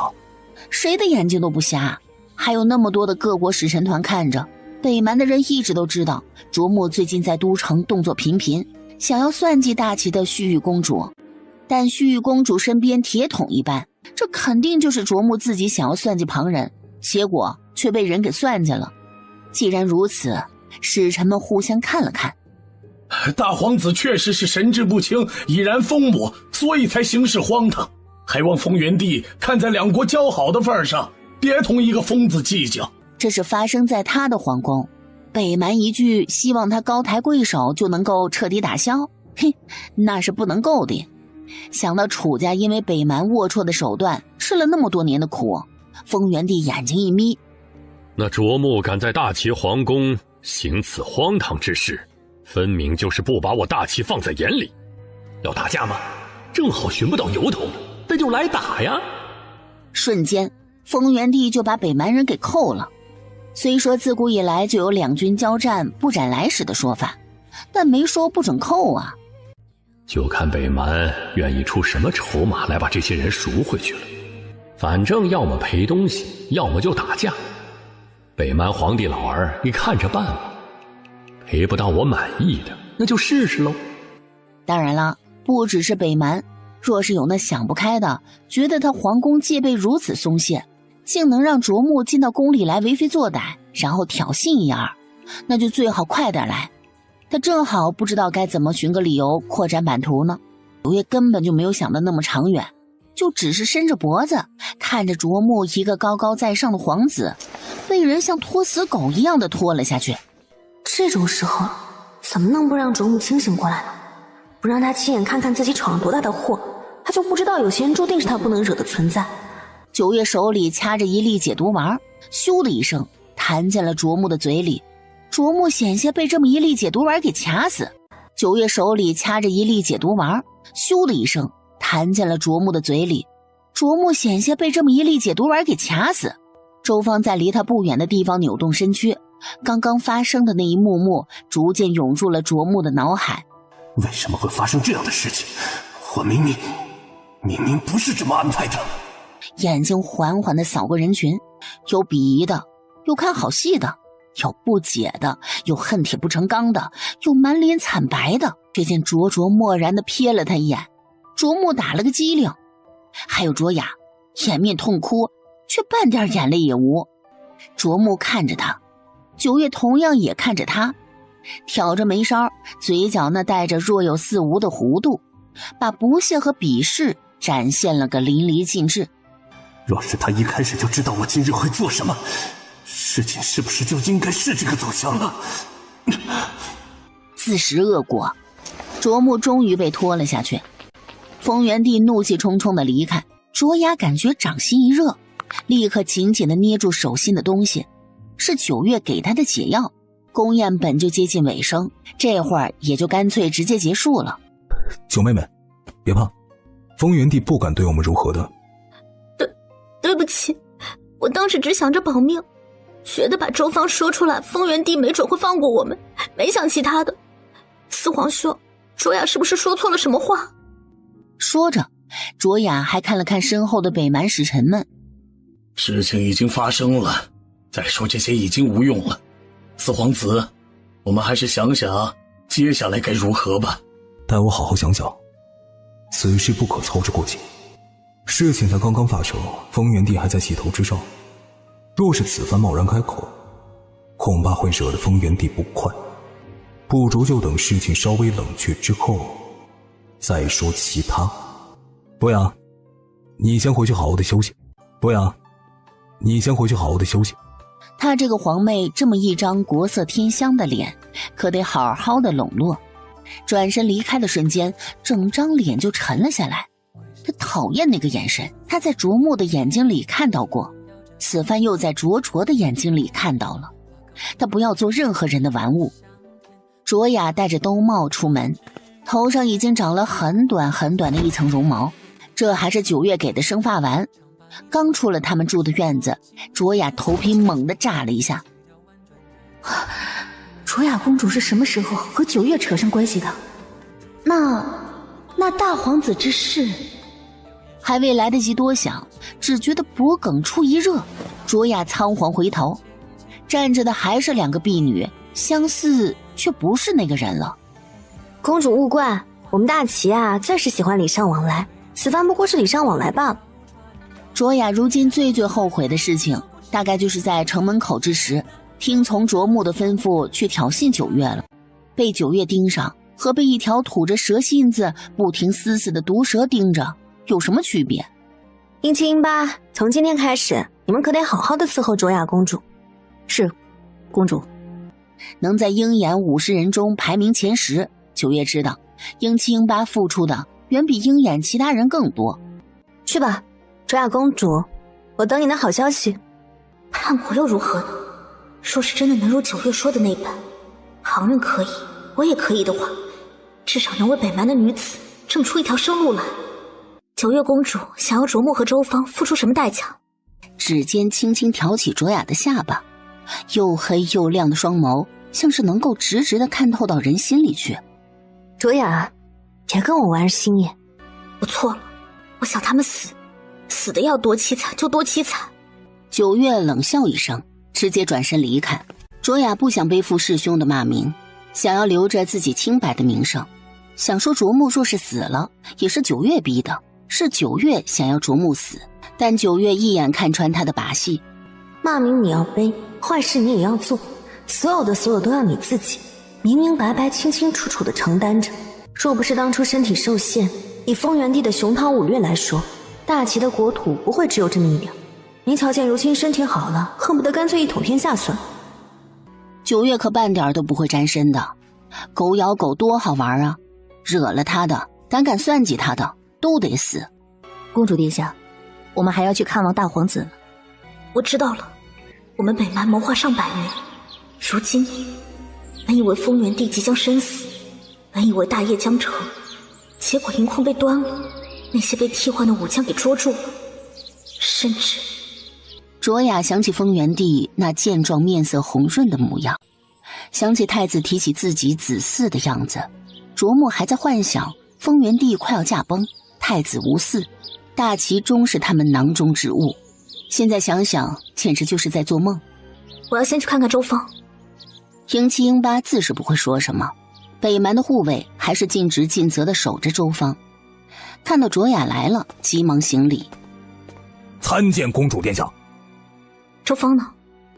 在里面。周芳的眼睛一亮，几乎是连滚带爬地奔到卓雅的身边，匍匐着想要抓着卓雅的衣摆。雅。卓雅一看到周芳那张脸，想起那些在周芳身下遭受的屈辱，猛地后退一步，扭头就吐了。放肆！公主的名讳岂是你这等贱民可以叫的？周芳被打了个趔趄，脑瓜子嗡嗡的。你这贱人，你竟然敢打我！你竟然敢打我！你吃了雄心豹子胆了是吧？你竟然敢！公主，接下来该怎么办？周芳被打了一顿，像坨烂肉一样瘫在了地上。说是旭玉公主，此刻会怎么办？你也配和我们旭玉公主相提并论吗？同样都是公主，为何我就不能和九月相提并论了？更何况我还是嫡公主，是皇上和皇后所生。若不是父皇妃嫔太多，子嗣太多，我也不至于需要依靠卓木生活。九月一个民间公主。卓雅垂下眼睑，她确实是比不上的。若是我们旭玉公主，在她开口骂贱人之时，舌头就被割了；在她胆敢大小声的时候，头就被我们旭玉公主割下来了。她以为打听到的那些是夸张的说法，如今瞧来，那些传说尽数详实不说，怕是有过之而无不及。周芳听着两个婢女和卓雅对话，瞳孔一缩。你竟然敢背叛大皇子，竟然敢背叛北蛮，你就不怕？你就不怕？你觉得卓木还有可能会有东山再起的一天吗？卓雅捂着脸，疯狂地笑着。背叛，就是背叛了又如何？卓木让我第一次去陪一个大臣的时候，我才13。公主殿下，公主殿下，我错了，我以后我再也不敢了。你饶我一遍，我给你倒酒做啊。英七和英八对视了一眼，两人都拿出随身的匕首。卓雅接过去，我不会给你这个机会了。英七和英八将周芳按在了地上，卓雅硬生生地将周芳给淹了。我受了这么多年的苦，这才第一日，周芳怎么可以只受这么一点苦呢？不够，怎么都不够。为免周芳告密，卓雅割了周芳的舌头，英七和英八折断了他的手。卓雅双手颤抖着从屋内出来，尽量别让他死了，千万不能死在大齐。殿下，卓雅公主来了。快让她进来！现在这个节骨眼，卓雅竟然还可以到处走动，可想而知她做了多少努力。真不愧是我的好妹妹，这个时候都还记挂着我。王兄，小妹妹看到满屋的奢靡，也全然当作看不见，只是自顾自地寻了个位置坐下。王兄可想好此事要如何办了？此事必定要让大齐承担后果，再不济就说是周芳一人所为，我丝毫不知情。丰原帝已经查明，你和周芳都中了北蛮特有的药，那又如何？就算是自作自受又如何呢？丝毫没有把卓雅身后两个门神似的婢女放在心上。若是他们查明你要把那药用在旭玉公主的身上，又该如何？王兄，你真的还看不清楚形势吗？你是不是真的知情又如何呢？丰原帝真的如你们所想的那般油尽灯枯了？大齐真如你们设想的那般断子绝孙了？卓雅，王兄，这里只有我们，你在担心什么？九月说她实在美丽，卓雅这会儿看着自己犹如青葱似的手指，嫩藕似的手臂，原来她竟这般美，这些以后都是她的武器了。王兄，其实还有一个法子，能够很好的解了北蛮这次的危机。什么法子？你死在大齐皇宫，卓雅，你可知道你自己在说什么？王兄，我很清楚自己在说什么。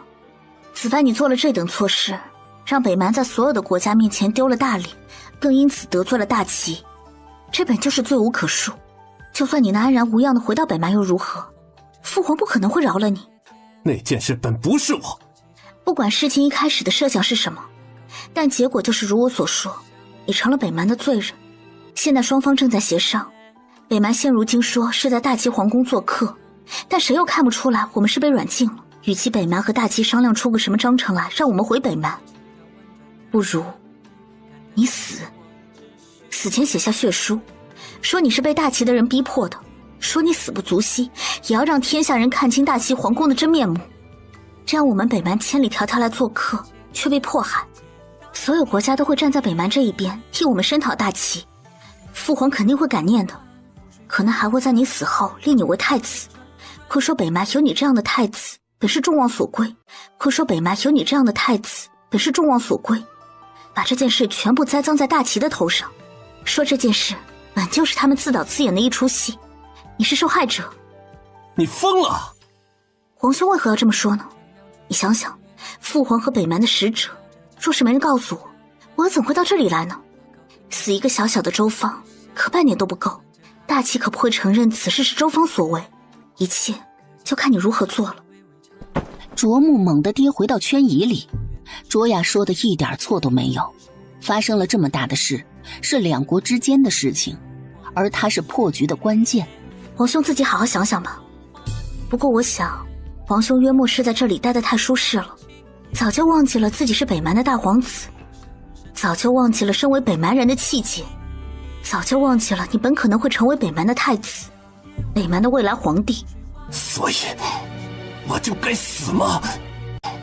我就该死吗？皇兄觉得发生了这样的事情，身为北蛮的大皇子，你不该死吗？卓雅说的没错，不管他最后是以什么样的方式回到北蛮，父皇都不会饶了他的。北蛮会要他死。去告诉那些人，我有话要同丰原帝说。听着英巴所说，九月和端坐在高位的丰原帝，连带着被九月的伍子棋弄得焦头烂额的太子都不自觉地笑了。他真这么说的？是。我又5颗黑子连成了，你说你这是什么下法？你别管我是什么下法，反正你下不赢我。那我们来下围棋，不下这个老狮子的伍子棋了。我不要，你耍赖皮。行了，太子，你下不赢九月还非要找借口，丢不丢人？既然卓雅觉得他皇兄会以死明志，就按照他所说的，寻人看牢卓木。是。陛下，北蛮大皇子求见。他要见陛下干什么？不好好的想想怎么把这事解决了，还有心情见陛下？我们去隔壁下棋，就能知道卓木来寻父皇干什么了。九月哦了一声，小手一背就往外走，那傲娇的小模样让身后的太子失笑，只得吩咐人把九月喜欢的几样点心和茶点备到偏殿去。真是，怎么比我还会享受啊？自九月常来宫里一直都备着九月常用的几样东西，从做的软垫、吃的点心、用的茶盏，那精细的简直比丰原帝还要过些。听着卓木说完，九月眨着大眼睛看向对面正冥思苦想下一步棋要下到哪里的太子。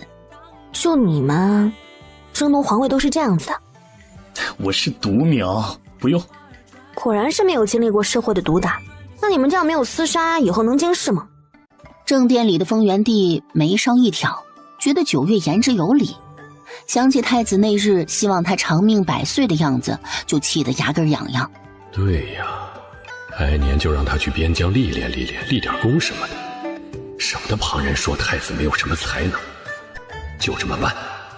太子只感觉这大热天的，背心突然窜起一阵凉气。为了自己能够活着，卓木将北蛮卖了。陛下，我所说的全是实话。大齐皇宫确实是有不干净的东西，才会让大齐几代皇帝都……卓木大皇子，你说的不干净的东西是什么？只要陛下愿意助我一臂之力，我就能让大齐皇宫的脏东西尽数消失。哦，怎么住？如何住？我要做北蛮的皇帝，只要我做了北蛮的皇帝，我可以和陛下签订盟约，100年之内绝不进犯。哼，不进犯？卓木，你真当我们大齐是怕了你们不成？脏东西！什么脏东西？你说绝宁子，还是对大齐将士下蛊，换掉大齐的低阶武官？亦或者是让会控虫之人来大齐地界，企图用虫刺杀朕？整个人猛地跪在地上，额头砰的一声磕在了地上，听听都觉得疼。陛下，这一仗朕势在必行。你北蛮在后面使那么多的阿杂手段，真当大齐是你们砧板上的肉吗？卧榻之侧，岂容他人酣睡？这个道理北蛮懂，大齐难道就不懂吗？现如今你的命于朕没有任何的作用，毕竟你真正的作用已经有了。现如今你的命于朕没有任何的作用，毕竟你真正的作用已经有了。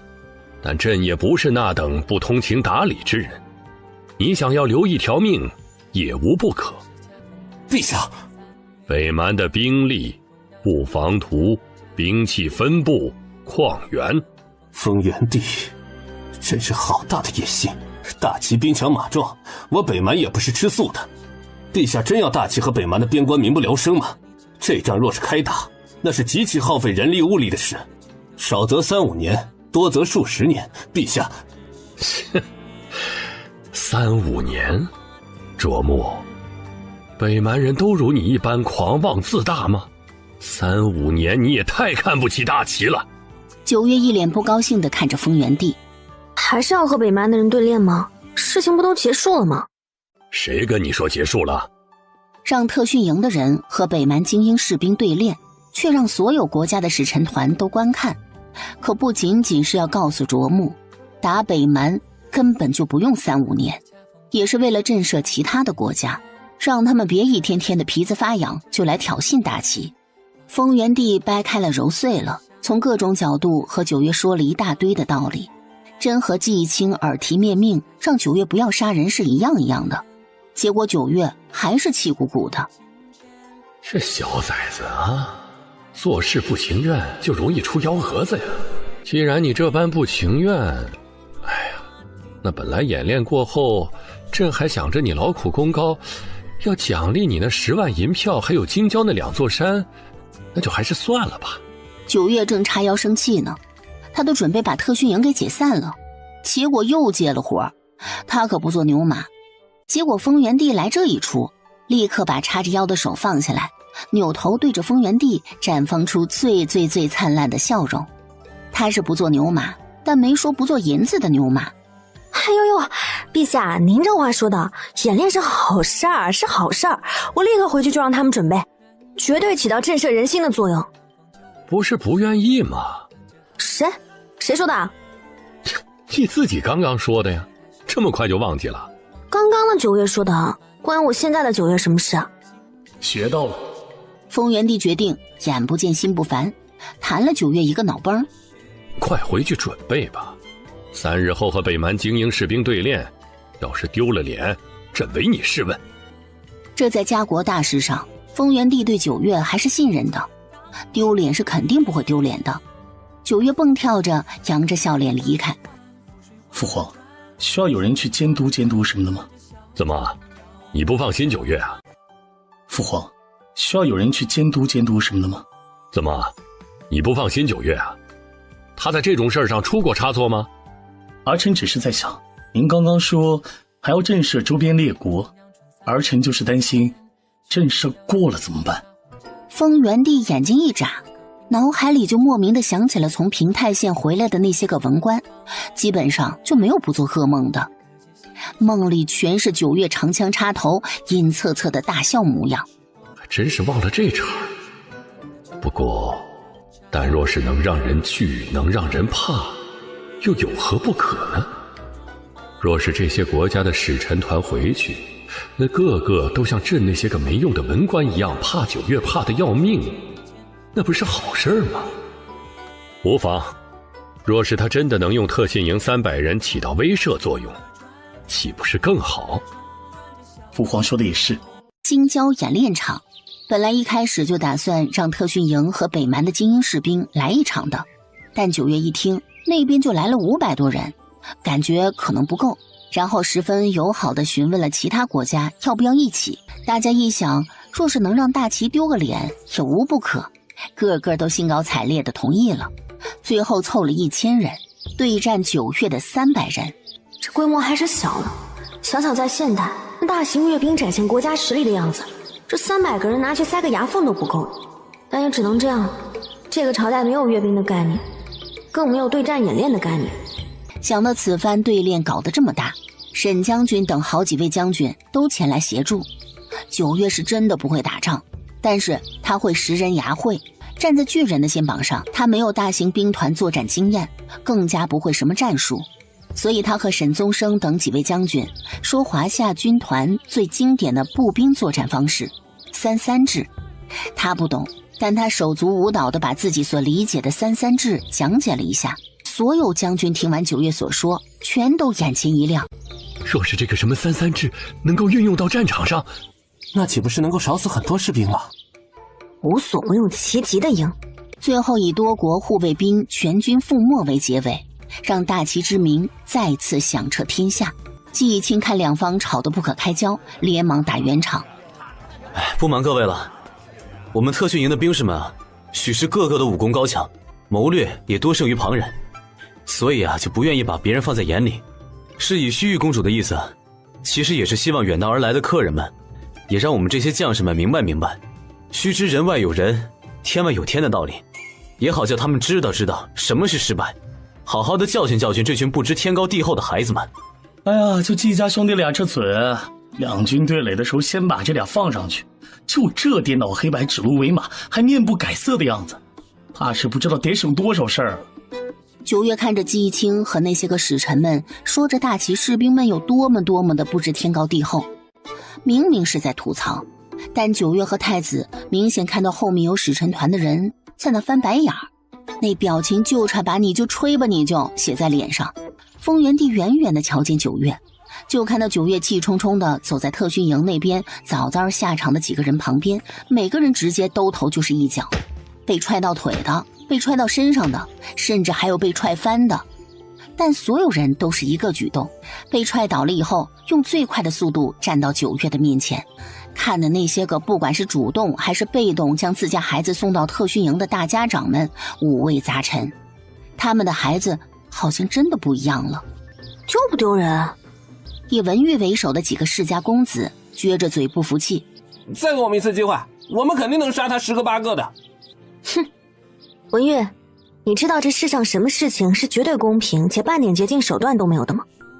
文玉和另外早早淘汰，这几日都只能听着山里厮杀过瘾的公子们面面相觑。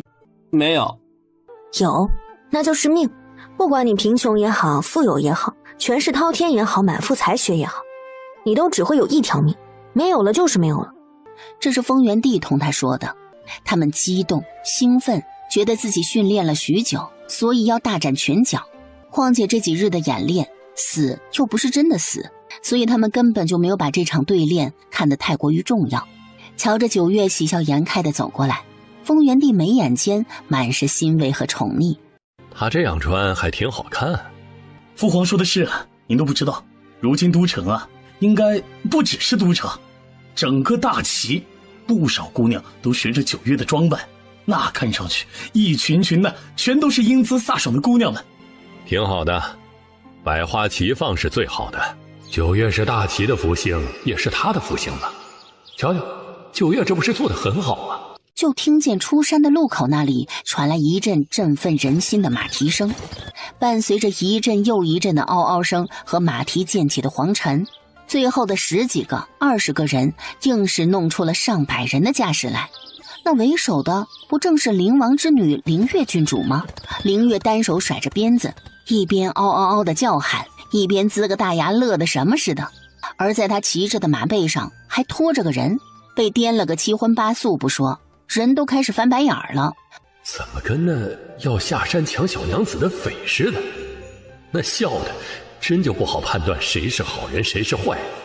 丰原帝睨了九月一眼，九月莫名的有种在照镜子的感觉，自己像个土匪似的嗷嗷叫着往山下冲，没觉得有什么，为什么瞧着旁人这么嗷嗷叫着往下冲，就感觉怪怪的？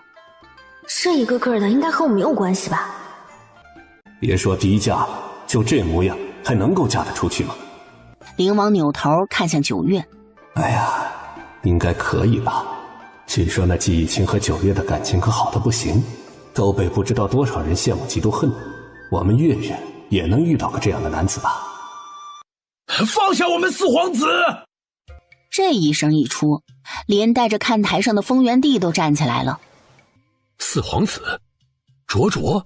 虽然早就知道月月把九月当自己崇拜的对象，可也别事事都学呀。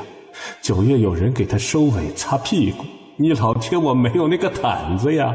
嘿，灵王有种无命休矣的感觉。灵王悄悄地看了一眼丰原帝，见丰原帝眉眼都含着笑意，稍稍放心了些。谁知道九月个不嫌事大的，一眼看到那马背上被颠得直翻白眼的卓卓，突然一拍巴掌，大喝一声：好好！九月这声好一出，好家伙，那下面本来已经快要偃旗息鼓的特训营的公子姑娘们，那简直和打了鸡血似的，拖着那北蛮的四皇子还有各国的几个护卫头头，开始在下方在各国使臣所在的空地上转着圈的挑衅和羞辱，简直是给丰原帝拉了波大的。好爽的感觉呀！这是教出了300个小九月来。这些公子们本就有些离经叛道，不是那等子乖觉的孩子，如今和九月那简直是臭味相投，家都得被掀了吧。丰原帝莫名的觉得对不起自己的那些老臣们，但对练结束之后，本就对大齐恭敬的小国此番更加是恭敬。头铁的北蛮使臣团的人如今也跟小鸡崽似的，再也不敢高傲什么了。特训营训练了1个多月之后，沈宗生和季逸清就整理了九月这边的训练方式，下发到各大军营去了。不求所有士兵都能够成为九月特训营里训练的那样，但至少每个军营要有3到5个如特训营一样的队伍。丰原帝睨了一眼面色苍白的卓木，陛下，求陛下保我一命。朕看你还是搞不清楚自己的处境，你有什么资格，用什么条件，说说吧。陛下，之前我说的大齐皇宫有脏东西并非是乱说的，大齐皇宫所有的皇室血脉都被人下了毒。就见偏门的门帘被撩开，那令卓木胆战心惊的絮絮公主缓缓地走了出来。她怎么啰里吧嗦的？丰原帝和站在九月身边的太子同时失笑，但九月听着卓木跟尿频尿急尿不尽似的，3不5时的就挤点什么乱七八糟的东西出来。絮语公主，你这话……九月唰的从腰间把自己的手术刀拿了出来，卓木眼睛瞬间瞪大。啰里吧嗦的，大齐皇宫的绝宁子的毒已经解了，年前才给福王办了45的寿辰，大办的你不知道？怎么会？沈将军和几位重臣身上的蛊也都被解了，只觉得自己双腿发软，只想往地上出溜。平泰县城的银矿和那5000私兵也被一网打尽了。我九月走进卓木，手术刀在卓木的脸上比比划划的，似乎在寻找合适的下手位置。你也别啰里吧嗦的了，好好说吧。平泰县城的幕后之人是谁？肯定不是你，应该是北蛮皇帝那一辈的了。那些个被替换的小武官，至少要我15年前开始算了。那会儿你才多大？你想保你的命也可以。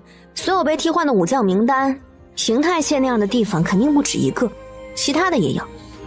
说完，九月看了丰原帝一眼，丰原帝啧了一声，就见九月屁颠屁颠地凑到他的身边来，还刻意对着他招招手。丰原帝莫名其妙的就弯下腰低头了。九月小小声的在他耳边悄悄说话：陛下，要不要问问他那二皇子是谁的孩子？朕就知道，到底是谁说九月愚笨的？这什么事情九月不知道？当初九月给朕把脉之后，绝对就知道了楚药不是朕的种了。这小崽子！堂堂帝王被人戴了绿帽子，风原帝想要掐一下自己的人中，却见九月忽闪着自己的大眼睛。风原帝觉得自己更不好了。陛下，您是在难过吗？卓木和太子都疑惑地看着风原帝和九月。没什么太难过的了，在亲子鉴定这方面吧，男人确实是弱势方。毕竟女人嘛，只要从自己肚子里面出来的都是自己的血脉，男人就不一定了。虽然孩子不是你的，但是媳妇儿是你的嘛。是小崽子。风原帝看着李峰的浮尘，手指蠢蠢欲动，看着九月清澈无辜的眼神，真就有那么一类人，说话真是杀人于无情啊。说完了，九月还悄悄地看了一眼跪在地上冷汗涔涔的卓木。陛下，要问吗？好似男人被戴绿帽子根本就不是什么大事一般。风原帝闭了闭眼睛，不停地在心里默背莫生气。只要我眼睛闭得够快，九月说的就不是他。不用问了，平太县幕后之人，应该就是楚耀的亲生父亲了。哦，说吧，就只有这些才能保你的命。九月用手术刀挑起了卓木的下巴，眼睛犹如要摄人魂魄一般，直视着卓木的眼睛。三王爷、七王爷、八王爷、八王爷、八王爷，你九月是怎么知道的？我怎么记得不是说北蛮的八王爷封号是慧，极其聪明，但他不是个残疾吗？太子和风原帝对视一眼，他们知道的也是这个。你和惠王合作的事，不对，惠王的事，该不会是你们整个北蛮皇室心照不宣的事情吧？卓木垂着眼眸不说话。看吧，掉以轻心了吧？陛下，你们是不是也因为这惠王是残疾，所以并没有太把注意力放在他身上？风原帝脸色难看的点点头。传回来的消息尽数是一些惠王性子阴郁，不喜外出，所以在他们传回消息说惠王在府上之时，这人可能就在各个地方埋下了自己的眼线，实施着自己的计划。那你这位八皇叔还真是个能屈能伸的人才，夺皇位不成，还能心无芥蒂的帮你们做这些事，该是有什么条件的吧？确实。说起条件，我想起了一件事，北蛮好像每一年都会丢失不少的幼童，还带着两国交界之地，也经常丢失幼童，所以大齐边疆才会越发的管束严厉。但这么多年了，北蛮幼童丢失的数量只多不少，还一直都查不到线索。什么案子会10多年都找不到幕后之人？这件事该不会是和惠王有关吧？卓木这会儿已经不流冷汗了，而是白眼一翻就要晕过去，结果九月银针一扎，硬生生的把卓木给扎清醒了。幼童？惠王用幼童来干什么？治病。用幼童来治病，这是多么荒谬的事情！太子气得直接一脚踹在了卓木身上。畜生！你们这样的人竟然还是北蛮的皇室，一个个的简直都是畜生！卓木知道躲不过去了，只得把自己知道的说了出来。大齐被下毒的事情是北蛮历代皇帝都知道的事情，而惠王就在那个时候说了自己的计谋。惠王先是联系当初在圣女放药时就协助了他们的荣家人，再把荣家女儿送进宫，之后设法让荣家女儿怀上他的孩子，到时候陛下自己的孩子身体弱又无子嗣，皇位自然就会落到惠王的孩子头上。卓木被带了下去，太子和风原帝两个人气得不行，九月也气得不行。风原帝被气得头疼欲裂，九月看了风原帝一眼，给风原帝把脉。陛下还是不要这么生气，对身体真的不好。他将大齐的百姓都当作是自己的子民，从不曾做过主动伤害百姓的事情。虽然身居高位，风原帝却有旁的帝王没有的慈悲之心。孩子，那是新生，是希望，是一个国家一个民族想要传承下去的根本。那是新生，是希望，是一个国家一个民族想要传承下去的根本。九月顺手就给风原帝扎了2针，看风原帝和太子气成这样，眼珠子一咕噜，还没开口呢，就见风原帝缓过来，先给了他一个脑瓜崩。不准去北蛮。那就任由惠王和北蛮皇帝这么为非作歹。无论此番北蛮开出什么条件，这一仗都非打不可。父皇，儿臣愿带兵前往。这事儿还得从长计议。李凤，6部内阁3品以上武将，还有季家兄弟都叫来。是，没我事了吧？那我先回去了。他手下能人众多，也没必要让9月这么劳累。听完太子所说，御书房内所有大臣目瞪口呆。太子殿下，您所说的是真的？脾气暴得直接骂了粗口，就算是斯文些的，也忍不住义愤填膺地说上几句，简直枉为人。陛下，如今北蛮有把柄，你在大齐手上，我们何不趁此机会，将北蛮一举拿下，也好解救北蛮百姓于水深火热之中。这老东西什么时候也学会冠冕堂皇这一套？不过解救北蛮百姓这话倒是也没错。朕让你们来，就是让你们商量商量，谁领兵，后勤、粮食、兵器、铠甲。兵、粮、将、银，这些都是需要拿出具体章程来的。季青和季昭眠在那摸鱼，丰元帝想起这兄弟俩为了给9月收尾，那计谋是一个接一个层出不穷。2位季爱卿，你们可有什么想法？都知道这兄弟俩是皇上面前的红人，但这打仗的事情，这2个小子能说出个什么东西来？陛下，打仗一事，宜卿从未经历过，是以实在说不出什么想法来。打仗一事，宜卿从未经历过，是以实在说不出什么想法来。季昭民同样一番说辞，丰元帝这才想起兄弟俩年纪都不大，当官的年纪更是短，刚要说那就算了吧。不过对于另外的事情，宜卿倒是有几句想说的。什么？刚刚太子殿下曾说，北蛮幼童被掳一事，在北蛮是人尽皆知的事情，导致北蛮人一旦生了孩子，不是往深山里送，就是彻夜不停地看着。我们可以利用这一点，让北蛮的百姓对北蛮皇室失去信心。失去信心又如何？失去信心之后，我们又再度让人在北蛮百姓之中宣扬我大齐，譬如入户能分多少田地，免去多少赋税。大家虽然听得云里雾里的，但光是听着大齐的那些东西，户部和吏部最是直观的知道这些。说句大不敬的话，其实百姓并不太在意谁做皇帝，他们更在意的是谁能让他们吃饱饭穿衣暖。其实百姓并不太在意谁做皇帝，他们更在意的是谁能让他们吃饱饭穿衣暖。你的意思是，我们先把北蛮的百姓拿下，到时候我大齐的军队到时，百姓就不会拼命的抵抗，也会减少更多的伤亡。殿下说的是，更何况大齐对北蛮势在必得，到时候那偌大的田林山地也总是需要有人去种去经营的，若是百姓的死伤太多。瞧瞧这季青，真不愧是进了吏部了，想的全是各种人才。这事儿可行，但具体如何实施，还需要从长计议。记下。为防9月做事不计后果，不止季青有各种规划计划，季昭眠也一长串。9月不用最好，不用他们就可以在衙门里把这些践行。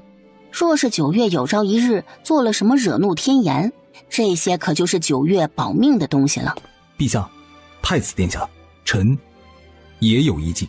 你说。闽运郡内有一伙山匪盘踞多年，微臣觉得可以让沈宗深、沈少将军去剿匪。这在说打仗的事情呢，怎么又说到剿匪的事情去了？沈少将军当初双腿受伤，连行走都困难的事情，不止大齐的人知道，别国也有不少人知道。沈少将军年少有为，素有小战神的称号，大齐的人为沈少将军惋惜悲愤，但别的国家肯定不是，他们肯定巴不得沈少将军一辈子都站不起来。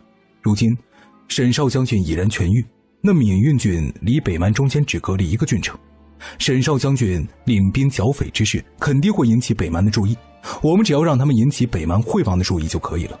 那惠王用幼童炼药却一直未能痊愈，微臣觉得他会想知道沈少将军是怎么好的。这兄弟俩脑子到底怎么长的？怎么就能这么聪明啊？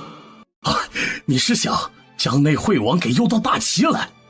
沈将军所言极是，惠王此人虽是残疾，但至多近妖，此人不除，实乃我大齐心腹大患。但若是让我大齐的士兵去暗杀他，付出的代价却是太大。他能用幼童治病，可想他有多么的在意自己的残疾，所以我们何不让他自投罗网？那到时候我们就用旭玉公主来做饵，正好诱那惠王前来瓮中捉鳖。话音刚落，却见季家兄弟和丰原帝父子同时说了一声不可。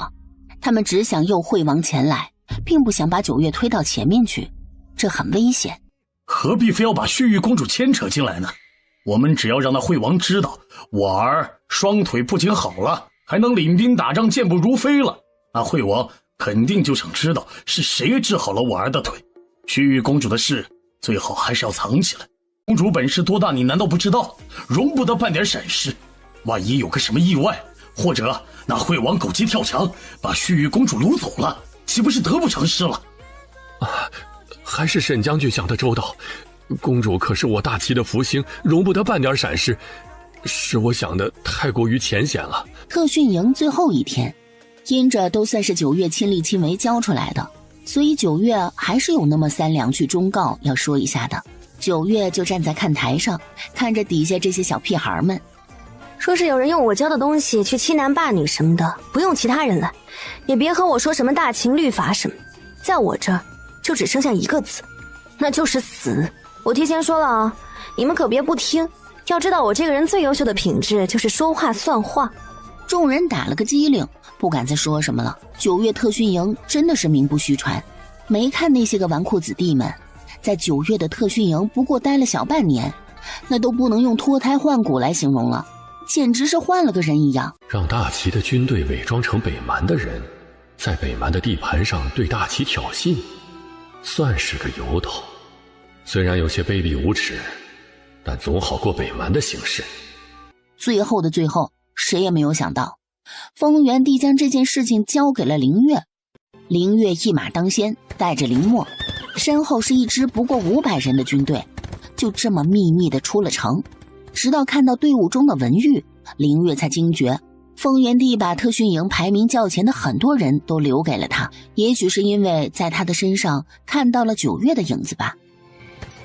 暗夜匆匆，九月站在城墙处，遥遥地看着林月领头的那500人，没有火把，悄无声息地出城。明明当初只是为了帮季义清出一口气而已，怎么到了如今那些小崽子们都要出去办事了？是公主！所有人唰的全部回头。就算一开始所有人不服、不屑，甚至屡屡想要和九月作对，但随着接触的越多，特训营的人对九月也只剩下一个字：服。如今九月千里相送，所有人心底都只有一个念头：绝对不能给公主丢脸。北蛮那边来了消息，愿意以3座城池换回北蛮使臣团的人，来时风光无限，如今犹如丧家之犬。北蛮使臣团有些恍惚。同样的地方，卓雅撩开了车帘，想起旧事在这里，他被九月一棍插到车架的样子。众人正要离开，就听到此起彼伏的参见公主，卓家兄妹都冷不丁的抖了抖。主要是九月太过于邪性了，今日九月更是直接完全不把他们看在眼里。一个人骑在高头大马上，身后拉着一个罩着黑布的棚子。九月有一搭没一搭的挥着马鞭。哟，这下回去了？这个公主是否太过于嚣张了？你是令旗？回公主殿下。是。少卿感觉自己头都大了，这令旗可是惠王手下第1护卫，据说武功举世无双，他查到了就告诉了九月，然后这令旗就被九月贴脸开大了。惠王的狗！公主殿下是对令旗有何不满吗？为何羞辱令旗？令旗确实是在惠王爷手下做事，但令旗不是狗。不满又怎么了？羞辱你又怎么了？我说你是狗，你就是狗。不服？不服你可以打我呀！令旗垂着眸子，恨恨地瞪了九月一眼。九月压根儿就没有看到。公主教训的是没劲，不是什么第1护卫吗？就这都被人骑脸上了，还来一句公主教训的是，真是没种。大皇子，我思来想去的，总觉得一直收你的礼物不好，所以我特意寻了给你们送我的礼物，加工了一下，还给你们，不用太感谢我。卓木看向九月身后的笼子，什么叫做他们送的礼物加工了一下还给他们？卓木直觉肯定不是什么好东西。公主刚开了个头，九月的手一扬，后面的少卿立刻让人将黑布给扯开了。卓雅只看了一眼，就腿软的直往地上倒，被身后的英七和英八给搀住了。卓木和卓卓脸色都白了，被九月这么挑衅，卓卓自是不服。公主殿下，这是什么呀？怪我，都忘记了，也没说给你们介绍介绍我这还的礼物是什么。马鞭啪的一声抽在了笼子上，然后笼子里的东西就被震了一下，立刻就东倒西歪了起来。这是一个不倒翁，有趣吧？不管怎么摇晃，它都不会倒下。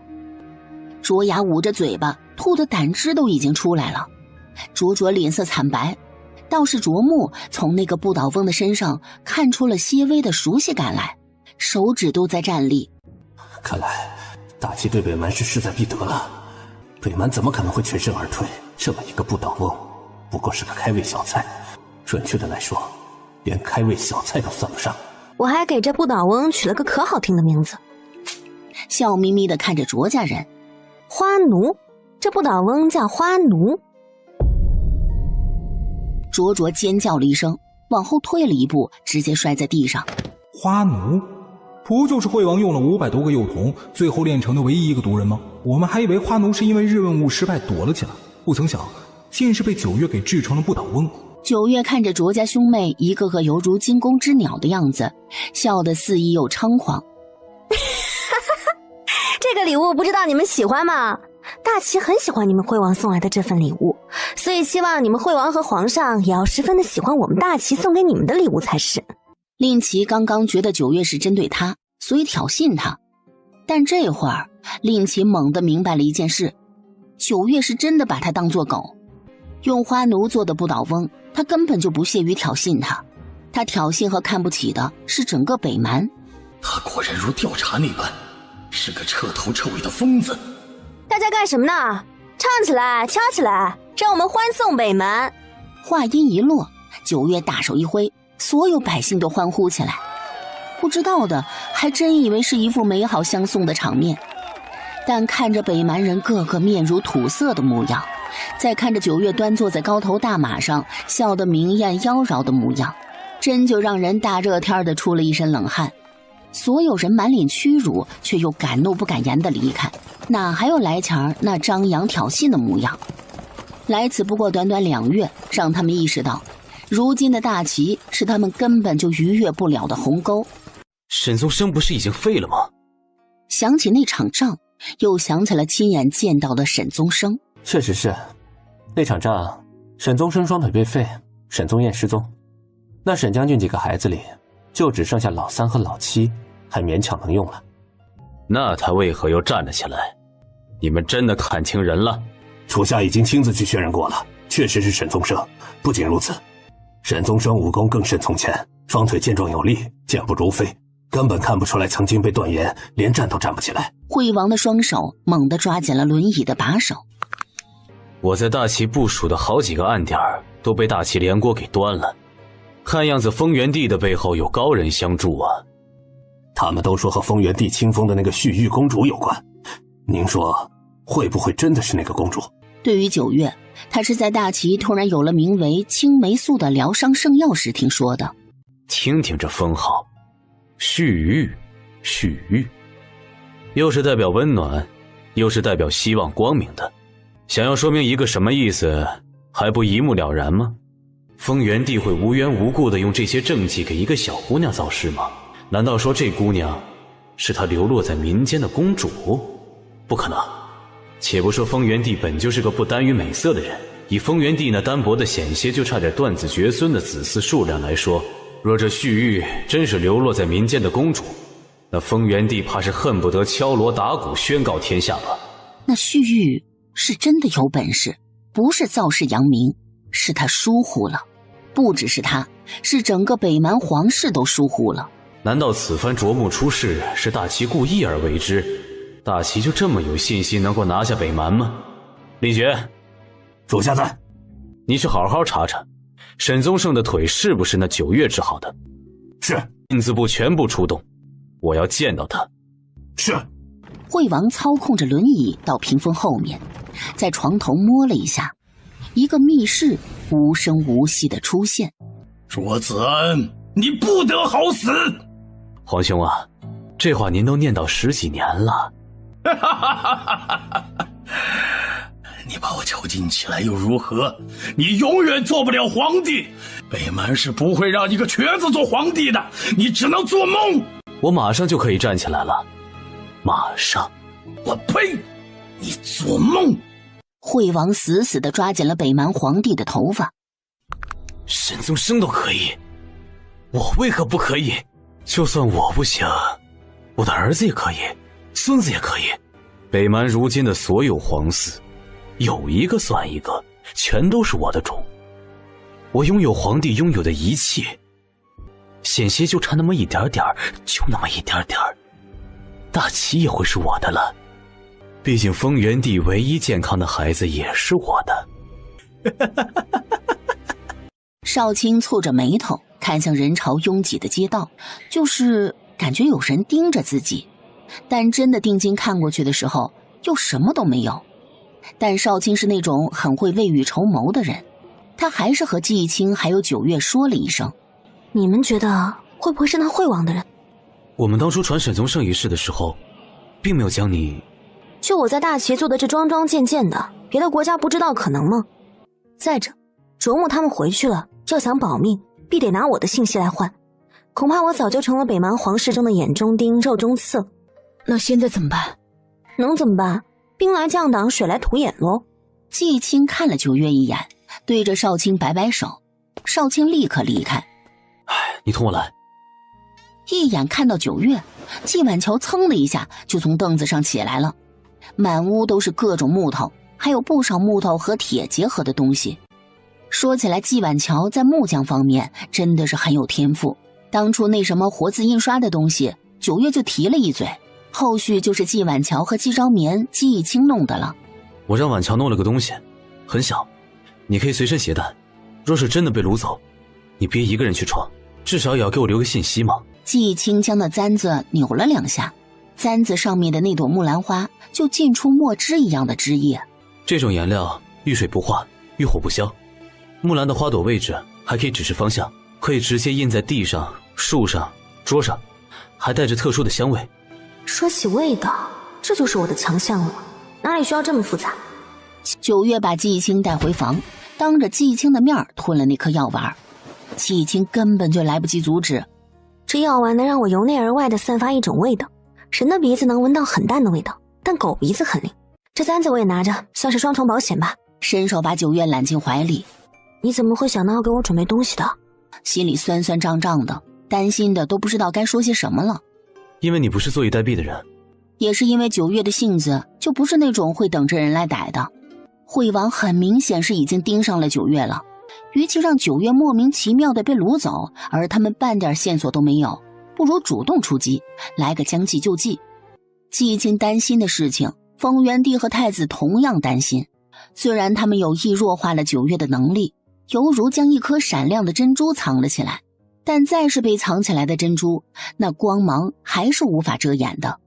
鹰一，从今日开始，你带上3个鹰眼的人，在暗处保护九月的安全。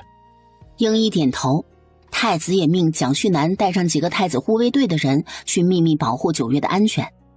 入夜，季义清刚准备搂着九月睡觉，九月就翻身从床上爬了起来。季义清一愣，还以为是有危险，就见九月悠哉悠哉的穿衣。我找人唠嗑，你接着睡。唠嗑？季义清人还猛着呢，九月已经悄无声息的犹如鬼魅一般从窗户口消失了。蒋旭南藏身在九月院子里的树上，感觉耳边有股凉气，只感觉耳尖一疼，一扭头，闪着寒光的手术刀已经架在了他的脖子上。公主，这我真想杀你，你已经死了千百回了。面对九月，鹰一尚有还手之力，他竟然连还手之力都没有。鹰一和蒋旭南站在九月的面前，尴尬又不失礼貌的笑。公主，陛下和太子吩咐你们来的。回公主的话，是。我武功那么好，怎么可能会需要你们来？还没开口呢，季青披着件外袍走了进来，少卿跟在了季青的身后。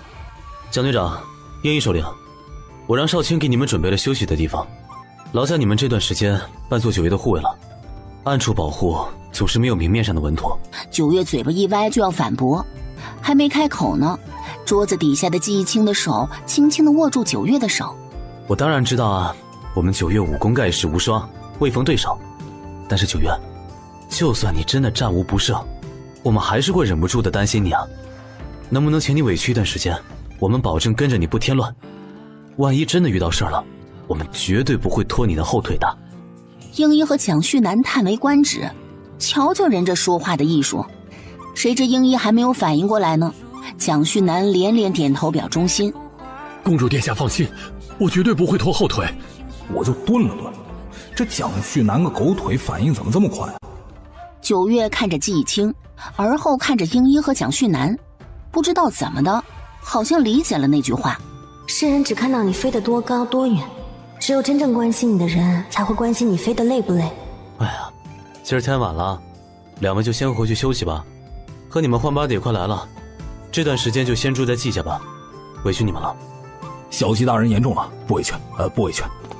9月愣神了许久，猛地抬头看向季青，季青笑得温柔，轻身在9月的额间落下一个吻。因为我们9月最是值得了。那是，我可是9月，人见人爱、花见花开的9月。季青捧着小傲娇9月的脸，吧唧了个响的。哎呀，真是可爱死了，怎么也瞎不够呢。和9月待久了，季青也学会了情到深处、情绪上头的时候用亲亲来表达了。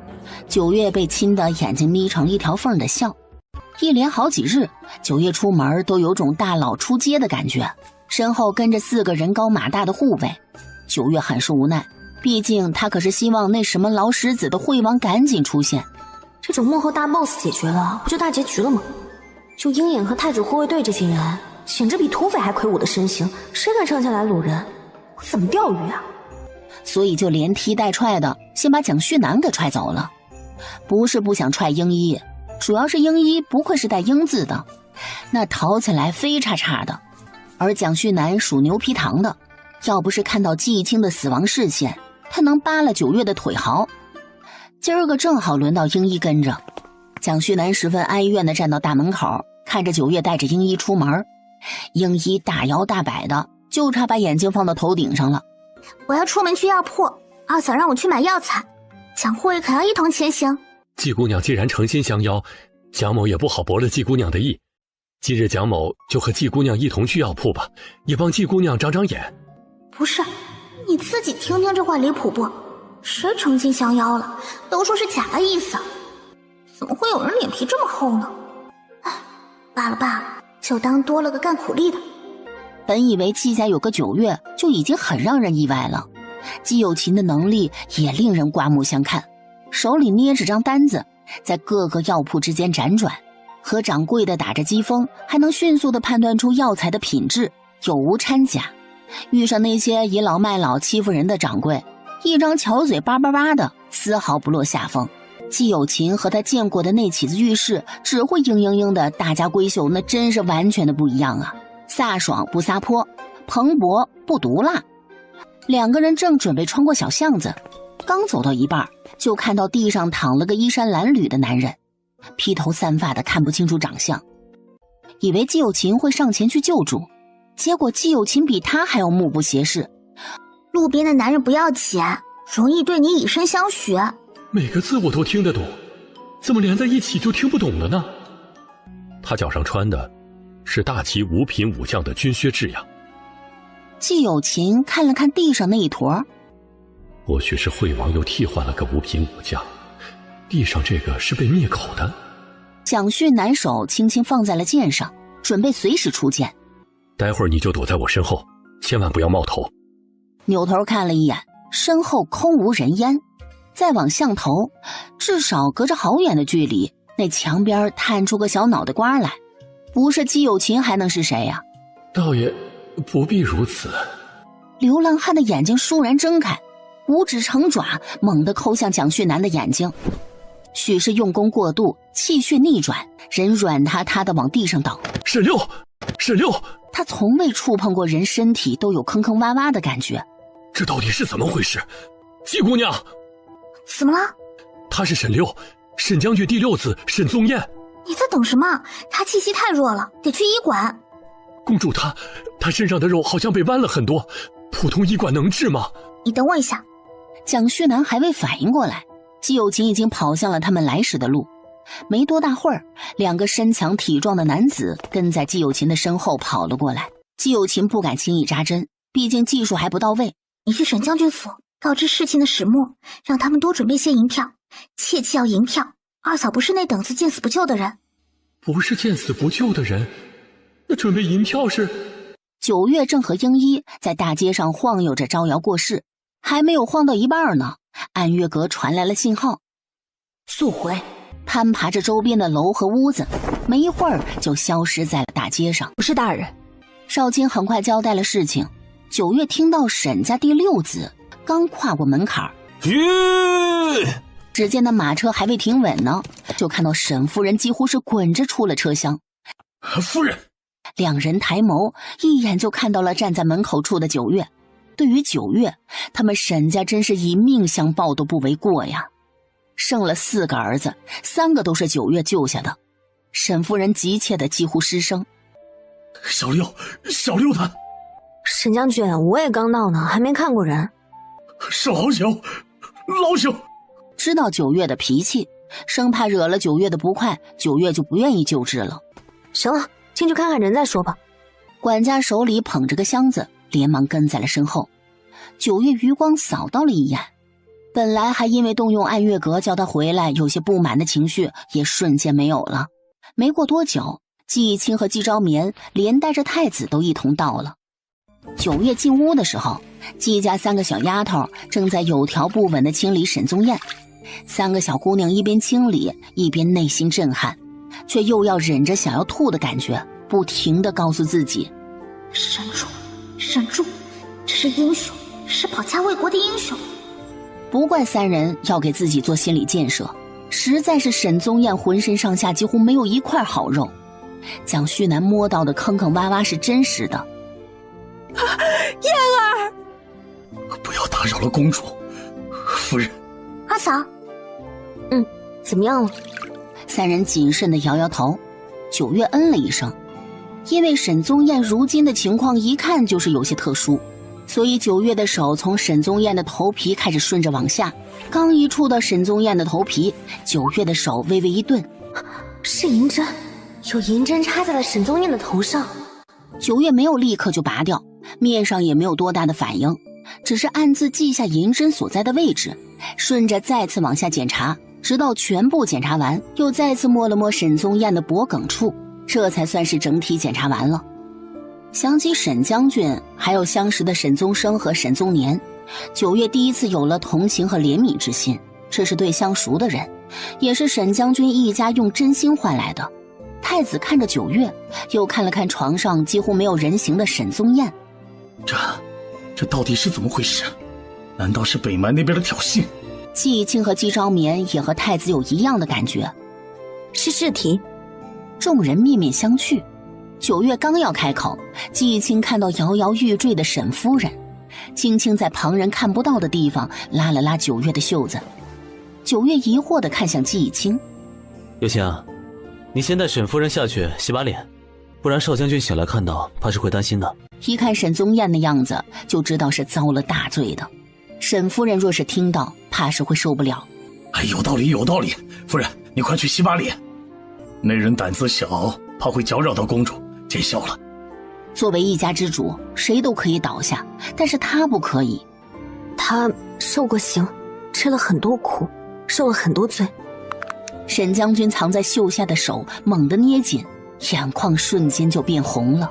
若是旁人说吃过苦受过罪，沈将军或许会觉得他在夸大其词，但9月都说他受了很多苦，沈将军都不敢想象小六到底经历了什么。9月，你说这是试题是什么意思？9月觉得太子哪壶不开提哪壶，但一扭头就看到沈将军目光灼灼地看着他。九月看着那双眼睛，脑海深处出现了一双相似的眼睛，那个曾经收养过他的将军。九月看着那双眼睛，脑海深处出现了一双相似的眼睛，那个曾经收养过他的将军。怎么会有人的信仰不是神佛，而是一个国家呢？怎么会有一个人对一个国家的爱意深沉浓郁的令人动容？众所周知，惠王双腿残疾是小时候落下的毛病，具体是怎么受伤的谁也不知道。但这么多年的伤，惠王的双腿肯定早就已经萎缩变形，瘦得没有人形，想要恢复基本可以说是不可能的事情。我想惠王自己也十分清楚这件事，所以惠王弄了一个没有可能会被救活的人来。不可能救活。九月看向沈将军，因为这个朝代并没有现代的仪器，所以想要救活沈宗彦谈何容易。九月根本连沈宗彦的生命体征都没有办法判断了。他是会医术，但他又不是神仙，不可能想说救谁就救谁的。我只能试试了。他的头皮里被钉入了4根银针，根据我的判断，这4根银针会让他精神紊乱，身上被下了至少10种毒，这10种毒相辅相成，在他体内达到了一种诡异的平衡。若是我只单单解了其中的1、2种，或是解了其中9种，最后的那1种也会立刻要了他的命。况且他还被下了蛊，谁也无法确认他醒来到底会变成什么样子。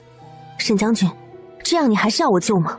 听着九月的一字一句，众人这才知道九月为何说沈宗彦遭的罪是试题了。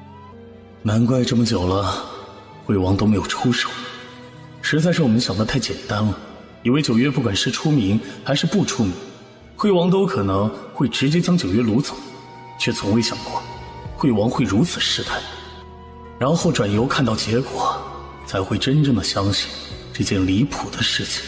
沈将军扭头看着床上呼吸微弱的机不可闻的沈宗彦，能活谁会想死呢？沈将军往后退了一步，隔开和九月的距离，而后撩开长袍，郑重地往地上一跪。季青等人急忙侧开身子，就算沈将军这个跪不是跪的他们也受不起的。砰的一声，九月站在沈将军的正前方，生生地受了这个礼。他九月受得起这个礼，哪怕是3跪9叩，他也受得起。烦请公主一事，不管结果如何，都是我儿的命数。说着，沈将军磕了个响头，然后起身看向身后的管家。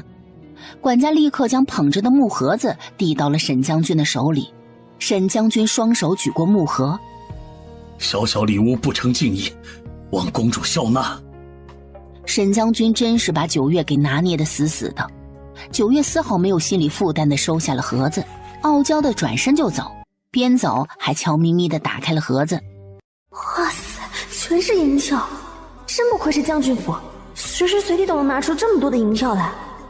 其实也不怪沈将军，自从知道了九月喜欢银票以后，沈将军家里随时都会准备一盒银票，毕竟是武将，谁知道什么时候就受伤没了，有银子在手稳妥些。九月这人不好懂，有钱没钱似乎并不是他救人的基本，毕竟在平太县他缝补那小兵的时候分文未取，可能就是一个有钱有势往死里薅，没钱没势的就薅人，比如少卿。沈宗彦身上的银针和蛊都不是什么大问题，九月第1天就搞定了，难的就是给他解毒。但就沈宗彦那已经被折磨得不成人形的样子，解毒还得看他能不能承受，所以九月这段时间就一边给沈宗彦调养身子，一边制作解药。得制作一种能同时解10种毒的解药，有些难啊。九月只能窝在府里，毕竟要随时查看沈宗彦的身体特征，吃人嘴短，拿人手软。呵呵，这不是那苏城吗？明年开年，季家3兄弟就要去考试了。这段时间众人看似面色平静，其实都很是小心翼翼。沈眉是最着急的，本来都在相看人家了，结果季婉乔和季周野非要考试结束后再相看，还指着季昭眠说：娘，大哥都没有成亲，我们也不能成亲。坏榜样。九月正要转身，就见季昭眠带着身穿劲装的小姑娘往正堂去。呵呵，这不是那苏城吗？九月眨巴眨巴眼睛，然后就直接追了上去。季义清在书房处理案牍，处理了好久，正在休息时间，就想着去找九月亲香亲香。季昭眠很是无奈地看着突然出现在他面前的九月，季义清3步并作2步地赶上去。哎呀，九月，看热闹不是贴着人脸看的呀。倒是苏成被九月嗑着瓜子儿和闪着八卦的眼神看着，也丝毫没有表现出任何的不适，给九月行了个礼。九月抬手，起来吧。季昭眠对着苏成很是不好意思地眨眨眼睛。他俩这算是在明目传情吗？瞬间，季昭眠急得嗓子都劈叉了，弟妹和公主都不喊了，此生最大胆的大声喊了一次：“九月！”啊，吓了我一跳。九月假装的拍了拍胸口，而那季昭眠一张脸涨得通红，连带着脖子处都红了。若不是这个朝代不允许裸奔，季昭眠应该全身都是红的。苏姑娘不要见怪，弟妹她……谁知苏成只看到季昭眠通红的脸，觉得稀奇，又觉得季昭眠好可爱。我希望是这样的。哎呦，有点勇啊，这姑娘。而季昭眠像是被施了定身术，眼睛里只看到了苏成。哎呦！九月十分嫌弃地看了一眼季昭眠。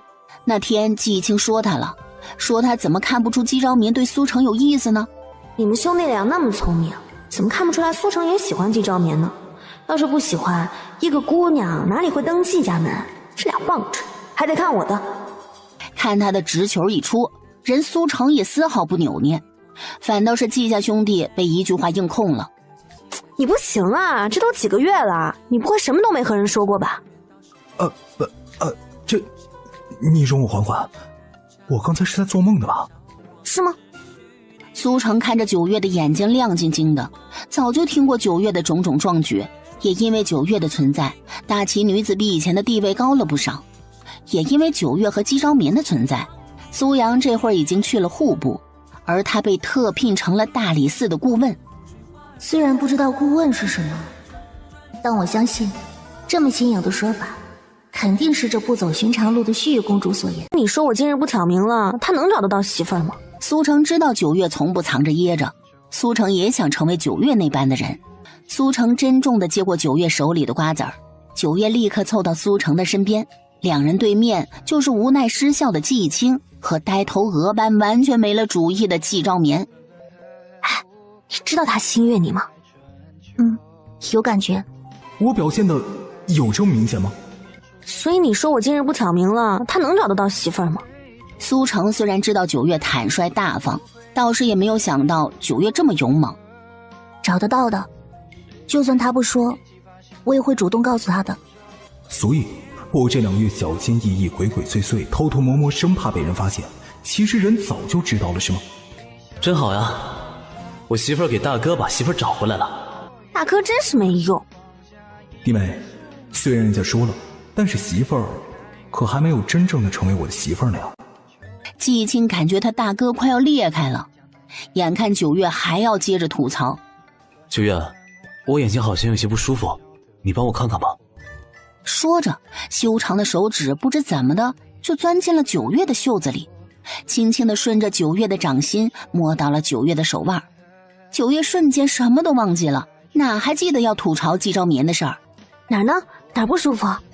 但话语里暗含的兴奋的调调，让季昭眠觉得自己真是罪过呀。既然需要靠弟弟牺牲色相来助他脱困，殊不知季义清扬起的嘴角都快要和太阳肩并肩了。毕竟九月这段时间为了给沈宗彦解毒，冷落了他3天了，谁能忍？他学了至少几10招，好不容易能施展一招，谁也不能阻挡他，谁也不能。季昭眠在原地抬手伸腿，然后不知道干什么。走吧，我们去院子里。接着季昭眠就同手同脚地往前走了，像是刚驯化了自己的4肢，一个踉跄险些摔倒。瞬间季昭眠人整个都红了。我呢？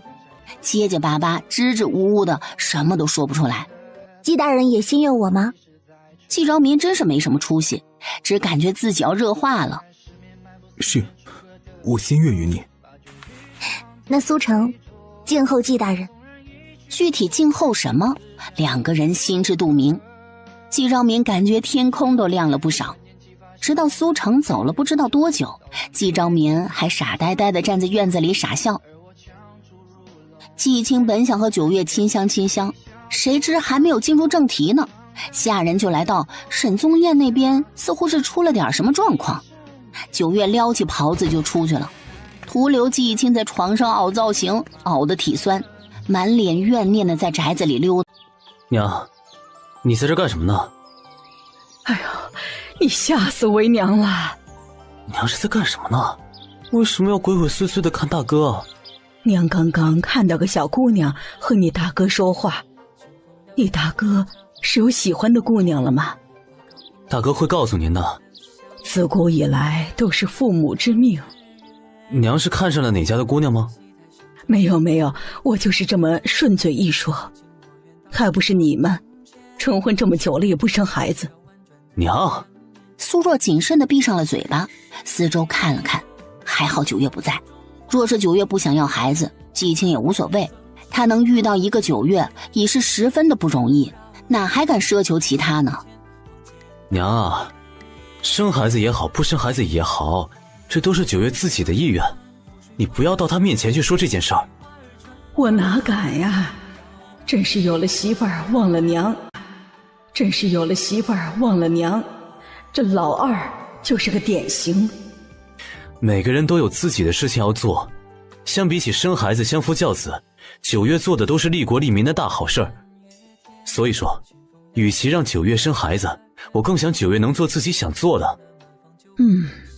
我也就是顺嘴那么一说，没有想过要和九月。苏若其实早就把自己给劝好了，遇上九月，若是九月不愿意生，那季青这辈子约么是不会有孩子了，所以他这才把关注点放在了季昭眠的身上了嘛。结果季青那长篇大论一出来，说得他脑瓜子嗡嗡嗡的。季青看季昭眠那一脸失魂落魄的模样，总算是知道为何有时候季昭眠格外看不惯他了。就那乐得跟个傻子似的人，真的是我永远运筹帷幄风光霁月的大哥吗？真不是哪家的大龄智障孩子放出来了？季青走上前轻拍了一下季昭眠的肩膀。大哥。季昭眠猛地回神，抬手的动作竟像是要擦口水。他应该不至于是这样的吧？季昭眠若是知道季青的心理活动，大概率会回一句他俩就是半斤八两。我得好好问一问，这都城成婚可有什么讲究，哪一个流程都不可以少。说着，季昭眠两条腿倒腾得飞快，眨眼间就窜出了院子，徒留季青一个人在原地目瞪口呆。真不愧是被九月治好的腿，跑得就是快。但想起季昭眠的话，季青整个人的情绪瞬间就沉了下来。三书六礼，三媒六聘，八抬大轿，他一样都未曾给过九月。九月不是自愿成为他的妻的，以九月的相貌和能力，只要他想，世间男子随他挑，最后却嫁给了他这么一个无权无势、什么都没有用的男人。午夜梦回之际，九月是否会觉得我太无能了？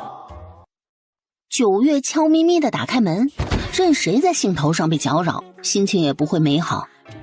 九月总有种有些对不起季青的感觉，是以这会儿偷感十分的重。悄无声息地打开门，就见到季青垂着眸子坐在榻上，整个人像是被悲伤浓郁的氛围给裹紧了。九月心一紧，不至于吧，我就是没那什么成嘛，但这段时间确实是有点冷落他了。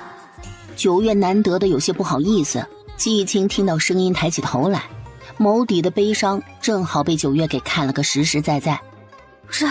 吃不饱原来这么可怕的吗？我都把人给饿成什么样了？想到此，九月屁颠屁颠的上前，季青愣了一下，站起身将九月给接了个满怀。还来不及说话，九月小嘴一撅就凑上来了，一边热情地吻他，一边脱他的衣衫。这是九月独有的安慰方式，季青倒是受用的紧。不管九月有再多的选择，至少在这一刻，九月满心满眼的都是我。九月是明亮的晨间阳光，能短暂照亮我就已经足够了，哪里还能奢求永远拥有呢？季青在和九月相处的时间内，早就发现了一件事：九月的来历成谜，或许某一日就会如他来时那般消失。季青没有那个自信，九月会永远待在他的身边。是以，季青把自己给劝好了，只是想起他和九月连婚服都未穿，还是觉得很对不起九月。大哥约莫只是要成婚了。都什么时候了，你竟然在这个时候和我提大哥？我只是想起我们成婚的时候，什么都没有，就只有一纸婚书，太委屈你了。其实婚礼不婚礼的，对九月来说没有什么太大的意义，他又不在乎这些。但若是九月贴近季青的耳朵，大婚就算了，真想补偿我的话，我记得箱子里有一套红色的，透透的，你若是什么时候愿意穿上了，捆着给我瞧瞧，比大婚更让我高兴。季青脸瞬间就红了，被子一裹就将九月罩在了里面，开始了又一轮征战。二弟，你买这么多红绸做什么？还鬼鬼祟祟的不让我看。刚下牙，季青就被跟狗撵似的上了马车，惹得今早同车和季青一同去上牙的姬昭眠在后面两条腿都险些跑断了，让他腿着回来的。糟糕，我把大哥给忘记了。还真是半点都不觉得意外。他就是故意等在门口的，就想看看他这个弟弟又搞什么幺蛾子。然后季青做贼心虚似的，捧着手里的东西急匆匆地往院子里跑。大哥成婚后就懂了。直到某日，九月比前一日早回房一炷香，院子里没什么下人，结果就看到了没关严的窗户缝里透出了一抹红来。九月好奇心起，季青在屋里干什么呢？悄悄凑上前去，这一看，鼻血都差点流出来了。季青一身红衫，薄如蝉翼的料子让季青本该遮住的地方完全没遮住，那种若隐若现、欲露不露的样子，险些让九月兽性大发，直接进去把季青给办了。要不是看到季青在那扭扭捏捏的照铜镜，每每看到铜镜里的自己，季青就双手捂脸。该死，捂着脸的羞窘模样，简直可爱的要命啊！随后季青把红衫小心翼翼地脱下，再放到箱子里。九月看到箱子里不少红色的东西，甚至还有红色的喜字在箱子的盖子内侧。原来是真的觉得委屈我了吗？所以想要补偿我，还我一个正儿八经的洞房花烛夜。九月还能怎么办呢？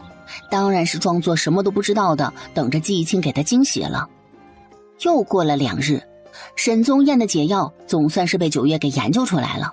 说起来，这还真得多亏了惠王让花奴这个毒人来了大齐，很多毒九月都在花奴的身上看到过。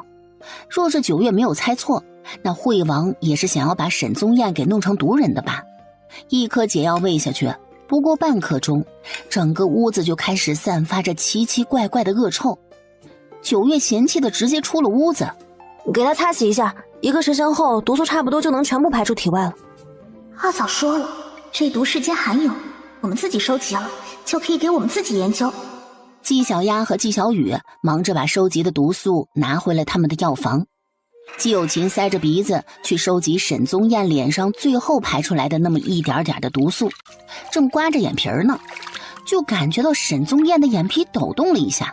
而蒋旭南迈步进屋，例行每日一问：好些了吗？随后睁开眼睛的沈宗彦，眼前看到的分明是一个布条塞着鼻子都难掩明艳的小姑娘，结果就在他跟前，小姑娘就见鬼似的变成了一个5大3粗的汉子。我就是睁眼睛慢了一丢丢。沈宗彦又闭了闭眼睛，再次睁开眼，还是那个5大3粗的汉子。他是你的救命恩人。啊，我是吗？季姑娘，你这是在干什么呢？二嫂说路边的男人不要捡，但若是逼不得已捡了，也千万不要在他醒过来的时候和他四目相对。沈宗彦活死人一样的躺在床上，本来还想说他还瘫着呢，你们俩能不能先不要聊天啊？为什么呀？为什么呀？二嫂说，当这个被捡回来死里逃生的男人突然醒来，看到面前的人就很容易产生情感，会想要以身相许。蒋旭南嗷的一声往后退了一步，惊恐地看着躺在床上连动一下都困难的沈宗彦。啊，那你刚刚……不要以为我躺着就不知道你在想什么，我是躺着，不是死了。所以他醒过来看到的第一个人是你，要以身相许的人也是你。江户哎，你好有福气啊！不是，真没人在意我一个刚经历生死的人的死活吗？好歹问问我这个当事人要不要以身相许啊！哎呀，须臾公主这一天天的，到底给季家人都灌输了一些什么乱七八糟的东西？不过为什么我觉得好有道理啊？这沈六直勾勾盯着我的样子，该不会真的要对我以身相许吧？眼看两人自说自话的，都快要说到聘礼彩礼的了。沈宗彦觉得他要是再不开口，或许就要做一辈子的哑巴了。你们是谁？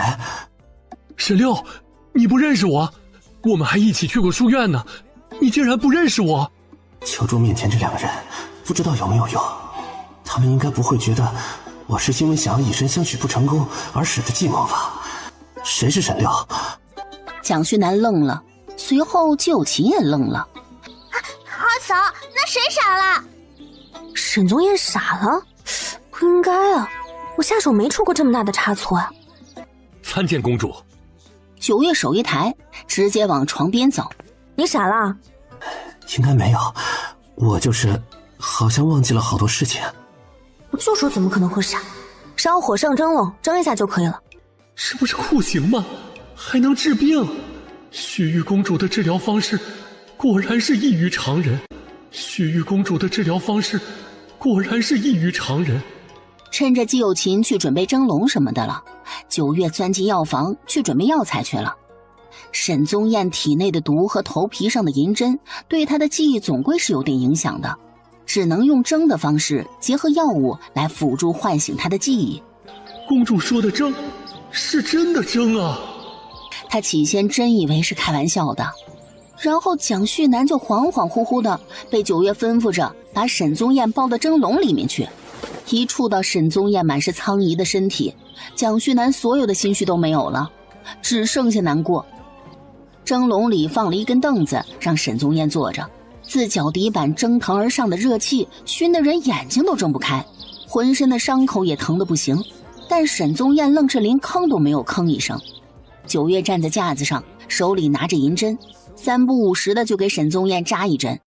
沈将军和季青到院子里看到的就是这骇人的一幕，但谁也不敢说话。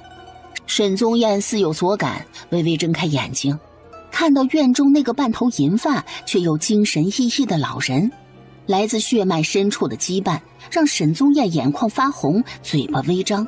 儿啊！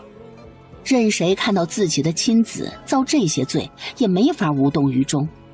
沈宗彦记忆还未恢复，眼角先掉下了一滴泪。九月不能分心，只淡淡的对沈宗彦说了一句：“集中精力。”沈宗彦嗯了一声，忙闭上了眼睛。没过多大会儿，沈夫人、季昭眠连带着太子都赶到了，在院子里个个都汗如雨下，但谁也没有说要先进屋去。1个多时辰后，半昏迷的沈宗彦总算是结束了这酷刑一般的治疗。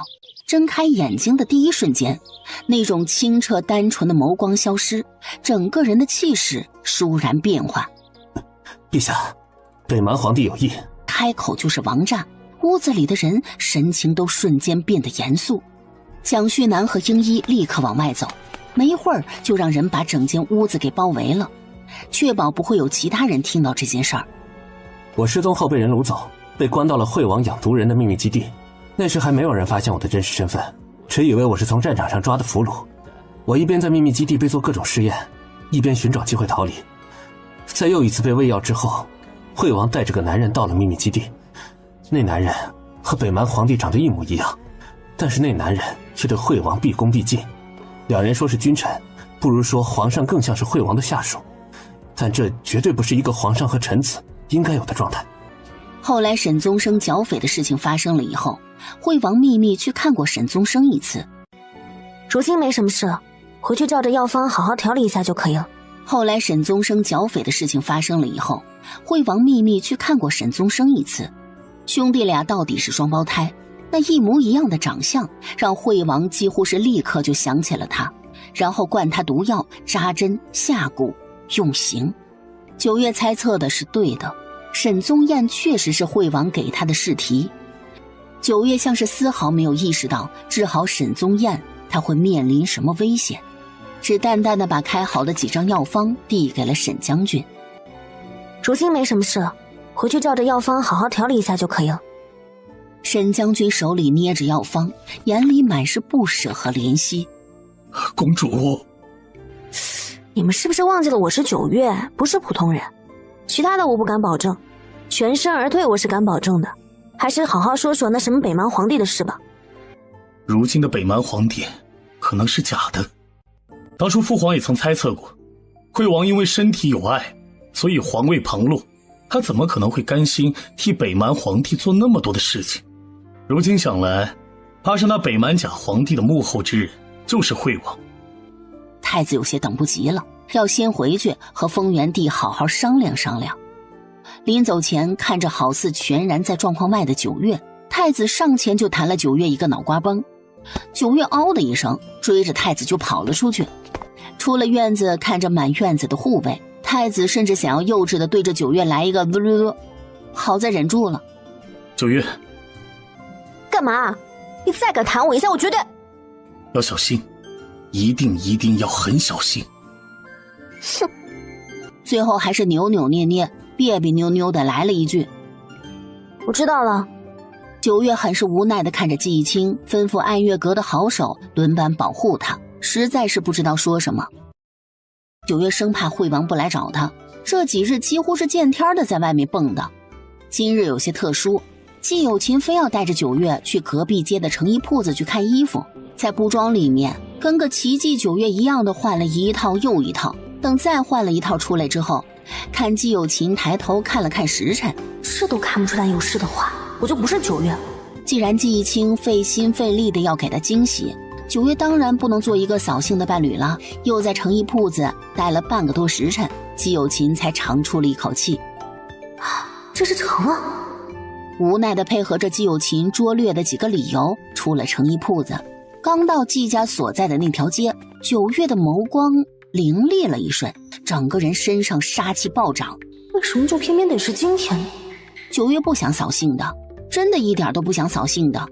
但看着几乎被围了的季家，九月死死压着那点子杀意，在这节骨眼上，只能暂时委屈一下季青了。东家，看季青愿意为九月费这么大的功夫，身为九月最忠实的小迷弟，少卿当然是十分乐见其成的。从大门到他们所在的院子这一路上，肉眼看到的地方全都被红绸所系，甚至站在一边的丫鬟小厮都抹上了红胭脂，主打一个喜庆。九月定定地站在院子中央，树上挂着红布，上面满是季青写下的情话。九月走过去，撩起一个看了看。真是难为季青这个含蓄的古代人了。知道九月不喜欢委婉和那些看不懂的古言，全是各种各样表达喜欢的直白话语。九月几乎都可以想象季青在写下这些字时满脸的红意。季青呢？大人去换喜服了。九月垂眸嗯了一声，耳边是呼呼的风声。还想走前看他一眼呢，还是算了，别把其他人牵扯进来了。放屋里就出去吧，我自有分寸。好。吩咐人把东西放进去之后，少卿急忙就往外面走，可千万不能误了季青的良辰吉时了。少卿，少卿在，不用太担心我。东家，去吧。直到出了院子，都不知道九月为何会突然说这么一句话，但后面还要安排的事情有些多，少卿很快就没有更多的时间去思考其他了。九月转身进了屋内，他给季青买的那套薄如蝉翼的红衫放在床头的位置，旁边甚至还有红绸弄成的绳子，就像是在告诉九月，他任由他为所欲为。九月的手在上面摸了摸，笑得不能自已。不过片刻，九月换上了穿越之时来到这里穿的那套黑色作战服，藏在红色的喜袍里面，竟是丝毫瞧不出半点来。这套衣服本就是特制的，水镜火烧刀刺皆不能伤着穿着的人。九月将银针摆出，顺着作战符的纹理，将银针一根一根的藏入，上上下下100根银针瞬间隐匿于无形。做完这一切，九月端坐在梳妆台前，执笔想要给季青留下什么，但墨汁滴到了纸上，浸透了纸张，最后也只留下了一句：我很喜欢季青，你布置的一切我都很喜欢，但我更喜欢你。九月抬眼看了看天，古代人的婚嫁仪式大多在黄昏，惠王是个会选择时间的。九月对着虚空说了一声：别伤了他们，跟着我就行了。隐在暗处的英一和蒋旭南等人面面相觑。我也试试钓鱼执法的感觉。您要亲自去抓那惠王就直说，还说什么钓鱼执法？是以几个人只能沉默地隐匿自己的身形，生怕被暗处的暗卫给发现了，他们就退缩了，就不来撸九月了。真是太难了。清风吹过，窗户无声无息地打开，而后屋子里出现了一个又一个的黑衣人。九月用一个药瓶把给季青留下的纸压住，起身整理了一下喜服，不动声色地插上季青给他的簪子，还往嘴里塞了一颗他研制的可以让狗狗闻到的药丸。身穿大红的美人美得不可方物，倒是让前来捉人以为会是一场恶战的暗卫愣了一下。公主殿下，请。九月轻蔑扫过，不过在触及其中一个人时停顿了一息。若是他没有看错的话，那双眼睛他曾在啄木的护卫里面见过。所以啄木到底是北蛮皇帝的种还是惠王的种？若是惠王的种，那卓雅的事情惠王知道吗？车厢内一个暗卫藏在九月的身后，匕首直直地抵在九月的后腰。若是知道，啄木他们看似斗了个如火如荼，其实根本就没用，毕竟一切都在惠王的眼皮子底下。或许用卓雅来笼络能人，也有惠王出的那一份力，是个狠人啊。来前早就打点好了一切，九月一行人很快就来到了城门口。暗卫已经扮作了正常管家的模样，上前把路引等东西递给了守门的官兵。车厢内一个暗卫藏在九月的身后，匕首直直地抵在九月的后腰，帘子被掀开，九月抬眸看去，就见许久不见的沈宗生正骑马飞奔前来，一眼看到九月，瞳孔一缩，就想下马车行礼，而后被九月一记狠厉眼神直接硬控在马上。九月摸了摸下巴，拇指在自己的喉间轻轻一划，沈宗生立刻意识到九月的意思，迅速移开视线，帘子被放下。沈宗生把手中的令牌往正在检查九月他们马车的士兵身上一抛。检查快点。士兵仓促地看了看九月他们的马车，一挥手，马车颠簸了一下，缓缓出了城门。九月慢条斯理地擦着手上的血，地上暗卫抽搐着捂着自己的脖梗。我不喜欢别人用刀逼着我，你下次记着点。暗卫死不瞑目地瞪大着一双眼睛。一出城，马车飞快地往前跑去，所有人都没有想到事情会这么顺利，但只要能把九月带回去，谁还会想其他？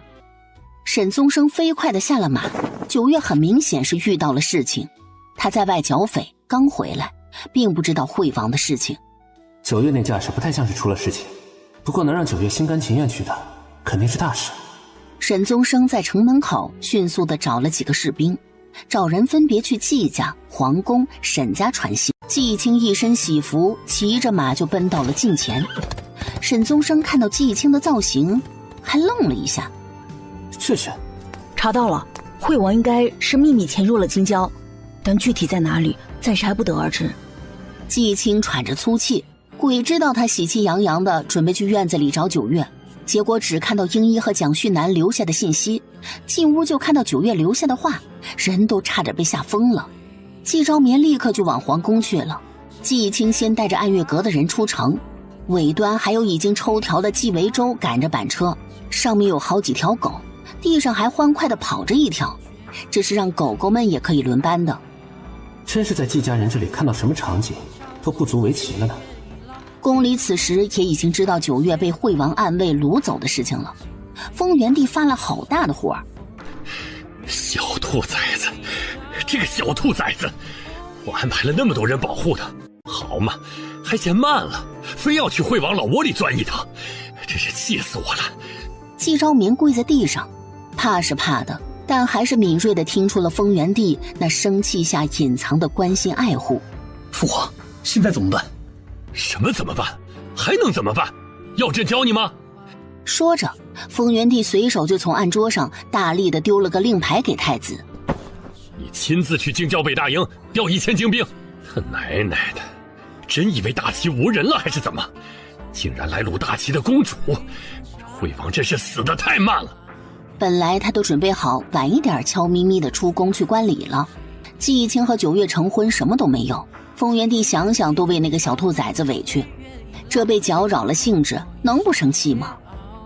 是的，丰原帝自己说服自己，他是因为没有吃到席才这么生气的。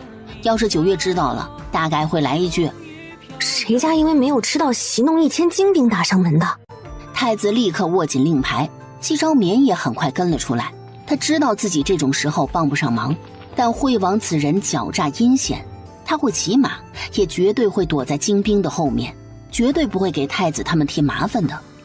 直到太子看到季昭眠穿着一身不伦不类的盔甲站在兵士中，终于反应了过来，不是说盔甲不伦不类，而是因为季义清和季昭眠都是文人，这盔甲一看就和他们不相符。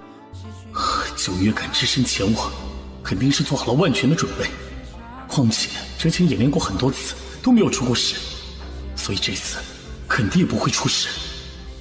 太子想要上前去叫季昭眠回去，但一对上季昭眠殷切的眸光，太子就什么也说不出来了。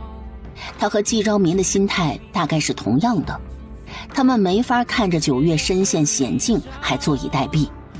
是以太子只吩咐了2句，让季昭眠绝对要保护好自己。季义清已经带着少卿追上了9月他们一行人了，但季义清这会儿也不敢贸然上前去了，只能远远的隐蔽的躲着，因为一进林子，那密密麻麻的人群让季义清和少卿都有些意外。惠王为了捉住9月，真是下了大手笔了。他们并不是要在这里休整，他们只是不敢走大路，准备从林子里穿过去。季义清他们一路跟着英一他们留下的信号，又加固了信号给季昭眠他们，对方的人数恐怕至少要有300人朝上，必须带更多的人来，才能毫发无伤地带9月回去。真是给足了9月的牌面啊！暗卫头头看到来接头的人，停下马车，鼻翼间立刻充斥着血腥味儿。暗卫头头动作飞快地打开马车门，9月慵懒地靠着，就那么直勾勾地看着他，地上是瞪着一双眼，显然早就没有了气息的暗卫。人是什么时候死的？我为什么一点都没察觉到？唰的一声，个个都抽出了兵器来，像是生怕9月突然暴起，把所有人都给杀了。9月抬高双手，美美的伸了个懒腰，而后骄矜的转身踢了一下车门。惠王这么穷的吗？马车这么小？暗卫头头咽了咽口水，看着这个一身红衣笑得明艳的女人，骨头里都充斥着恐惧的尖叫。9月确实如传闻中那般，是地狱归来的罗刹。9月从马车上跳下来，看了看高耸的山林，回了个头，歘的一声，刚刚把兵器放到鞘里的暗卫瞬间又把兵器抽了出来。倒也不必如此，我就是想问问接下来该怎么走而已。躲在暗处的英一和蒋旭南面面相觑。你说我们什么时候能有这个牌面？英一无语地看看蒋旭南一眼，觉得这人真是被9月给同化了。犹记得9月曾说过，若是他做保护人的暗卫，那就把所有有威胁的人都杀了，毕竟有威胁的人都死了，也就没有威胁了。别紧张，我就是问问接下来该怎么走。暗卫头头看着9月双手没有武器，身上也不像是能带武器的样子，明明该放松警惕，但是浑身上下连汗毛都在不停地告诉他，面前的这个女人有多危险。公主殿下，接下来怕是需要公主走路上山了。那走吧。说着，9月竟一马当先地走在了最前面，明明挟持人的暗卫们反倒个个跟在了9月的身后，活像是9月带领着一群跟班的。这哪像是被挟持啊，这要是来游玩的话，这会不会太顺了？顺的好像这公主是故意跟着我们的。她就一个人，我们100多人，就算她武功再怎么高，也不可能在这么多人的包围之下全身而退。这边太子带着的人看到季义清他们留下的信号，好在季义清他们也查到了惠王在京郊的地点。太子带了2门炮，季昭眠看到的时候整个人都惊呆了，想说不至于吧，但想起惠王那疯批程度，又觉得2门炮怕是不够。全速前进！京郊大营的兵士们立刻个个跟打了鸡血似的开始奔走。别怪他们激动，从平太县回来的那些个兵士们讲起和9月一起打架，不是打仗，讲起和9月一起打仗，那简直是冒着星星眼的描述，眼里全是对9月的崇拜，就2个字形容：过瘾。所以个个都想着快点走，不然就9月那干脆利落的样子，他们去晚了恐怕连汤都喝不上一口，还得给人家洗碗。在场所有人从不认为9月一个人被掳走会出现任何问题，甚至还在心里默默地给那个老石子的惠王上了一把香。你说你掳谁不好，非要掳公主呢？你把阎罗王掳走了，这不是茅厕里打灯笼吗？9月这次是要彻底把惠王给摁死的。既然人都自己到大齐来了，这份大礼9月不孝纳，都觉得对不起自己。这宅子不说占地1亩，半亩也该有的了。这惠王竟然就这么华丽丽的出现在了县城的宅子，我真是大隐隐于市。暗卫头头紧绷了一路的心弦，在看到目的地的瞬间，终于松了不少。公主殿下请。惠王说过，9月肯定不会心甘情愿的给他医治，所以他们尽量以礼相待，要把9月当作贵客来招待。而后不管是门口的护卫，还是一路进到宅子里看到的丫鬟小厮，所有人看到9月的第一时间都是跪下磕头，嘴里高呼：公主万安，公主万安，公主万安。甚至整个府里因为9月的到来张灯结彩，那架势不知道的还以为这里要办婚宴了呢。惠王倒是能屈能伸。而此时的惠王早就等在了正堂，特意做了新衣，换了造型，只为迎接9月，真可以说是扫踏相迎了。唉，不愧是皇室的，就算是个残疾人，瞧瞧人保养的，哪有40多岁老大叔的样子？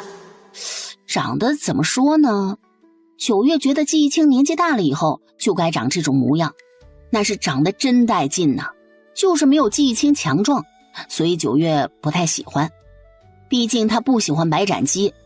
公主殿下，本王腿脚不便，不能起身行礼，望公主殿下见谅。瞧瞧人家的态度，要不是知道你就是个笑面虎，骨子里平等的把所有人当作玩物，做下那么多罄竹难书的事情，还真是容易被他的表象给迷惑。9月嗯了一声，表示自己听到了，背着手在屋子里转了转。惠王任由9月转悠，他不敢小瞧9月，他甚至暗里都不放人，生怕暗里那些人来不及救他，全都是放在明面上的，把他给围了个严严实实，挤得满满当当。9月都只能从缝里看他，可想而知这惠王得有多么的怕死。我还以为有点新奇的呢，结果就这些个暗卫再厉害，还能比现代那拿着真枪实弹的保镖厉害？连高科技武器都没有办法挡我杀人，更何况还是在冷兵器古代了。9月背对着正堂的大门，手背在了身后，竖了下大拇指。躲在暗处的鹰一和蒋旭南，连带着鹰一带着的5个鹰眼和蒋旭南带着的10个太子护卫，所有人都诡异的沉默了一下，因为9月刚刚那个大拇指的意思就是开干了。可9月和惠王见面的时间连盏茶的功夫都不到，2个人话都只才说了2句，9月就要开干了。公主刚刚是不是发信号了？但是这谁家上来就直接开干呢？公主不问点什么吗？比如惠王有什么阴谋啊，怎么行事啊，不来个唇枪舌战什么的吗？至少得让惠王多讲几句吧。我看错了？忘记了9月最不喜欢打机锋，是人狠话不多的类型，一言不合就是干呢。鹰眼和太子护卫队的人在看到9月那个信号之后，感觉骨子里的血都热了一些。公主，你9月白皙的手指直接把喜袍给扯了下来。暗卫们反应迅速，个个飞奔上前，却未能捕捉到九月，只能看到一个身手敏捷、黑漆漆的人影从眼前掠过。脖颈处、太阳穴，眼睛只感觉到一阵刺痛。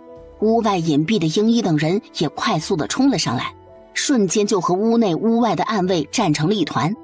九月就这么一闪一闪地迅速接近惠王，用一种不可能达到的速度出现在惠王的面前。惠王手搭在轮椅的把手上，飞速地想要往后退。跑！只见九月带着笑意，犹如神明一般，砰的一声停在了他的面前。王爷，游戏结束了。惠王只感觉到眼前寒光一闪，九月右手手腕一翻，左手甚至还夹着根银针。那银针从惠王旁边持刀往下砍的暗卫左边太阳穴，横向着捅穿到右边太阳穴。暗卫没了。九月右手手术刀在惠王的脖子上转了一圈，歘的一声，直接把惠王的头给割下来了，动作快的只看到了残影。死！王爷！暗卫们撕心裂肺的大吼，甚至想不通这么短的时间，九月到底是怎么出手的。英一和蒋旭南也终于过五关斩六将的出现在九月的身后，三人立刻背对背，面对着一个接一个涌上来的北蛮暗卫。九月一脚将惠王的脑袋踢高，那北蛮暗卫的视线果然被惠王的脑袋给吸引了。只见九月的手上抓着刚刚割头的大刀，神挡杀神，佛挡杀佛一般的解决了出现在他面前的所有人。真没想到，有朝一日我会这么放心的把自己的后背交给其他人。屋外的季青等人一听到院子里震天的动静，也什么都顾不得了，提刀的提刀，拿棍的拿棍，嚎叫着就把宅子的大门给冲了。季青知道自己废，所以路上就买了东西，头顶铁锅，前胸和后背都绑着个木板，力求就算杀不到人，至少也不能给任何人拖后腿。随后宅子门口处就变成了按月阁的好手，上前或砍或宰或刺。季青和少卿两个没什么武力值的人，一人提着一把不知道哪里捡来的长剑，管他对面是活的还是死的，看着个非我族类的人上前就是一剑，管他对面是活的还是死的，看着个非我族类的人上前就是一剑，主打一个绝不漏掉任何一个有可能活着的敌人。直到站到了院子里堆起了另一个尸山，九月时不时的还会踢一脚快要落到地上的惠王脑袋。这可是诱饵，落地还得捡起来，多脏！英一和蒋旭南两个人虽然是一个丰原地的护卫，一个是太子的护卫，说句老实话，他们真的没有打过这么酣畅淋漓的架。果然，跟着九月，没有最热血，只有更热血。本来累得半死不活的京郊大营的士兵，一眼看到那宅子门口的血，都知道九月这是开干了，也没个什么战术指示了，主打谁跑到前面谁就能杀人。后面那些个等不及的就开始翻墙了，一个接一个的。太子本来想象的是自己犹如天降战神一样出现在九月的面前，然后九月就星星眼崇拜的看着他，可不得把他给美坏了。结果到这一看，太子和季昭民连滚带爬的在院子里四处的找人，留活口，留几个活口，别都杀了！苍了天了，全杀了我们还怎么找线索？那北蛮皇帝还是个假的，还有好多事没有搞清楚，别都杀完了呀！哎，留几个活口啊！翻着那些个尸体，两个人没找到惠王，心里还在庆幸，还好惠王没死。当几个人看清眼前一幕，都有种眼前一黑的感觉。那站在一具又一具尸体上正杀得兴奋嚎叫的，不是九月还能是谁？还有他那历来一脸冷酷，永远公事公办没什么表情的护卫长，和那杀两个人还有哈哈的笑几声的，真的是一个人吗？鹰眼的人甚至戴着面具都能看得出他们在笑。最夸张的就是九月了，手上动作飞快的杀人就算了，杀几个人还要像踢毽子一样踢一个黑漆漆的东西。这踢东西是为了助兴？几个人揉了揉眼睛，定睛去看九月当毽子踢的，好家伙，太子自己掐自己的人中，人直愣愣的就要往后面倒。殿下，殿下，你怎么了？太子的头甚至还随着九月踢毽子的动作跟着一上一下的。那肯定不是惠王吧？完了！哪怕是太子和季昭眠带着人奋力救人，在九月犹如蝗虫过境的架势下，也只留下了不到10人。这件事原本就该是这么简单的，简单的让他和风元帝看起来有些可笑。明明惠王在暗里筹谋了这么多年，为何在九月面前总共也没蹦跶几天？不，准确的说是没有几天。按照殷一他们的说法，自九月和那惠王见面到九月一刀割下惠王的头颅，不过几息的功夫，简直不可思议。若是我们猜测的是真的，惠王在北蛮盘踞了20-30年，实力非同一般，结果就被九月这么轻飘飘的给杀了，还是用这么没有尊严的法子。太子丝毫没有形象地坐在廊下，看着京郊大营的士兵在那里清扫战场，而他的面前是九月邀功一样举到他面前的惠王的头颅。怎么，这都不满意？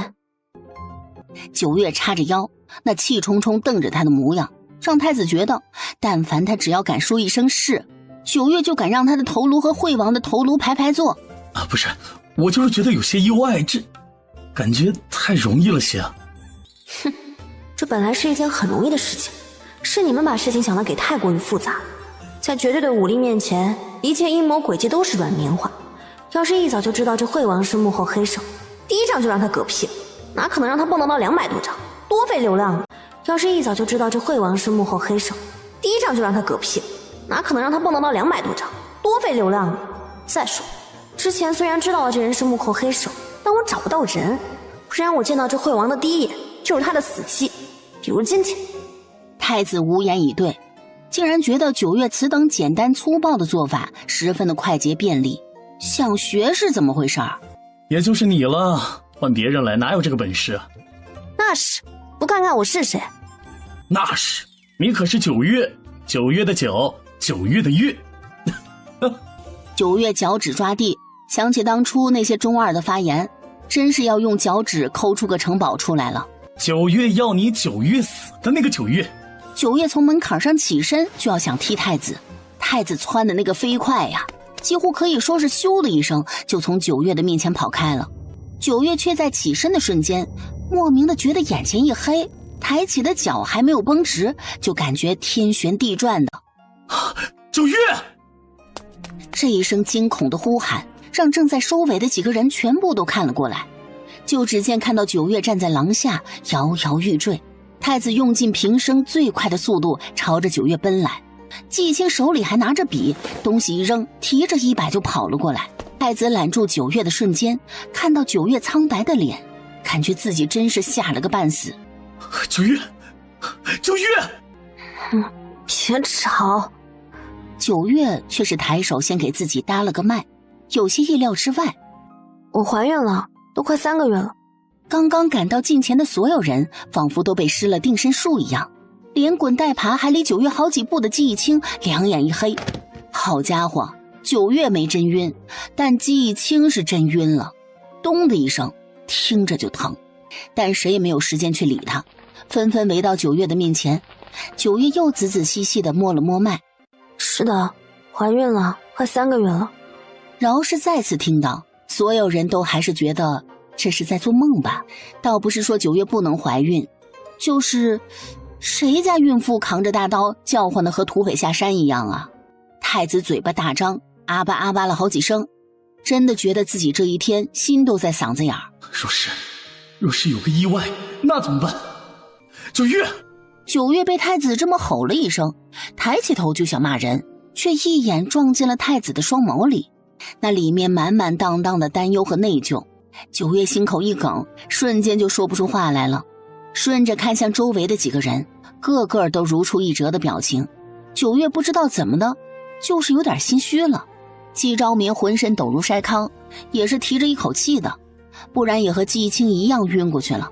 所有人都不由自主地开始回忆，谁知个个脑子里全是九月跋山涉水的从都城来到这里，在山里走了2日，而后和惠王恶战，英一和蒋旭南直接跪了下来。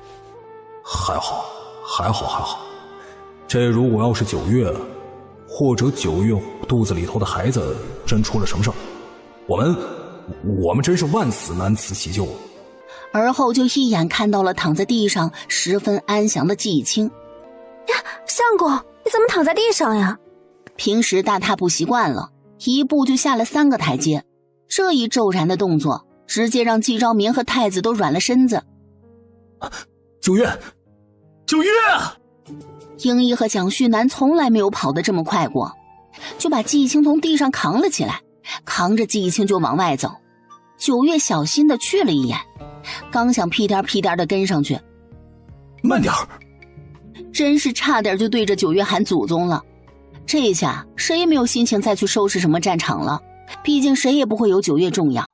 少卿用最快的速度寻了个宅子安置九月，结果季青昏迷着，只能先让季青躺着，毕竟让九月用那种老长的银针扎季青，这会儿的九月可是舍不得的。太子围着九月，莫名的像一个兄长，看九月满不在乎的样子，真是有种老妈子的感觉。有没有哪里不舒服？想不想吃点什么？头晕不晕啊？想不想吐？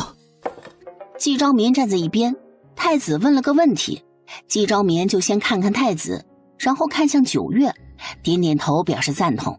但身为大伯哥，九月这个弟妹是季家的恩人，当初太子妃怀孕的时候，因为是太子的第一个孩子，太子就什么都了解了一些，比季昭眠个愣头青到底好不少。殿下，我是怀孕了，又不是要死了你。九月，季昭眠难得一次有了大伯哥的样子，第一次对九月冷了脸。九月，不可胡说！九月，不可胡说！罢了罢了，还是闭嘴吧。要是丰原帝在这儿，九月这句话没准又得让丰原帝臭屁股了。但这会儿的九月揣着个免死金牌，应该不会被臭屁股。直到床上的季青哼唧了一声，季青扇子似的长睫毛抖了抖，一睁开眼睛就看到九月担忧地看着他。九月像是终于想起了什么，视线缓缓地移向九月的肚子。太子和季昭眠对视了一眼，默默地退出了屋子。直到这会儿，九月好像才有了自己怀孕的真情实感。她揣崽子了耶！九月握着季青的手放在了自己的小腹上。季青，我怀孕了。季青嗯了一声，还是完全没有回神，那种愧疚和觉得自己无能的感觉几乎要把他给淹没了。一抬头，却看到季青泪流满面地看着他。这么高兴？我好没用啊，九月，我真的好没用啊！季青一把将九月揽进怀里，一想到九月为了大齐，为了季家，大着肚子做了那么多危险的事情，季青就恨不得给自己一巴掌。你在说什么呢？怎么就和没用扯上边了？都说没用，说没用。九月从来没有觉得季青无能没用，因为个人自有擅长的事情，谁也不会十全十美啊。季青哭着哭着就把九月推开，然后趴在床边猛地就呕了出来。不是，这怎么回事？刚刚给他把过脉，没有任何的问题啊。难道这世上真有这样的症状？九月先给季青拍了拍后背，递了杯水给季青漱口。季青吐的眼泪鼻涕一起流，好不容易缓了一丢丢。你除了想吐，还有没有其他什么不舒服的地方？胸好像也有点疼，腰也有点酸。这些症状多久了？好像好几天了。好的，实锤了。季青有了孕反，而怀孕的九月却没有。难怪九月说自己怎么会这么粗心大意的不知道自己怀孕了。还有这好事呢。季青前一秒还在哭呢，这会儿看着九月笑，不自觉的也带上了笑意。怎么了？你果然很爱我。季青再也不是当初那个青涩不敢言爱的少年。是啊，我很爱你啊。九月这会儿看着季青，真是怎么看怎么稀罕。我怀孕除却肚子会变大，其他的孕期反应好像都是你替我受了。什么意思啊？九月捧着季青的脸，一下又一下的啄木鸟似的亲季青。真是怎么都亲不够，怎么都稀罕不够。一下又一下的啄木鸟似的亲季青。真是怎么都亲不够，怎么都稀罕不够。我怀孕，但是有反应的却是你。真的？还有这种好事儿？根据你刚刚的反应来看，应该是的。那就好，能替你承受就好。怀孕于女子来说本就是不易，若是她能够替9月承担一二，季义清就不会觉得自己那么废物了。谁做北蛮皇帝，我大齐说了算。现在要做的就是彻底瓦解北蛮皇室在北蛮百姓心中的地位。少卿拱手作为暗月阁的第一联络人，太子对少卿早有耳闻，这个小少年的能力那真的是没得说的。那惠王的事在北蛮现在已经是彻底散开了，不如趁热打铁。我们已经寻到了惠王丢那幼童尸骨的地方，把惠王的头颅挂那里去。凌月他们已经秘密潜伏到了北蛮，待我们把惠王的头颅挂过去了以后，引导北蛮百姓发现惠王的头颅，还有惠王的秘密基地，煽动百姓，让百姓对北蛮皇室彻底失望。英义和蒋旭南立刻点头。那之后呢？北蛮皇室解决了，谁来上位？准确的来说，是所有人心里其实都有了一个人选。卓雅。卓雅。不得不说，9月真的是很能够影响人。卓雅回到北蛮之后，用最快的速度笼络了朝臣，但这些人表面上支持的却是卓卓，实则早就被卓雅迷了个神魂颠倒。那枕边风吹得杠杠的，而那卓木甚至连宫门都没得进，直接被关了起来。许是都学了9月简单粗暴的法子，在一个月黑风高的夜晚，惠王的头颅悄无声息地出现在了一处带有池塘的宅子门头上。路过的北蛮百姓一眼就看到那骇人的头颅，立刻就去报官。林默扮成了个老人的模样，隐在人群中。这个我怎么瞧着这么眼熟啊？怕那头颅腐烂，9月还转眼弄了防腐的药，至少能保那头颅3月不坏。哎，老人家，你认识这人啊？有点像。天爷呀，这真的是惠王爷！随后，林默像是受到了什么惊吓，仓皇而逃。若是这顶上的真是惠王爷，哎呦，那一个头发凌乱、脸上脏兮兮的女子抱着个布包，摇摇晃晃地到了宅子门口。是你还我儿命来！你这个吃人的恶魔！说着，女子不知从哪找来一根木棍，不停地在下方戳刺着那头颅。府衙的人匆匆赶到，女子正好把惠王的头给戳下来了。特训营的人好不容易聚集了几10对丢失孩子的夫妇，这会儿正在人群中煽风点火的。再加上女子疯疯癫癫地抱着布包，谁也不会怀疑这人竟然是大齐的凌月郡主。愤怒的丢失孩子的夫妇把宅子围了个水泄不通，宅子里的人也早就被特训营的人给迷晕了。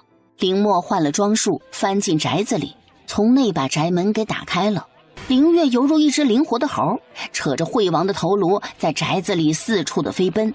虽然惠王位高权重，但近来惠王利用幼童制药的事情传得沸沸扬扬，是以丢失孩子的夫妇为主，看热闹的百姓为辅，一窝蜂地钻进了宅子。凌月被7、8个府衙的人追着，慌不择路的就掉进了宅子里的池子里，而惠王的头也随之落进了水里。凌月在水里扑腾了几下，骂骂咧咧的要把惠王的脑袋给抓起来。这一抓，手里就出现了小于成人头颅大小的婴孩头骨。岸上本来还在吵闹的百姓和那些个丢失孩子的夫妇瞬间就安静了。完了！随后整个池子就像是下饺子一般，愤怒的丢失孩子的夫妇一个接一个的往下跳。城防营的人终于赶了过来，正要捉拿闹事人群之时，却看到池子的边缘放着一个又一个小小的骸骨，而那些肝肠寸断的父母还在嚎啕大哭的打捞。这下还怎么逮捕这些人呢？凌月带着人藏匿到惠王的住处。有密室，床榻和柜子之间就出现了一道向下的门。他们也没有想到，不过是来这里执行任务，竟然还有意外之喜。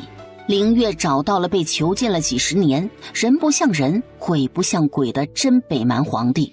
宅子被封了。北蛮皇帝缩在角落，文玉看了他一眼，带他回大齐吧。凌月站在那沉思，若是9月遇到这种事情，他会怎么办？这个时候可不是去猜测公主所想的时候。你管我！文玉抱着手站在那儿，整个人英俊挺拔，气质斐然，哪有一副肾虚的小公子的模样。你要知道，若是公主在这儿，她绝对会嫌麻烦，直接把人杀了一了百了。毕竟这个北蛮皇帝就算是真的又如何，被囚禁了几十年，除了一个血统，他有什么用啊？还不如把他带回去。带回去又如何呢？文玉虽之前是纨绔，但被9月训练的几个月，文玉的成绩还是十分亮眼的。更何况他尤其看好季家兄弟，那800个心眼子他学了10成10。当然是我大齐为了帮真正的北蛮皇帝夺回北蛮，为了匡扶正义，不得不领兵踏平北蛮的土地。因为我们大齐是礼仪之邦，又是最有良心的国家，可半点都看不惯这种鸠占鹊巢的事情。在场的几个特训营的人都鄙视地看着文玉，所有人脑子里都觉得9月之前说的那句玩政治的人心都脏，这句话简直是至理名言啊。9月一脸不解地看着林月等人，不是说他们这次的任务完成得非常出色吗？而且还有意外之喜，怎么这些人回到都城见过皇上之后，一股脑的全部都记下来？然后一群人把记下的院子都挤满了，大家十分稀奇地看着9月微微隆起的小腹。他们当然知道9月不是胖了，只是9月的强悍让他们忽略了一件事情，那就是9月是一个会生崽的女子啊。所以这会儿一群人眼睛看天看地，然后看肚子。9月已经接受过了一波又一波疑惑、好奇和不可置信的眼神，早就日渐习惯了。只要和9月熟悉的人看到9月微微隆起的小腹，知道9月怀孕的时候，嘴巴张的都可以塞下一个鸡蛋了。9月慵懒地躺在躺椅上晒着太阳，摇摇晃晃。面对这一群从特训营跑出来的崽子，只觉得他们已经成长成独当一面的大人了。你们来干嘛？文玉率先一步，有些臭屁担当，但语气中还是有些恭敬在。他们这群人已经自觉地把9月当作恩师了，巴拉巴拉的就开始说他们在北蛮执行任务的过程，最后炫耀了一波。我们把北蛮的真皇帝给带了回来，所以这群小崽子是来和我炫耀的，好胆了吧？不知道我最近被硬控，不能出去为非作歹了吗？还敢来和我炫耀？就这么一个小小的任务都完不成，可别说是我特训营出去。做得真好。然后一群人，不管是男的还是女的，对着9月露出了一个羞涩的抿嘴笑。若是一个个的有尾巴，怕是尾巴摇的都可以螺旋桨升天了。正说着话，少卿来了。李公公来了，还带来了一马车的东西。9月虎躯一震，从躺椅上坐直了身子，坐得板板正正的。想他9月一个天不怕地不怕的杀手，来这大齐遇上一个季青有了牵挂和情感，遇上一个丰原帝有了恐惧。说是恐惧也不对，9月对丰原帝的感情有些复杂，但现在丰原帝能够拿捏他又是事实。真是烦死了。9月自己也没有想到，他们还没有从京郊回到都城的时候，丰原帝就收到了太子的消息，知道了9月怀孕的消息，真是气得头都疼了，当即就要出宫把9月给逮回来，好好的关在都城里，不让9月出去胡作非为。要不是李峰和殷三三他们头磕得砰砰砰的，那丰原帝真做得出来为9月不顾那些礼仪礼法的。他就是宠9月，就是担心9月，宠的人尽皆知，担心的人尽皆知。自知道9月怀孕，却还扛着大刀割惠王的头颅，丰原帝就知道他隐藏不了了。自知道9月怀孕，却还扛着大刀割惠王的头颅，丰原帝就知道他隐藏不了了。不是因为怕别人知道，而是他再隐藏下去，9月就能把自己给作没了。怀着孕还敢这么凶残？要知道怀孕和生子对女子来说都是一道鬼门关。丰原帝都不敢想象，要是9月因为这件事出了一点点的事情，他会怎么做？北蛮还能不能有个好？所以当即就让李丰在鹰眼挑了10人，御前侍卫里面挑选了50人，护卫什么的就不说了啊，上百人不止。马车里铺的全都是软软的被褥和兽皮，一行人大张旗鼓，又丝毫不会遮掩的到了9月他们所在的县城。迎公主回宫。就这么一句话，险些让九月在宅子门口就表演了个托马斯全旋。能由李丰亲自迎回的人，这世上除了丰原帝，连太子都没有享受过。更何况九月也没有做公主的自觉，丰原帝也宠着她，愿意如何就如何。九月唯一记得自己是公主的时候，都是她想要狗仗人势的时候。那么好的马车环境，九月没有丝毫心理负担的上了马车。真不知道丰原帝让李丰来接我干嘛？我有手有脚，他还跑得飞快，自己回不去吗？季义清和季昭眠随同一路回都城，太子被留下来善后。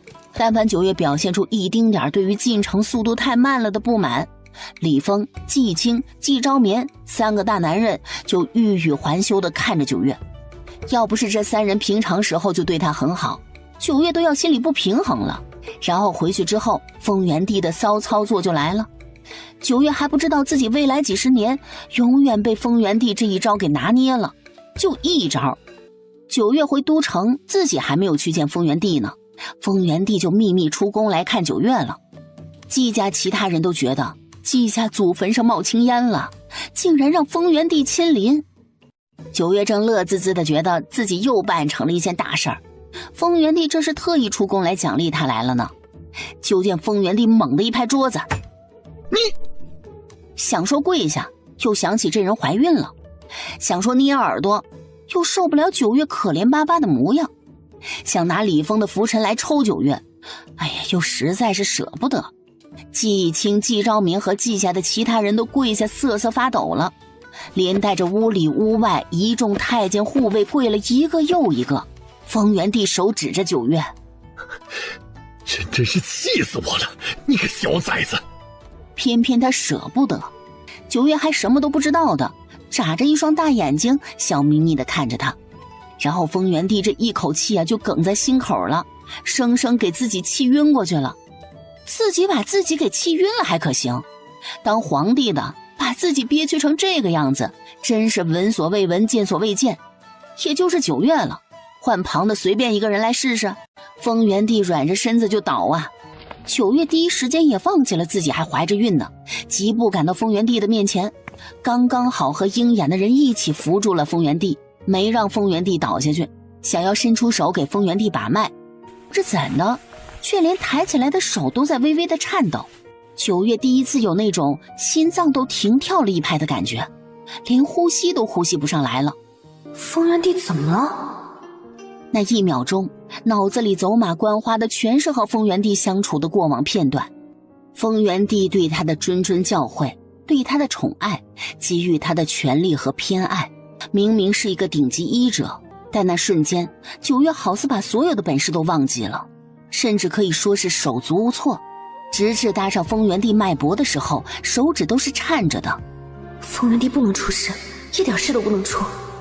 不关乎江山，不关乎社稷，不关乎百姓，不关乎给予他的权利，只是因为他舍不得。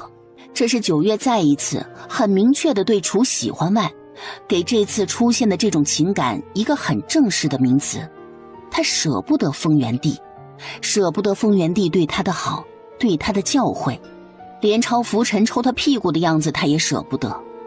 九月眼眶泛着红，不信神佛，没有信仰的小姑娘，第一次一边搭脉一边在心里默默祈祷。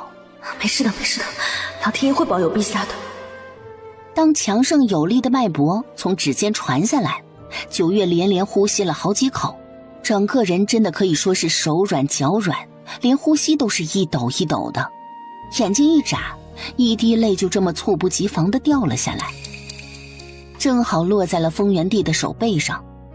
丰原帝的手像是被九月的眼泪给烫到了，不自觉地缩了一下，两人四目相对。九月，你乖乖的，别出事好不好？这世上除了季义清、季昭眠，丰原帝大概是另一个对九月有十分了解的人。丰原帝在看到九月为他流泪的瞬间，心里的震颤不比九月看到他晕倒以为他出事的激动少。他不是不懂，只是因为没有人教，没有人带他去感受。九月太好懂了。丰原帝这时候又十分的庆幸他和九月相遇的时候，他的心性手段和各个方面都十分快速地接受了这个有些另类的小姑娘。九月担心他，为他流泪，是不是说明他做的也不错？所以他知道自己不能十分强硬地把九月关在家里，不能用命令的口吻和九月下达命令，而是要告诉九月，我们都在关心你，怕你出事。好，我会的。所有人都意外地看着九月，谁不知道九月的性子能让他如此乖觉，简直和奇迹一样了。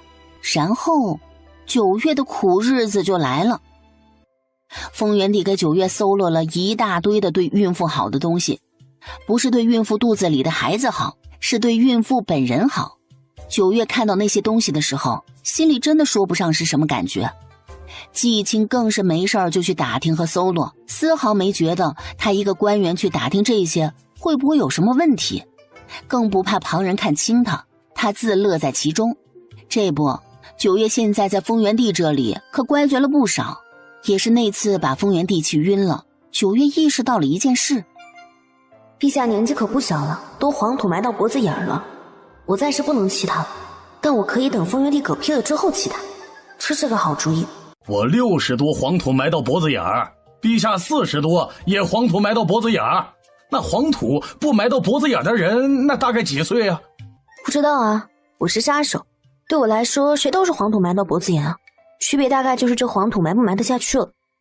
所以现在的九月十分的乖觉，好在运反都是季青在承担，九月这个运还算是轻松。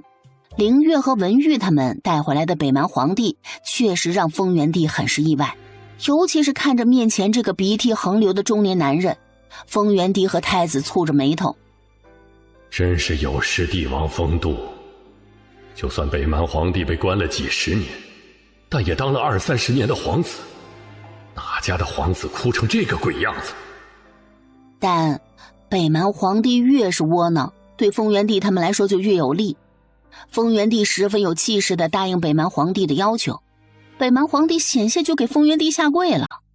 但在北蛮皇帝转身离开的瞬间，那一闪而过的一个笑意，还是让太子和丰原帝捕捉到了。父子二人对视一眼，这才对嘛！哪怕落魄，哪怕被囚禁，哪怕经受再多的磨难，帝王的气度也不可失。要学会抓住一切可以抓住的机会。卓雅那边准备的如何了？可以开始了。丰原帝抬抬手，刚走到外面的北蛮皇帝就感觉到脖颈处一凉，鹰一长剑回鞘，北蛮皇帝甚至没有来得及倒地，就被不知道从哪窜出来的鹰眼给掳走了。鹰一背过身，送他去该去的地方。陛下说了，北蛮这位不管是真皇帝还是假皇帝，死了的都比活着的有用。惠王死了，北蛮皇帝死了，卓雅以要给父皇讨个公道的说法，直接将北蛮皇帝的尸体带上了朝堂，真假北蛮皇帝引起了满殿哗然，北蛮成了天下人的笑话。卓雅做了万全的准备，假皇帝根本就招架不住。最令人发笑的是，所有皇室子女和假皇帝滴血验亲，却谁都不是假皇帝的孩子。卓雅倒是知道亲生父亲是谁，但还有意义吗？没有了。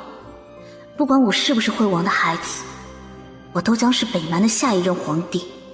另有大齐在卓雅的后面出了不少力，等其余皇子反应过来的时候，卓雅已经民心所向。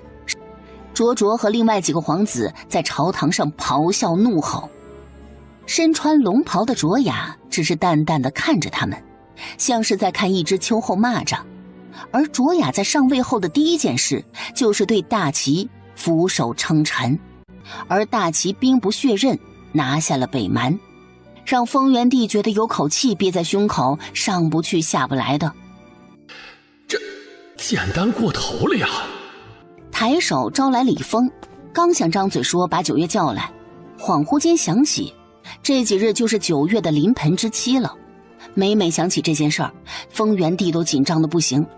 御医院的人都信不过，从知道9月怀孕以后，丰原帝和太子恨不得把所有产婆和主产科的大夫一股脑都塞到季家去了，全然忘记了最好的大夫就是产妇本人。季青特意请了好几日的假，每天就待在九月的身边，寸步不离的。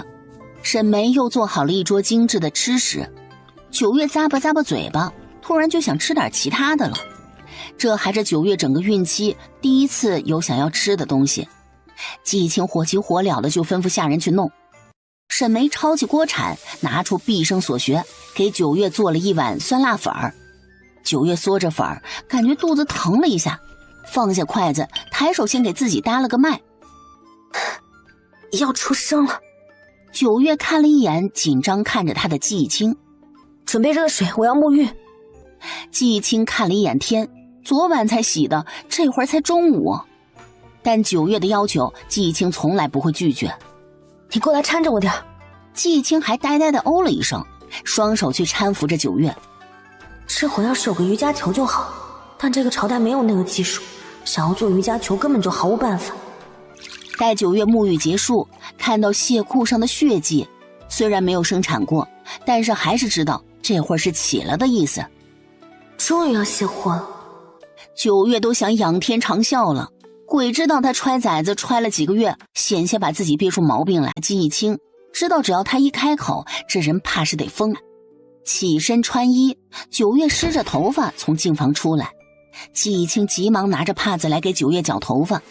九月叉开腿，坐姿十分的豪迈，双手搭在膝盖上，痛感越发强烈了不说，阵痛的频率也加快了，且还伴着腰酸。九月看了正在给他绞头发的季青，知道只要他一开口，这人怕是得疯。但九月这会儿确实是没那个力气扯着嗓子吼了。九月是个耐痛的，但生产的阵痛还是有些难耐，主要是持续的时间实在是有点太长了。相公，好久没有听到九月这么正式的叫他相公了。季青的手一抖，险些把帕子给掉在地上，但身体比脑子更快地蹲在了九月的面前，抬手握住九月的手，只感觉到九月的手心真真的如湿。在哪？怎么了？去告诉产婆还有大夫，我要生了。啊！看着季青突然失了神的模样，九月看得有些好笑。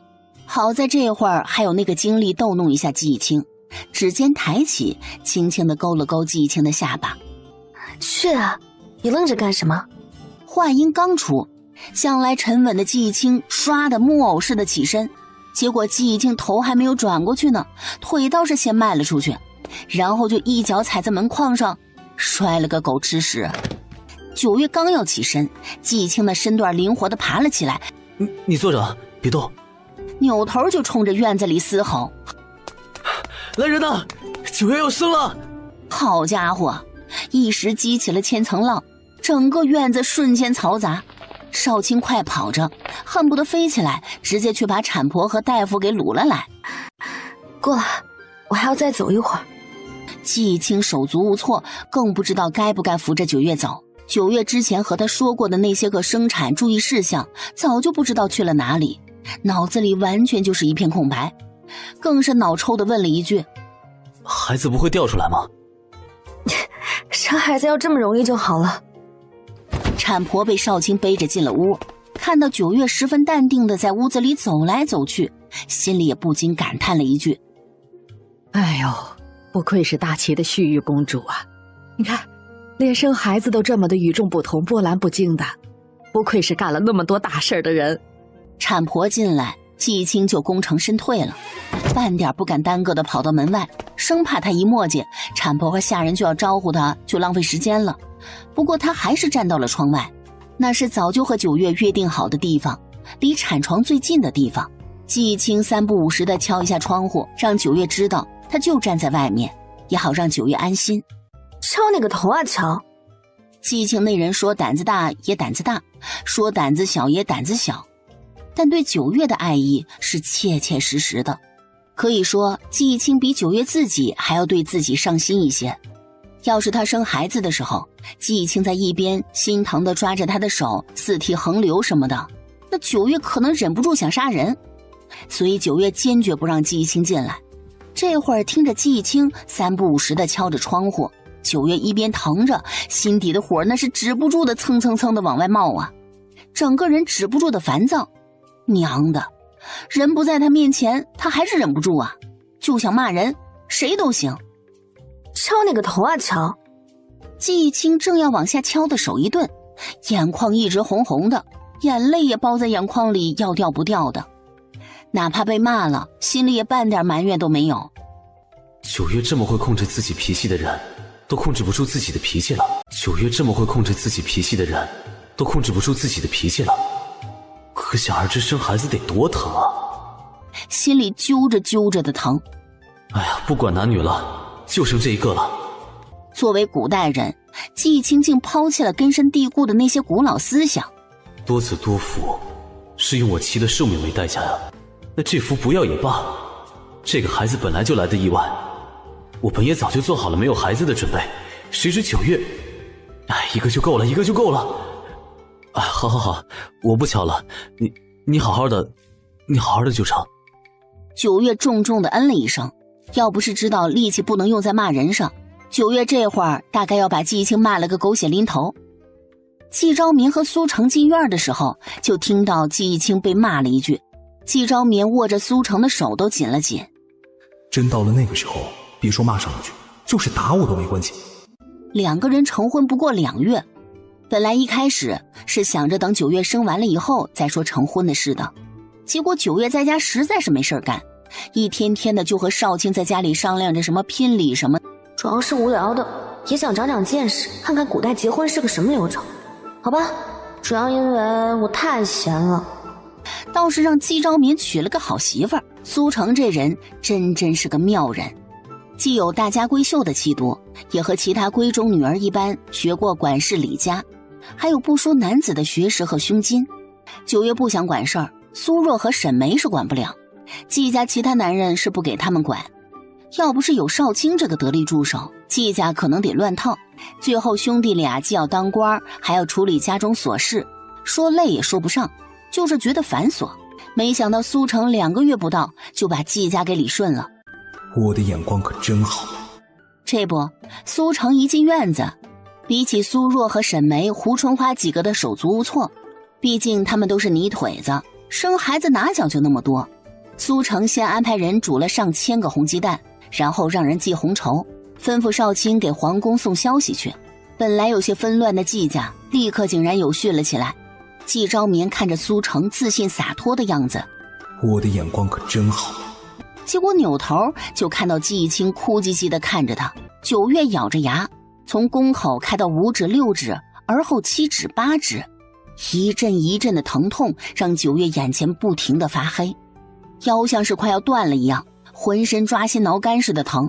所有的疼痛没有出处，没有来源，所有人的声音飘飘忽忽的，想转移注意力却屡屡不得其法，精神心力全部都在隆起的腹部上，脚干的头发没一会儿就汗淋淋的，本就烦躁的心好像更加烦躁了。9月咬牙哼唧了一声，生孩子是力气活，不能把所有的力气都用在了叫喊上。产婆端来了蛋羹，公主殿下可以用点膳食了，怕等会儿没有力气呀。蛋羹喂在嘴边，人更加烦躁，感觉第一口淡了，第二口又咸了，想把季青叫进来好好的骂一顿。一碗蛋羹只用了几口，9月就实在烦躁的吃不下去了。公主殿下已经看到头了。9月立刻跟着产婆的声音呼吸，一呼一吸，揪着身下的被褥，头也微微扬起。那种没有来源没有出处的痛感突然像是泄洪的洪水，一股脑的寻到了去处。这一声叫喊直接让刚刚进院的丰原帝一个踉跄，眼睛瞬间就红了。季青腿一软9月，丰原帝竟莫名的想起了太子出生那一日，也是这般，他就站在院子里，而后是啼哭声。丰原帝长长的出了一口气，手里还死死的掐着太子。下人给9月收拾，产婆在打理孩子。9月怔愣的看着帐顶，费力的移动视线，明明被子该是拱起的，这会儿却是瘪下去了不少。九月歪着头没说话，看产婆高兴又兴奋地给小孩子裹包被、清理身子。九月都忘记了产婆刚刚恭喜她生了个什么来着。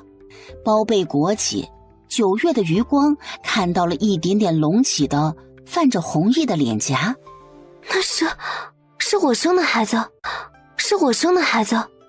在这一刻，九月好似对生命有了另外一种解读，不再是账户上的数字，新生命是希望，是传承，是延续。产婆抱着孩子往外走，也不敢直接出了门。刚出了卧房，看到满屋子的人，直接愣住。恭喜季大人了，是个小公子。季家人倒是高兴的不行，季青只觉得视线都快要穿透墙壁探进去了。九月呢？九月如何了？啊，公主身子康健，正在整理呢，马上就好了。丰原帝的视线紧紧地看着那正在吐泡泡的小孩的身上，感觉九月还在他面前捏着耳朵，可怜巴巴的像个小孩子呢，如今却是生了一个孩子，真是让人意外又惊喜。丰原帝给了孩子一个很重的金项圈，然后留下了整车的赏赐。我可真能干，这可是我生的。进屋想要看看九月的时候，九月已经疲惫地睡了过去。丰原帝看着九月巴掌大的小脸，这会儿苍白的全然没了血色，既心疼又觉得欣慰。然后就在九月的枕边放了一个小木盒，里面是放的满满当当的银票。九月这小崽子，送什么都没有送银票让他欢喜。丰原帝几乎都可以想象九月叉着腰看着襁褓里的小崽子哈哈大笑。我可真能干，这可是我生的。丰原帝光是想象一下就露出了一个笑来。季青，他现在又多了一个小崽子，九月的牵挂多了，以后就会更加注意自己的安全了。这也是丰原帝知道九月有孕的时候心里最真切的希望，他要九月平安喜乐。季青执意歇在了九月屋外的榻上，这还是两人自成婚以来同在一处却分开睡觉。季青轻手轻脚地走进屋，给九月掖了掖被子，目光温柔地注视着九月。九月，有时候真的矛盾极了，我既想你留下，又想你能够开心快乐。如今多了一个孩子，虽然让你留下的理由又多了一个，但又怕你不够开心快乐。俯身在九月的额间落下一吻，那是最虔诚的吻。我愿你开心快乐久久。而后季青轻手轻脚地离开，九月缓缓地睁开眼睛，嘴角噙着笑意。傻子。季青翻遍了书，拉着季昭眠熬了不知道多少夜，堪堪在孩子满月的时候取好了大名，小名是九月取的，留留，留下的留。九月说出孩子小名的时候，季青的眼眶直泛红，他其实心里一直都没有安全感。九月的奇异之处，季青早就发觉了。留留，留下的留了，就能够遇到九月，已经是季青觉得用完了自己的毕生幸运。他只想让九月开心快乐，从不敢奢望能够和九月长相厮守。但现在，九月用一个名字告诉他，他愿意留下来。季青那一刻真是抱着九月哭得泣不成声。自从九月怀孕以后，季青的眼睛就像是安上了一个水龙头，三不五时的就会哭上那么一会儿。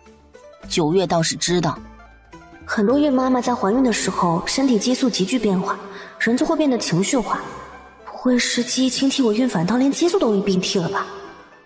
搞得九月很是无奈，揽着季青，任由季青大鸟依人的在他怀里哭唧唧。季青焦头烂额的找名字的时候，季山小声又怂唧唧的在屋子里念叨：这可是我们季家的增长孙，名字该是我这个老太爷取的。但季山哪敢到处说呀，在心里念叨两句得了，他哪有什么发言权。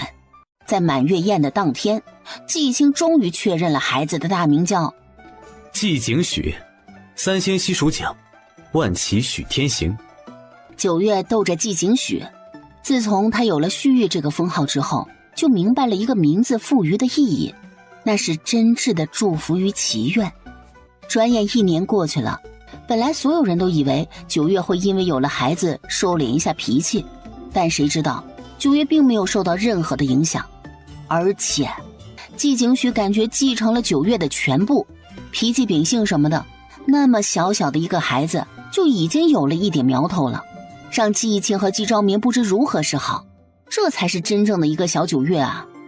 一共寻了3个乳娘，因为乳娘在给季景许喂奶的时候说了一句：“小少爷不要玩啊，乖乖吃。”这娃刚会喊娘，还喊得不清楚的一个小崽子，梗着脖子，硬是不再吃乳娘的奶了。东家，有人在打听您，生生饿了1天，嚎都不嚎一句。九月也很无奈。虽说很多古人有条件的都会让孩子多吃一段时间的奶，但季景许到底也1岁了，把奶断了吧。是以季景许断奶的过程顺畅的不可置信。少卿进到院子里，季景许正撅着个小屁股在那拿着小木剑戳。少卿一个10几岁的少年竟露出了慈父一般的笑来，随后看到九月，面色严肃了一些。东家，有人在打听您。1年4季，几乎每时每刻都有人在打听九月。少卿不是每个人都和九月说的，但若是少卿主动告知九月的，那绝对是这个人有什么不对劲的地方，引起了少卿的注意。九月看了一眼正吐着泡泡的季景许，脸上不自觉地露出了笑意来，丝毫没有因为少卿的自作主张而心生不满。这人您前段时间见过的。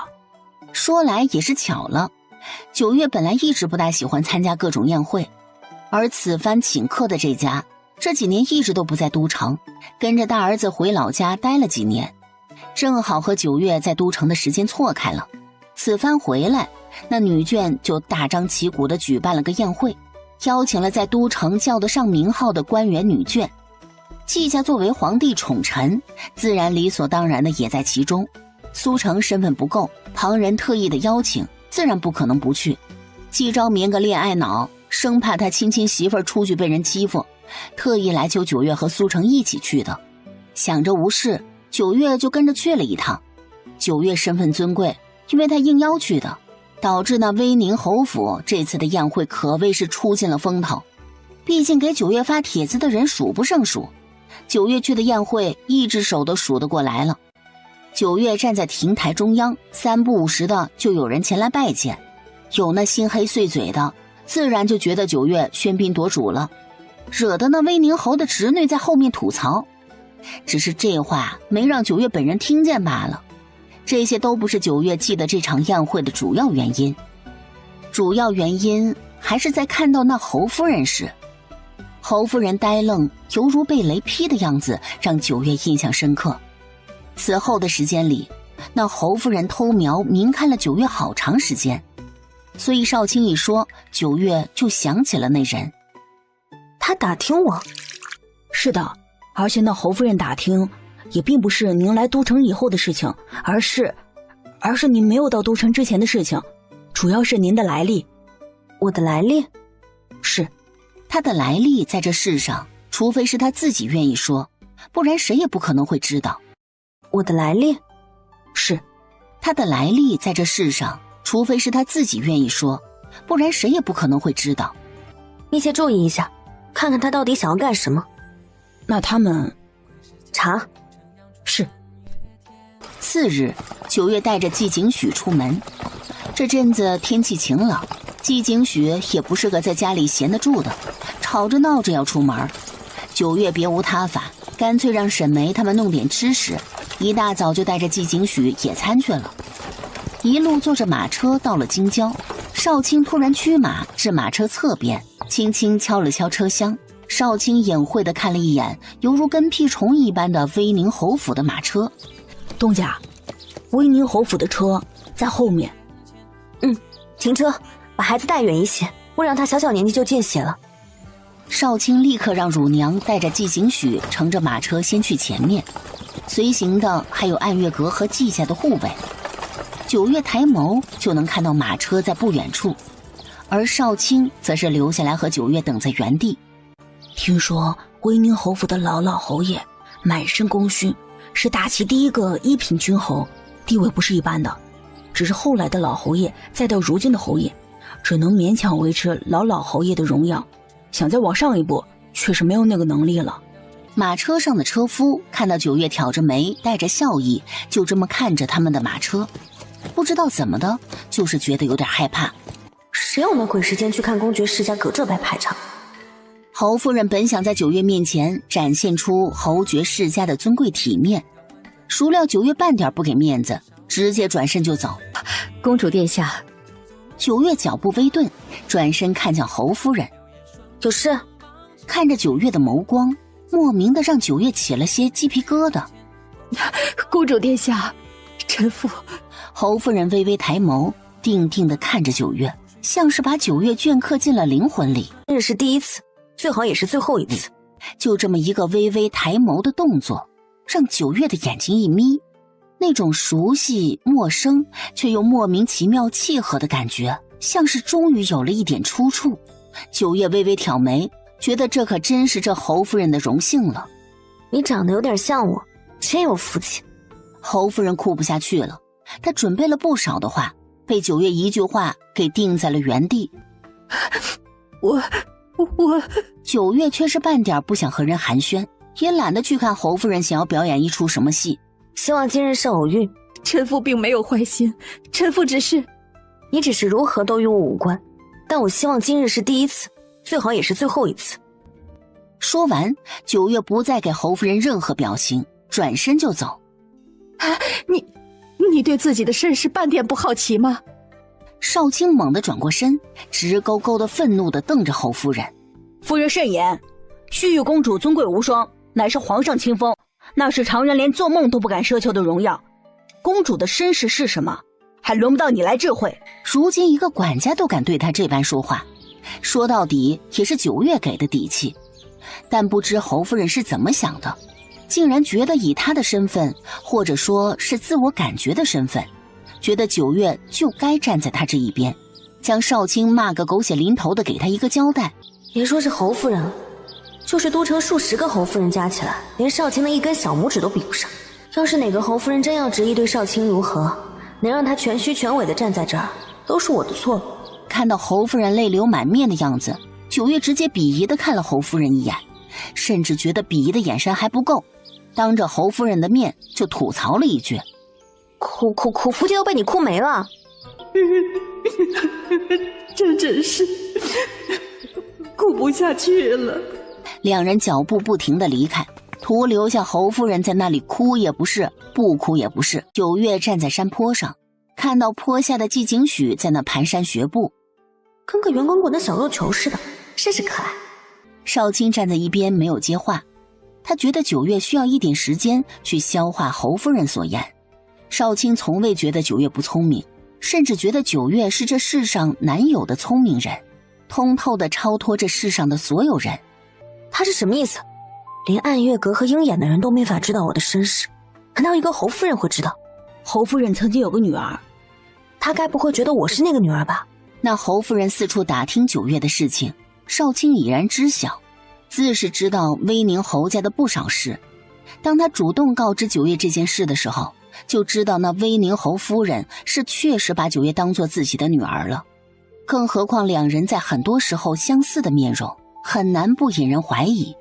之所以在都城这么多年没有谁把两人联系在一起，和侯夫人半点关系也无。难怪他第一次看到我的时候那么惊讶，全是因为九月本身的能力和个人魅力，总是会让人遗忘他身边的很多人。那威宁侯夫人妄图用一张脸和九月联系在一起，说句难听的，那就是痴人说梦。难怪他第一次看到我的时候那么惊讶。说起来，我们俩长得确实是有点像。少卿不知道怎么接这话了。你之前都会主动说这些，这次为何没有？我看到威宁侯府的地位也不算是低吧，有什么别的原因？东家，自我被你救下之后，在掌管暗月阁，您的事情我了解的虽然不多，但也不少。我知道您的身世，我希望您能有除却大人以外的家人，有更多的家人，您会更加开心和快乐，也能有牵挂。不至于无欲无求，老是给人一种烂命一条就是干的猛感。少卿不想九月那样，九月的生命是鲜活且明亮的，岂容任何人来糟蹋？但威宁侯府不配做您的家人。九月一个现代人，怎么也不可能会和古代扯上关系。为何？自己一个底层人，说人上层人配不上，让那不明真相的人听去了，他还会觉得少卿别有用心，故意不让九月攀上这么一门显贵亲缘呢。若是没有九月，少卿可能还混迹在清水县，靠着清扫马厩和乞丐交换那些不入流的消息过活，如何能像现在体面的比好些官员家的公子还要尊贵呢？那老夫人不是个好相与的，还有那威宁侯的弟弟妹妹也不是什么好人。若是您真是那威宁侯的女儿，您这么受宠，在大齐的地位如此之高，还是得被他们趴在身上吸血。当然啦，这是不可能的，您的本事谁人不知，想在您这里讨到半点好是不可能的。季昭眠也一脸严肃地找到季青，季青眉头一拧，兄弟俩都是，只有在遇到九月的事情之时会有些慌乱，兄弟俩都是，只有在遇到九月的事情之时会有些慌乱，生怕自己的信息跟不上，一旦错过一点就再也跟不上九月的节奏了。大哥，他又来了。季昭眠嗯了一声，抬手就把正捧着不少资料的少卿招进了书房。一进书房，少卿把厚厚的一沓资料给放到了桌上。季昭眠随意的看了一眼。还有吗？有一些是剪舌头的时候听说的一些消息，毕竟事情已经过去了20年，现在想要查清以前的事情也不是容易的事。说结论。少卿一想起查到的东西，就气得胸口上下起伏。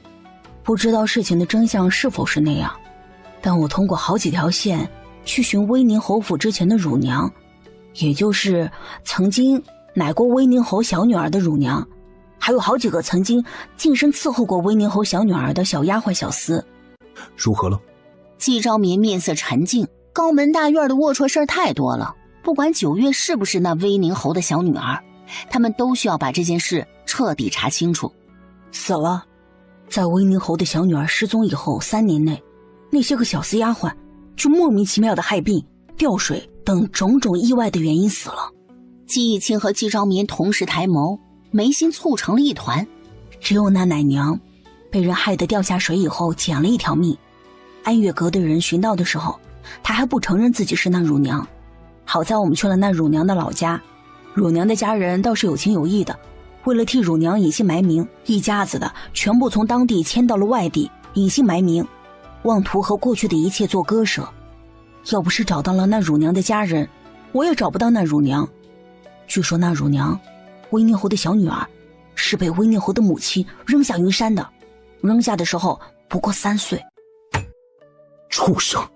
季义清的手握成了拳头，对上少卿的视线，双眼猩红地问道：是九月吗？我不知道，只从那乳娘的口中知道了那威宁侯的小女儿左脚脚底有4颗红痣，呈方形分布。对于九月的身体无比熟悉的季义清突然就一拍桌子：畜生都不如！这话一出，饶是季昭眠都有些意外了。九月竟然真的是威宁侯的小女儿，可是那老夫人的心也实在是太狠，不过3岁的孩子还是自己的亲孙女，老夫人竟然如此丧心病狂地将九月丢在了悬崖那么高的地方，九月掉下去侥幸捡了一条命，还学了一身的本事。不知想起了什么，季昭眠和季义清都不愿意用学这个字，因为被迫和主动还是有很大的区别的。季义清连连深呼吸。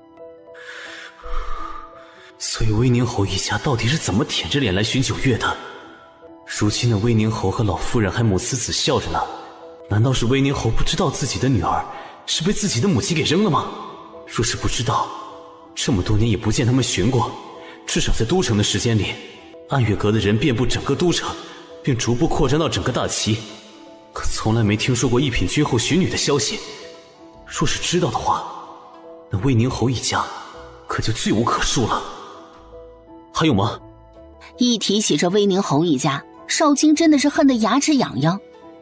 我在调查的过程中发现，那老夫人对威宁侯，包括威宁侯所生下的2个儿子都不好，但是威宁侯对老夫人却很是恭敬孝顺。老夫人很喜欢另外2个孩子，一儿一女，女儿嫁给了怀化大将军，正3品武将。那将军夫人所生的女儿和东家的年纪一般大，嫁给了怀化大将军旗下的一个副将，位高权重的，不是叫声正5品中郎将了，倒都是能人。据那乳娘和不少见过威宁侯小女儿的人所言，东家出生时就是粉雕玉琢的，很是可爱。族中和不少见过东家的人都对东家很是喜爱，东家自己也讨巧，常常一双笑眼，笑眯眯地瞧着人。虽然3岁左右，但是聪明机敏，很值夸奖。季青听着9月小时候的事，丝毫没有任何的喜色。屋内的3人都觉得一口玉气哽在了喉间，出都出不来。他们甚至都可以想象，如今的9月若是个小孩子的样子，该有多么的可爱。若是一辈子生活在一个好的家中，如何会冷心冷情，甚至对人情世故丝毫不通，连最基本的善意和爱意都未曾感受过呢？为什么要丢了他？为什么要丢了他？什么样子的理由会让一个阿奶把亲生的孙女儿给丢到万丈悬崖之下？少卿捏着拳头，抬眸平复了自己的心情。鬼知道他查到这个消息的时候，怀疑暗月阁的人做事不认真，都不相信这就是事实的真相。少卿说的艰难，季青和姬昭眠则是听得心头火起。将军夫人所生的女儿和威宁侯小女儿的年纪差不多大，但是那个小姑娘没有威宁侯小女儿讨喜，为了讨自己女儿和外孙女的欢心，老夫人就把威宁侯的小女儿给扔了。你说什么？季青猛地站起来，他自己都觉得不可置信。他以为理由至少要冠冕堂皇一些吧，但怎么也想不到会离谱到这个地步。尤其是如今自己也有了孩子，一想到连桌子都不到的小娃娃被扔掉，季青整个人都十分的狂躁，猛地捶了一下桌子。我要让那老钱婆死！这还是季青第一次那么迫切的想要一个人去死。那威宁侯找9月，那老夫人不知道。东家的身份如此之高，那一家子糟心烂肺之辈捆一起，扎成堆，连东家一个小拇指都比不上。况且那将军夫人有儿有女，那威宁侯的弟弟也有儿有女，加上那些个庶子女什么的，要是能够攀上东家这门贵亲，有好处。少卿丝毫不介意旁人说他刻薄，他说的就是事实。查，所有能查的全部都查清楚。少卿点头应是。你也别太老实，有些东西。这话一出口，季青和少卿都点头，那就是没有东西创造东西也要上。少卿一打开门，9月就站在门口，阴森森地看着他笑。少卿瞬间瞳孔都放大了，惊恐地噎在了嗓子里，愣是发不出声音来。季青和季昭眠急忙站起来，不知道9月站在这里多久了，更不知道9月听到了多少。季青心疼的不行，若是9月能够找到家人固然是好，但若是那家人不是个好的，季青宁愿9月永远都不知道自己的身世。9月，季青站在9月面前，看着9月的眸光里满是疼惜和愧疚。弟妹，你们3个这是什么表情？季青嘴巴张了张，有些欲言又止，想问又怕戳到9月的伤心事。3个大男人站成一排，可怜巴巴地瞧着9月。我没事。你都听到了？差不多。我看到你们进屋，本来是想说进来问问你最近休沐要不要带孩子出去玩，然后就听到了。我看到你们进屋，本来是想说进来问问你最近休沐要不要带孩子出去玩，然后就听到了。他担心9月知道了这件事会伤心，因为一直一个人，突然知道了自己其实不是孤儿，是有家人的，但却因为那样荒唐的理由而被丢弃。季青不想让9月觉得自己不值得被爱，在他的眼里，这世上所有人都应该无条件地爱着9月，并且现在未来都会有很多很多人爱他，像威宁侯府那样的家人，不要也罢。查到的东西也给我一份。少卿惊讶地抬眸看了9月一眼，是。说完，九月转身离开。九月，九月突然握住了季青的手，眼睛也并未看着季青。季青，你知道吗？季青的心一紧，牢牢地攥住了九月的手，像是生怕九月突然就走了。我其实不需要家人的，要不是你，要不是大哥，要不是季景许，我觉得吧，其实我有没有家人都无所谓。季青真的是觉得自己的一颗心被九月几句话给弄得七上八下的，但也因为九月的这句话而完整平顺地落到了胸腔里。所以家人嘛，不是非要有血缘关系的，除却季景许，你和大哥都和我没有任何的血缘关系啊，还得加上陛下和太子，不然陛下又要拿拂尘来抽我屁股了。季青也笑，但看着九月说的云淡风轻的样子，突然就在院中一把抱住了九月。九月，不是你需要家人，而是我们需要你。不管是我还是大哥，更甚者是陛下和太子他们，都是我们更需要你。那是肯定的，不看看我来了帮了你们多少忙，我可是你们的大贵人呢，我可真是牛上天了。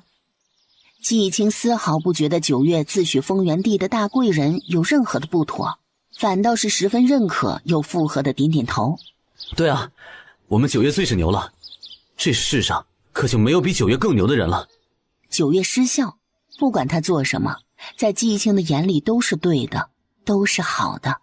少卿站在院中来来去去了好几次，眼看九月就要出来了，这会儿也顾不得其他了，随手召来一个下人，去衙门找大爷和二爷，就说公主殿下要到威宁侯府去了。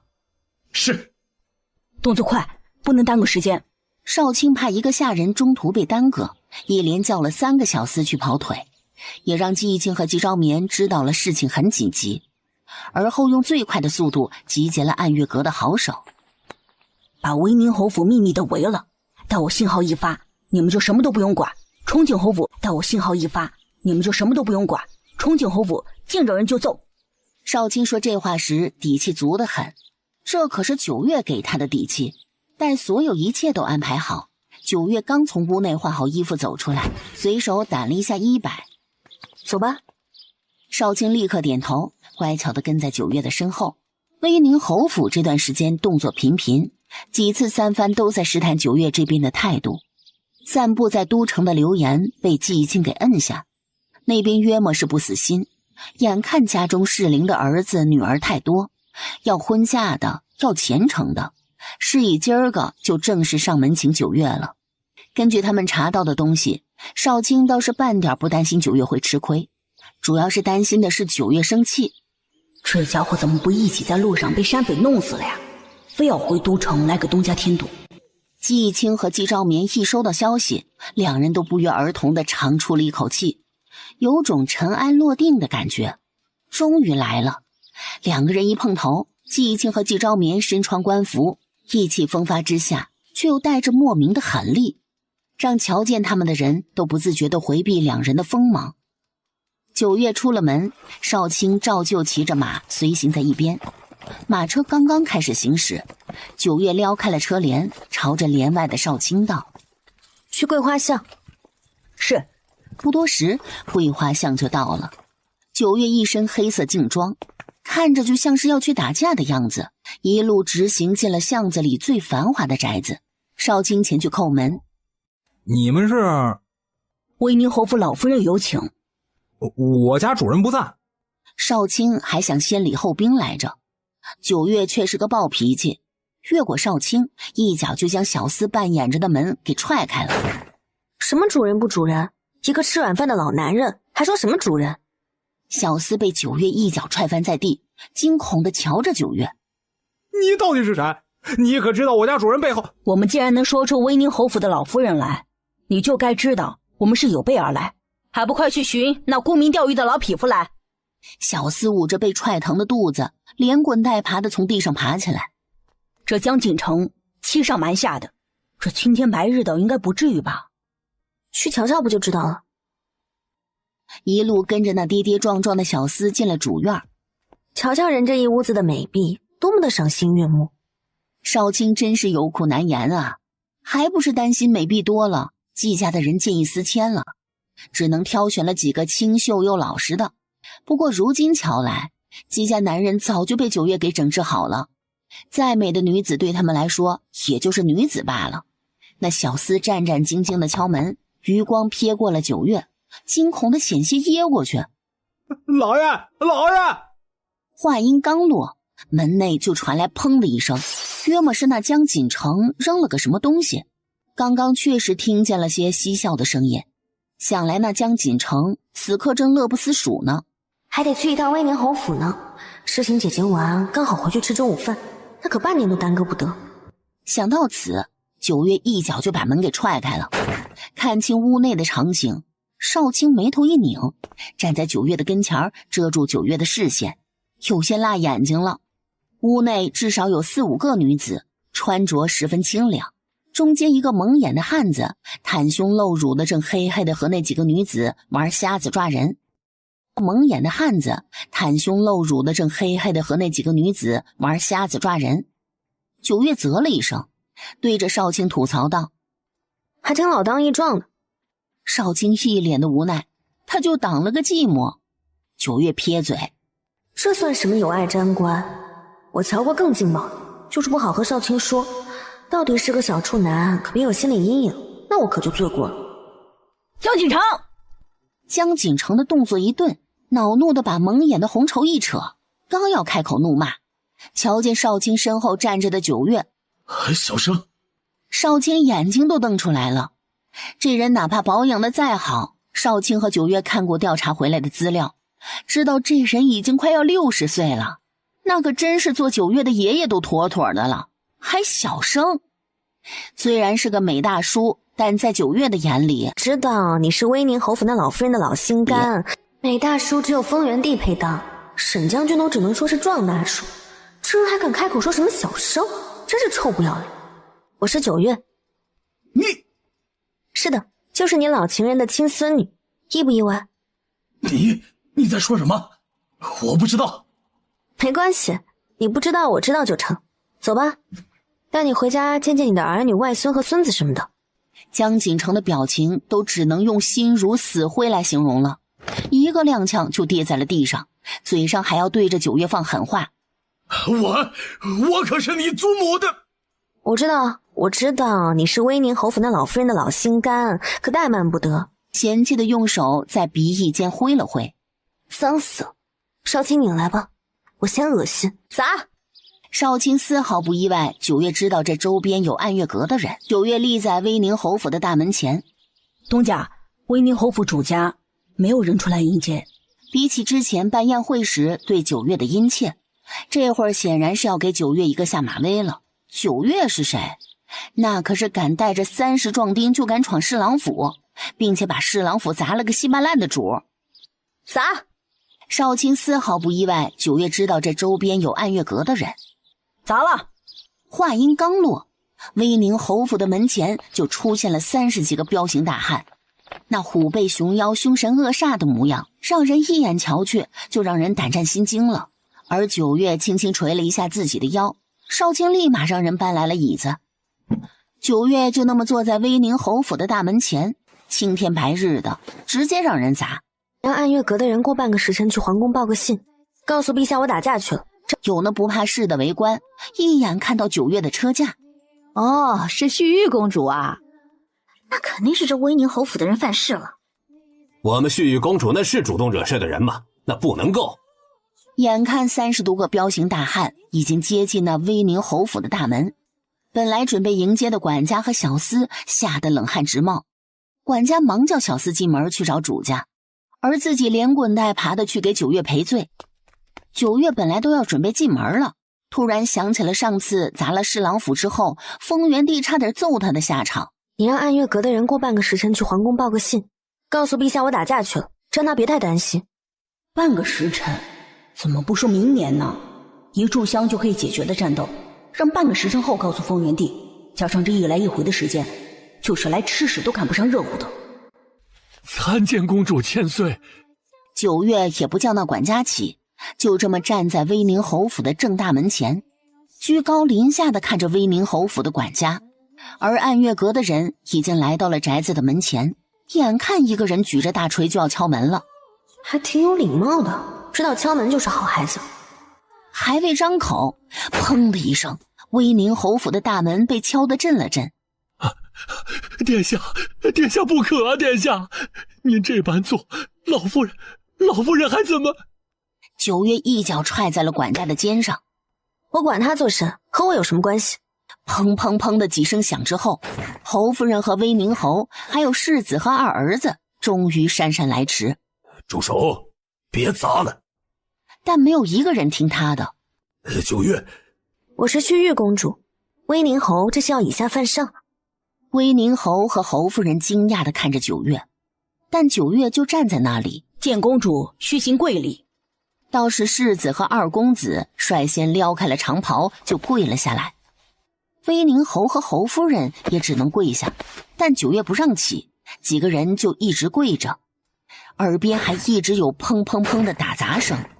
让九月砸个门出气也好啊！这没多大会儿，拆家小分队就把威宁侯府的大门给拆了。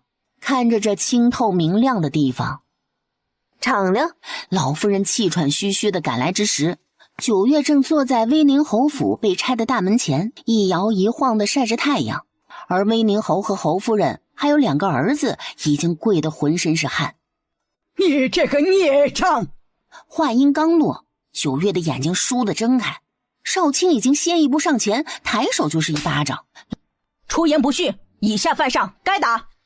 老夫人被打懵了，九月却是直接站了起来，缓缓地走到老夫人的面前，微笑着看向了老夫人。听说您老特意请我上门，只待九月承认他的身份，只要是我威宁侯府的人，那就够了。我多的是手段收拾他。是老身出言不逊，公主殿下教训的是。您这话说的，说起来我该叫您一声祖母才是。这声祖母一出，地上还跪着的威宁侯一家已经是激动的热泪盈眶。这是不是代表着九月愿意回家？只要进了威宁侯府，那可不就是什么都听你的了。小兔崽子，还以为有点什么本事呢，这遇到什么家人和父母血浓于水的，还不是渴望父母亲人的。待认祖归宗之后，九月的一切都是我的儿女的。那老夫人那些个荒唐的想法，若是让九月知道了，那九月肯定会鄙夷地问一句：吃个菜喝成这样。九月来这里的时候不就说过一句话吗？百因必有果，你的报应就是我。眼看再拆着威宁侯府的前院的院墙就得都被拆了，九月挥挥手，那些个威猛高大的汉子就停止了动作，想拆完的。但九月一想到自己待会儿要干什么，就觉得还是得留个遮，反正啊得遮着。九月刚跨过破破烂烂的门槛，少卿啊，我千里迢迢带来的礼物可别忘记了。谁不知道九月在丰原帝的跟前得宠的紧啊？那稀奇的珍宝见天的往九月跟前送。果然是没有见过世面的小姑娘，我把人给丢了又如何？这好不容易能够回归亲人的怀抱，还不是给爸爸的贴上来。九月，你能来就很好了，别破费了。你混说什么？我亲孙女孝敬我的东西，轮得到你来说嘴？想来平日里这老夫人就是这般在侯夫人的跟前作威作福的，一家子都被搓磨成这样了也不反抗，图什么呀？祖母说的对，这可是我特意孝敬你的，你可别太惊喜。一听是给自己的，老夫人脸上的喜色更甚。侯夫人欲言又止地看了九月一眼，现在不说，一会儿也就没有说的必要。安月阁的壮汉拖着个麻布口袋走了进来。九月呀，这可是我送你的厚礼。说着，九月一脚踢在那麻布口袋上，麻布口袋立刻动了动。你看，还是活的。真是乡下长大的，半点上不得台面，连送礼都只会送这老十字的野味。九月挥了挥手，少卿在身后看到九月的手势，立刻传达给了安月阁的人。不用1刻钟，整个侯府就被安月阁的人全部给围了起来。没办法呀，九月怕风源帝到时候用符神抽他，这围起来关门放九月嘛，有点什么连只苍蝇都飞不出去，正好捏。一进正厅，整个大厅里四处坐着些衣着华丽的男人女人。威宁侯眉心蹙了蹙，侯夫人更是看着这一屋子的神神鬼鬼，面色不愉。九月倒是没有什么，抬步就朝着主位上走去。屋内众人看着他都惊讶了一下，眼看老夫人已经站到了主位边，要一屁股坐下了，九月半点不客气的直接就是一脚，哎呦一声就摔在了一边。少卿极有眼力劲儿的上前，用衣袖对着虚空挥了挥，像是在挥什么脏东西。公主殿下，请坐。目瞪口呆的看着九月一摆一掀，大马金刀的往那一坐，似笑非笑的瞧着这一屋子的神神鬼鬼。少卿给的资料实在是太多了，老侯爷游历去了，据说是遁入空门了。屋内这一屋子人大多都是威宁侯弟弟妹妹的儿女们，然后一群人在少卿的暗示下憋屈的对着九月行了跪礼。反正旁人憋屈，九月就觉得舒爽了。侯夫人很想把九月带走，母女俩好好的谈谈心。她实在是想孩子的紧，但老夫人哪肯放九月走，一长串的要求说出来，九月愣是没出声，让那老夫人以为九月这是暗自记在了心里，要给他们挪位置呢。殊不知九月什么都没有记住，就坐在那杵着下巴，看着威宁侯府这一家子你一言我一语的说着，想看看人的脸皮到底可以厚到什么程度。成不成你倒是说句话啊，你不作声是什么意思啊？砰砰砰的，宁老二拍着桌子拍得直响，瞧着九月的样子也十分的不善。九月眼睛微眯了一下，已经是忍到了极致。到底能不能办？你给句准话。不能办也必须办。九月当他不存在，而是看向了威宁侯和侯夫人。当初这老妖婆扔了我的时候，你们知道吗？九月说老妖婆的时候，手指直接指着老夫人。你大逆不道！什么老妖婆啊？谁是老妖婆？这是你亲祖母，你到底还想不想认祖归宗？你们到底知不知道？威宁侯和侯夫人愧疚地看了九月一眼，九月了然地点点头。如今就算是九月还活着，但若是九月没有被风源帝看中，没有那么大的本事，威宁侯他们约么也不会选择和九月相交。挺好的，这样真的挺好的。九月脚一抬，二郎腿翘起，好整以暇地看着满屋子心怀鬼胎的众人。办不了，当然你们不用怀疑，我就是故意不给你们办。老夫人一听九月这话，哪还有刚刚那坐小伏低的样子？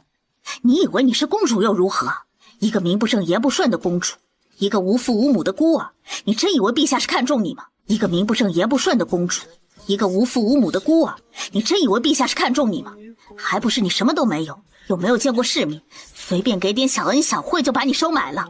我夫君可是正三品的大将军，捏死你就和捏死一只蚂蚁一样。你最好乖乖的听话，把你的东西全部都乖乖交出来，不然你要如何呢？少卿惊讶的瞪大眼睛，真是好久没有见到有人作死作到九月的面前来了。我记得你那小崽子才2岁多吧？哼，我能让我娘扔你一次，就能让我娘扔你那小崽子一次。计较，你腿子出生，如何同我夫家作对？这话刚开口之时，九月的气势就已然变了，杀气四溢，今儿个又得见血了。你威胁我？威胁你又如？所有人只感觉眼前一阵风，呼的就吹过去了，耳边传来一阵咔嗒声，就看到九月站在了宁老三的跟前，单手掐住宁老三的脖子。随着咔嗒的一声响，九月真的很少当着人的面不用工具的要人性命了，因为他嫌直接接触人的皮肤太脏了。但这人竟然拿寂景许来威胁他。随着九月嫌弃的将宁老三的尸体往地上一扔，整个屋子里有一个算一个，都被九月给吓到了。你在干什么？贱人，你在干什么？九月啧了一声，看向少卿。让你送礼呢，怎么还不送？那宁老二和老夫人装模作样的想要冲上来打九月，却又被身后的中仆给拉住了。少卿连连赔罪，然后暗月阁的大汉直接把那麻布口袋往大厅中央一丢。可厚的礼了，还望笑纳啊！江景城的头从里面钻了出来。成了！那肉麻夹着嗓子的声音让九月愣是起了一身鸡皮疙瘩。这是这位啊，可是祖母的小心肝。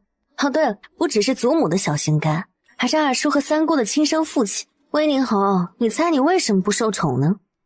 你在胡说什么？不是的，不是的。九月做事不讲证据，但少卿会给他准备这些。暗月阁的两个大汉抬着个箱子，直接往地上一扔，全是老夫人和江景城写的情信，情意绵绵，情深似海的很呢。来人啊，快来人啊，把这个逆女给我抓起来，打死她！骤然失了最疼爱的女儿，又被戳破了最后一层遮羞布，老夫人已然是不准备再和九月叫好了。暗月阁的几个大汉齐刷刷的往大厅的门口一站，外面的人进不来，里面的人出不去。还有我那可怜的祖父，说是去游历了，但这会儿尸骨怕是都成灰了。你说他知道你认贼作母，任由你这个老妖婆作践他的孙女，整日里对一个害死他的老妖婆恭敬孝顺，又该作何想法？他用铁卷丹书换得了你的侯爷之位，不然你猜为何老妖婆最喜欢这个奸生子，却是你做了威宁侯呢？一桩桩一件件的，九月就这么直言不讳的说出来，这种杀人诛心的感觉可真是爽啊！不可能，不可能！而宁老二和他的子女们，还有宁老三那最受宠爱的女儿，此刻也不敢再说话了。若是九月说的是真的，那他们就完蛋了。九月死了，威宁侯历来对他就是愚孝，事情肯定能圆过去的。九月，哭到底有什么用啊？九月烦躁的一脚将老夫人踹倒在地上，九月一脚踩在老夫人的脸上，脚尖还捻了捻。你在哭什么？你到底在哭什么？我4岁的时候就知道眼泪是这个世上最无用的东西了。4岁，若不是你的不作为，这个老妖婆怎么可能还有机会把我扔下云山？所以你到底在哭什么？九月的脚尖发狠，暗月阁的人已经控制住了屋子里的所有人，只剩下威宁侯一家4口面对着盛怒的九月。九月抬手就扯住了侯夫人的衣襟，直接将人拎到了自己的跟前儿。你知道我第一次用手杀一个人的时候几岁吗？侯夫人眼泪都忘记掉了，只是呆呆地看着九月。就是4岁，那还是我在暗月的第一天，也是我在暗月上的第一堂课。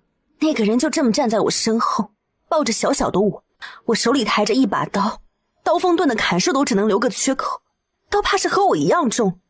说着，九月一脚把老夫人踹开，狠狠地将侯夫人拉到自己的身前，翻了个身，动作亲昵地从后面抱住侯夫人，然后用自己腰间的手术刀塞到了侯夫人的手里，蹲到了老夫人的跟前。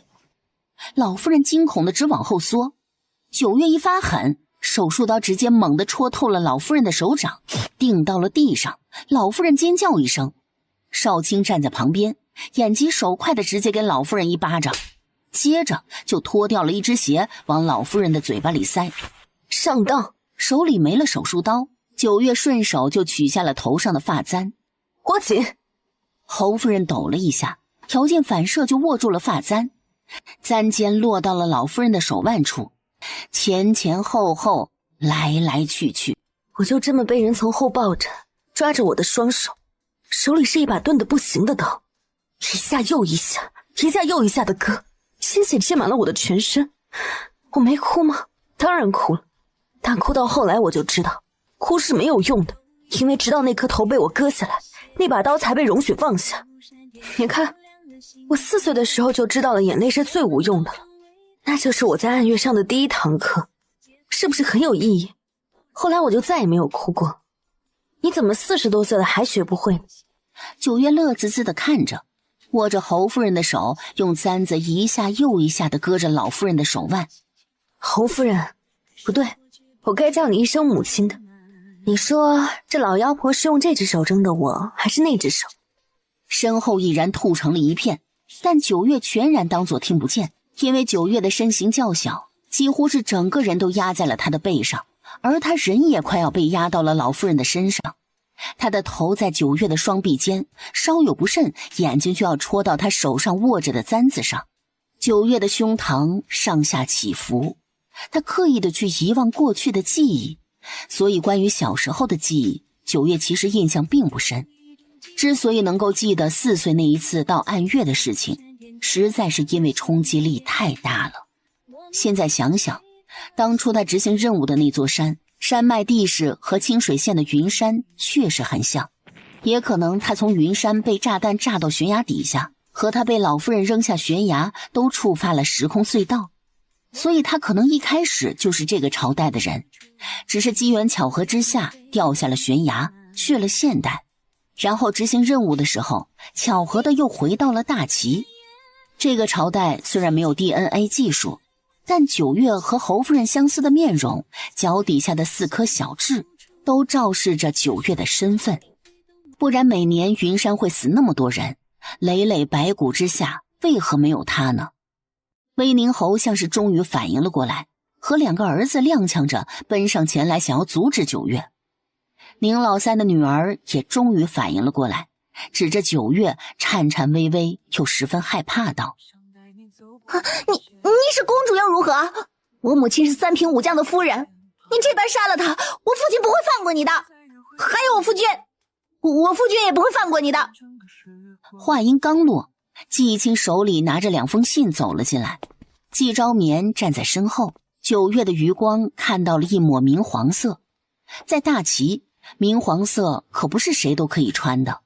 九月有些诧异，就见季青直接将2封休书扔在了宁老三的尸体上。从现在开始，你们就不是了。说完，季青直接走到了九月的身边，急切地看了九月一眼。那紧张的模样让九月的愤怒猛然就消失殆尽了。怎么说服他们写休书的？家人不只是有血脉相连的，也可以是自己选。他血脉相连的家人不如意，自己选的家人挺如意的。宁老三的女儿捧着那休书发出尖锐的尖叫。你怎么说服他们写休书的？我记得这想要休一个妻子也不是那么容易的事。哼，哪有什么不容易的事情啊，只要给的利益足够，别说是休妻了。说起来，这宁老三的休书是他的2个儿子组成的。季青和季昭眠给那3品将军选了个续弦，那宁老三的2个儿子一听继母后台如此之硬，威宁侯听起来是好听，但实权不多，和这继母是完全没得比的，那当然是屁颠屁颠的就同意了。至于那宁老三的女儿，那更是没费什么力气，一听岳父把岳母都休了，写起休书那字字句句都难掩欢心，九月听得叹为观止。季青和季昭眠也是来了这里才知道，宁老二和宁老三竟然不是老侯爷的种。要早知道这些，哪需要费这么多的功夫啊？九月真的很容易从这里奇奇怪怪的线索里面抽丝剥茧到一些很奇怪的真相。老侯爷临死之前应该是有所预料，所以才用铁卷丹书换了威宁侯的侯位。结果呢，这不争气的唯一一个亲生血脉，还把害死他的人当祖宗一样供着，弄丢了他的亲孙女不说，人还半点不怪罪。老侯爷要是泉下有知，怕是都得活过来给这个逆子一巴掌。如今宁老二和宁老三的奸生子身份曝光，连带着宁老二的美妾和庶子女们都崩溃了。他们没了尊贵的身份，没了傲人的家世，更甚者，威宁侯的父亲还是他们祖母所害，他们还能讨得了什么好呢？宁老二是个能屈能伸的，对着威宁侯头磕得砰砰响。大哥！宁老二和宁老三的女儿对视一眼，2个人突然就扑到了老夫人的身上。你为什么要做这种事儿？你为什么要做这种事儿？我们明明是威宁侯的血脉，你为什么要做这种事啊？老夫人本来就被九月折磨得奄奄一息，如今瞧着最亲最宠爱的儿子和最宠爱的外孙女扑在她身上，想要把她生吞活剥了的样子，内心悲凉。你满意了？看着威宁侯府分崩离析，你满意了？你如今身份尊贵又如何？你得陛下看重又如何？你还不知道吧？当初我把你丢了，你父亲和母亲知道之后也什么都没说，因为他们根本不在意。为了威宁侯府，他们甚至不敢到山崖下去找你。若是他们去找了你，你可能就不用受这些苦了。若是我早知道，我一定早早的就把你捡回家，做我的童养媳。你不过是一个没人要的可怜虫，可怜虫而已。不是的，不是这样的。你得为威宁侯府着想，为2个儿子着想，唯独没有想过我会经历什么。我才3岁多，一个小豆丁。就算他没有去到现代，侥幸在崖下活下来，暗无天日的森林，凶猛的野兽，昼夜变化的天气，随便一样都可能会要了3岁多的9月的命。老妇人还在癫狂的大笑，肆意的嘲笑着9月。季青紧张的握着9月的手。不可怜，我们9月有的是人要，我要。若是我早知道，我一定早早的就把你捡回家，做我的童养媳，只能是我的。谁说他没人要？所有人都惊讶地看向门口，只见丰原帝穿着常服，一眼就瞧得出来是秘密出宫的，身后还跟着同样伪装了一番的太子。老夫人的笑意噎在了喉咙里，双眸满是惊恐。丰原帝狠狠地瞪了9月一眼，9月自觉理亏，缩了缩脖子。高门大院里龌龊的事太多，丰原帝也不会每一家都想知道。但事关9月，丰原帝真是火急火燎的就出宫了。要不是他听说都城流言之时，就立刻安排鹰眼的人前去探查，并且密切地注意着9月的动向。今儿个的事情，他就又没有发挥的地方了。丰原帝直接站到了9月的跟前，抬手就给9月一个脑瓜崩。有事不找父皇，你还想找谁？就是，你是没有父皇和哥哥吗？还是没有夫君和大伯哥？他说他是我的父皇。9月眸光微颤，哪怕是被丰原帝弹了个脑瓜崩也没有反应，呆呆地看着丰原帝。他说他是我的父皇。看9月那呆呆傻傻的样子，若是以往，丰原帝这会儿就该狠狠地嘲笑9月一番了。但刚刚一听到9月4岁经历的事情，丰原帝突然就笑不出来了。他一早就知道9月的特殊，本以为9月只是小时候没人教，一个人在云山艰难的生活，但没想到9月却是被人掳走，去了那样一个地方。难怪9月在人情世故上完全不懂，说话不过脑，做事全凭本心，因为根本就没人教他。在一个连4岁孩子都不放过的地方，9月光是想活着就已经很难了，哪里还有多余的时间和精力去学习人情世故，去分辨是非对错？他从未拥有过，所以不懂。朕早就有心想收9月为义女，正好你还给朕寻了个理由，朕不日就会昭告天下，旭玉公主是朕的义女。威宁侯和侯夫人连哭都哭不出来了，这就是在明晃晃地告诉众人，9月就是一个孤女，没有任何的亲人，所以被丰原帝收为义女了，完全是把之前的流言给打破了。毕竟谁敢跟丰原帝抢人？你威宁侯府非说9月是你威宁侯府的人，这不是在明晃晃地告诉别人丰原帝在说假话吗？他们不敢。他们在9月3岁多的时候失去了他一次，如今更是彻底地失去了他。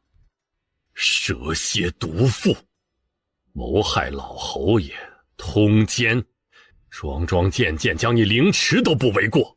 但你既然非要一次又一次地说你将9月扔下山崖的事情，那正好，英一在，将这老妇带到云山，腰上捆2根绳子，每日从上往下扔10回，别一日就吓死了。丰原帝真是和9月混在一起混久了，连折磨人的方式都狠辣又奇奇怪怪的。至于你们，丰原帝的视线扫过地上跪着的宁老2和其家眷，还有宁老3的女儿，从威宁侯府除名，向北流放3000里。对了，九月，刚那女人不是说你享受了她女儿的一切吗？那你在那暗月受过的训练，也一并让她女儿受了吧？别背了名声，还什么都捞不到。九月的眸光瞬间就亮了。当初在特训营的时候，他其实就很想给他们用暗月的训练方式，但想着那真不是每个人都能够承受的，所以就没用。这会儿奉旨让人感受，九月当然是100个乐意了，嗯了一声，亮晶晶的双眸看向风原地，惹得风原地心头一软，轻轻地揉了揉九月的脑袋。这会儿奉旨让人感受，九月当然是100个乐意了，嗯了一声。刚刚朕的话你还没有回答，九月，你要来给朕当女儿吗？若威宁侯府是好的，风原帝自然不会说什么，但威宁侯府一家是什么人，他早就通过鹰眼知道的一清二楚。他舍不得让九月被用家人的名义捆绑着吸血，所以想要把九月护在自己的羽翼之下。既然九月想要家人，那他和太子做九月的家人好了。既然都知道我这10几年的苦都是拜这家人所赐，怎么可能不来报复呢？我真的就是纯粹来报仇的，却没想到收获了意外之喜，居然有真的爹了。对于爹啊、娘啊、阿奶、阿爷之类的，九月一直都喊得全然没有任何的负担，因为这些名词对于九月来说，反正就是个代号罢了。但看着风原帝郑重其事地问他，爹娘、哥哥、大哥这些名词好像不再是干巴巴的代号了，他们被赋予了不一样的意义，有骨血和灵魂。至于九月张了好几次嘴，那声爹竟哽在喉头叫不出来了。鹰一把人带下去了，威宁侯和侯夫人热切地看了九月一眼，但九月连一个眼尾都没有给他们，甚至早就做好了要如何对付他们的准备。屋子里一时没有人说话，大家都看着九月，给九月时间去思考和行动。不知过了多久，九月突然小声地喊了出来：“爹！”风原帝轻轻地出了一口气，他其实也担心九月不愿意来着。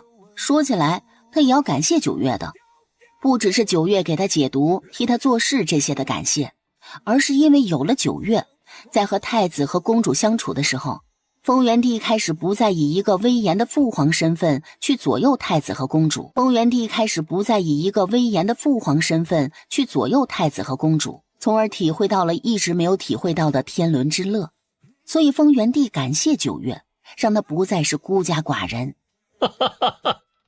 哎，看风原帝高兴成那样，太子瘪瘪嘴，怎么不叫他呀？哥哥。哎，太子呲着个大牙哎了一声，连声音都加了起来。而后九月又看向了季昭眠。大哥。季昭眠险些老泪纵横，真是不容易呀。这声大哥可比以前九月叫他大哥有真情实感多了。叫完了在场的3个男人，九月看到季义清眼巴巴地瞧着他。夫君叫哥哥好像不行，他比自己小来着。相公。九月看着季义清那乐滋滋的样子，觉得他的男人可真是好哄。一行人出了威宁侯府，威宁侯和侯夫人缩在角落里，看着九月众星捧月一般的离开。宁家其他人都受到了惩罚，唯有他们没有。他们以为九月到底是重视血脉亲情的，所以没有处置他们。但他们不了解九月，不了解九月是那种受了气可以夜探将军府的性子。他们的磨难才刚刚开始。九月所受的一切，以前似乎自己解决，现在他有爹了，有哥哥和大伯哥了，还有相公了，他们都会给九月做主。爹，我看你司库里有一柄血红色的玉如意，你外孙可喜欢了。是季景许喜欢还是你喜欢？他娘喜欢的他都喜欢。滚滚滚，朕还要批奏折，你想都不要想，那血如意啊，朕都才有1个。九月乐滋滋的蹦跳着离开，人刚到家，血如意后脚就到了。九月丝毫不意外，毕竟风原帝是一个口是心非的男人嘛，九月都懂的。风原帝看着空了不少地方的司库，头疼的不行。哎呀，怎么就招了个貔貅上门？这司库里的东西啊，真是见天在少啊。但自己选择的还能够怎么办呢？当然是宠着了。李峰啊，司库里再选几样稀奇的送到公主府去。李峰点头应是，也觉得九月评价的十分的对。丰原帝就是一个口是心非的男人嘛。坐在马车里，听到外面的声音，九月缓缓撩开了车帘，果不其然看到了威宁侯和侯夫人。褪去华服只着布衣的威宁侯和侯夫人让九月有一瞬间的恍惚。毕竟以九月的性子来说，他一般会杀了两人，毕竟伤害过他的。我想为你做一点事儿。九月哑然失笑，随后想着这样也行，省得他还要再面对这对讨厌的夫妇。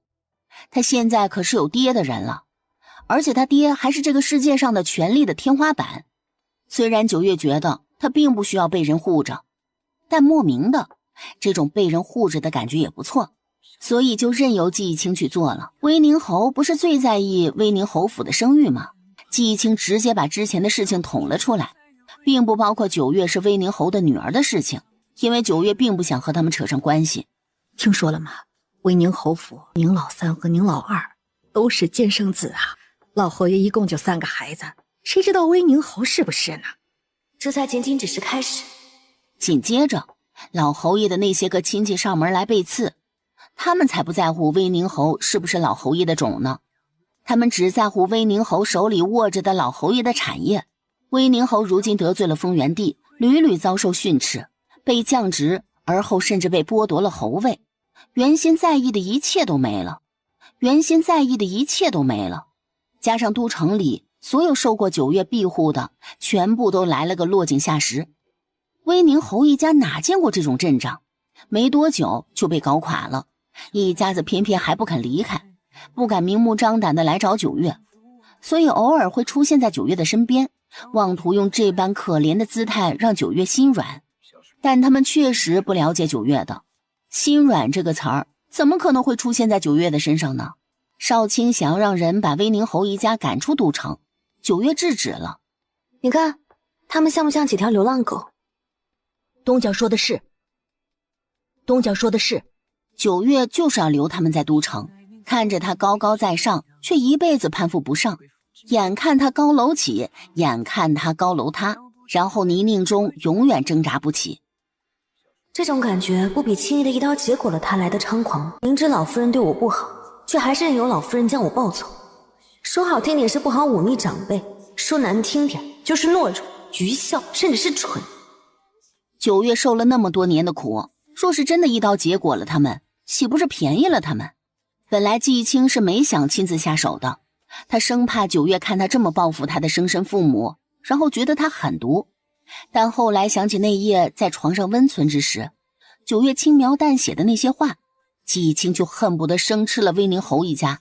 其实九月没想过说自己曾经经历过的一切，只是九月在某一日后知后觉地发现了一件事。他出门的时候，季青正抱着季景许乖乖地坐在院子里对着他挥手。九月失笑地给了一大一小一个额头吻，然后洒脱地离开。不知想到了什么，突然回头就看到了季青眼中深深的眷恋。九月蓦地想起他和季青每次温存，季青用尽全力的疼爱，每次出门季青眼底的不舍。九月以前不懂，现在好像懂了些。季青把每日和他在一起的时光都当成了最后一日。季青或许察觉到了我的不同之处，知晓我的来历诡异，却从来没有问过。莫名其妙的来，像是凭空出现一般。所以季青一直都认为我又会凭空消失吗？是个傻子，明明什么都知道，却从来没有问过，甚至没有问过我愿不愿意留下来。季青给了九月自己能给的一切，却从来没有想过要用任何名义来困住九月，只觉得以九月的能力，他有更广阔的天空。只要他开心快乐，在季青这里，自己的感受和未来就不再那么重要了。床帐停止晃动，九月扯着被褥，直勾勾地盯着季青。季青只穿了一条亵裤，被九月看得脸红。不管什么时候对上九月这样的眼神，季青都受不住。你想知道我的事吗？他想知道九月的全部，想知道九月的一切，做梦都想知道。九月眉眼温柔，指尖轻轻地描摹着季青的轮廓。突然有点想感谢胡春华，若不是他乱点鸳鸯谱，我到哪儿去找这么一个合心意的相公来呢？以我的性子，想要脱单，大概只有强取豪夺这条路了。九月缓缓地从自己有记忆的片段讲起，先讲在他短暂记忆中那个备受尊敬接他回家的老将军，这也是九月愿意对沈将军一家施以援手的缘故。因为有老将军的爱心收养，所以九月对这些保家卫国的战士先天就带着一丝好感。而后的气氛有些沉闷，季青的呼吸都放轻了。九月讲老将军被暗月暗杀，然后不到3岁多的他被暗月的人掳走，讲暗月的水牢、训练、吃人的环境，轻描淡写的就把那10几年受过的苦给说完了。季青只觉得自己的一颗心被九月反反复复的揉捏，心疼的没办法呼吸。难怪九月不通人情，难怪九月对待人命如此的漠然。在那样的地方长大，学习和接触的只有人命跟杀人手段，甚至没有人告诉过他，难过是可以哭的，人是有家人的。九月光是活着，就已经用尽了全力。他的强大，是他在那样废人的地方磨练出来的，不是他自愿的。一个在他人口中粉雕玉琢的小姑娘，爽朗爱笑，聪明，蕙质兰心，就是在那样一个地方，彻彻底底的被训练成了一个只知杀人、没有血肉的机器，一个专门打造的杀人机器。季青抱着九月，九月自己还没哭呢，季青自个儿倒是哭得直打嗝，不停地摸着九月的背，想起那些看着是训练方式，其实和刑罚没有区别的日常，嘴里只说得出几个字：痛不痛啊，月月？是不是很痛啊？肯定很痛吧？一开始痛，后来就不痛了。不是不痛了，是必须要刻意忽略那些痛，才能够在一次次的训练中活下来。九月从不觉得自己需要被人爱，但莫名其妙的回到这里，有了季青爱他，有了丰原帝爱他，有了季景许爱他，甚至季昭眠、太子、沈宗生、沈将军。九月知道这些人都是爱他的，只是爱意是分很多种的，父母爱、亲人爱、同僚爱、好友爱。收获了满满当当爱意的九月觉得这样其实也挺不错的。九月说了一大半，但还是隐去了穿到现代又回到古代的事。毕竟古人真的能信奉鬼神。本来就对九月有滤镜的季青，若是知道九月是这般回来的，怕不是更得癫狂了。所以